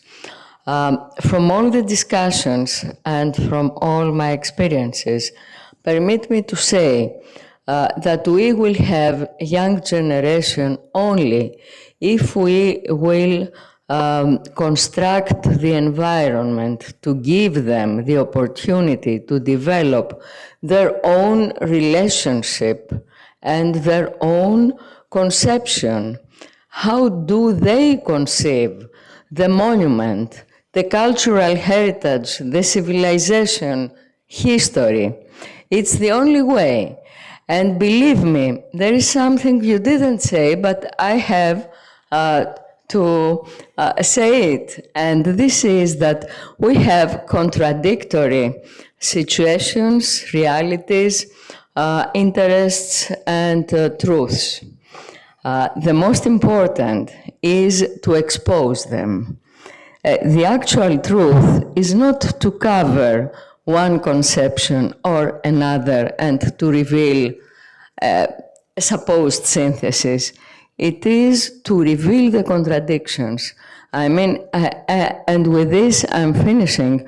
The very moment I was going out from the Tomb of Christ chamber to the chamber of the angel to make a declaration to the National Geographic, and while the non-destructive tests were seized due to the energy emerging from the Tomb of Christ, I was saying to myself, and I was in an actual contradiction, that I am a scientist representing the generation of the uprising Polytechnion, the National Technical University of 73.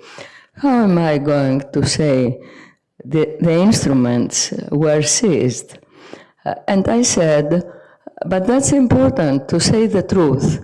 And through this contradiction, saying that the tomb of Christ is alive and is communicating with the humanity as a whole, then it was opened another discussion with people around us.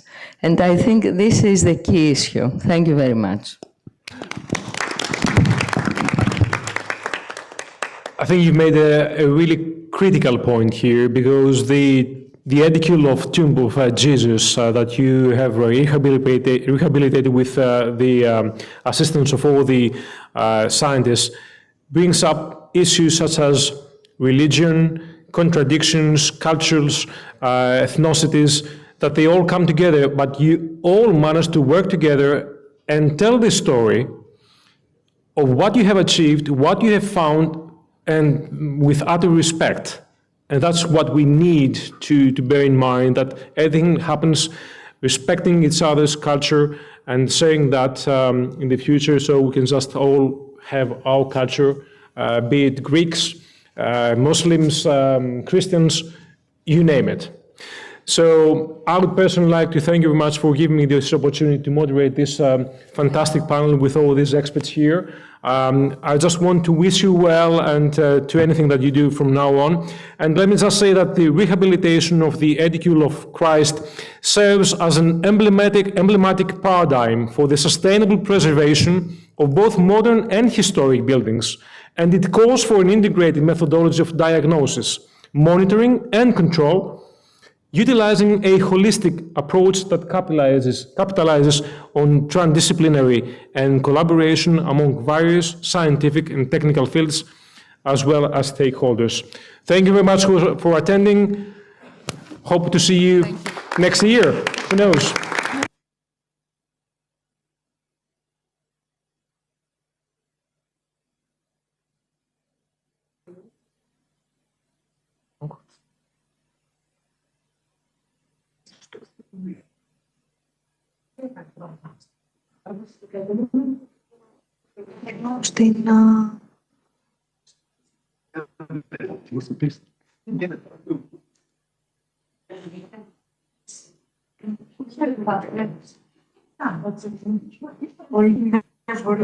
Cancel.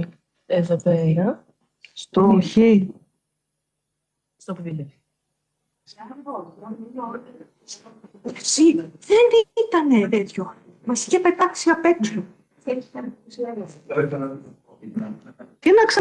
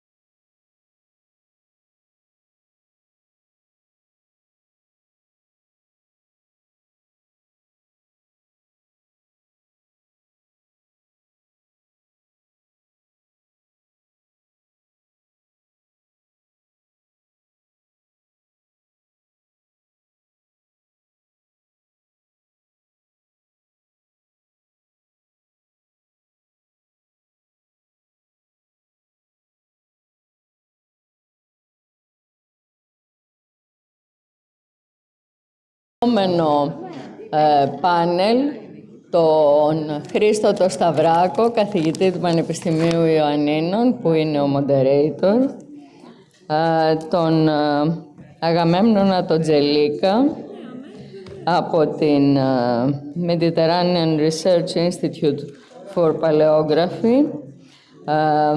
Είναι σε επαφή ο Μπαρούχ Γιουβάλ, από την Ένωση του Israeli Antiquity Authorities, την κυρία Τσακουμάκη, Μαριλένα, καλώς τον Μένιο, από την Εφορία Αρχαιοτήτων της Φωκίδας.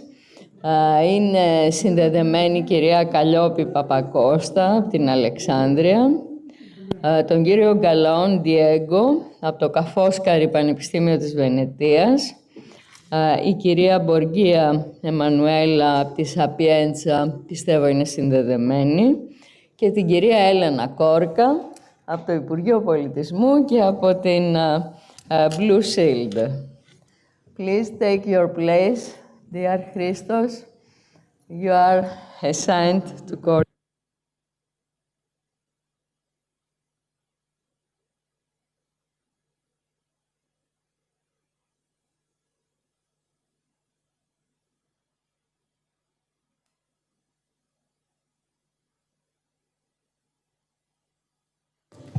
Till the speakers will sit.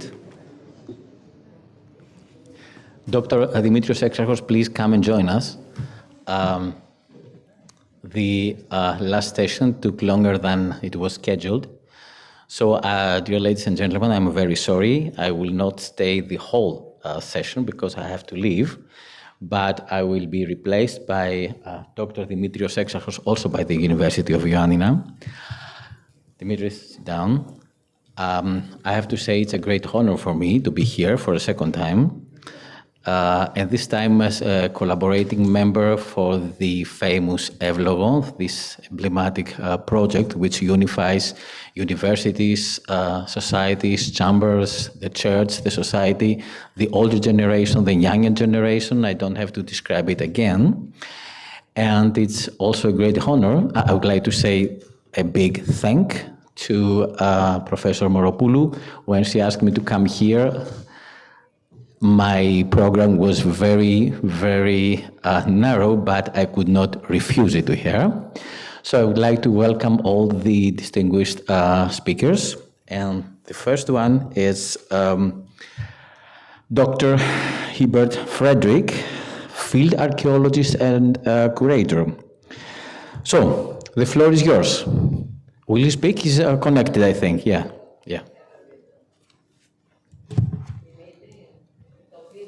Let's.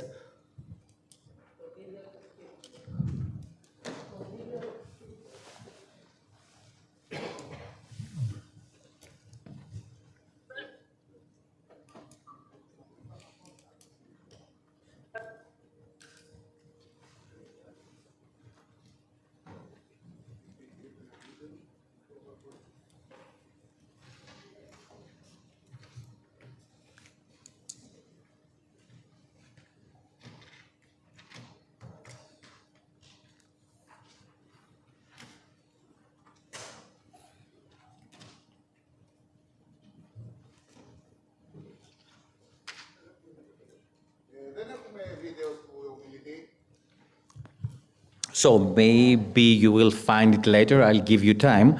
I'm going to Professor Tselikas, very famous one for his paleographic studies. Professor, the floor is yours.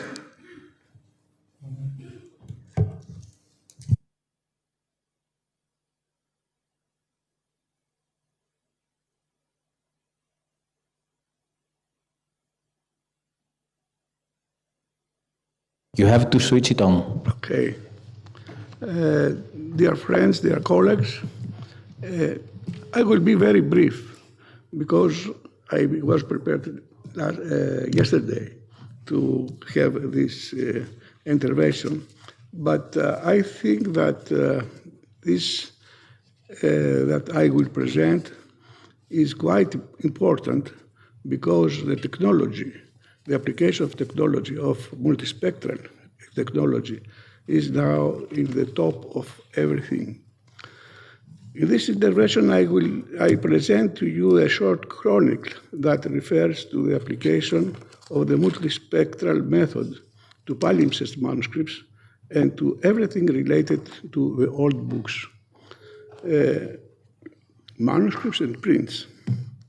The first attempt in Greece was made in 1998 at the fourth, it is the Institute, Technological Institute in Crete, by Professor Kostas Ballas on a palimpsest parchment manuscript sheet that was in the collection of the Center for History and Paleography of the Cultural Foundation of the National Bank of Greece.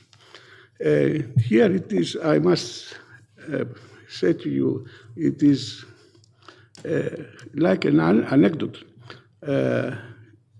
how here in Greece we apply the multispectral method on the palimpsest. We was the first, let's say, contemporary with the study on Archimedes palimpsest. I had a lesson in our seminar in the National Bank of Greece Cultural Foundation in the MIET, in the Paleographic Center, speaking about the palimpsest and the nature of palimpsest.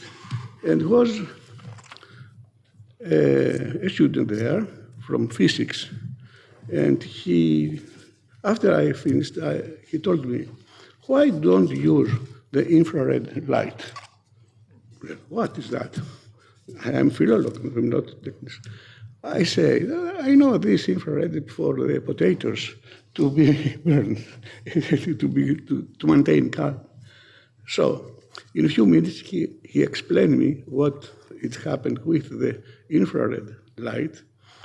And then I asked how we can apply and use this light.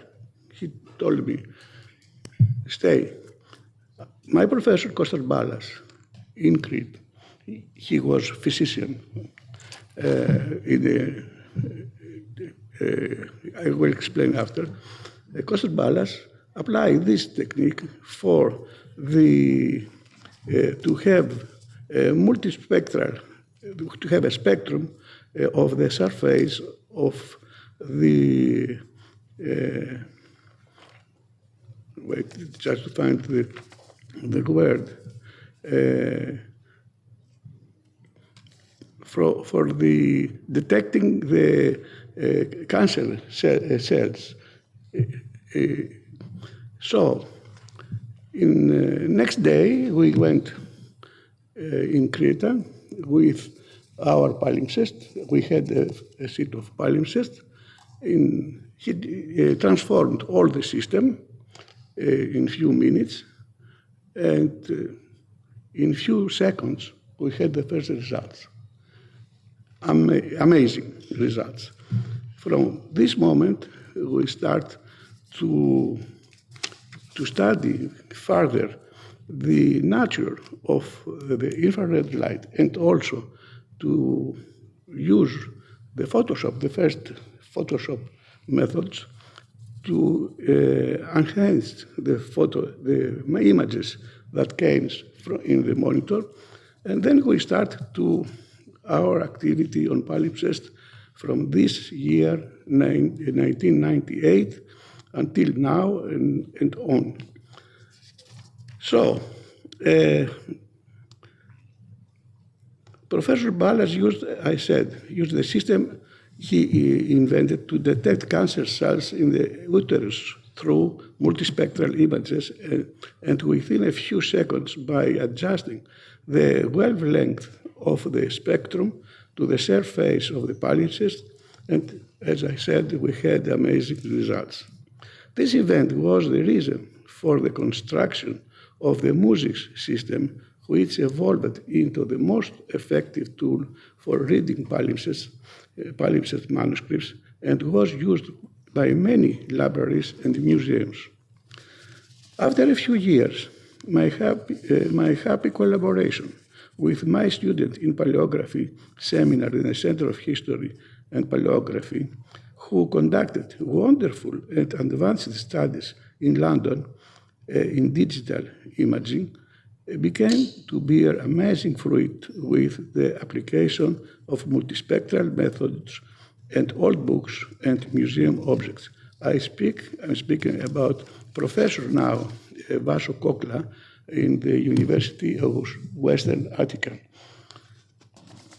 I therefore present to you a chronicle of this activity, just to have an idea where these methods were applied within the framework of the activities of the Mediterranean Institute for Research in Paleography, Bibliology, and Textual History, which foreshadows other successful applications.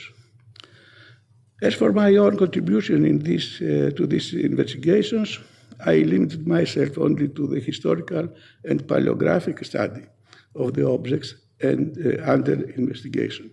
Of course, as you can see, other worthy collaborators also participated and contributed substantially to the result of these investigations, whom I personally thank you warmly.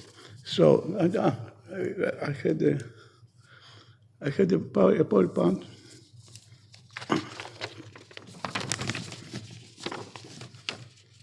Is it ready?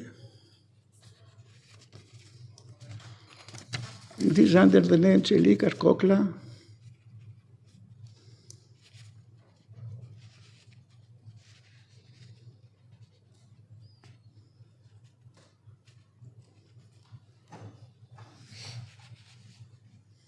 It's the last one.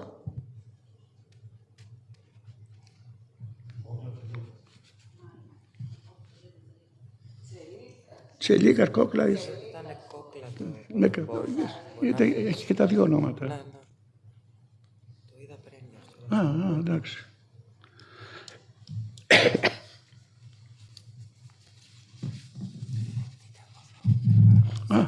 Εντάξει.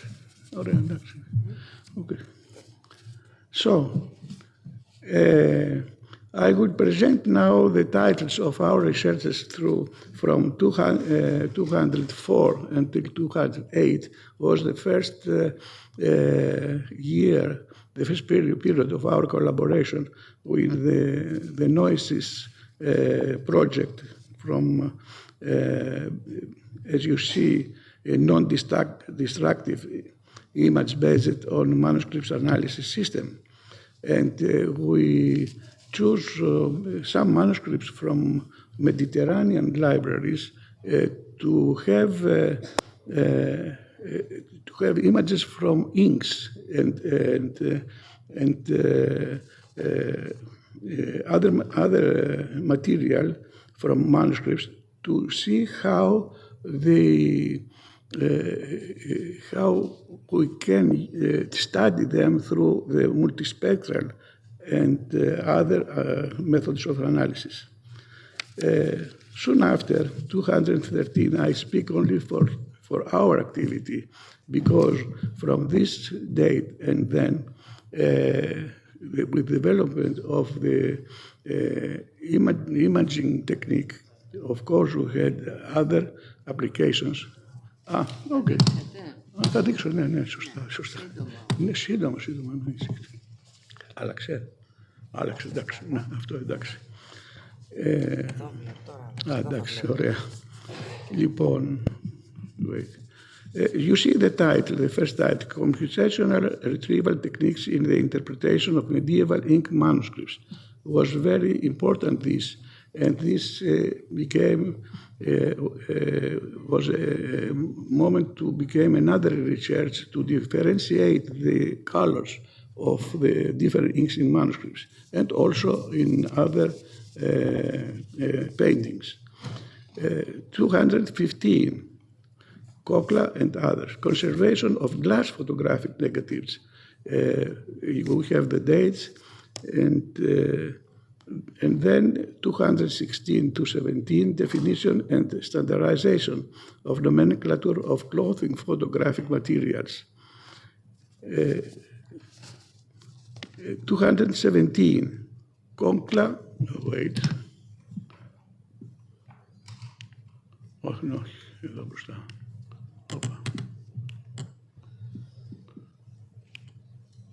Okay, sorry. 217, new technologies at the service of the study of new manuscripts. We apply this technique on the manuscripts we had in our collection in the Paleographical Center in Miet. 218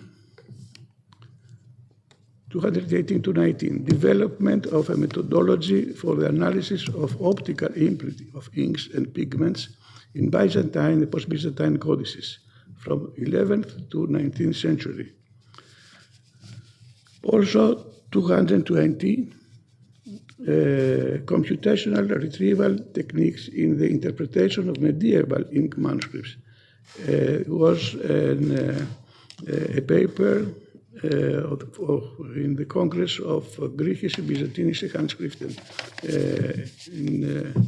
in the frame of the congresses, of the colloquiums of the International Committee of Greek Paleography. After 220 also, Batrinou, Papatheodoru, and so on, non-invasive and biological analysis on pigments used in the 19th century manuscripts. As you see, Balkan Symposium on the 19th on archaeology. 222 also, assessing the preservation condition of a 19th century manuscript by physicochemical and biological assays. 223 application of imaging spectroscopy, SEM-EDS, and DNA analysis for monitoring the preservation status of a manuscript of the first decade of 19th century.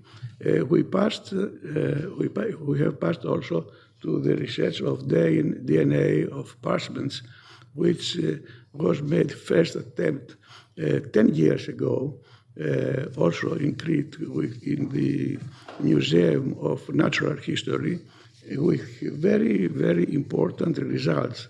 Now we continue on this research for historical and also to detect new races of the animals from which come the parchment. And at least at 224, study on a paper support used in a post-Byzantine codex of the 18th century and documents of 19th century.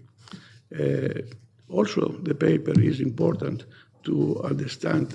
Sorry. Yes, sorry, thank you. And at least 225, documenting and the historical handmade paper using imaging and computational techniques. So I think that you have an idea what is the field of our researches, and first of all, I must again thank all the collaborators who are involved in this research, and I am the last to participate in this research because as historian and paleographer, I have done the very little of everything of that you see here. But I'm very glad to participate in this research and to know more and to go further. Thank you. Sorry for my voice because I would like to thank both professors for showing us this rich, really very rich and impressive research. Thank you very much. And now we'll go back to the video as I announced it. Is it ready? Can you see it? I'm Frederick Keeper, the archaeologist in residence at the National Geographic Society. It is a pleasure to address this distinguished conference of cultural heritage stakeholders from around the world. One of the most important recent cultural heritage preservation projects was the conservation and restoration of the Holy Edicule in Jerusalem, carried out under the direction of Professor Antonio Morpulu from the National Technical University of Athens. The Holy Edicule is a structure at the epicenter of Western civilization in the heart of Jerusalem. Here, a shrine was built by Constantine in the 4th century, just above the traditional location where Christ was buried. The structure was partly destroyed by invaders in the 7th century AD, destroyed again in AD 1009, and the structure was rebuilt as a church in the mid-11th century. The very center, the Edicule, was later altered by the Crusaders and restored in the 16th and finally early 19th centuries. Its current form encloses all of these earlier construction phases. By the beginning of this century, the building was in dire need of conservation. In late 2015, National Geographic learned about the church's interest in the conservation of the Holy Edicule and the desire of the church to use the best, highest tech architectural conservation possible through the National Technical University of Athens. Clearly, such an important project needed to be told to the widest possible audience. This led to the strategic alliance between National Geographic and the National Technical University of Athens, in agreement with the custodians of the Holy Sepulchre.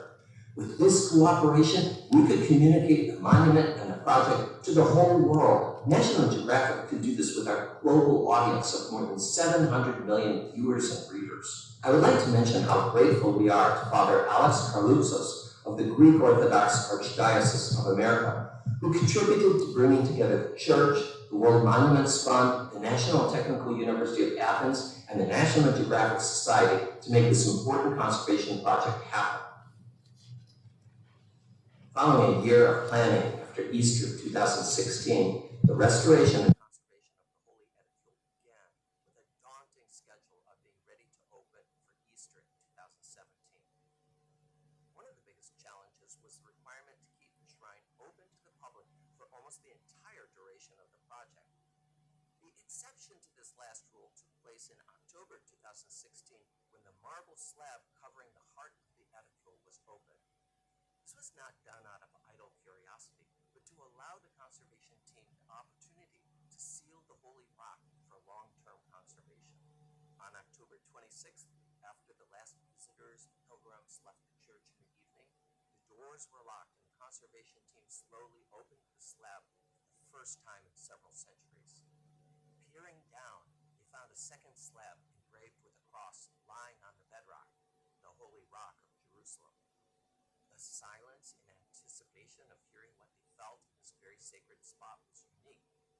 It was a moment of great scientific understanding, historic conservation, and a humbling, overwhelming feeling of humanity. All this in full view of the entire world through media. In addition to global media coverage, this project was featured in a National Geographic documentary, a cover story in our iconic magazine, and a major exhibition project.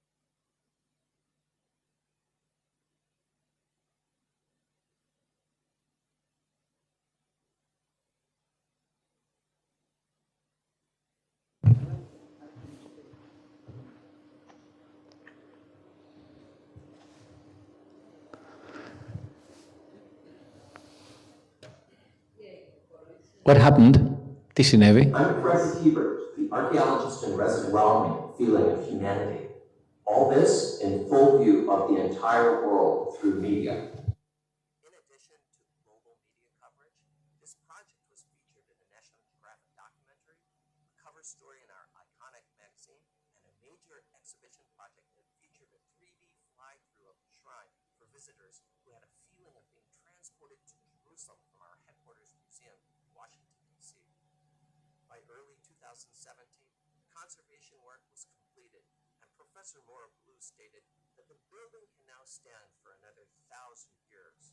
In addressing the conservation of a 1,600-year-old structure, factors such as the risks of climate change, the risks of earthquakes, and the issues of other natural and anthropogenic causes were taken into consideration.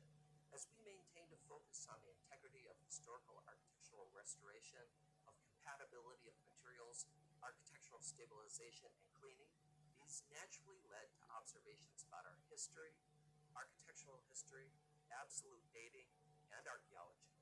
We will soon hear from scholars, scientists, and experts in 14 separate panel discussions, delving deeply into all of these topics, with what we hope will lead to a roadmap for future best practices in the preservation of cultural heritage.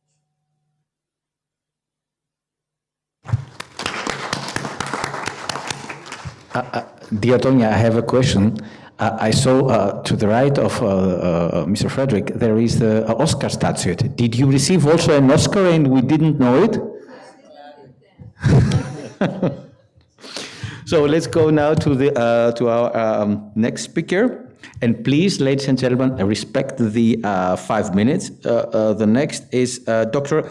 Will he come? I don't remember what you said. Dr. Baruch Yuval. He will be connected? No. So let's go to Mrs. Tsakoumaki. Είναι αρχαιολόγος στο Υπουργείο Πολιτισμού.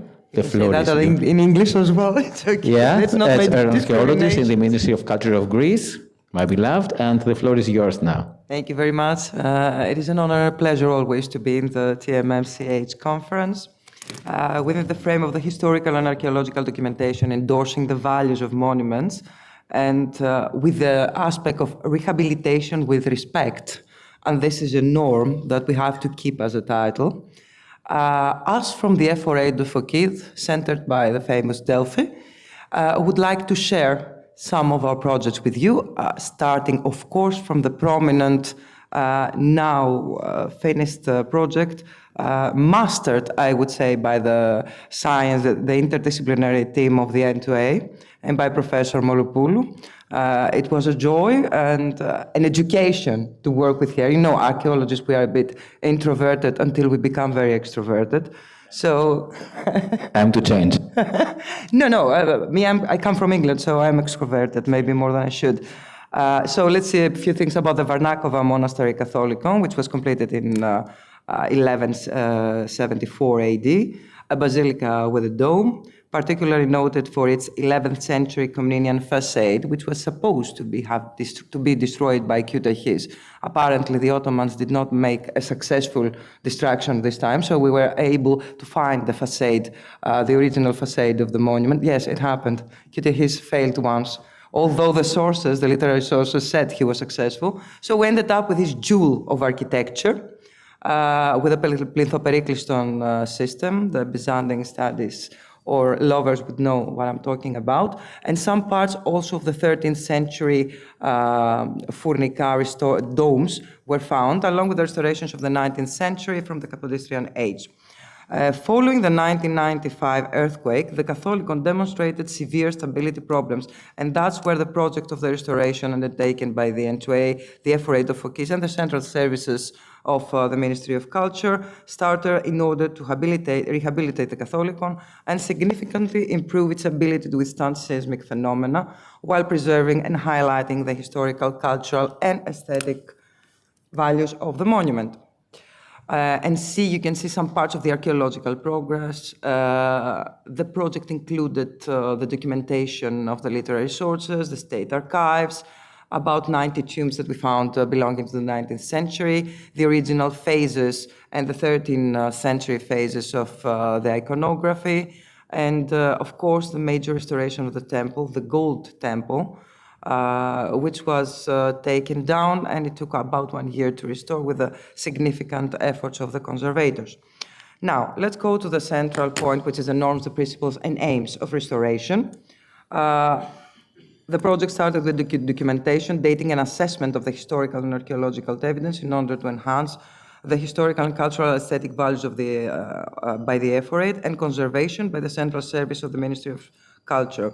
The use of innovative scientific methods, of course, by the N2A, the interdisciplinary approach and holistic view of the monument, the enhancement, consolidation, and restoration of the monument, which is actually the project, in order to achieve longevity and sustainability in time, the protection via digital documentation and physical restoration, that for me is a very, very serious pylon that I tend to follow in all projects now, via LIDAR, drone, and around the surrounding area. Sustainability of the interventions, that means non-destructive methods applied, and a reversible intervention wherever you can do that. Interactive relations with the surrounding community, because why do we do that? Apart from the fact that we need to restore the monument, apart from the fact that we need to disseminate the culture, whereas it is Greek, European, or whatever, we need to share it with the community and make it theirs. And of course, the enhancement of national and European identity, which is something that we will all need in the next years.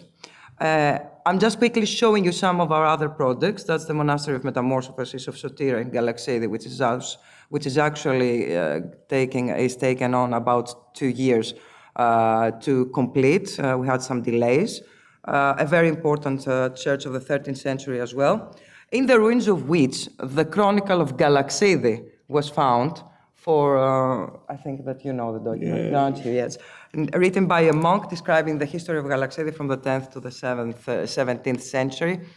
And the Timios Prodromos de Sphina, one of the most celebrated small temples of Fokis, where some of the most important heroes of 1821 stood and took help from the monks, and where Bishop Isaias, the famous bishop of Episcopos Salonon, was seated in order to be protected.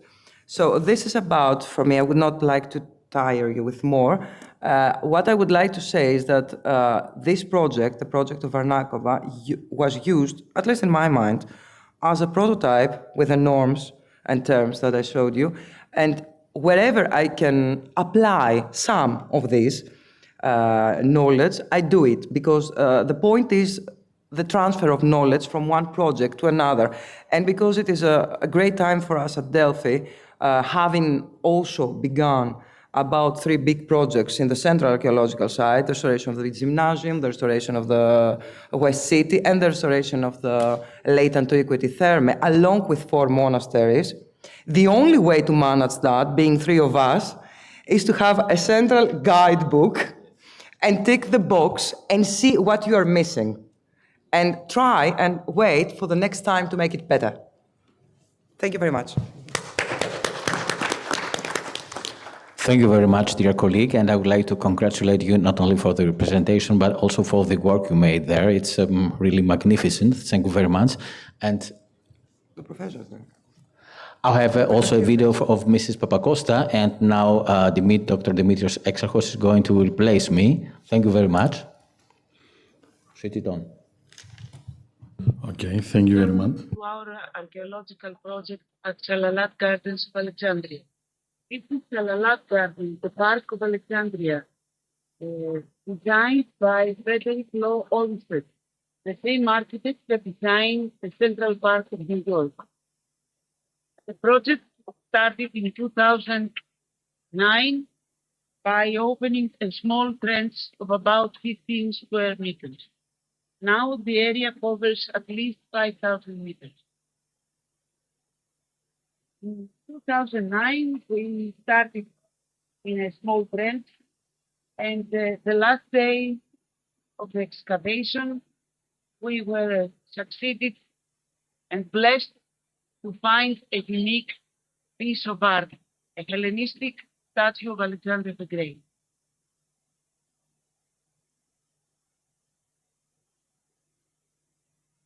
This statue has the characteristics of the portraiture of Alexander when he was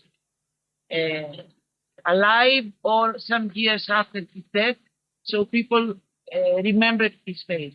It's not the face of the deified Alexander of the Roman times, but it is closer to the face we see in the painting trees of the tomb of Vergina, of Philip, also in the mosaic of Pella and the sarcophagus of Sidon. A recent conference arrived to this conclusion as the biggest possibility. The reason for choosing this area was its location in the topography of the Hellenistic Alexandria. The area belonged to the royal quarter of the Ptolemaic city, and it's the first time that an excavation has been done in this area. The main problem of our excavation was the huge quantities of modern debris, and the most important, the water table that was appeared in the depth of 7.5 meters.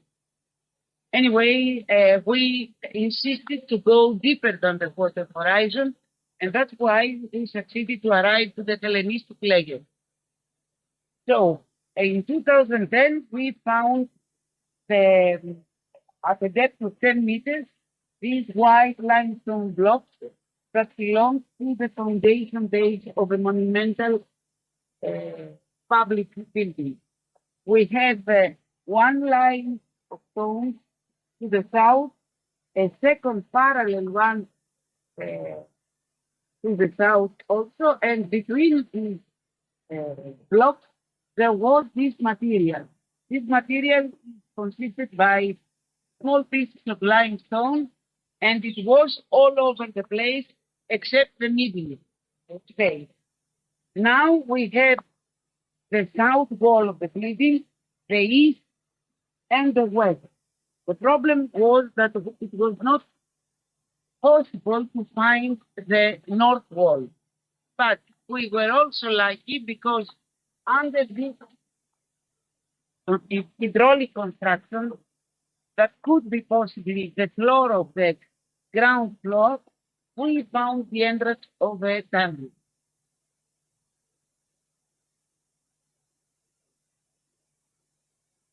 This tunnel was a late Hellenistic tunnel made by nice quality stones also, and was starting from the south, going to the north, and turning to the west. We followed this tunnel, and we were lucky to find the continuation of the west wall of the building, and the most important, the corner and the beginning of the north wall. So now we have all the plan and the dimensions of this construction. It's supposed to be around 41 meters length and 35 meters width. This construction is very strong, very heavy, according to the science we have, the elements we have.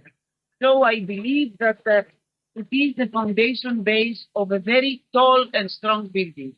Otherwise, there is no reason to have such a strong foundation for a normal construction. Not even a temple does need such a huge foundation base. Besides that, we found to the south of the wall another fortification wall, another line of blocks, Hellenistic once again, is exactly parallel to the south wall that goes from east to west. We found the corner and then it turns to the north. That means that this fortification wall is going around the building. And the meaning, I believe, is that this building was very important in order to have a fortification wall around.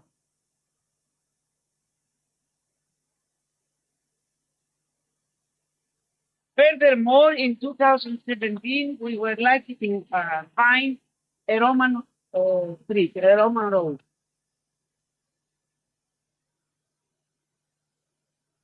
The Romans used to work with these stones in order to make the Roman roads of the city. We know exactly which road is that, according to a map of an astronomer of 19th century, Mahmoud Bey el-Falaki, who drew the plan of the Roman Alexandria, the street grid of Roman Alexandria. We know that Dinocrates, the architect of Alexandria, or maybe Alexander himself, when he planned the main landmarks of the city, he made two main streets in Alexandria. One horizontal, the Canopic Street, that still exists as a modern one, and the vertical one, which was started from the palaces in the sea, intersecting the horizontal, the Canopic, and arriving to the port of the lake.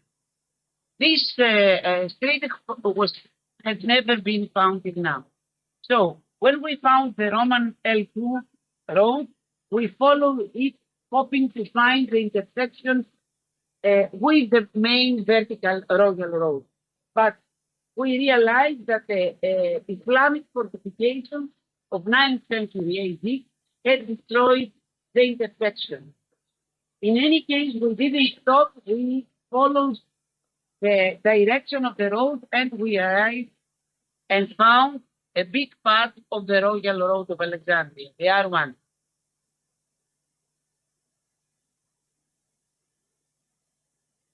So now we can confirm the direction and the point of intersection with the main horizontal Canopic Street. And why this is important? Because we know from a Greek author of 3rd century AD that the intersection of the city, the intersection of the two roads, was the center of the city, was the scholars of the building. So, besides that, a very important discovery, a recent one, was a layer under the Roman road. When we made excavation to find the layers below, we found a layer full of fish bones, sea fish bones, coral reefs, and seashells. We knew that according to Ammianus Marcellinus, a Roman author, in 365 AD, a strong tsunami caused by an earthquake from Crete destroyed Alexandria. Till now, there was no evidence about this destruction. And modern geologists start to say that maybe it was a false information and this destruction never happened. So we managed to date this layer by carbon-14, and the date is matching exactly with the date of the tsunami. It's between 325 till 390. That means 365 is included. Besides that, a few months ago, we found even the bones of a sea turtle, which is an amazing discovery.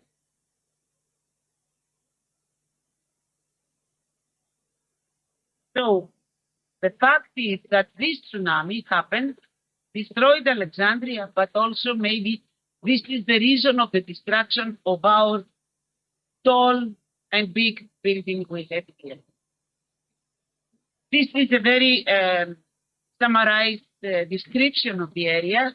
Of course, we have a lot of objects, a lot of artifacts, thousands of stamped amphora handles, coins, small figurines, lamps, oil lamps, very important objects to realize the importance of this area. For sure, the excavation is in progress, and we hope that finally we will understand which building we have discovered. Thank you very much. Thank you very much. It was a very interesting presentation of the research done at the Alexandria, although it was a bit bigger than it should be, but it doesn't matter. Our next speaker is Kalau Diego, Associate Professor from the University of Ca' Foscari of Venice. Please, the floor is yours. Thank you. Thank you very much. Thank you for the invitation. Professor Antonio Moropoulou really made me a great gift to be here today. I was a little bit tempted to bring some part of my works in Venice, so I will bring here a lot of water, so I decided not to bring that, but speak with you about a project that we are doing with next gen money, so European money in Italy, with also my colleague Elisabetta Zentri, that she will speak in the next in two panel, about the idea of reframing law, codes, and practice that we had around archaeological heritage, documenting archaeological heritage, and doing it well. I underline on the title of the panel some keywords: documentation, value, rehabilitation, and respect. Respect for what or for whom? That will be maybe the question that I try to address here. So from Venice, I come from Venice to Faro, but Venice is also the Venice Charter that every one of you knows very well.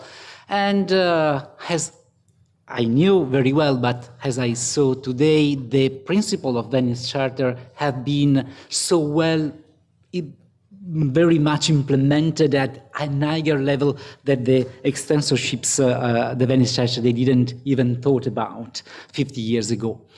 But we have another convention, Faro Convention. That convention that has been signed 20 years ago, and it is saying something quite pivotal about the uses of cultural heritage. That is transferring the center of our target from objects to people. We, as the Italian government and cultural heritage practitioners, we signed the convention a few years ago, but the convention is law of our country since 4 years. So if we have to follow the convention, and the convention, you know, that is a binding document from the Council of Europe, we have also to adopt a little bit the not only the guidelines, but the high aims, high stakes that the convention is positing. Cultural heritage, according to the convention, is defined by the community, and everything that you do around cultural heritage should be benefit the community itself, and also be a democratic and peaceful tool in our society. Democracy and the different tales and narrative that we can have around heritage has been stated at the end of the previous section by Professor Moropolo, and is exactly that point that the Convention is saying. So we have a little bit of problem if we adopt Faro Convention. I'm quoting here Laura Jane Smith and her work on... sorry?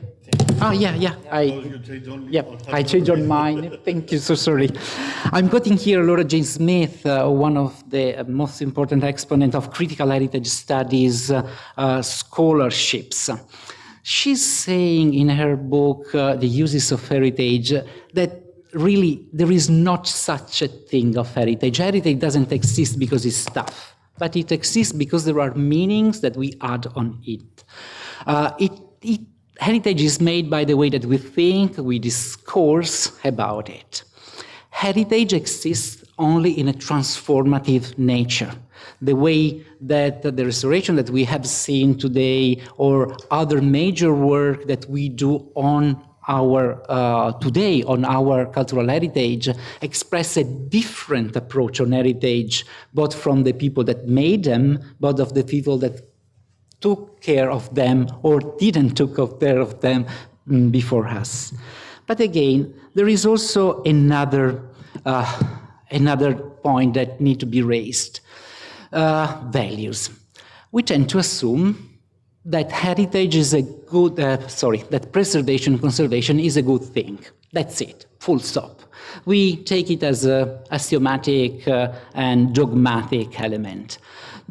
And heritage is often placed beyond questioning and critical examination. But it has been clearly discussed that heritage and doing restoration around heritage create a lot of social, political, economical, and also ecological, not only issues, but also consequences. Heritage work on us, has an agency, define us. We think that we are defining heritage, and that is partly true, but also when we spend a lot of money and when we decide that the best thing to do, and apparently it is, because the most is visiting an archaeological site, and apparently it is because the most visited sites all around the world are all archaeological sites, but here in Greece and in Italy. The memory of those places are working on us. So what does conservation do and why people do it? That is a big question that we have to assess. What probably we are not doing at the higher level as heritage practitioners, I'm an archaeologist myself, is critically thinking on what we do, on theoretical thinking on what we do.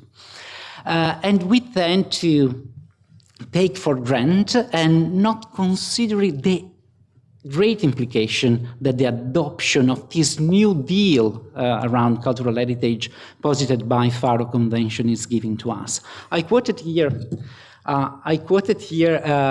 the central element of Faro Convention. So objects and places are not in themselves what is important to preserve, but what is important to preserve are the meanings and the uses, the practices that the people are attached to them. We saw some very magnificent religious heritage site today, and we know the project of Professor Moropolo from a long time, and that is exactly one example of that. That site is in use in all the way possible that we can imagine, from religious to cultural to tourist one. I quoted also the official text for the inscription of my city as UNESCO site, Venice. And when we go to see what we have decided to label Venice, is not the monument, is not the San Mark Basilica, the square, the Rialto Bridge, whatever, but is the transforming, the dynamic process which illustrates the interaction between people, nature, and the creation on a very anthropogenic, very specific anthropogenic site. In this project that we are doing, that is called Next Gen Heritage, we are trying to understand how we can bring together this transformative process on that define cultural heritage and the role of citizen science and the role of community. This is a little bit tricky, because if from one side we have our European major contribution on the democratic discourse around cultural heritage, that is that we have defined heritage as a common goods, like water, like air, like freedom. And so it is a right to culture. So protecting it is like to protect democracy, and that is quite a big thing, and we hope that we will take it for long years again. But common goods are resources that are owned by whom? And moreover, who are the stakeholders that can decide how to do, what to do with them? Critical heritage studies, they have taught to us that there is a lot of politics and a lot of instrumental use that can be done around critical heritage. And we can play quite a lot with common goods. And we can get elected if we play well, or not elected. We probably are not ready, at least in Italy, and I'm asking you what is going on in Greece, with our code, with our law about cultural heritage and our practices. We are not ready to do this transition from the ontology of ownership of cultural heritage to an ontology of use. So states, a Ministry of Culture and its institution owns cultural heritage in name of the citizens, but there is still a big gap on incorporating the voices, the multivocality of the citizens in doing the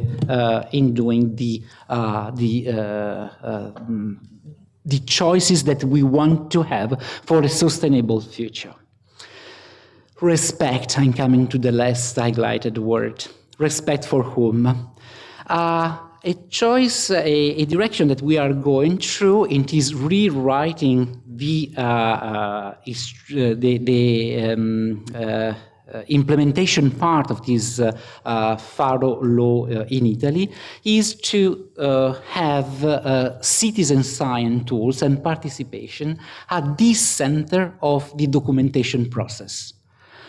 Archaeological documentation process, historical documentation process, and also renovation, conservation, rehabilitation, conservation processes.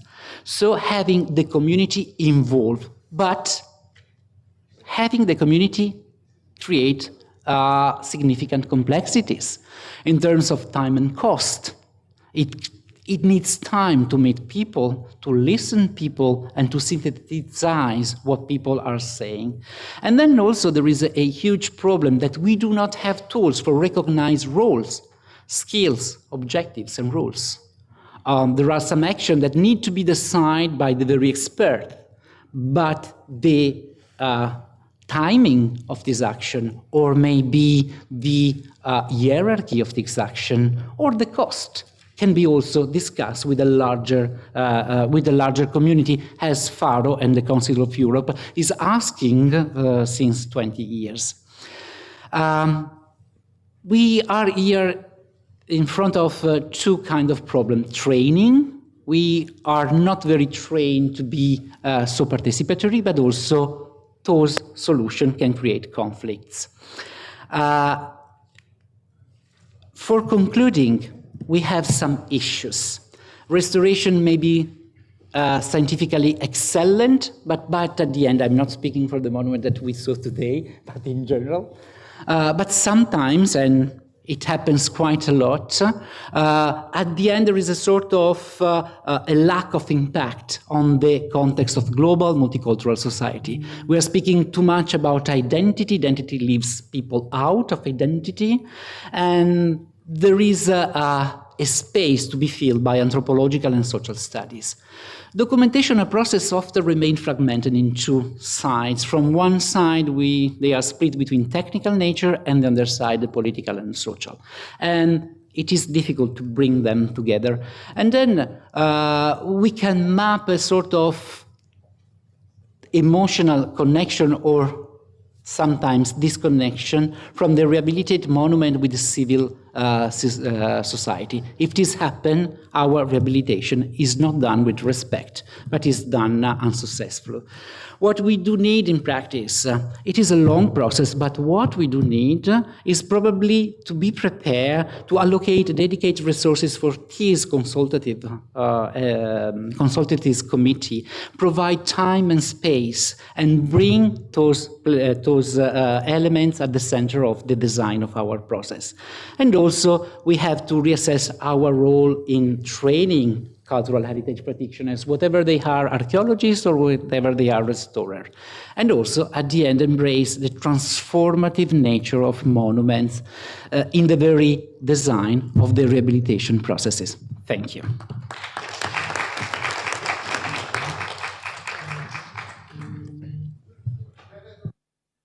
Thank you very much. A very interesting talking, and also some questions arise from this topic. If we could imagine if from the day one we have started to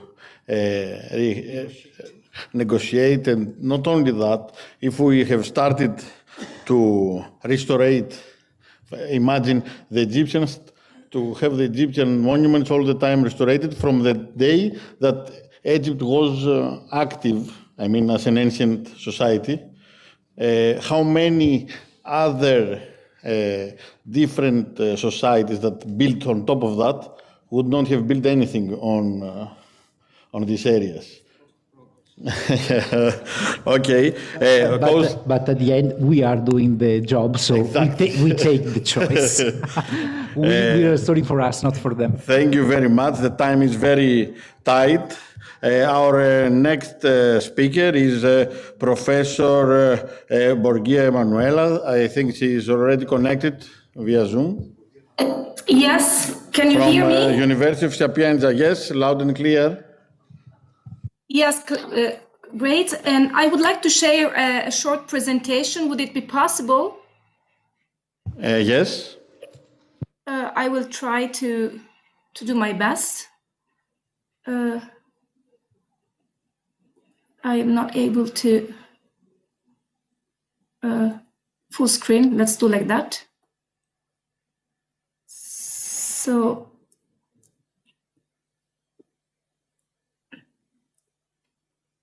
can you see my presentation? Yes, sure. Okay, great. So first of all, I'm deeply grateful to Professor Antonia Mouropoulou for inviting me to this very important conference and for bringing all of us together to discuss about many important topics for the future of cultural heritage and world challenges to protect and enhance our past. I am very sorry not to be with you today. Unfortunately, some academic engagements prevented me to come to the wonderful city of Athens. I'm very sad for that. I hope for the next time to be with you. So today, as you can see from the title of my presentation, I would like to focus our attention on a specific category of buildings. As a general point of view, Greek and Roman theaters, I will just make some examples to think about their preservation, their enhancement, and the way the best practices to restore and preserve these kind of buildings. I think that the buildings for spectacle can provide an important context for a common reflection on how to approach the study, documentation, preservation, and restoration of ancient monuments. Mainly because, as all of us know, theaters in particular are often, let me tell, attacked by the necessity of big restorations to be reused for modern purposes. And this is a perfect way to reuse these buildings, but in some cases, I believe that we have to be cautious in doing very impressive restorations. So my idea is to discuss with you if and at which level ancient monuments in general and ancient building for spectacles in particular must go through conservation or restoration processes that can be more or less invasive. So I'm just showing you some of the best preserved ancient theaters in the world, just to figure out how these buildings are spectacular and how they are spread all over the Mediterranean and throughout the Roman Empire. That's why in many archaeological sites, one of the first monuments to be excavated is exactly the theater. And after the uncovering of the building, the problems linked with its physical preservation, restoration, and enhancement arise. In many cases, the theater's restoration is considered as a way of facilitating the fruition of the monument. Excuse me. Yes? I think that we cannot see the change of your presentation. Yeah, I think we see only the first one. Oh my God. So I will try to share it again. Yes, please. Maybe I can do like this. I try. So. That's better, yeah. Are the slides moving now? Yes, yes. Okay. So sorry for that.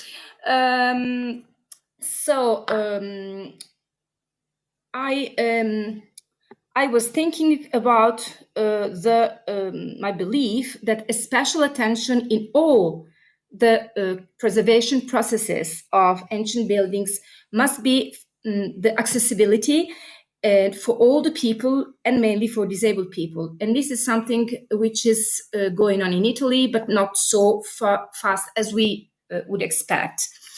And I would like also to share this problem with all of you. And another topic is the reuse of spectacle buildings for present-day performances, which is considered a very good way of facilitating their fruition. But I believe that nowadays various ideas for construction and installation of removable structures which are available can give us the idea of how to regulate the use of each site with respect. And the word respect is a word that my colleague who spoke before me underlined very well. And I think this is a very important word on which this panel is focused. So I think that it is anyhow fundamental to balance between the different situations and necessities according to the specific context we are dealing with and the specific sites. What about the problems of restoration of ancient theaters? I want to mention this pioneering volume, which was published in 2012, and that was focused on the restoration and management of ancient theaters in Turkey. I think that such volume was very important to focus on the different points of view of the different scholars. And so I will just follow with my presentation with some examples, some specific examples all around the Mediterranean that can offer the opportunity to discuss together about the best practices for restoration, valorization, and enhancing the ancient buildings. The first case is the very famous theater in Spain, the theater at Saguntum, which underwent a massive and invasive restoration in the 90s of last century, 1990s of last century. It was inaugurated in 1993. And from this moment on, a large debate arose, and the specter of demolition was repeatedly invoked. Why? Because this restoration not only, let's say, altered the ancient buildings, of which almost nothing can be seen anymore, but also the surrounding landscape. And landscape archaeology is fundamental in any process of valorization. So the restoration reproposed the original volumes, not only of the cavea, but also of the stage building, which was completely reconstructed without any traces in the antique building. And the project was promoted by two architects, Grassi and Portaselli Roig, and their idea was to create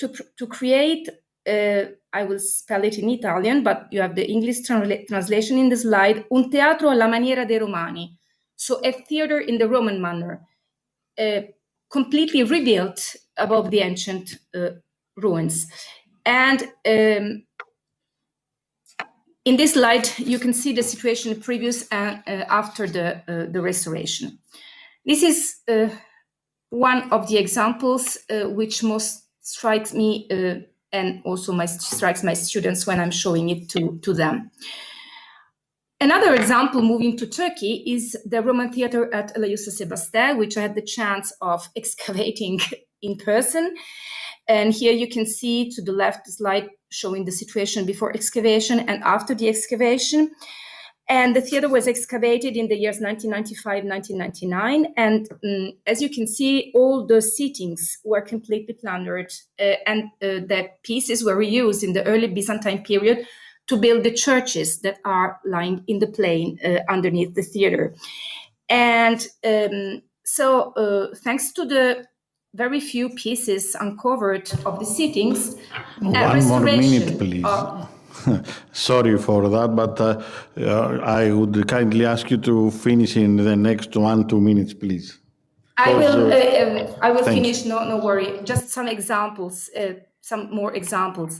So what I wanted to show you here, that we proposed a team of archaeologists, restorers, architects, a partial reconstruction of only one cuneus that you can see in the slide, not only aimed at giving the visitors the idea of how the building might have appeared, but also to consolidate the Western parados, whose wall was in poor preservation conditions. And this didn't prevent the theater from being used for present-day performances. This is another example, again from Turkey, the Greek theater, the Hellenistic theater at Laodicea, which was restored to former glory and reused also for performances, but it was restored according to the original status. And a very peculiar case is the one of Cartago Nova, which is again in Spain. And I think that this project is important because it was made with respect of the ancient remains and respectful integration of the ancient remains within the present-day urban layout, returning a monument to society with integration, consolidation, partial elastolysis, reversibility, which is fundamental, and minimization of material impact. The question I would like to share with you is, what about distinguishing the ancient structures from modern integrations? This is a problem that we have to focus in many cases. In the case of the theater at Terracina in Italy, the problem is not present because all the ancient pieces were used for the restoration without any integration. So any visitor can be sure that the theater he is visiting or where he's sitting is the ancient one. I'm coming to the conclusion with two more examples. where a covering, which is not beautiful but necessary, is present. This is the Greek theater at Heraklia Minoa, which was built with a very poor material that could be damaged by atmospheric events, rain, wind, and so on. So the roofing was necessary to prevent the theater from being destroyed. But recent technologies could propose this new project, which was approved in 2024, not yet realized, by architect Cellini from Padova, which is very interesting because it can be considered as a revolutionary idea. And it's very interesting because it is conceived as a sort of green cavea just above the theater, which will be visitable again underneath the roof, but also some seatings for spectators looking at any kind of new representations. Modern representation can be seated there. This was the example from Greece, the little theater at Epidauso. I will move fastly towards conclusions as you're asking me to be shorter. What I wanted to share with you are some questions. Does an ancient monument need to be rehabilitated up to the level, for instance, of the Theatre of Saguntum? And are we, in that way, respecting the past, promoting the present, and leaving a proper message for future generations? I think that this is a very delicate issue that scholars with varied competencies have to deal with on a case-by-case basis and in strict cooperation, as this conference is telling us. I must underline that any excessive restoration and integration of an ancient monument risks to cancel the tangible traces of antiquity. And so maybe we have to be cautious in this case. Nowadays, as new technologies such as 3D reconstructions and virtual reality can help visitors to understand how an ancient monument might have appeared without making a real reconstruction, why do we have to adopt invasive solutions when they are necessary? I believe that there is one case when a real and concrete reconstruction is needed, is mandatory. So when the building static situation or preservation is at risk. On the contrary, and I conclude, if we want to reuse an ancient spectacle building for present-day performances, removable structures can be used without touching nor transforming it in an irreparable manner and leaving to the next generations the possibility of seeing the ancient monuments in their original features. Thank you very much. Thank you very much.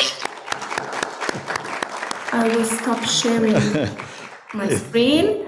Okay. Did it work? Did it work some way? Okay. Thank you very much. Our last but not least speaker is Dr. Archaeologist Korka Elena from the Ministry of Culture and Sports of the Hellenic Republic, General Director of Antiquities and Cultural Heritage, and also President of Hellenic Blue Shield. Please, the floor is yours. Thank you very much. I am always so glad to be invited to Tonia Moropoulou's conferences because it is a great honor, because our friendship and our professional identities have merged from time to time. And I always know that I will leave with very much acquired knowledge by specialists in their fields, and that there will be such an array of themes that will be addressed. And this is really a miracle. It's very rare that you can involve so many people of such high standards and make it work.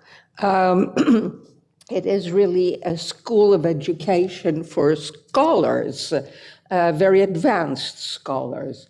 So I will try to sum up, even though that's very difficult, to sum up what our speakers have said, sort of like pinpointing some basic messages, which I think they have included in their presentations, and that I don't know if we have time, which is running very short, we could discuss even during breaks.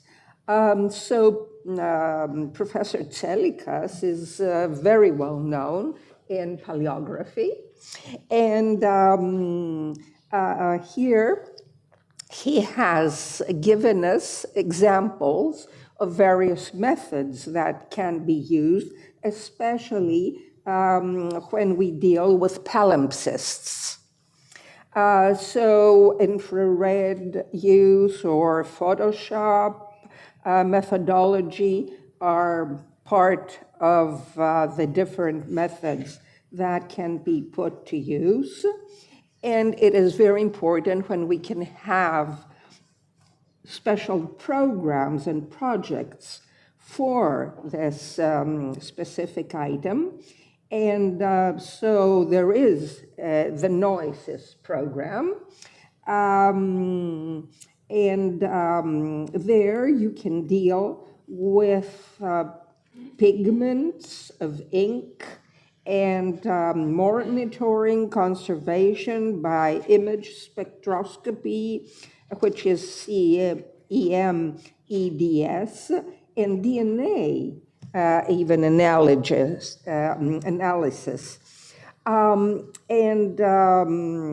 Multispectral modeling. All these methods are multidisciplinary.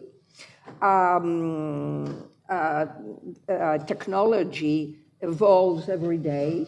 And so even new readings, symbols that have been somewhere and we couldn't see them before are now legible, let's say. And this is really one of those miraculous things that scientists have managed to do. Now, we will pass on to Professor Hebert. He comes from the National Geographic Society, and I was very happy to see that there was such a close collaboration between National Geographic and NTUA with Mrs. Tonia Moropoulou concerning the Holy Edicle, which is such a unique monument because it has so many values engulfed into it. And we actually, as the Directorate General of the Ministry of Culture, assisted with some conservators that we managed to send over. And I think that that was very interesting because these people have great knowledge of different kinds of monuments. And of course, the outcome was so spectacular. Of course, I visited the exhibition in Athens, which was mounted with the help of Professor Georgopoulos, and he's another friend, an expert who is amazing. And actually, he is our collaborator in our excavation, a systematic excavation of ancient Tenea. So it has been a privilege to work with people that are so wonderful and such good experts at the same time.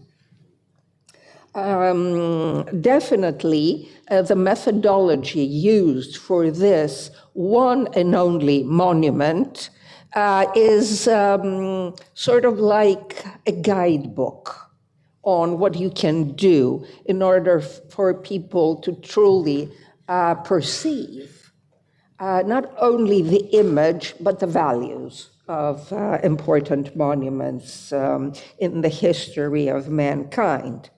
Now we go to Mrs. Tsakoumaki, who is also a colleague and a very good friend.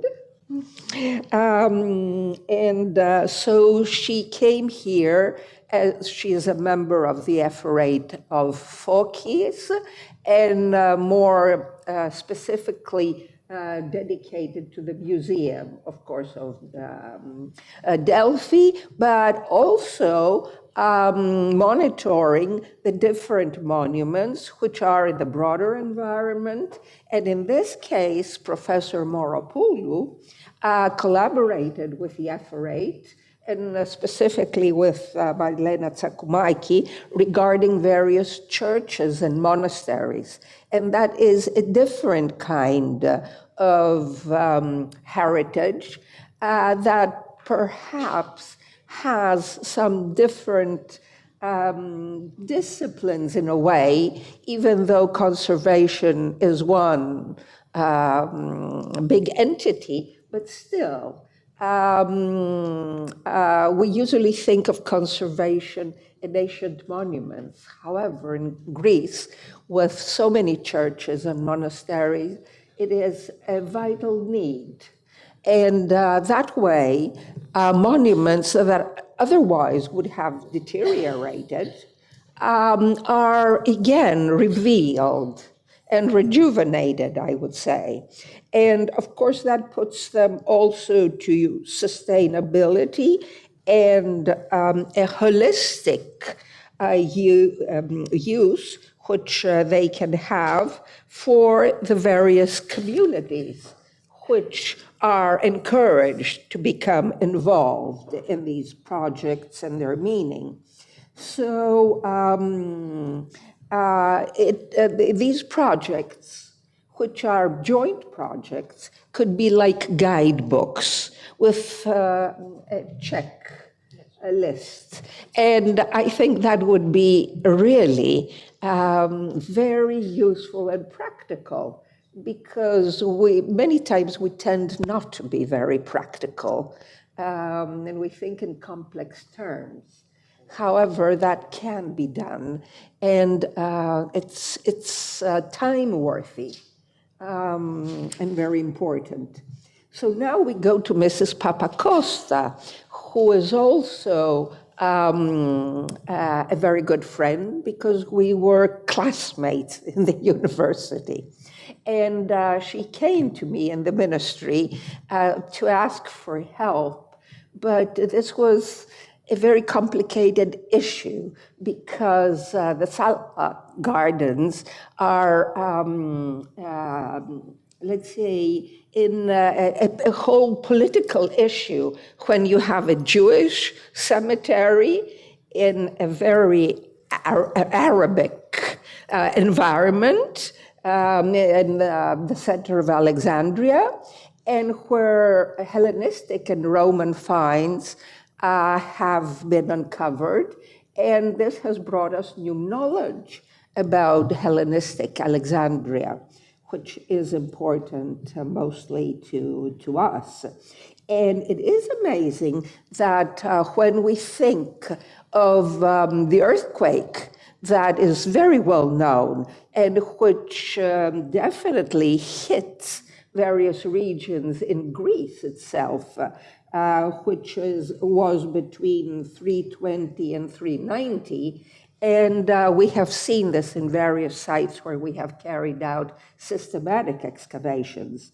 And because the issue of the tsunamis is very timely, and whether they can be destructive is very important. The statue of Alexander has also been under great scrutiny, and I think it is an excavation that will give more and more important information. Now, considering the professor Calderon Diego from the Venice University, of course, as the University of Venice definitely deals with the World Heritage Site of Venice, and I have been there with books that I had to circulate during the 30 years, let's say, celebration of the World Heritage Convention, and the water reached almost our waistlines. And I was really scared because the books were placed on a pedestal and they were not destroyed, but I couldn't manage to take a boat for any place. And so I had to carry them myself. And that was a practical thing that really gave us difficulty. And so I have lived through such times in Venice. And there were very many ambassadors of goodwill there. And it was amazing that they put the ambassadors in these barrels with wheels, which they have for cleaning the city. And they were sort of pushed inside the waters to be protected. So, of course, the methods that are used in such a very unique case as is Venice are different. And the Faro Convention, which is a convention that has been challenged a lot, was applied, and that is a very good example that it is worthwhile. And so the values of the Venice Charter, which are for always very high and are used today, and concerning the rehabilitation of cities, I would think that a new Venice Charter should be used as we're talking about rehabilitations of entire cities. And that would be a very interesting task. So here we have heard the community peace and application methods, respect and use concerning the ecosystem and everyday life, participatory processes, and so they fall even under the human rights, fundamental human rights. And all this that we have spoken about today do fall under the human rights. And that's why we should more specifically think about the cultural rights of people, which definitely are evident. They're there without any doubt, and they are part of the human rights values. And so the professor spoke about commons-based approach and ontology of use. These are very important meanings and messages for the future, because as head of the Hellenic Committee of the Blue Shield, and there are very many events that are happening at this time, these months, the following months, and they're all about risks and methodology and how we should all get together and speak about the risks and the purpose of rehabilitation and up to where that can reach. Please, Dr. Dorka. Yes, I'm finishing. Thank you. As we now come across the last speaker, Mrs. Emanuela Borgia, and she spoke specifically about ancient theaters. And this is really outstanding because they're Greek and Roman theaters. And when you see the dots that you have on the map, it is really such a fantastic and marvelous network. And people have been learning and have been educated through theaters, and they have felt the combination of the various communities and the managing of these monuments today, which is very difficult. And whether you use shelters or not is a very big issue concerning all monuments, especially such an advanced shelter for a theater that we saw is very interesting and provocative. So we have learned very much today in this one session of the many. I think that these sessions have high merit, and we must congratulate Professor Moropoulou for her endless devotion and her really innovative way of thinking and making high standard professionals meet and give them their best. So this is what I would like to finish with. Thank you very much, Dr. Korka. A very good sum up. I would really appreciate if we could have half an hour for questions, but due to, because we are running late, I have to call at the podium the next panel that is already half an hour late. Please. Our next panel is panel discussion 5, archaeometry and archaeogen testimony of Can we have a monument picture history. with you? Please, Professor Lyrigis Ioannis, Emeritus Professor Μαριλένα, πού πας? Αντωνία Μοροπούλου, Dr. Kilikoglou Vasilis, Acropolis Restoration Service Αγγελακοπούλου Ελένη, Κιλάφη Μαρία Archaeologist, Ζήμη Ελένη, Καραβιπέρης Χρήστος from DNA Sequence, Merjani Maria from Hellenic Ministry of Culture and Sports of the Hellenic Republic, Baika Kalliopi, Associate Professor, and Kaparou Maria, President of Hellenic Society of Archaeometry. Please. Yes.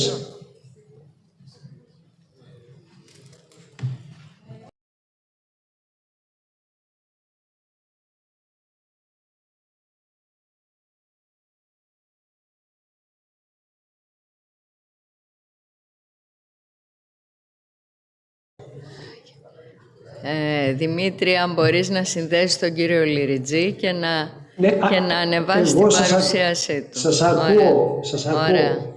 Ωραία. Professor Lyrigis is going to moderate this panel. Could you please take your place here at the podium? You are mostly welcome. Yannis, you are undertaking moderation. Thank you. Yes.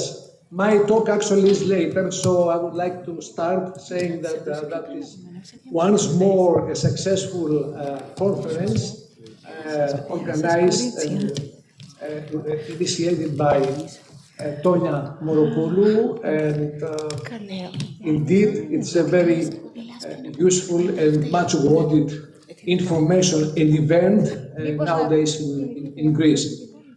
I thank you, Tonia Moropoulou, for inviting me to moderate this panel entitled Archaeometry and Archaeogene Testimony of Monument History, a special honorary session in memoriam of our dear colleague and friend Nikos Zacharias. First of all, I would like to invite three speakers, Dr. Vasilis Kilikoglou, Maria Kilafi, and Tonia Moropoulou, to present the academic work, the profile and values of unforgettable late colleague and dearest friend, Professor Nikos Zacharias. I start inviting Dr. Vasilis Kilikoglou to the podium. Vasilis, you can start.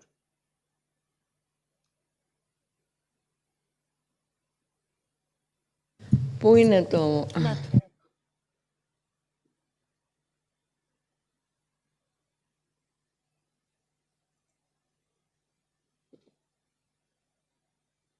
Την παρουσίαση του κυρίου Κιλικόγλου.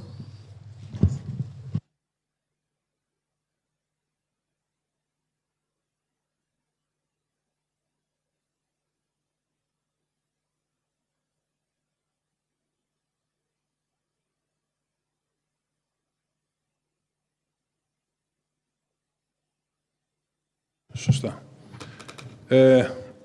Καλησπέρα. Good evening, everybody. Just to say a few words about our very dear friend and colleague, Nikos Zacharias, on the memory of whom this session is dedicated.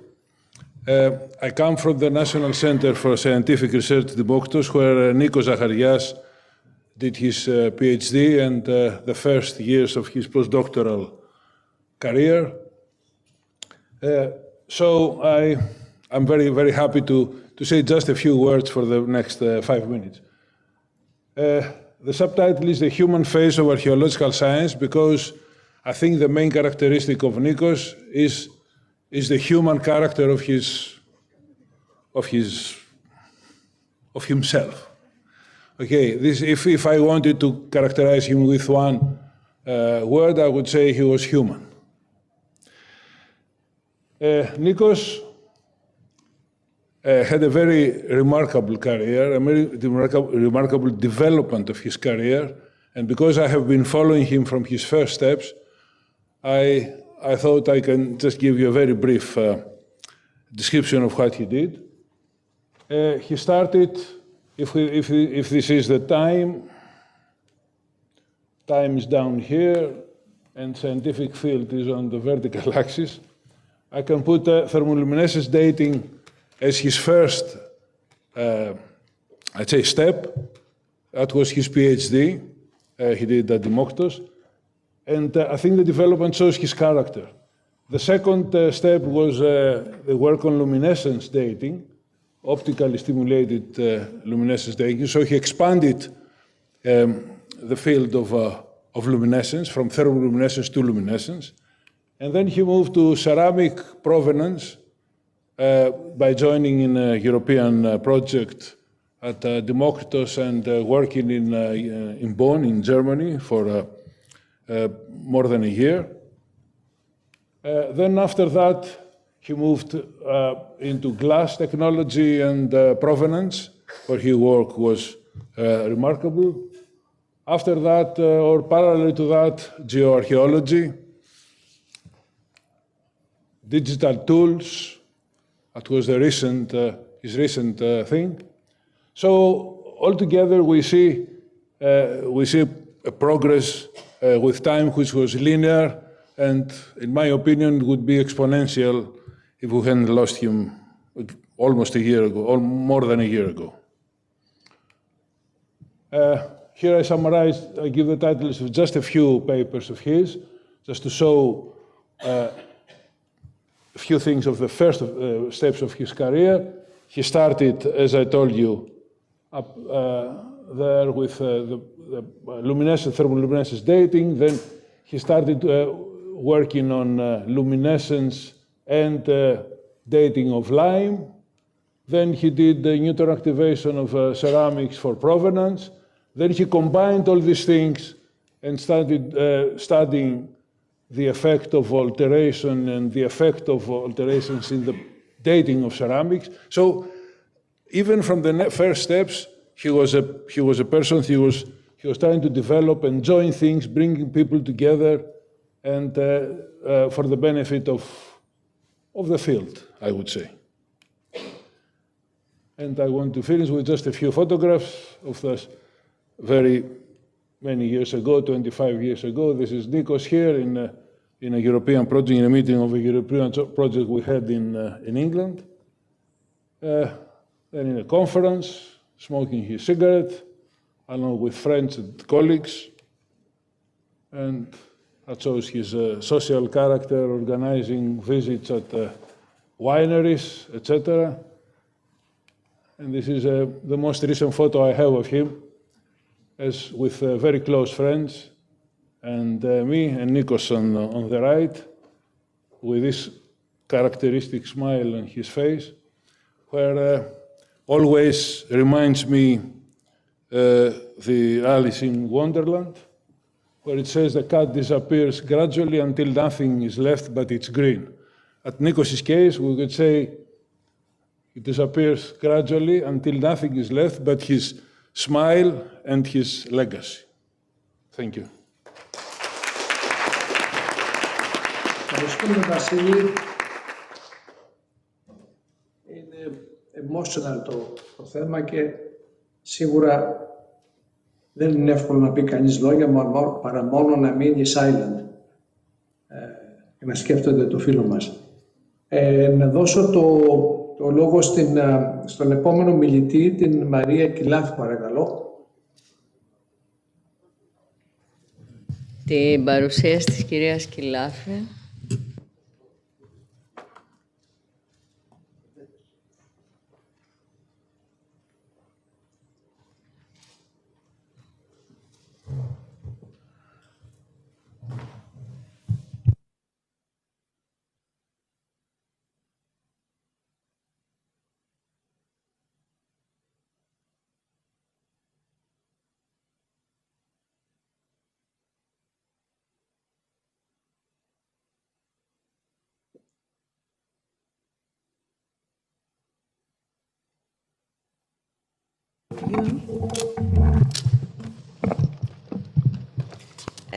Good evening, dear colleagues and professors and scholars. I would like to express my gratitude, first of all, to Professor Mouropoulou for her invitation and dedicating this panel in memoriam of Professor Nikolaos Zacharias. And it's an honor also for me being here today in this panel with all the colleagues and with whom Nikos worked closely for many years. I work as an archaeologist in the Ministry of Cultural and for the last 14 years. I've been in the F48 of Messina, and being married to Professor Zacharias, I discovered archaeometry very early. Actually, it was when he was doing his master's, I don't know, okay, at the Democritus. And I must say that I was actually, what impressed me was that word, Democritus. And that's because for me it was a magical word. And imagining all that things that were going on in there. I mean, after Nikos completing his studies, and you can see how, some of it in the slide page. At being a senior researcher of the Laboratory of Archaeometry in Democritus, he resigned in 2009 and accepted the position in the University of the Peloponnese as an assistant professor and later on full professor, and of course as a director of the Laboratory of Archaeometry. He resigned because he was challenged by the opportunity to develop the Laboratory of Archaeometry and establish it within the global scientific community. A goal that he surely achieved through hard work, dedication, innovation, creativity, enthusiasm, and the wildness to embrace new ideas.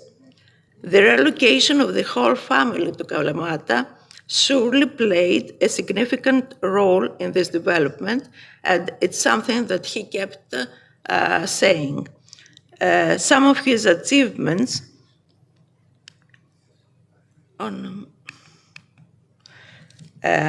are shown in the slide page, and we could stand out some of them.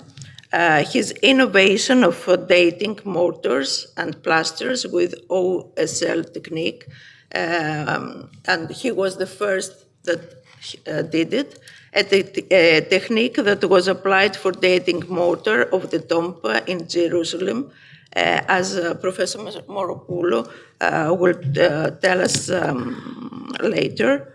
And he was the founder of many conferences and awards, as the Costa Navarino International Archaeometry Award. He implemented a lot of projects, such as the emblematic program Kalamata 1821, Roads of Freedom, for creativity and the publicity it has received. The Mokaku project was also an innovating program for maintenance and protection of mainly portable icons and other ecclesiastic objects in the Kalamata and Kalavritis in Ioannina. Of course, I will not miss mentioning the geoarchaeological program of Pylos. I remember that we planned, we kept talking about it from 2014, and we actually managed to conduct it in 2021. It is conducted along the west coastline of Messenia, in the area of Voidokilia, north of Pylos. And the area is of great historical, archaeological, and environmental importance. And it is an example, the project is an example of interdisciplinary method using innovative scientific methodologies in a range of different fields, and collaborate with specialists such as conservators, civil engineers, archaeologists, geologists that are required for the better understanding of the data. Very important are the education programs carried out in the area in cooperation with the Captain Vasilis at Carmen Konstantakopoulos Foundation. A program which is still in progress, and of course we continue our collaboration with the laboratory and Professor Eleni Zimi, the new director of the laboratory, after the unexpected death of Nikos. And of course, another important program just started, and we're looking forward to work for it, the Evlogon. Professor Nikos Zacharias was always optimistic, enthusiastic, and he believed in collaboration, in synergies, in extroversion and diffusion of the knowledge in society, and he had been working in this direction. In this point, I wanted to share some thoughts with you. It's been a year from his death, and it's difficult to gather and compress a man's life, a man that was so vivid and so full of ideas and energy, and compress it and put it in a box, in a shelf, in a page. But as Nikos used to say, life goes on, and he kept moving. And so we should do the same, and keep in mind that he always said that culture accommodates all expertise, and may his spirit be alive. And Alice Monitus, as Professor Moropoulou said in the 8th symposium that was held in Kalamata just a few months ago. Thank you. Thank you, Maria. May I invite Dr. Tonia Moropoulou?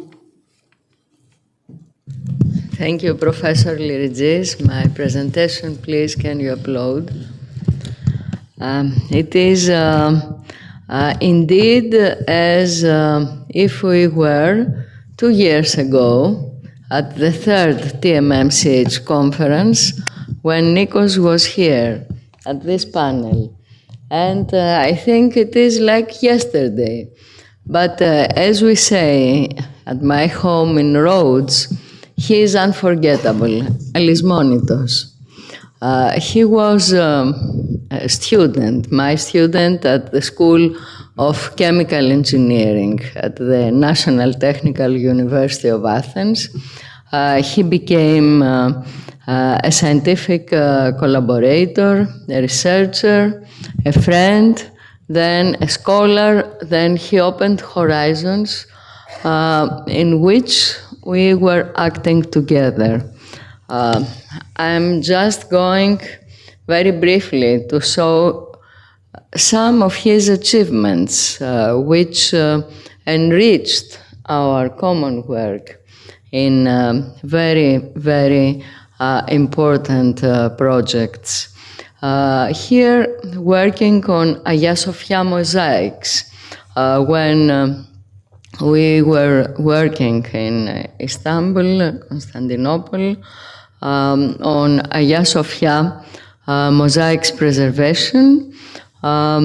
These are some of the tessera we examined, green, red, blue, black, and some golden and silver as well, through a methodology of combined experimental techniques, prompt gamma activation analysis, fiber optics microscopy, scanning electron microscopy coupled with an energy dispersion analyzer, X-rays, fluorescence, and through all this, he was capable with our common team to investigate the technology of historic glass comprising this tessera, and to assign this technology to proper historic periods. And that was very important concerning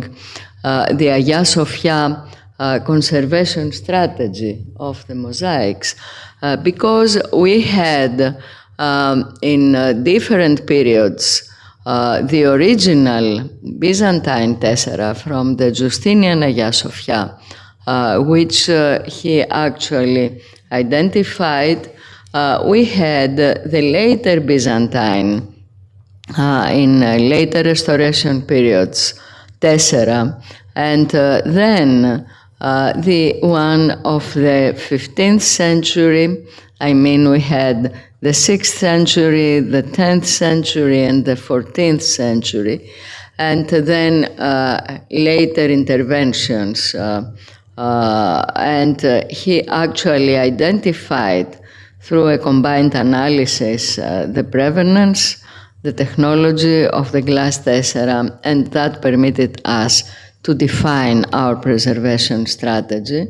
And furthermore, he performed the PCA analysis according to St. Procodemus and the Achiropeitos Thessaloniki tessera, in order to finally conclude for the historical periods, and that was really a basic work for Hagia Sophia. Furthermore, in the Holy Edicule rehabilitation, and especially when we opened the Tomb of Christ, he was definitely involved, and his work with luminescence dating results, optically stimulated luminescence, performed towards the archaeometric investigation of the different types of mortars, which were the ones we took. The sampling was after the opening of the tomb, under the most ancient grey slab, and the answer was that this slab was put there by Constantine the Great at his era, around the tomb of Christ, of course, he identified the Constantine Monomachos restoration at the 11th century, the Bonifacio di Ragusa Renaissance restoration at 16th century, and furthermore, he even discovered, he even discovered the Komninos Mytilineos era at the early 19th century. This was in agreement with the archaeogenomic work on the microbiota characterization, and it was definitely the most important historic approach to our findings. We had even at the Catholicon of Panagia Varnakova, which was completed August 24, but when we started, he gave a hand to actually define in pronouns the original builded masonries at the 11th century, when was the original period of construction of Catholicon. And that was a very important push over to the strategy that the Ephorate of Phokis planned with us hand by hand for the preservation of the Varnakova monastery. I won't go further because these are historical achievements. I will only say that the project Evlogon, which is now involving the University of Peloponnese, the Laboratory of Archaeometry, is continuing this work and is going to the horizons he opened to give the presence of his work and of his successors. And this merging of different competencies, the chemical engineering, archaeology, archaeometry, are really critical for the future. And we will always feel that Nikos is here. Thank you very much. Thank you, Tonya. Thank you, Tonya. It is so well obvious, seeing, the multidimensional character of our Nikos in every direction of and branch of archaeometry, archaeological sciences. I would like now to continue our next speaker. I think is myself. So if you could please upload my PPT, if it is possible.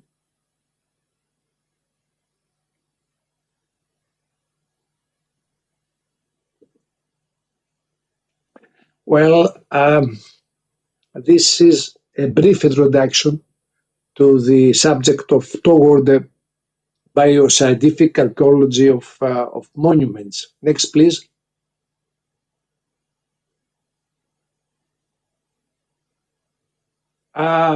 Traditional archaeology so far often isolates the physical structure from biological context, leading to incomplete, of course, narratives. The integration of or coupling of STEM in arts and cultural archaeometry and archaeogene testimony marks a paradigm shift in monument studies. Those domains, while distinct in methods, converge in purpose, revealing the full biography of monuments, not just when and how they were built, but also by whom, for what purpose, and within which environmental and social ecosystems. Archaeogene testimony refers to the genetic and biomolecular evidence that contributes to our understanding of monument history and may include, for example, ancient DNA analysis of human remains found or in near the monument, isotopic studies including strontium, oxygen, carbon, and carbon trace geographical origins, migration patterns, diets of populations, and also microbiome and residue analysis from surfaces, tools, or burial codex to detect usage and interaction with biological materials. Next, please. Regarding the conceptual foundations of the coupling, this coupling occurs when finding from each field findings that are brought into dialogue. From one side, we have the aspects, discipline, primary focus, and output, and then the archaeometry, the archaeogene testimony that provide a coupled interpretation. Next, please. The methodological integration and how it works. This works through the chronological synchronization, first one. Example, a tomb, beneath a table could be dated to 3200 BC. Via thermoluminescence contains remains genetically linked to a population that arrived in the region around, say, 3300 BC via genome-wide sequencing. The table's construction coincides with a known migration event. This is an example. Also, we have the provenance matching. This may imply that the labor force may have orientated near the quarry or suggesting mobile construction crews tied to the resource zone. Also, biocultural activity analysis, residue analysis, and genetic comparison. For example, sacrificial animals may carry genetic markers from a distant region indicating trade or ritual pilgrimage. And environmental contextualizations, including pollen analysis, sediment cores, mineralogy, and epigenetic markers. For example, a monument built during a drought, confirmed by sediment cores, may show high child mortality in associated graves. A combined analysis reveals the monument may be a site of ritualized response to climatic change. Next one, please. An example among several is the Stonehenge. With archaeometry, for example, petrological studies have revealed the origin of the blue stones from Wales, around 200 kilometers away, radiocarbon of post holes and Adler peaks used in construction, and OSL of surrounding hairs, and cremation remains refines usage periods of between 3000 to 1600 BC. Environmental reconstruction of pollen and sediment cores reveal gradual transition from woodland to open grassland, suggesting large-scale modification linked to the ritual activity. With archaeogene testimony, genetic analysis of nearby burials indicate a mixture of Neolithic and Beaker cultures individuals, showing migration waves tied to the monument use. Also, diet and lifestyle with carbon and nitrogen isotopes, which indicated mixed agricultural diet, and in some individuals, some marine food signals implying regional variation or pilgrimage. And moreover, epigenetic markers which suggest chronic stress and nutritional shifts aligning with broader changes in climate or social organization during the late Neolithic. Next one, please. Regarding now the challenges and the ethical dimensions of this coupling, the three issues must be considered. First, the data compatibility. Different preservation conditions mean genetic material and structural materials may not coexist in good condition. The chronological discrepancies, human, for example, remains may post-date structures, complicating assumptions of original use, and ethical concerns. For example, sampling of human remains raises questions of cultural sensitivity and consent from descendant communities. What is the solution for this? Must we have integrative frameworks? Must be the ethical, the collaborative, and transparent, especially in post-colonial and indigenous context. Next one, please. Next one.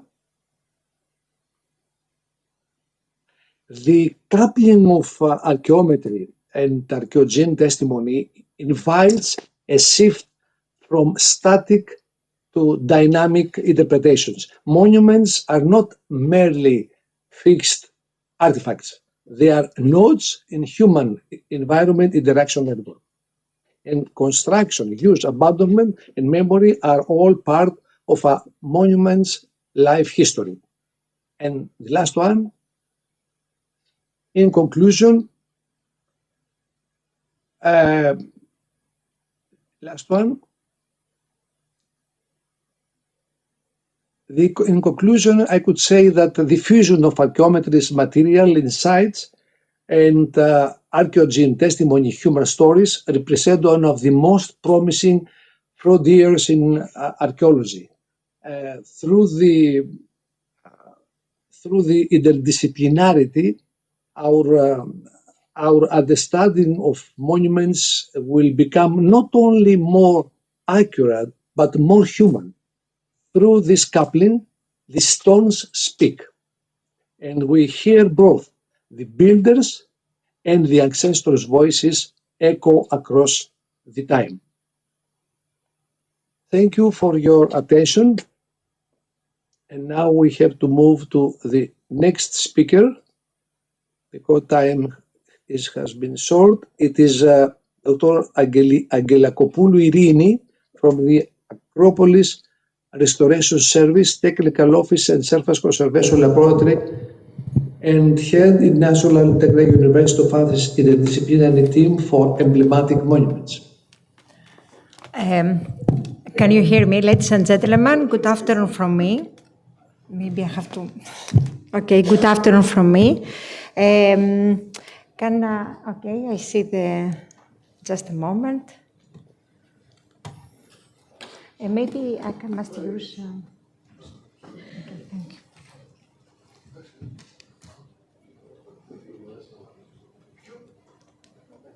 Okay, μετά αυτό. Το κεντρικό αλλάζει. Δεν αλλάζει, γιατί? Το μεγάλο πατάω. Ναι, σωστά. Το μεγάλο κουμπάκι πατήστε. Το μεγάλο. Το μεγάλο πατάω, αλλά...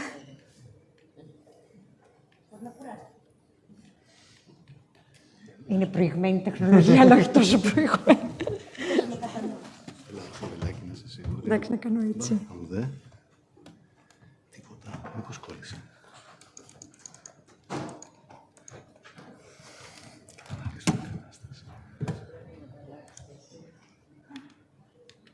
Τώρα δουλεύει αυτό. Τώρα δουλεύει αυτό. Ναι. Εντάξει. Όχι, αυτό το back. Το πάνω. Μπράβο. Εντάξει. Ladies and gentlemen, good afternoon from me. I'm Eleni Agelakopoulou. It's an honor for me to be here in this panel that is in memoriam of Nikos Zacharias, which I knew him in person through mainly our research activities. And this that I can say for Nikos is that except that he was a great scientist with an exceptional work, that we all know it, he was a very pleasant and modest and easygoing person that always wants to cooperate with others and with the new researchers. And the last time I saw him here, and he was so open that you should come to Kalamata and see what we do now and to find a common activity together. So it's an honor to be here, and I would like to, my contribution to this panel is to present how the archaeometry and the archaeometric investigation, that it was the main discipline of Nikos Zacharias, can be used in order to reveal new production technologies of monuments. And I will speak for two monuments. The first is the Acropolis and the reveal of the polychromy of the Acropolis monuments. This is a project that is conducted by the Acropolis Restoration Service. And the second one is, of course, the production technology of the Holy Edicules historic mortars that is conducted by National Technical University of Athens. And I have the honor and the pleasure to participate in the interdisciplinary team together with Professor Moropoulou. Regarding the Parthenon's polychromy, although we know from 19th century that the Parthenon and all the ancient temples were full of colors, because at that point many scholars and travelers visited Athens and they studied the complexity of the ancient architecture, and under this framework they produced a large amount of texts and color representations of how the Parthenon and the other monuments looked like with colors. But although we have so many texts and so many color representations, as you can see here, where I have three representations, there is a great discrepancy between the representations, and we can say that we have a rather confused image how the Parthenon really looked like during the antiquity. So this work, this research, the scopus of this research is to reveal the polychromy of the Parthenon based on the scientific results that we take through archaeometric investigation. The first step that we do is to do many imaging and non-invasive techniques that are applied in situ. And here is a characteristic image where we have, I don't know, here in this area, no, maybe, where can I see it? Okay, there is no indication, I will speak. Το πάνω κουμπάκι το παίρνω, δεν λειτουργεί και αυτό. Εντάξει. Where we have the raking schema that decorates the corner of the Parthenon, and in the large photo we can see nothing on the marble surface, but with using visible induced luminescence imaging, we managed to find the whole pattern that is consisted with anthemia and lotus blossoms, as we can see here, that corresponds to something like that. Except the imaging and the non-invasive techniques, we used many laboratory techniques that are applied on microsamples that were taken for the monument. As you can see here, different microscopies, semi-DX analysis, ATR, FTIR spectroscopy, micro-Raman spectroscopy, and we succeeded to determine what the pigments were. And the results of this research still now is that in some cases, like the cornice blocks and the metopes, we know what the patterns were used and where the colors looked like. And we found the whole palette of that ancient painters used. 2 blue pigments, azurite and Egyptian blue, 3 red pigments, 1 green pigment, conihalkite that has arsenic inside, and 1 black pigment.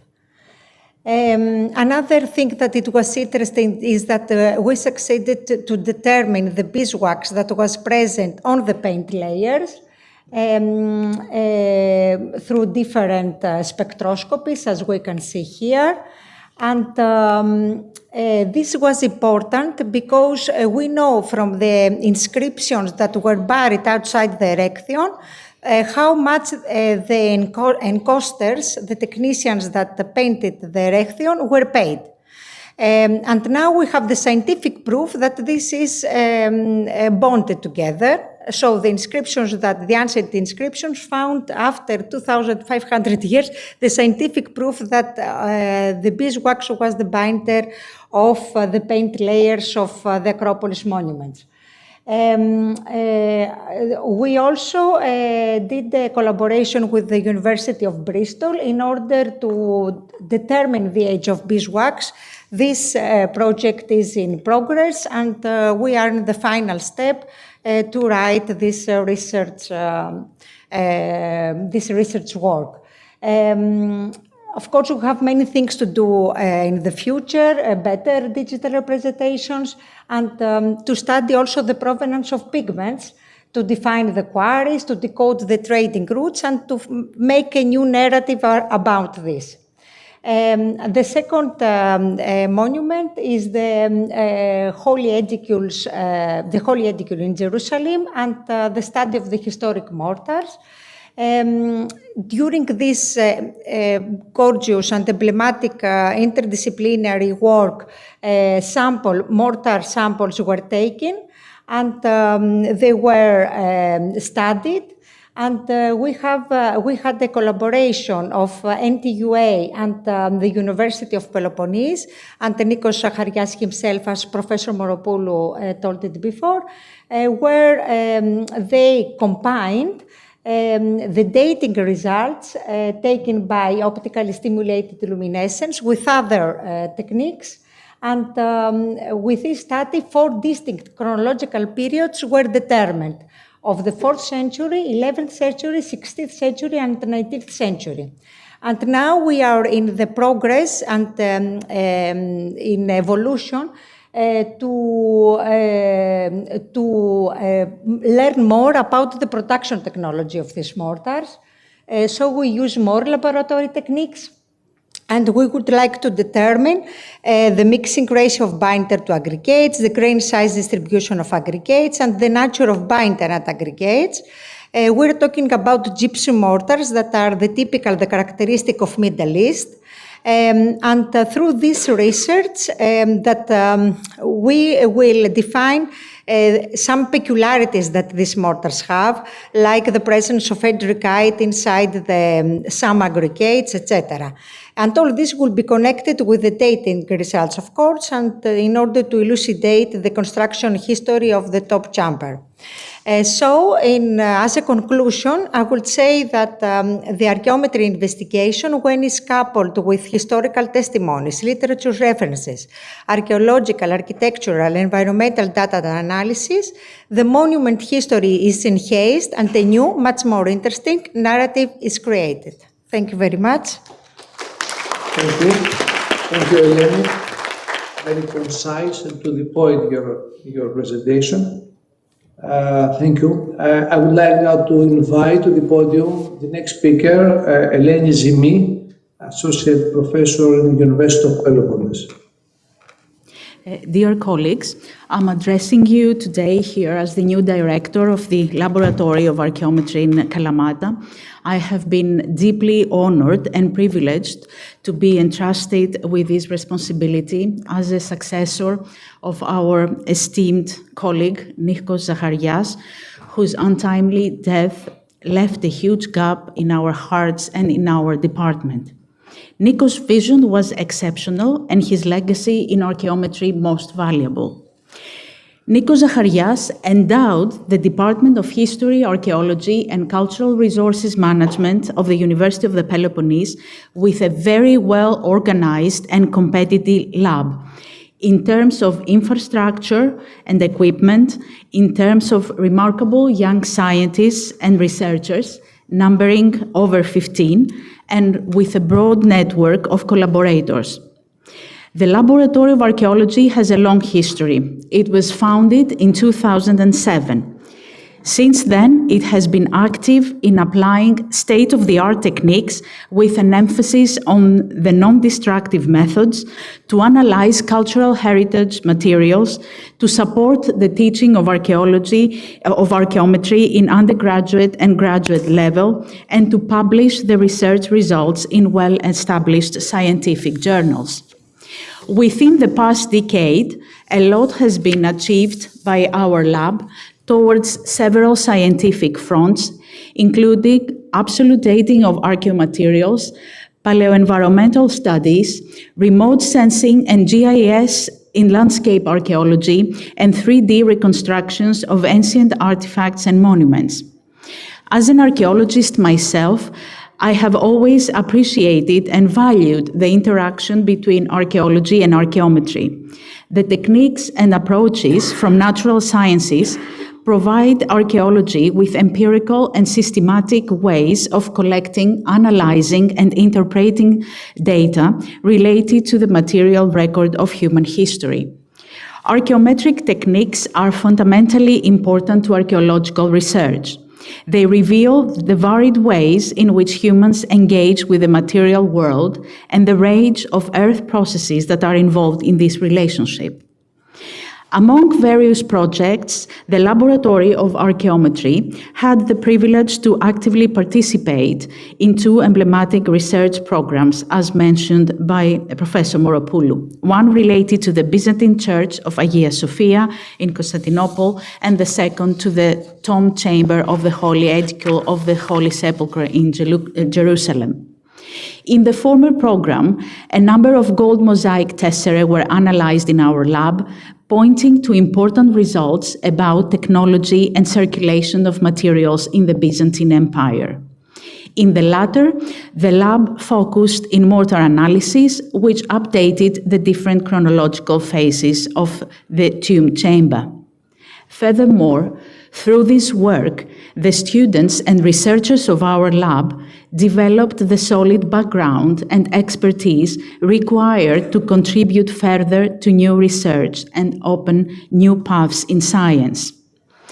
As members of the Archaeometry Lab and building upon Nico Zacharias' legacy, we are working to consolidate and continue the excellent hands-on research in archaeometry to readdress the importance of interdisciplinary studies in tracing the history of material culture and the significance of archaeometry in particular for learning about the use and the tear and wear of ancient monuments and artifacts.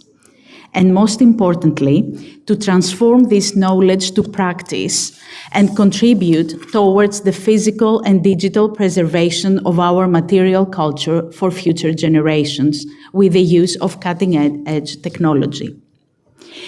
In the present of rebooting, we feel indeed very grateful and proud to have been invited to participate in a new pioneering project, Evlogon, which above all aims not only to create new scientific knowledge, but also to build upon what has been already learned and achieved, as well as to define and apply good practices for the rehabilitation of emblematic monuments.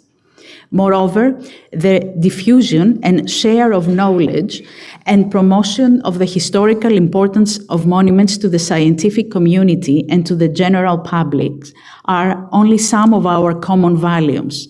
So we're looking forward to this collaboration. I would like to close this communication by expressing our sincere thanks to the organizing committee for inviting us to this panel and to the welcoming moderator of the panel, Professor Yannis Liritzis. Thank you. Thank you very much for your short but to the point, presentation, a description of, in a few words, the most important issues of the archaeometry lab in your department. And I'm glad that this lab is going to survive, and not only, but to go onwards, something which Nikos would be very pleased to see from there that he is. And I thank you for your support, and I hope that the other colleagues in your department also will have will share the same views as you have it, and you share it with us. Next speaker is Christos Karapiperis from the DNA sequence company. Christos. Thank you very much, Professor Liritzis. Thank you very much, Professor Moropoulou, for the invitation.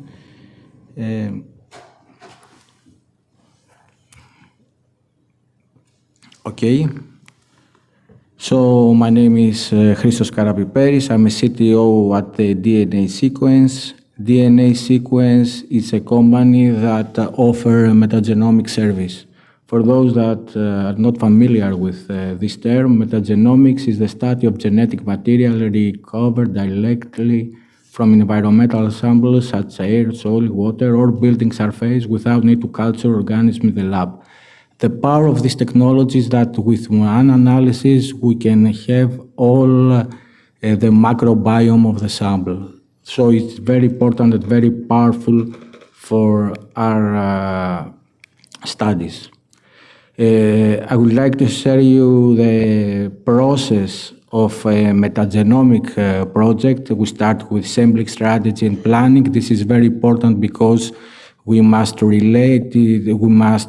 a strategy that is related with our hypothesis and the answers that we would like to have to our questions. The second one is the sampling process in the field.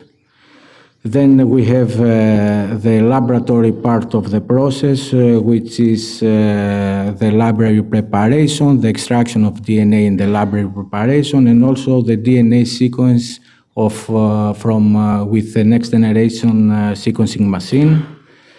Then another important is the bioinformatic analysis that in this step we try to identify all the microorganisms. Another step in the bioinformatics analysis is the result interpretation. We not only need to know the microbes, we also need what they are doing. Then the reporting, and then we have the result evaluation and the future actions. And of course, we can start again all over the same process. As you see in this process, we have two key success factors. The first success factor is the lab. The lab is very important. In our company, our lab is certified with ISO 17025. It's the only lab in Greece that with this certification, and there are only few in Europe with this certification. But I need to clarify that this certification is for metagenomics analysis, because we can see some labs with this, but not for metagenomic certification. And the second one is for the second key success factor is the bioinformatics platform. We have 3 steps here. It's the primary analysis that we receive the raw data from the next generation sequencing machine. Then in this step, we identify the microorganism. Then we have the secondary analysis that we start with we make some statistics, evaluation, and also we enrich the data results with some secondary databases. And of course, the third step is the AI result interpretation that in our company we use agentic AI, specific AI models fine-tuned for metagenomics in cultural heritage. So it's very important for us, and it's a big accelerator for our insights. Some projects that were already done in the past, we work with the Department of National Gallery to identify the microbiota of some paintings. Also 2 excavations, one in Egypt and one in the Sphina Delphi with Professor Religis. And of course, in the metagenomics analysis of the Holy Edicule in Jerusalem with Professor Moropoulou. For this study, I would like to share some key findings. The samples that were collected for 21 different spots across the Holy Edicule included wall, mortars, stones, for environmental DNA extraction and metagenomics analysis. Then, using a clustered beta diversity analysis, we identified 4 distinct microbial community profiles with clear spatial differentiation.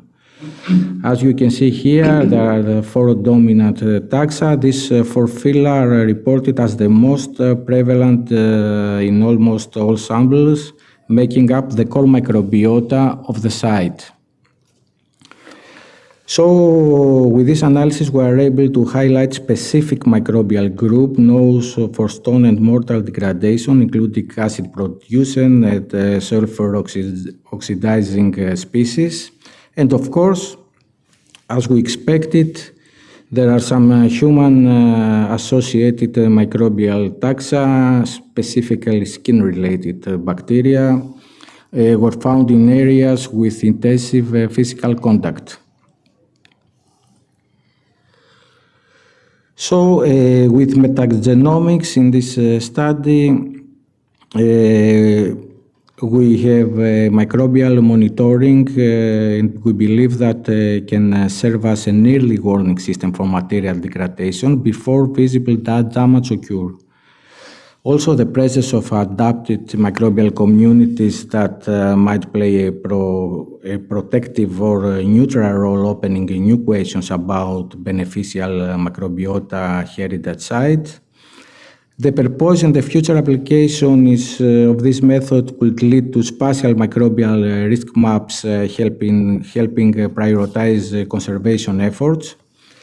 And also the variation of microbial profiles in areas of high visitor contact reflect some usage patterns that we are able to prevent for some future problems that may occur because of this human activity. Why this is important? This is important not only for the result that I shared with you, but it's important because will help us to establish a biological baseline for each site, which this is enable us for comparison with future samples to track microbial shifts, supports predictive conservation models, climate change, increasing tourism. And also, this is very important for the long-term digital archives, including the Evlogon repository. And this is important for the... When I go to Evlogon repository, this is important because it's a big challenge and an opportunity to try to integrate the metagenomics technologies with the well-established archaeometry technologies. And I think this will help us in order to have the microbial heritage fingerprinting and understand that it acts as a biological voice of monuments, turning preservation into multisensory dialogue across the centuries. Thank you very much. Thank you, Marcus. Next speaker is Maria Merjani, Hellenic Ministry of Culture and Sports, Directorate of Conservation of Ancient and Modern Monuments, Director. Dear Maria. Hello. Just before I start, I wanted to say that Nikos Zacharias has been a colleague for more than 20, maybe 25 years. And although other people who knew him much better have said a lot, I just wanted to say that Nikos was exceptional, but I think he was humble. And I think this characteristic of his personality has set an example for me, a professional example, but also a human example, as Vasilis Kiligoglou said. Well, today I would not be particularly exciting what I'm going to talk about, but I hope it is going to be useful, because our contribution to archaeometry is our connection with permission of giving permission to archaeometric analysis, to any analytical work. So our service is the issuing authority of sampling permits for movable monuments and the decorative elements of immovable monuments. So that means because the Hellenic Ministry of Culture is the exclusive safekeeper of archaeological material, there is the main legislation that refers to cultural heritage, the protection of cultural heritage, Law 3028 that has been updated, modified, codified in 2021, and there is a circular on the sampling of analysis of antiquities and cultural heritage in general. That's the legislation that covers the sampling and analysis permit. It is, I must say, it is a difficult procedure. It is a complicated procedure, but please don't be intimidated. For us that we live in our ministry bubble, we think it is straightforward. Maybe for you it isn't that simple, but it is.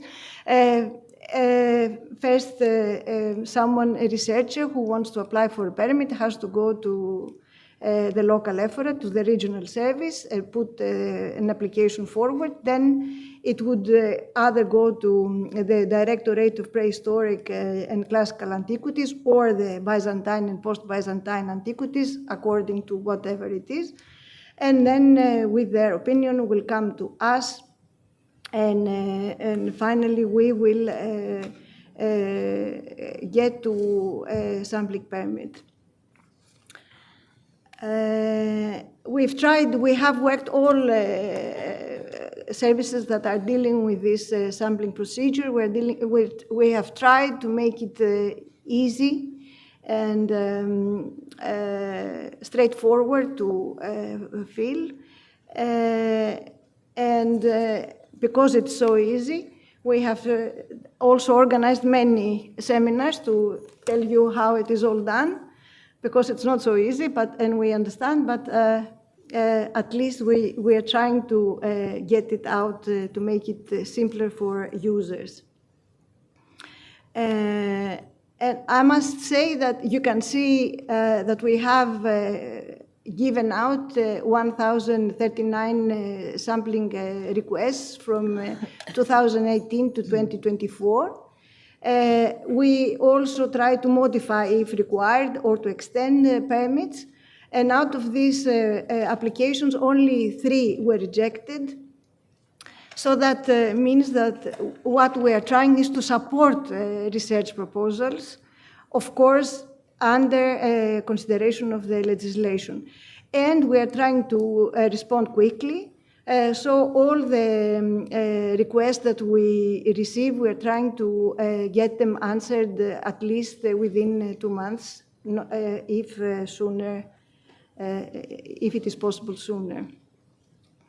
And you can see that regularly we have approximately 160, let's say, permits every year. Of course, during COVID, you can see the rate went lower. But of course, in 2022, when things were back to gear, we went up 2022 and 2023 with the high numbers. Of course, we are trying to make this procedure available from the National Register of Administrative Procedures. And as I said, because it's so easy, it does take us time. We've now trying for quite some time to put this procedure into Mythos, and we hope that soon we will get that explaining to researchers the steps and the decisions or the mid stages that a procedure will take. Other than that, our directorate is a service that implements a project. The last 5 years, we are participating in more than 60 projects. However, only 2 of them are related to pure research. One in collaboration with National thank you very much, and where we worked on this nano-biomaterials for the sustainable protection of cultural heritage. And to the present, we are having another research project together with Demokritos on the monitoring of climate change impacts on monuments microenvironment, where we really try to get the results, all the results we got from the first project, to see if we can achieve to use innovative, sustainable materials that can help monuments to adapt to climate changes. Thank you very much. Thank you, Maria, for the important work that you are doing in your department, in the ministry. I would like to invite Kalliopi Baika, Associate Professor from Aix-Marseille University, Center Camille Julien, Coordinator of the UNESCO Unit Win Network of Underwater Archaeology. Kalliopi. Thank you very much for the invitation, Professor Moropoulou and Mr. Lyrigis. I would like to go to the underwater environment and speak about archaeometric approaches in coastal and underwater archaeology. We have been working since 2018 with Nikos in the framework of an interdisciplinary project, and he was the responsible for the archaeometric research. So actually, archaeometric approaches, and Nikos always have seen the laboratory of archaeometry with the laboratory of maritime archaeology as complementary, and that they should always work together. Applications of archaeometry in maritime archaeology is the principle. We cannot work without new state-of-art technology and digital tools for the location of underwater cultural heritage, the study, the monitoring, the protection, and the visual preservation. And I will go, of course, to the big challenges, the world challenges that we are all facing. And I think in this Congress we're going to talk about a lot, impacts of climate change. Speaking about the subject that Mr. Lyrigis and Mr. Karapipedis already talked about, archaeogenetics is also part of the new horizons of the research, as DNA analysis have already started more than a decade ago in amphoras, ancient amphoras, in order to determine the content of the amphoras, but as well the preservation methods. And we have amphoras that were containing oil or wine, and the DNA analysis found preservations, for example, from oregano or mastic from Chios. Now, in the framework of an interdisciplinary project, a 10-year interdisciplinary project that has been under the aegis of the UNESCO Chair of Maritime Archaeology of Aix-Marseille University. This is where, in a very wide, complex harbor city, Aegina, many colleagues and teams we were brought together in order to see different orientations in studying.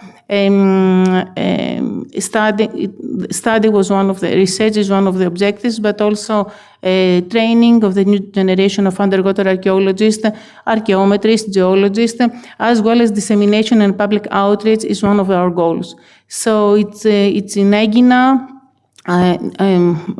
really in front of the modern settlement, that the ancient harbor city is very well preserved under the Acropolis of Apollo, the Temple of Apollon, and we are talking about an exceptional, multifunction, sophisticated harbor system that has no parallel in the Mediterranean and the Greek world. So because of the unique preservation of the remains, the main objective is the landscape reconstruction. Therefore, as I said, more than 9 partners from 4 European countries, and it is the laboratory of archaeometry from the University of the Peloponnese that is responsible for all archaeometric analysis. Now, during all aspects of methodology, digital technologies and state-of-art techniques are part of our research, starting from 3D recording with total stations for the bathymetric and archaeometric recording of the underwater remains, the architectural documentation that is always complemented with 3D recording and reconstructions, underwater excavation and all the materials, of course, that we are excavating, and of course, photogrammetric documentation and 3D modeling on all aspects of the coastal and underwater research. Photogrammetric documentation always coupled with the architectural documentation, also for reasons for monitor of impacts of climate change, as well as monitor of marine growth, even after the covering with the geotextile of the ancient remains. Now, as I said, the archaeometric analysis, the responsible was Professor Zacharias, and we have been working with him with different materials, ceramic, but also metals from the underwater excavation, waterlogged wood, mortars, and stone, with permits from the Directorate during COVID. As you see. And one of the most exceptional results was that during analysis of mortars from the Byzantine coastal settlements, Nicholas found that actually mortars contained ingredients that we can think about textile bleaching. So in industrial coastal installation of the Byzantine period for this purpose. Now, other teams, of course, that were working in cooperation, all about archaeometric analysis, include marine geoscience, marine geophysical prospection by the University of Patras. Until now, we have done multi-beam and single sonar, side-scan sonar, and forthcoming is a subbottom profiler. Oceanographic prospection with ROVs from the National Kapodistrian University of Athens, and of course everything coupled with archaeological stratigraphy and the coastal geoscience, coastal geophysical prospections from Mainz, University of Mainz, including all techniques that you already know, but of course adapted in the underwater environment, ERTs, vibracoring, and electromagnetic induction. Finally, with the University of Calabria, we are trying a more holistic study of the harbor structures by application of numerical hydrodynamic modeling, part of different PhDs. And all, of course, are treated in comprehensive GIS databases. I wanted to finish with training, upskilling and reskilling in the state-of-art technologies in these digital tools that we all need. We're talking about, we're working in the framework of a European project, and all of us, not only students, we need upskilling and reskilling towards all our lives. And this is something that is also very important for climate resilience. We need to educate, we need us to be updated in order to face the new challenges that underwater archaeology faces, natural and cultural environment, and this is, of course, impacts of climate change. Only from Aegina, we have the Acropolis that is actually falling, coastal erosion is accelerated all over the Mediterranean. We don't really have solutions, practical solutions to solve this very important issue, and hundreds of sites are lost per year all over the world. It's not only about natural hazards, but also anthropogenic impact, as during excavation we're exposing the sites and we have not actually found ways of real restoration when we are talking about sites on the waves. All these digital tools is about research, of course, it's about reconstructions, but also they can give us all the tools for the reconstructions to use for virtual and augmented realities. That means what we can use for public outreach, what we can give back to the local community, but also generally to the public. So all this information, we have compiled it in an application that you can scan with you can download on your mobiles or via QR scan. So this is how we would like to go on and continue on the steps, the legacy, the exceptional generosity and the spirit of interdisciplinary cooperation of Nikos Zacharias. Thank you. Thank you. Thank you very much, Calliope. Actually, you have the last one. Later will be a report by Maria Caparro. But you remind me years ago when I was the temporal committee of the department, when we started to establish, to install, this department with new staff, etc. And I felt a heavy overburden when, in my vision in those years, 2005, I think, and 6, when I set out to establish the laboratory of underwater archaeology and the archaeometry laboratory. The first teachers were Nikos and you, as you remember. I hope the continuity and support from the members of the departments will be strong and evident, because all the eyes, not only in Greece but also in Europe and the world, are set on the continuation of this laboratory. I don't want to say anything more, but I apply a lot. I apply many ideas, and I hope that the representative of the department, which is here and always present in these occasions of archaeometry, Eleni Zimi, will convey, this news to the department, that it is not only these two laboratories a matter of local interest, but it's a national, European, and world interest. Thank you. I would like to ask Maria Caparou for make a report. She is a president of the Hellenic Society of Archaeometry. A report of today's panel. Maria.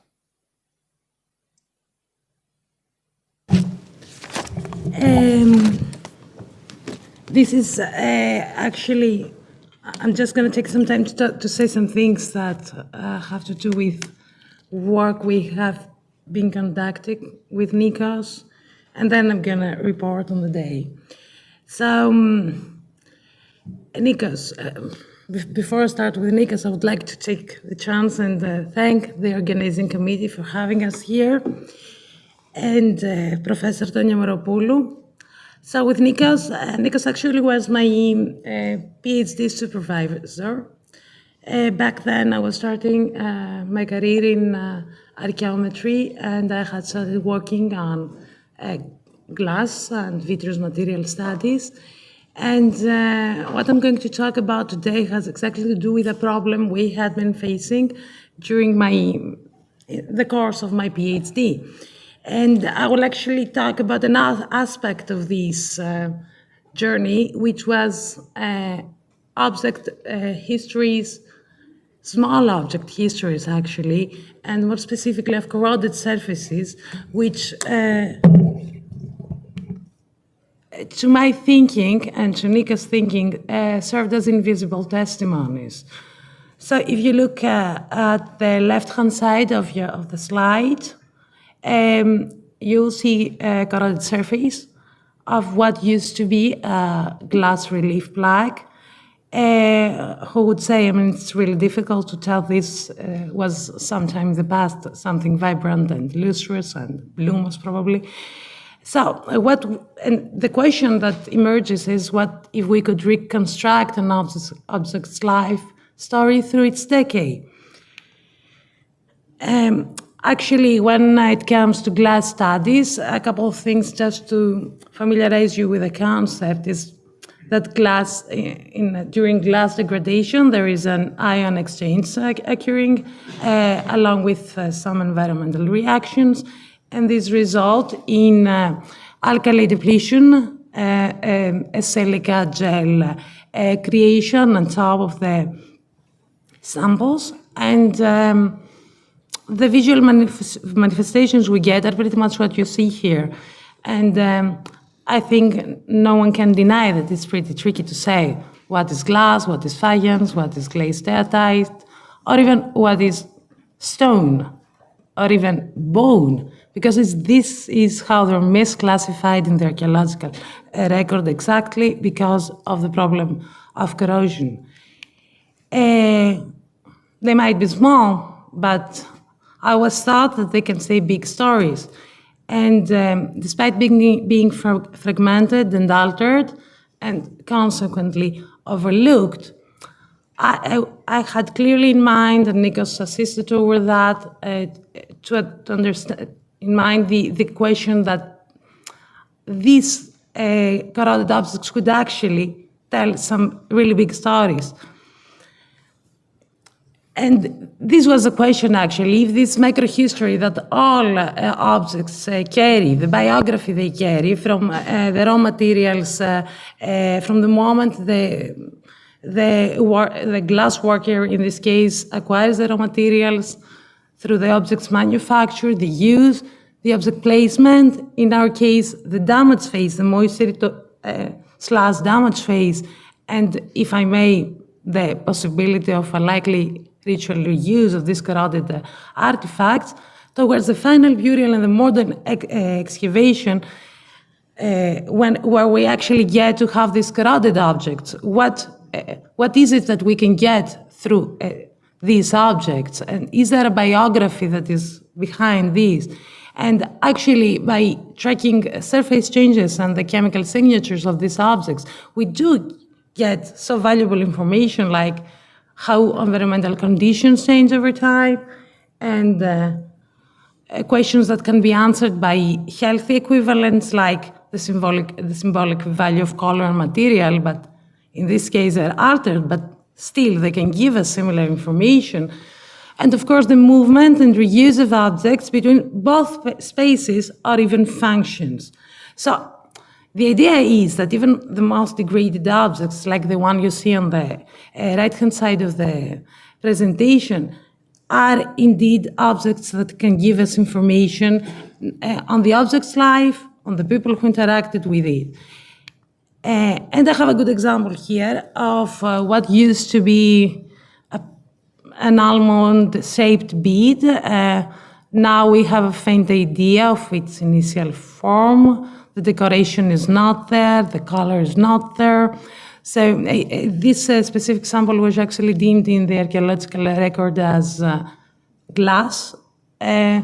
So what we did was actually apply a set of different techniques. In this case, the example I have for you is a macro XRF technique.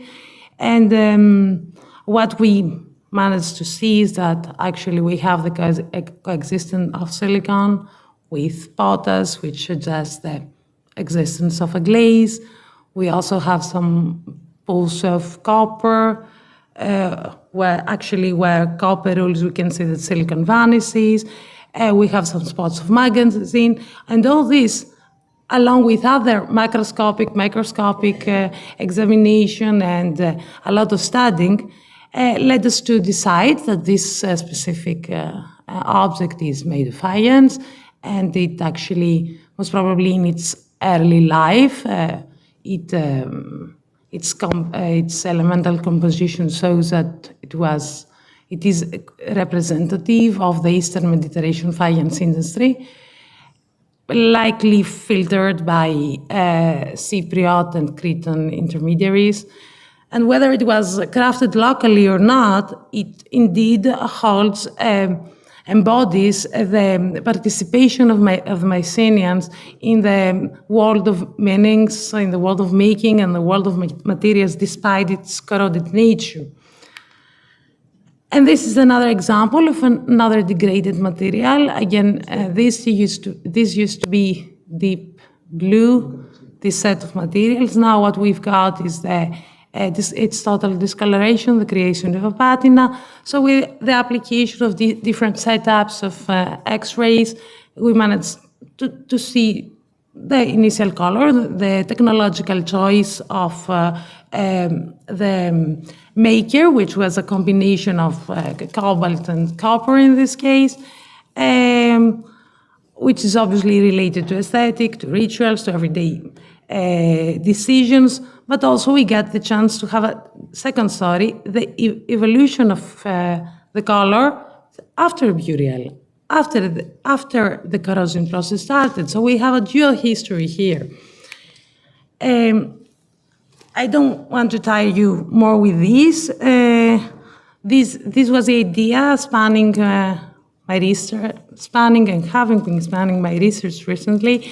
And that's why, along with my colleague Artemios Economou, within the framework of the third call for postdoctoral researchers by HFRI, we decided to compile a handbook having practical guidelines towards the classification of these materials, with the idea in mind to being able to classify them and then make them tell a story. Because if there is a takeaway from these presentations, exactly that when we read corrosion not as damage, but as a testimony, small artifacts, in this case glass artifacts, can transform into storytellers. And because I don't want to monopolize anymore, or I will in any case, I would just like to say a few things about Nikos, whose work has contributed undoubtedly to shaping the field of archaeometry. Nikos also believed in surfaces as testimonies, and he used artifacts as storytellers. So I think his legacy lies in the questions we ask and the methods we use to read the past. So, representing the Hellenic Society for Archaeometry Board, I would like to let you know, in case you don't know, that we have launched a special volume in memory of Nikos, and we welcome contributions from the fields Nick has excelled at. If you want to find out more information, if you want to contribute or support this volume, you can either visit our site or email us or follow us on our channel, whatever you wish, and we will be more than happy to let you know on what you can do to help. Thank you. Thank you very much. Now we're closing the interesting panel, and I would like to invite the host, Tonia Moropoulou, if she would like to say any word, and to close also this session. Thank you, Yannis. Thank you, all of you, for coming here, for your contributions to a perspective which is promising, which will always commemorate the initiator, Nikos Zacharias, our friend. And I believe that through Evlogon, we will be capable to articulate and merge our capabilities, and we will go on. His legacy will survive. Thank you very much. Thank you. Please, Yannis, stay on the image in order to make the photo and invite the next panel. Stand up, please.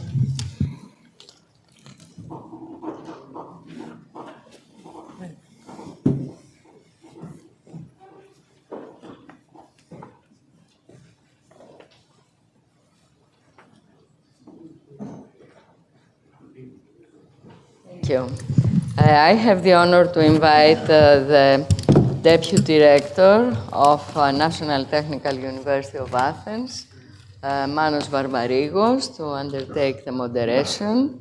In the next panel, there are already connected Professor Elisabetta Gentry from Ca' Foscari University of Venice, and Professor Anna Lobovnikov-Katz from Technion University, School of Architecture, in physical presence. We have Professor Gabriele Favero from Sapienza University, Professor Dr. Pyrasmaki Christiana from Eco City, and Dr. Delengu Ekaterini from the National Technical University of Athens scientific and teaching staff, a member of the interdisciplinary NTUA team for the Holy Sepulchre. Please take your seats, please.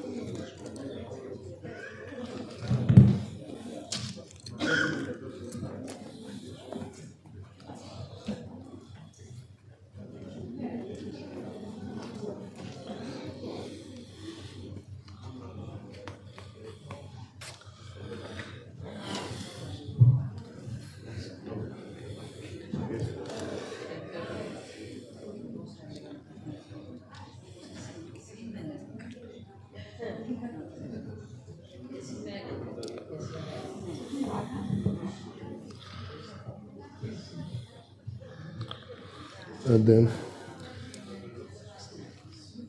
έχουμε κάπου το... Do we have the pointer? The pointer. Ah, we have it there.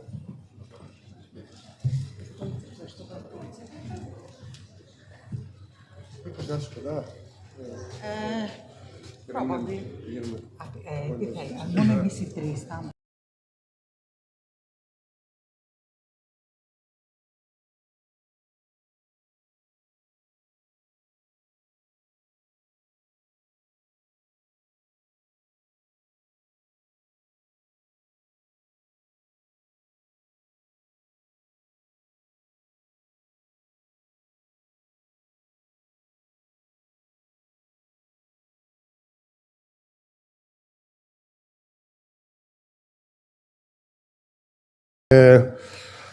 We have a panel with several people. Most of them, I believe, are remote. We also have two panelists which are missing. One is Nikos Papaioannou, who is the Deputy Minister of Education. And he's excused, but because he was asked by the Prime Minister to have a meeting with the Prime Minister at this time, and so he's not, of course, he didn't have much options. And also, Professor Aristidis Baltas is also missing. He's also an ex-Minister of Education, so actually we are missing one ex and the one present Minister of Education in Greece. But this is not going to make the discussion less interesting, I hope. So let's start. I don't know how we move here.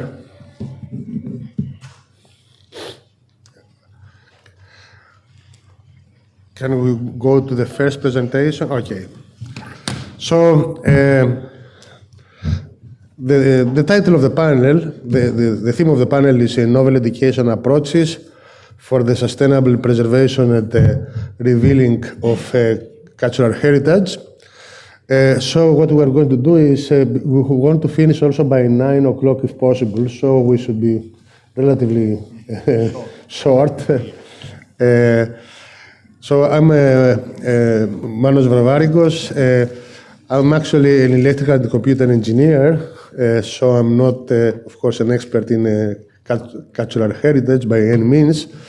I'm also the Vice Rector of Research at the National Technical University of Athens, and we are very interested at NTUA in research in this multidisciplinary field, and we are very happy for the successes that our professors, including Tonia Maropoulou, have had in the past in this important field.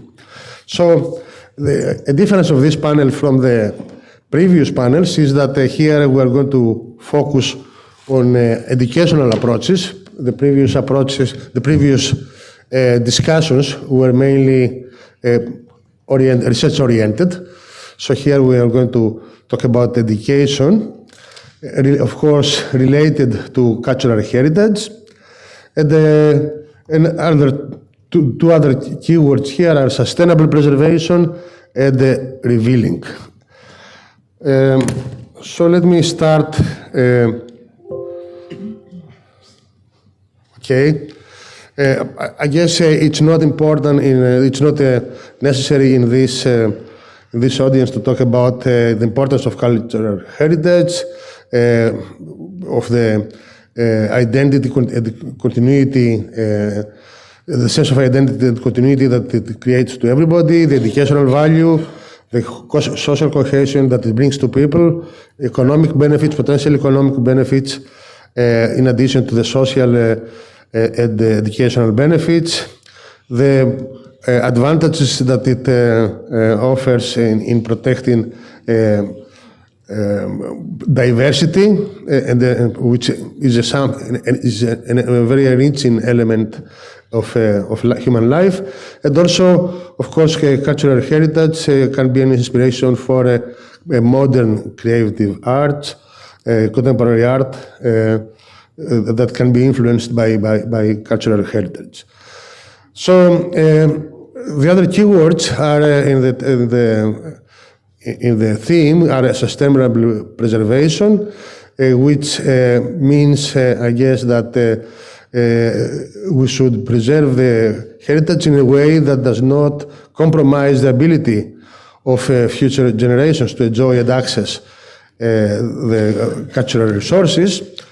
And we want also education that will be revealing, in the sense, I guess, that it has, we want to uncover and make visible aspects of cultural heritage that may be hidden or underappreciated so far. What are the gaps, the difficulties that we have with educational programs in the field of cultural heritage? I would say that one main difficulty comes from the relative lack of recognition of the cultural heritage professions, in the sense that these occupations, the related occupations, are often excluded from statistical surveys, professional classification systems, etc. So the fact that they are not easily recognized by the broad public as something as specific professional profiles, it is often difficult to also create educational paths that are going to create the capabilities that are needed in this profession. So, but one is clear that in order to be able to work in the cultural heritage domain, he or she has to have a great deal of multidisciplinary knowledge. Digital training is also important, and of course skills related to management, entrepreneurship, communication, regulatory framework, and other such issues are also important. So we want to look at novel educational methods applied in cultural heritage. So let's see what are the traditional methods, first of all. I guess current practice is mainly focused on classroom-based instruction through lectures, seminars, discussions, and using textbook learning. A second method, I guess, for a traditional method for education method for cultural heritage is related to museum education through guided tours, exhibition labels, catalogs. Also, we use site visits, field trials. We also, if possible, use oral tradition and storytelling, especially for the intangible aspects of cultural heritage. For the elements that are related to arts, we can use apprenticeships and craft training of new workers that can perform this, can do implementations. We also have, because a lot of the cultural heritage is related to religion, we can also approach education through religious and ritual instruction. And of course, traditional methods of education in cultural heritage include books, magazines, radio, and television, documentaries, and things like that. So what I consider as the limitations of these current approaches are that the limited accessibility of these methods. Not everybody has easy accessibility to a museum because of geographical reasons or economic reasons, etc. Also, all these methods take a passive learning approach where there is no real interactivity between the teacher and the students. The content also is often static and rigid, difficult to update, and also the narratives of the stories that are being told are usually fixed and not adaptive. There is limited also inclusivity. There is a lack of personalization. Usually the curriculum is of the type of one shoes fits all sizes. And this is, of course, opposite to modern ideas about education, where students should be able to explore topics based on their own needs, their own pace, their own curiosity, etc., and also their community relevance. There is also dependency on expert authority in the sense that knowledge in traditional education methods is delivered in a top-down way from experts to learners, not involving the students and also not involving other probably educators that could be useful, like from the local communities. And a last problem of traditional education is that there is a gap with the younger generations. Younger generations are very much technology literate, and they expect things to be delivered in modern digital ways. And also, it is not always obvious to the students how relevant, in what ways, what the material taught is relevant to their needs. So, what technology could bring into the education domain for cultural heritage is the use, first of all, of digital technologies and multimedia tools. There is a lot of progress these days, both in the hardware and the software of virtual reality and the augmented reality tools, so that the teaching can become interactive and create new worlds that extend or augment the current world. Also, mobile applications and GPS positioning can be very useful. One can imagine students or visitors arriving at some site and receiving, based on their location, receiving information about the different things they see on that site. There is a lot of platforms, also e-learning platforms, the massive online platforms for online courses, the open access archives. So there are ways in such platforms can teach up to hundreds of thousands of students at a time. Also, there is a lot of interest in serious games as a way to educate in all areas, but this is particularly true in the area of cultural heritage. And also, in addition to serious games, which can be designed based on the needs of different subfields of cultural heritage, one can also rely on gamification, where the students get credits, do things, they get credits for the things they do, and the making education a gaming process.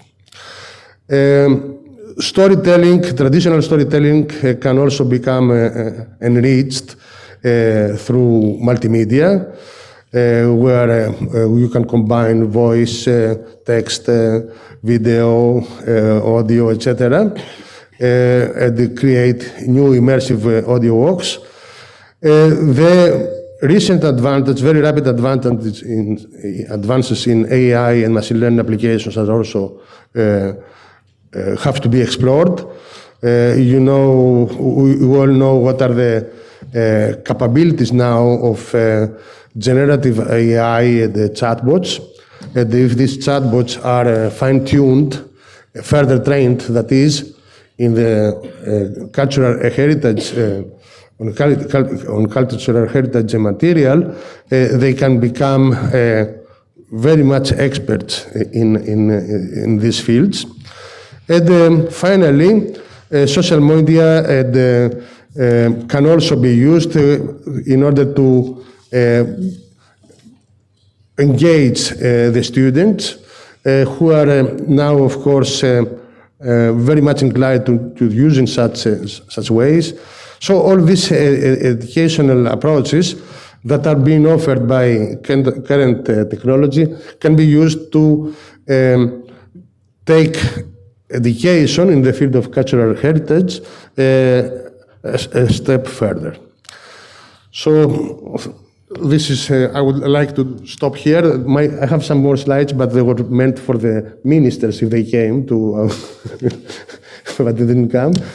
And I would like to give the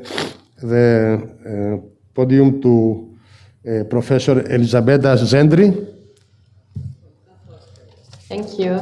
Thank you, Professor Valverigos, for your introduction. Very, very interesting.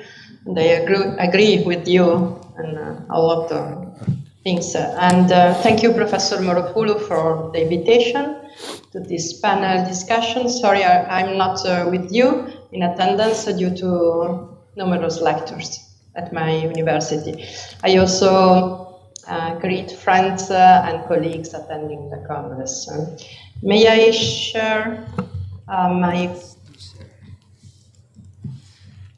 It's a very short presentation, and I left it in this version because in S presentation probably could have some problems, but in any case, the panel topics is very challenging and stimulating, many possible issues, and my contribution is concentrated in particular on the education of heritage scientists As a professor of conservation science and member of ICOMOS-CIF, the International Scientific Committee of ICOMOS on Education and Training, I would like to share some of my personal reflection. In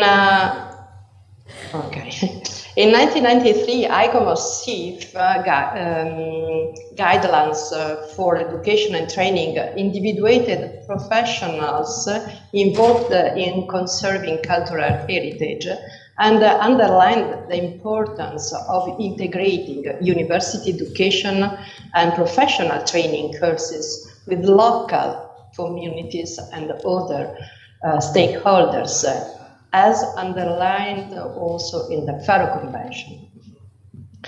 This document is reported at the link here below, and ICOMOS-CIF is currently revising it. And at the moment, CIF is also proposing a global architectural conservation education survey to identify the existing provision for educating and training in architectural conservation globally. We are at the beginning of this survey, and it seems that every country has specific professionals involved in conservation and specific educational paths. The ICOMOS-CIF survey will help us understanding the situation at the international level and figure out possible common training courses. We should contribute to it through our representative person in ICOMOS. Going to the education of the heritage scientists in preserving cultural heritage, it needs a diverse skill set that blends scientific expertise, analytical thinking, technical proficiency, and an understanding of historical and cultural context.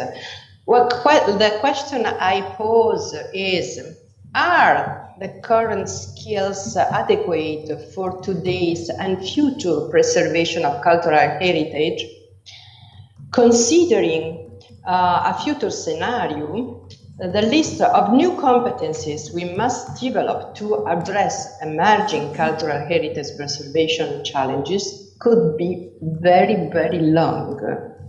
In particular, sustainable conservation practices must be implemented with knowledge of eco-friendly conservation techniques, understanding of climate resilience and mitigation strategies, application of non-invasive, biodegradable and compatible methodologies in conservation, advance the digital and analytical skills, interdisciplinary collaboration and communication, cybersecurity, data management, adaptability, and continuous learning. The list is really very, very long. A single expert cannot have all these competencies, and we need to understand what real knowledge a heritage scientist must have to implement conservation, following the most recent indication about sustainability, preventing conservation and monitoring. In a recent paper with Professor González Longo of ICOMOS, we proposed a program for a possible international 2-year course in conservation science, where some of the principal topics are suggested and reported in this slide, in this list. The courses are, in part, addressed to cultural issues that are commonly international, such as international legislation, the meaning of cultural heritage, principles of preventive and sustainable conservation, risk assessment and preventive conservation plans, and digital tools. Then, the course is implemented with specific education and training on local material and immaterial cultures and practice to conserve building heritage within the broader cultural heritage and landscape. This proposal is related to a specific professional in heritage science, and the same can be done with other professionals. The possibility of proposing educational paths at international level, recognized by all black countries, requires appropriate organizations responsible for curricula creation, development, delivery, and assessment, and an international agency to maintain quality. In addition, it will be important to make the presence of different professionals at the European level compulsory in the relevant public and private institutions, museums, or foundations. I finish my intervention by thanking again Professor Mouropoulou and the Congress Organization Committee for inviting me and proposing this crucial issue. It needs collaboration at the international level and a discussion on the implementation of experts in conservation, like in this panel. Thank you, professors. Thank you, Professor Zedri. Now I would like to give the floor to Professor Gabriel Favero from Sapienza University, Rome. Yeah. Thank you. Thank you very much for the presentation. I wish to thank also Professor Tonia Mouropoulou for inviting me and the organizing committee. It's always a pleasure to be here in Athens to discuss all these topics on educational point of view and scientific point of view in this beautiful city. And I come from Sapienza Rome University, and I am also the coordinator of a master degree in science applied of cultural heritage, and also have I am a representative national coordinator of the degrees of science applied to cultural heritage in Italy. And today I would like to share with you and to give my contribution to this panel by sharing with you some of the outcomes of a meeting that a few months ago we have organized in Rome with stakeholders and other teachers from other universities in Italy, in view of the possible reform of the curricula on cultural heritage science education. You may know that Italy has a particular situation.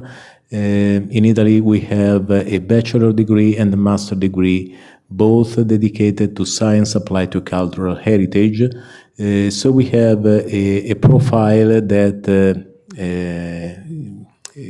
starts from just from the bachelor degree, 3 years, then 2 years a master degree. We have a strong tradition, but we face some problems, as I will show you during this brief presentation. So we invited the stakeholder, that means museums, politics, the Ministry of Culture of Italy, and big and small institutions. And the goal was to reform the curricula. We are currently in Italy under a reform that has been asked by the Ministry of Education. And in this occasion, we organized this roundtable with several subjects involved in education, but especially with stakeholders. And the key questions that had been asked to the stakeholders were related to the essential skill for the conservation scientists, what they we're looking for, and what are the possibilities for the students after the graduation. Do they expect to be employee or freelancer inside the several institutions? and which are the barriers for employment in this field. So generally speaking, the needs of the sector were slightly different, largely different if we consider large institutions or small institutions. Large institutions such as the Colosseum Park, the ICR of Italy, of the CNR, they ask for more specialized figures, more specialized profiles. They ask for advanced diagnostic skills, for skills of environmental monitoring. They ask people that are able to design projects and integrate science.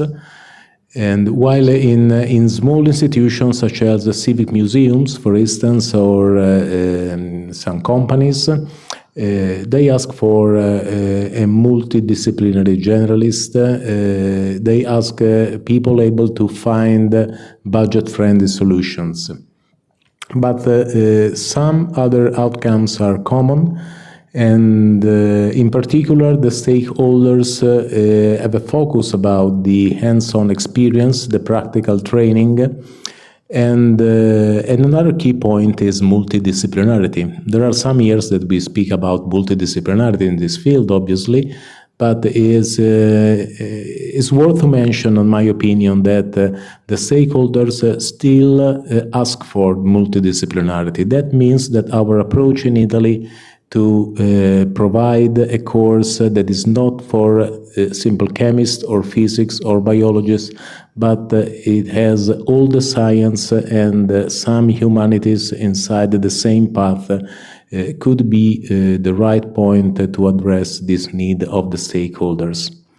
And from the technological and sustainable innovations, they ask exactly what we are speaking about in this panel.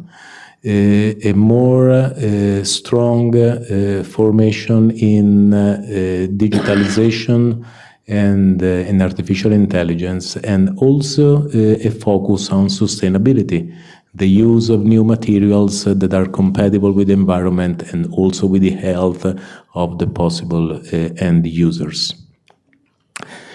Some critical challenges has been identified. In Italy, maybe you will not be too much surprised. One of the main issues is the bureaucracy, and in particular in the public sector there are several problems. For instance, the Central Cataloging Institute of Rome complained that has only one chemist left, and he cannot address all these problems of conservation with just one person.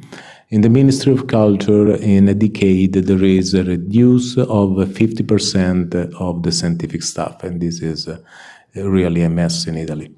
And sometimes there are also the mismatch in recruitment rules.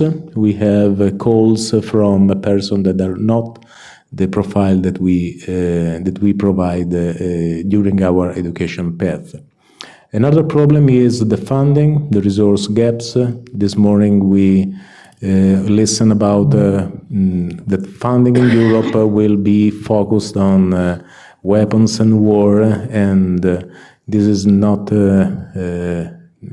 good for us, but it is a major concern also for our paths, for our educational program, and also for the possible job of these profiles. Small institutions has no budget for in-house diagnosticians.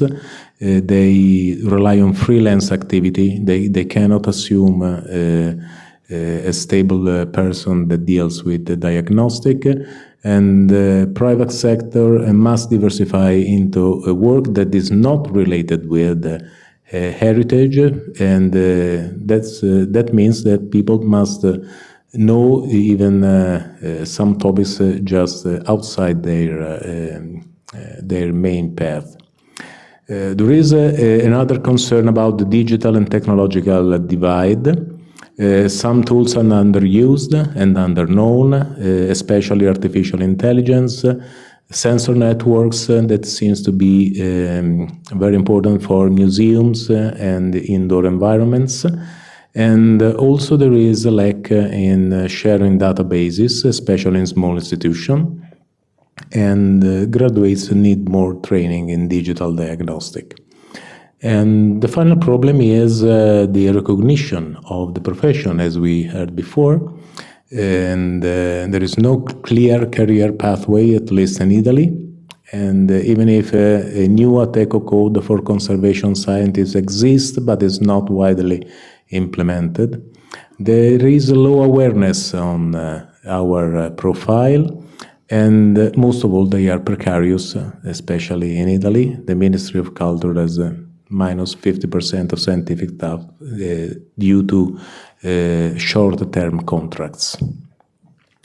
So the proposed reforms, that is the main outcome of our meeting with stakeholders, is innovation in the curricula. The proposal is to provide the modular courses. So we heard in the previous talk speaking about the personalized curricula. This could be a good idea. Tracks in digital diagnostic, digital heritage, sustainable materials that can be blended in a personalized way. The fieldwork integration, again, the focus is around the possibility to training just on the site, and to strengthen the academia-industry links, especially with joint master program with private labs, collaborating with even small institutions, and to teach also some aspects about the commercialization of diagnostic tools, and most of all, the policy advocacy to make some lobby activity for new professional codes, and also for dedicating funding lines for conservation and heritage scientists. And the future step that has been proposed is to launch a cross-institutional advanced master program designed with employers, focusing on new technologies, artificial intelligence, circular economy again, and accomplishing the international standards. And I would like to thank you very much for your attention, and I open to the final discussion.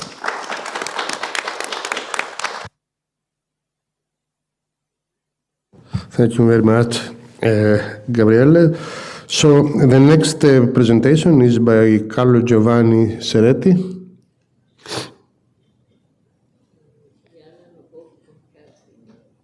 Sorry?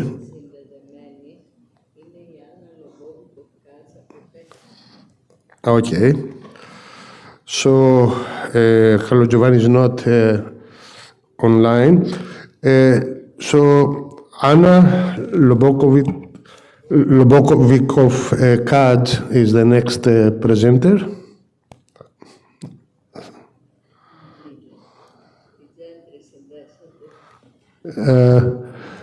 You made a mistake. Thank you very much. Can you hear me? Okay, we have Anna, yes. So I opened the presentation. I would like to thank, to express that I'm very glad to joint event, a very joint effort, very impressive, and I think I would like to thank everybody, and I was glad to hear and to see Elisabetta Zendri. We communicated in the former project, and Professor Barbarigos, I apologize if I'm not pronouncing correctly your family name. Actually, very good pronunciation, thanks. But it's Italian, you know Barbarigos. Okay. So I come from an island which was under a Venice occupation, so so it was it is also part of the heritage, very interesting part of the heritage, the origins and family names. My second part of my family name, if we're speaking, my husband's, it comes from the high priest of the temple from Jerusalem. So, Professor Barbarigos,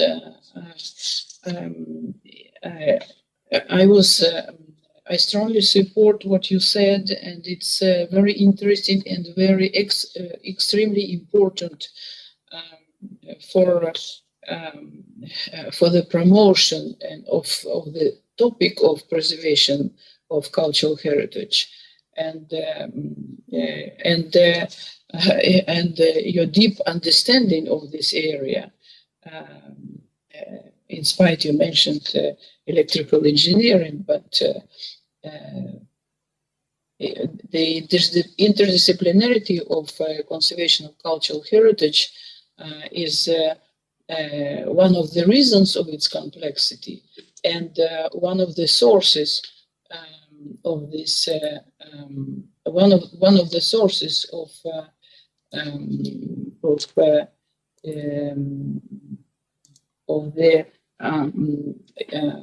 the important contribution that can be made by cultural heritage. Do you see it correctly, or you see incorrectly? Yeah, thanks. We see it. You see slide presentation, right? Yes, yes. Okay. So I would like to. I would like, first of all, to start from a brief overview of the advantages and also problems of our field. Just a moment.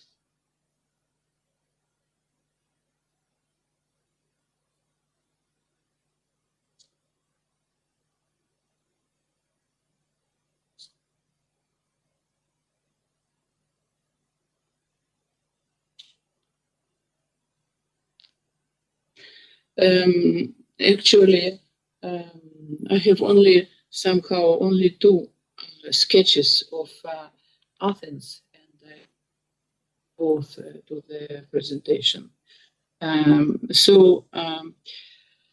The education for Anna, I see you have a lot of slides. Do you think you can finish in 7 or 8 minutes?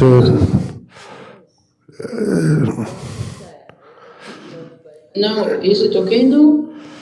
Yeah. I'm just saying that I see a lot of slides. Could you finish in 6-7 minutes?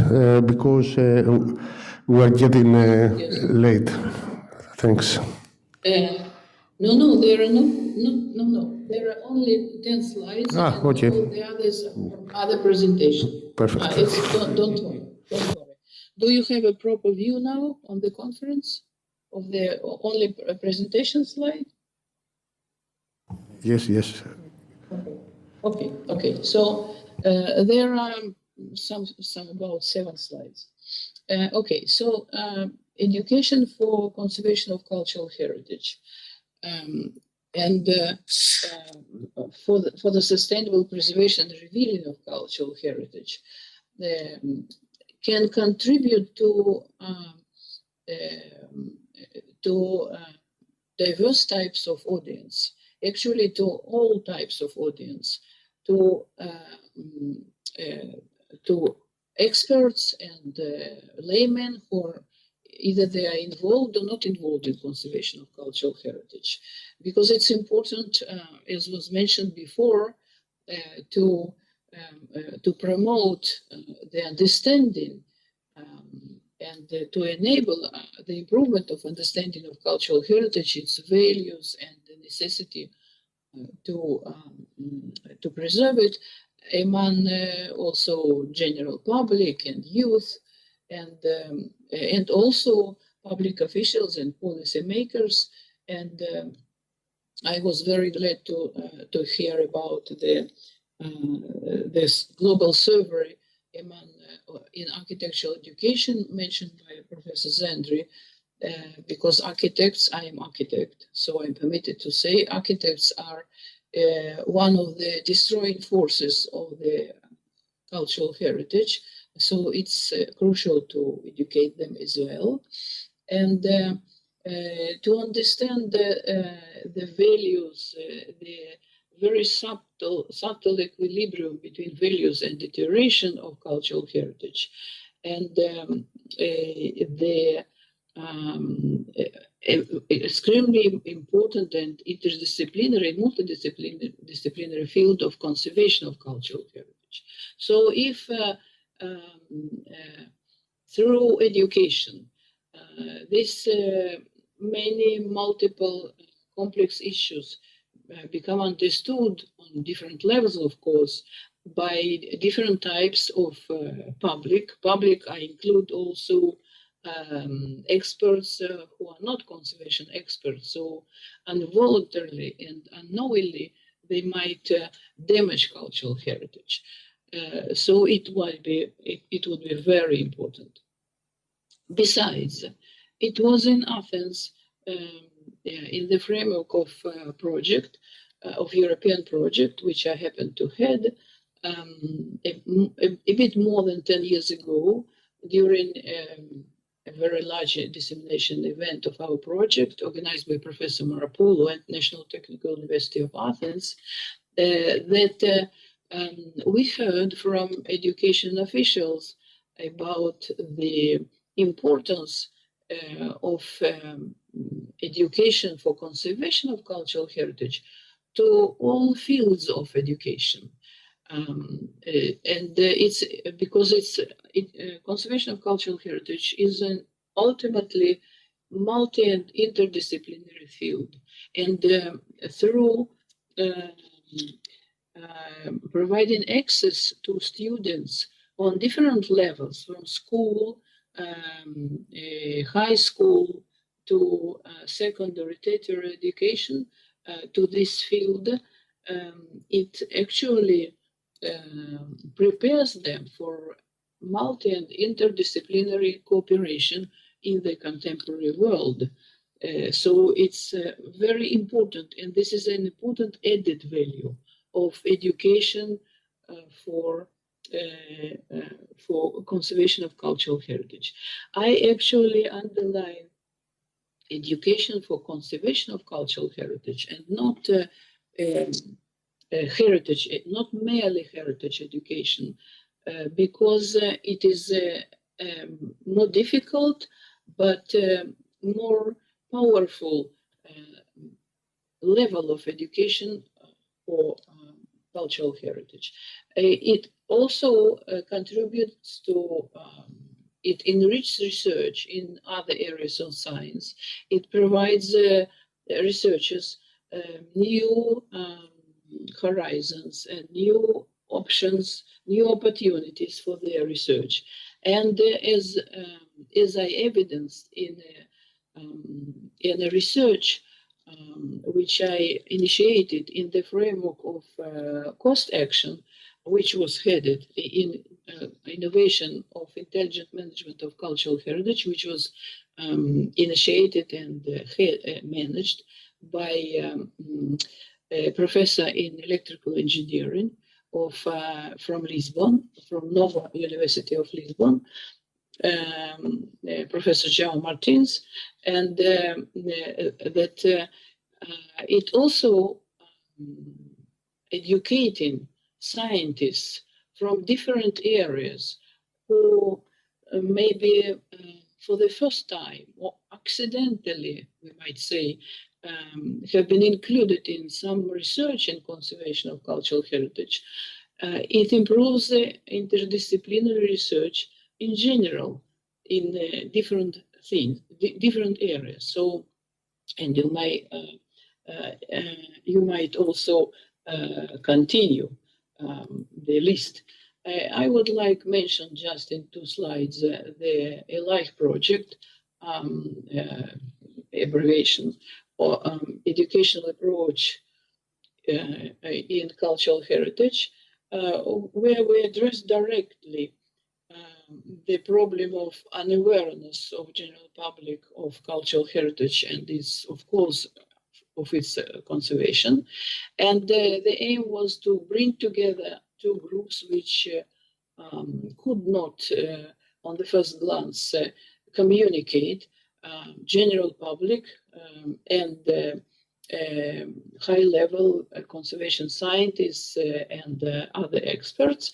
And in order to enable this communication and the learning of general public, educating them for understanding cultural heritage, we made this mission impossible even more complicated by aiming to enable general public, after just some short course, to contribute to investigation and documentation of cultural heritage.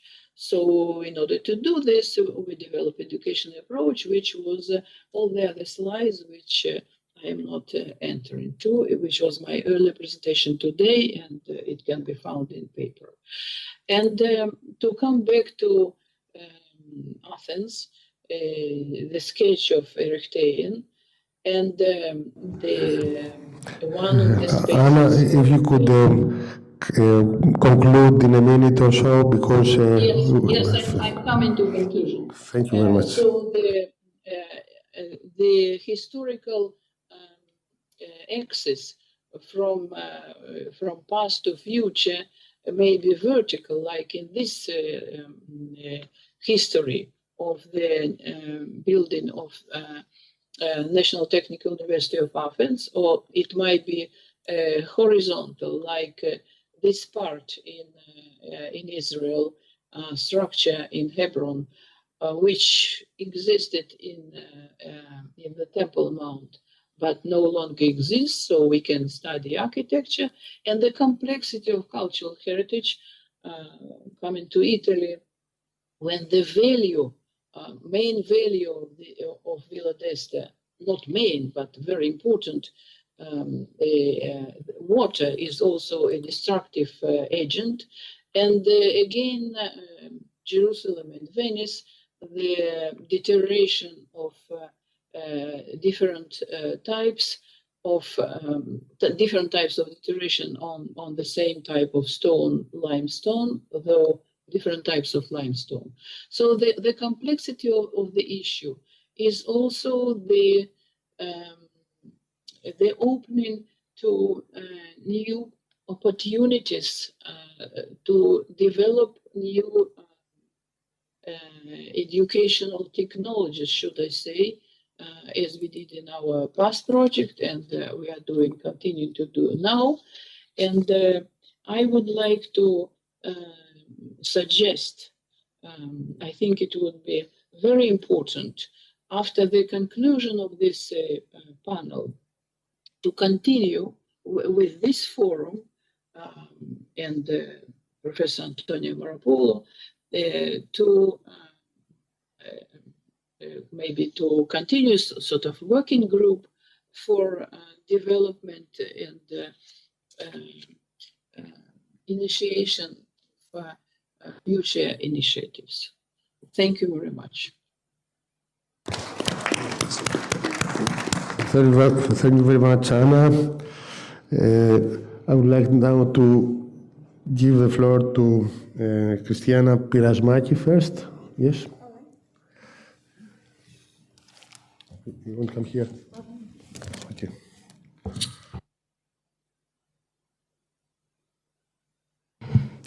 Good afternoon, ladies and gentlemen.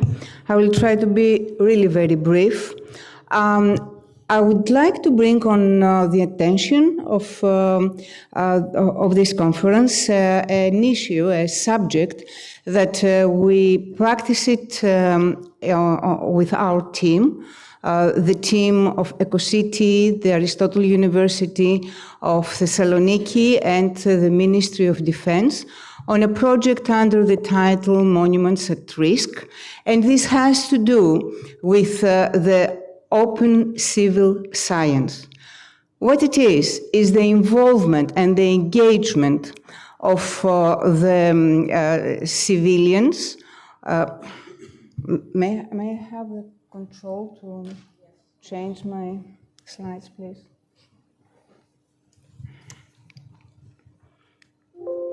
No? All right. So this has to do with the involvement of the civilians in groups or as individuals in order to be engaged and look after, take care, inspect after training of the nearby monument, the monument that is in their area, in their neighborhood, or in their city. It has to do, the concept encourages the collaboration across academia, industry, public authorities, and of course the civilians. What they do, they take part in research and they support, they facilitate the evolution of knowledge and the dissemination of knowledge. How they do it? Via innovative methods and manners, and this brings creativity in the flow, trust, transparency in science process, and of course it demands engagement. Our proposal consists of creating an open database for the groups, for the associations, the cultural associations, and also for individuals to be registered, and also to bring documentation on whatever they have worked up to now or what they want to for. What this creates is we create online seminars, and they are going to be on a platform for the future members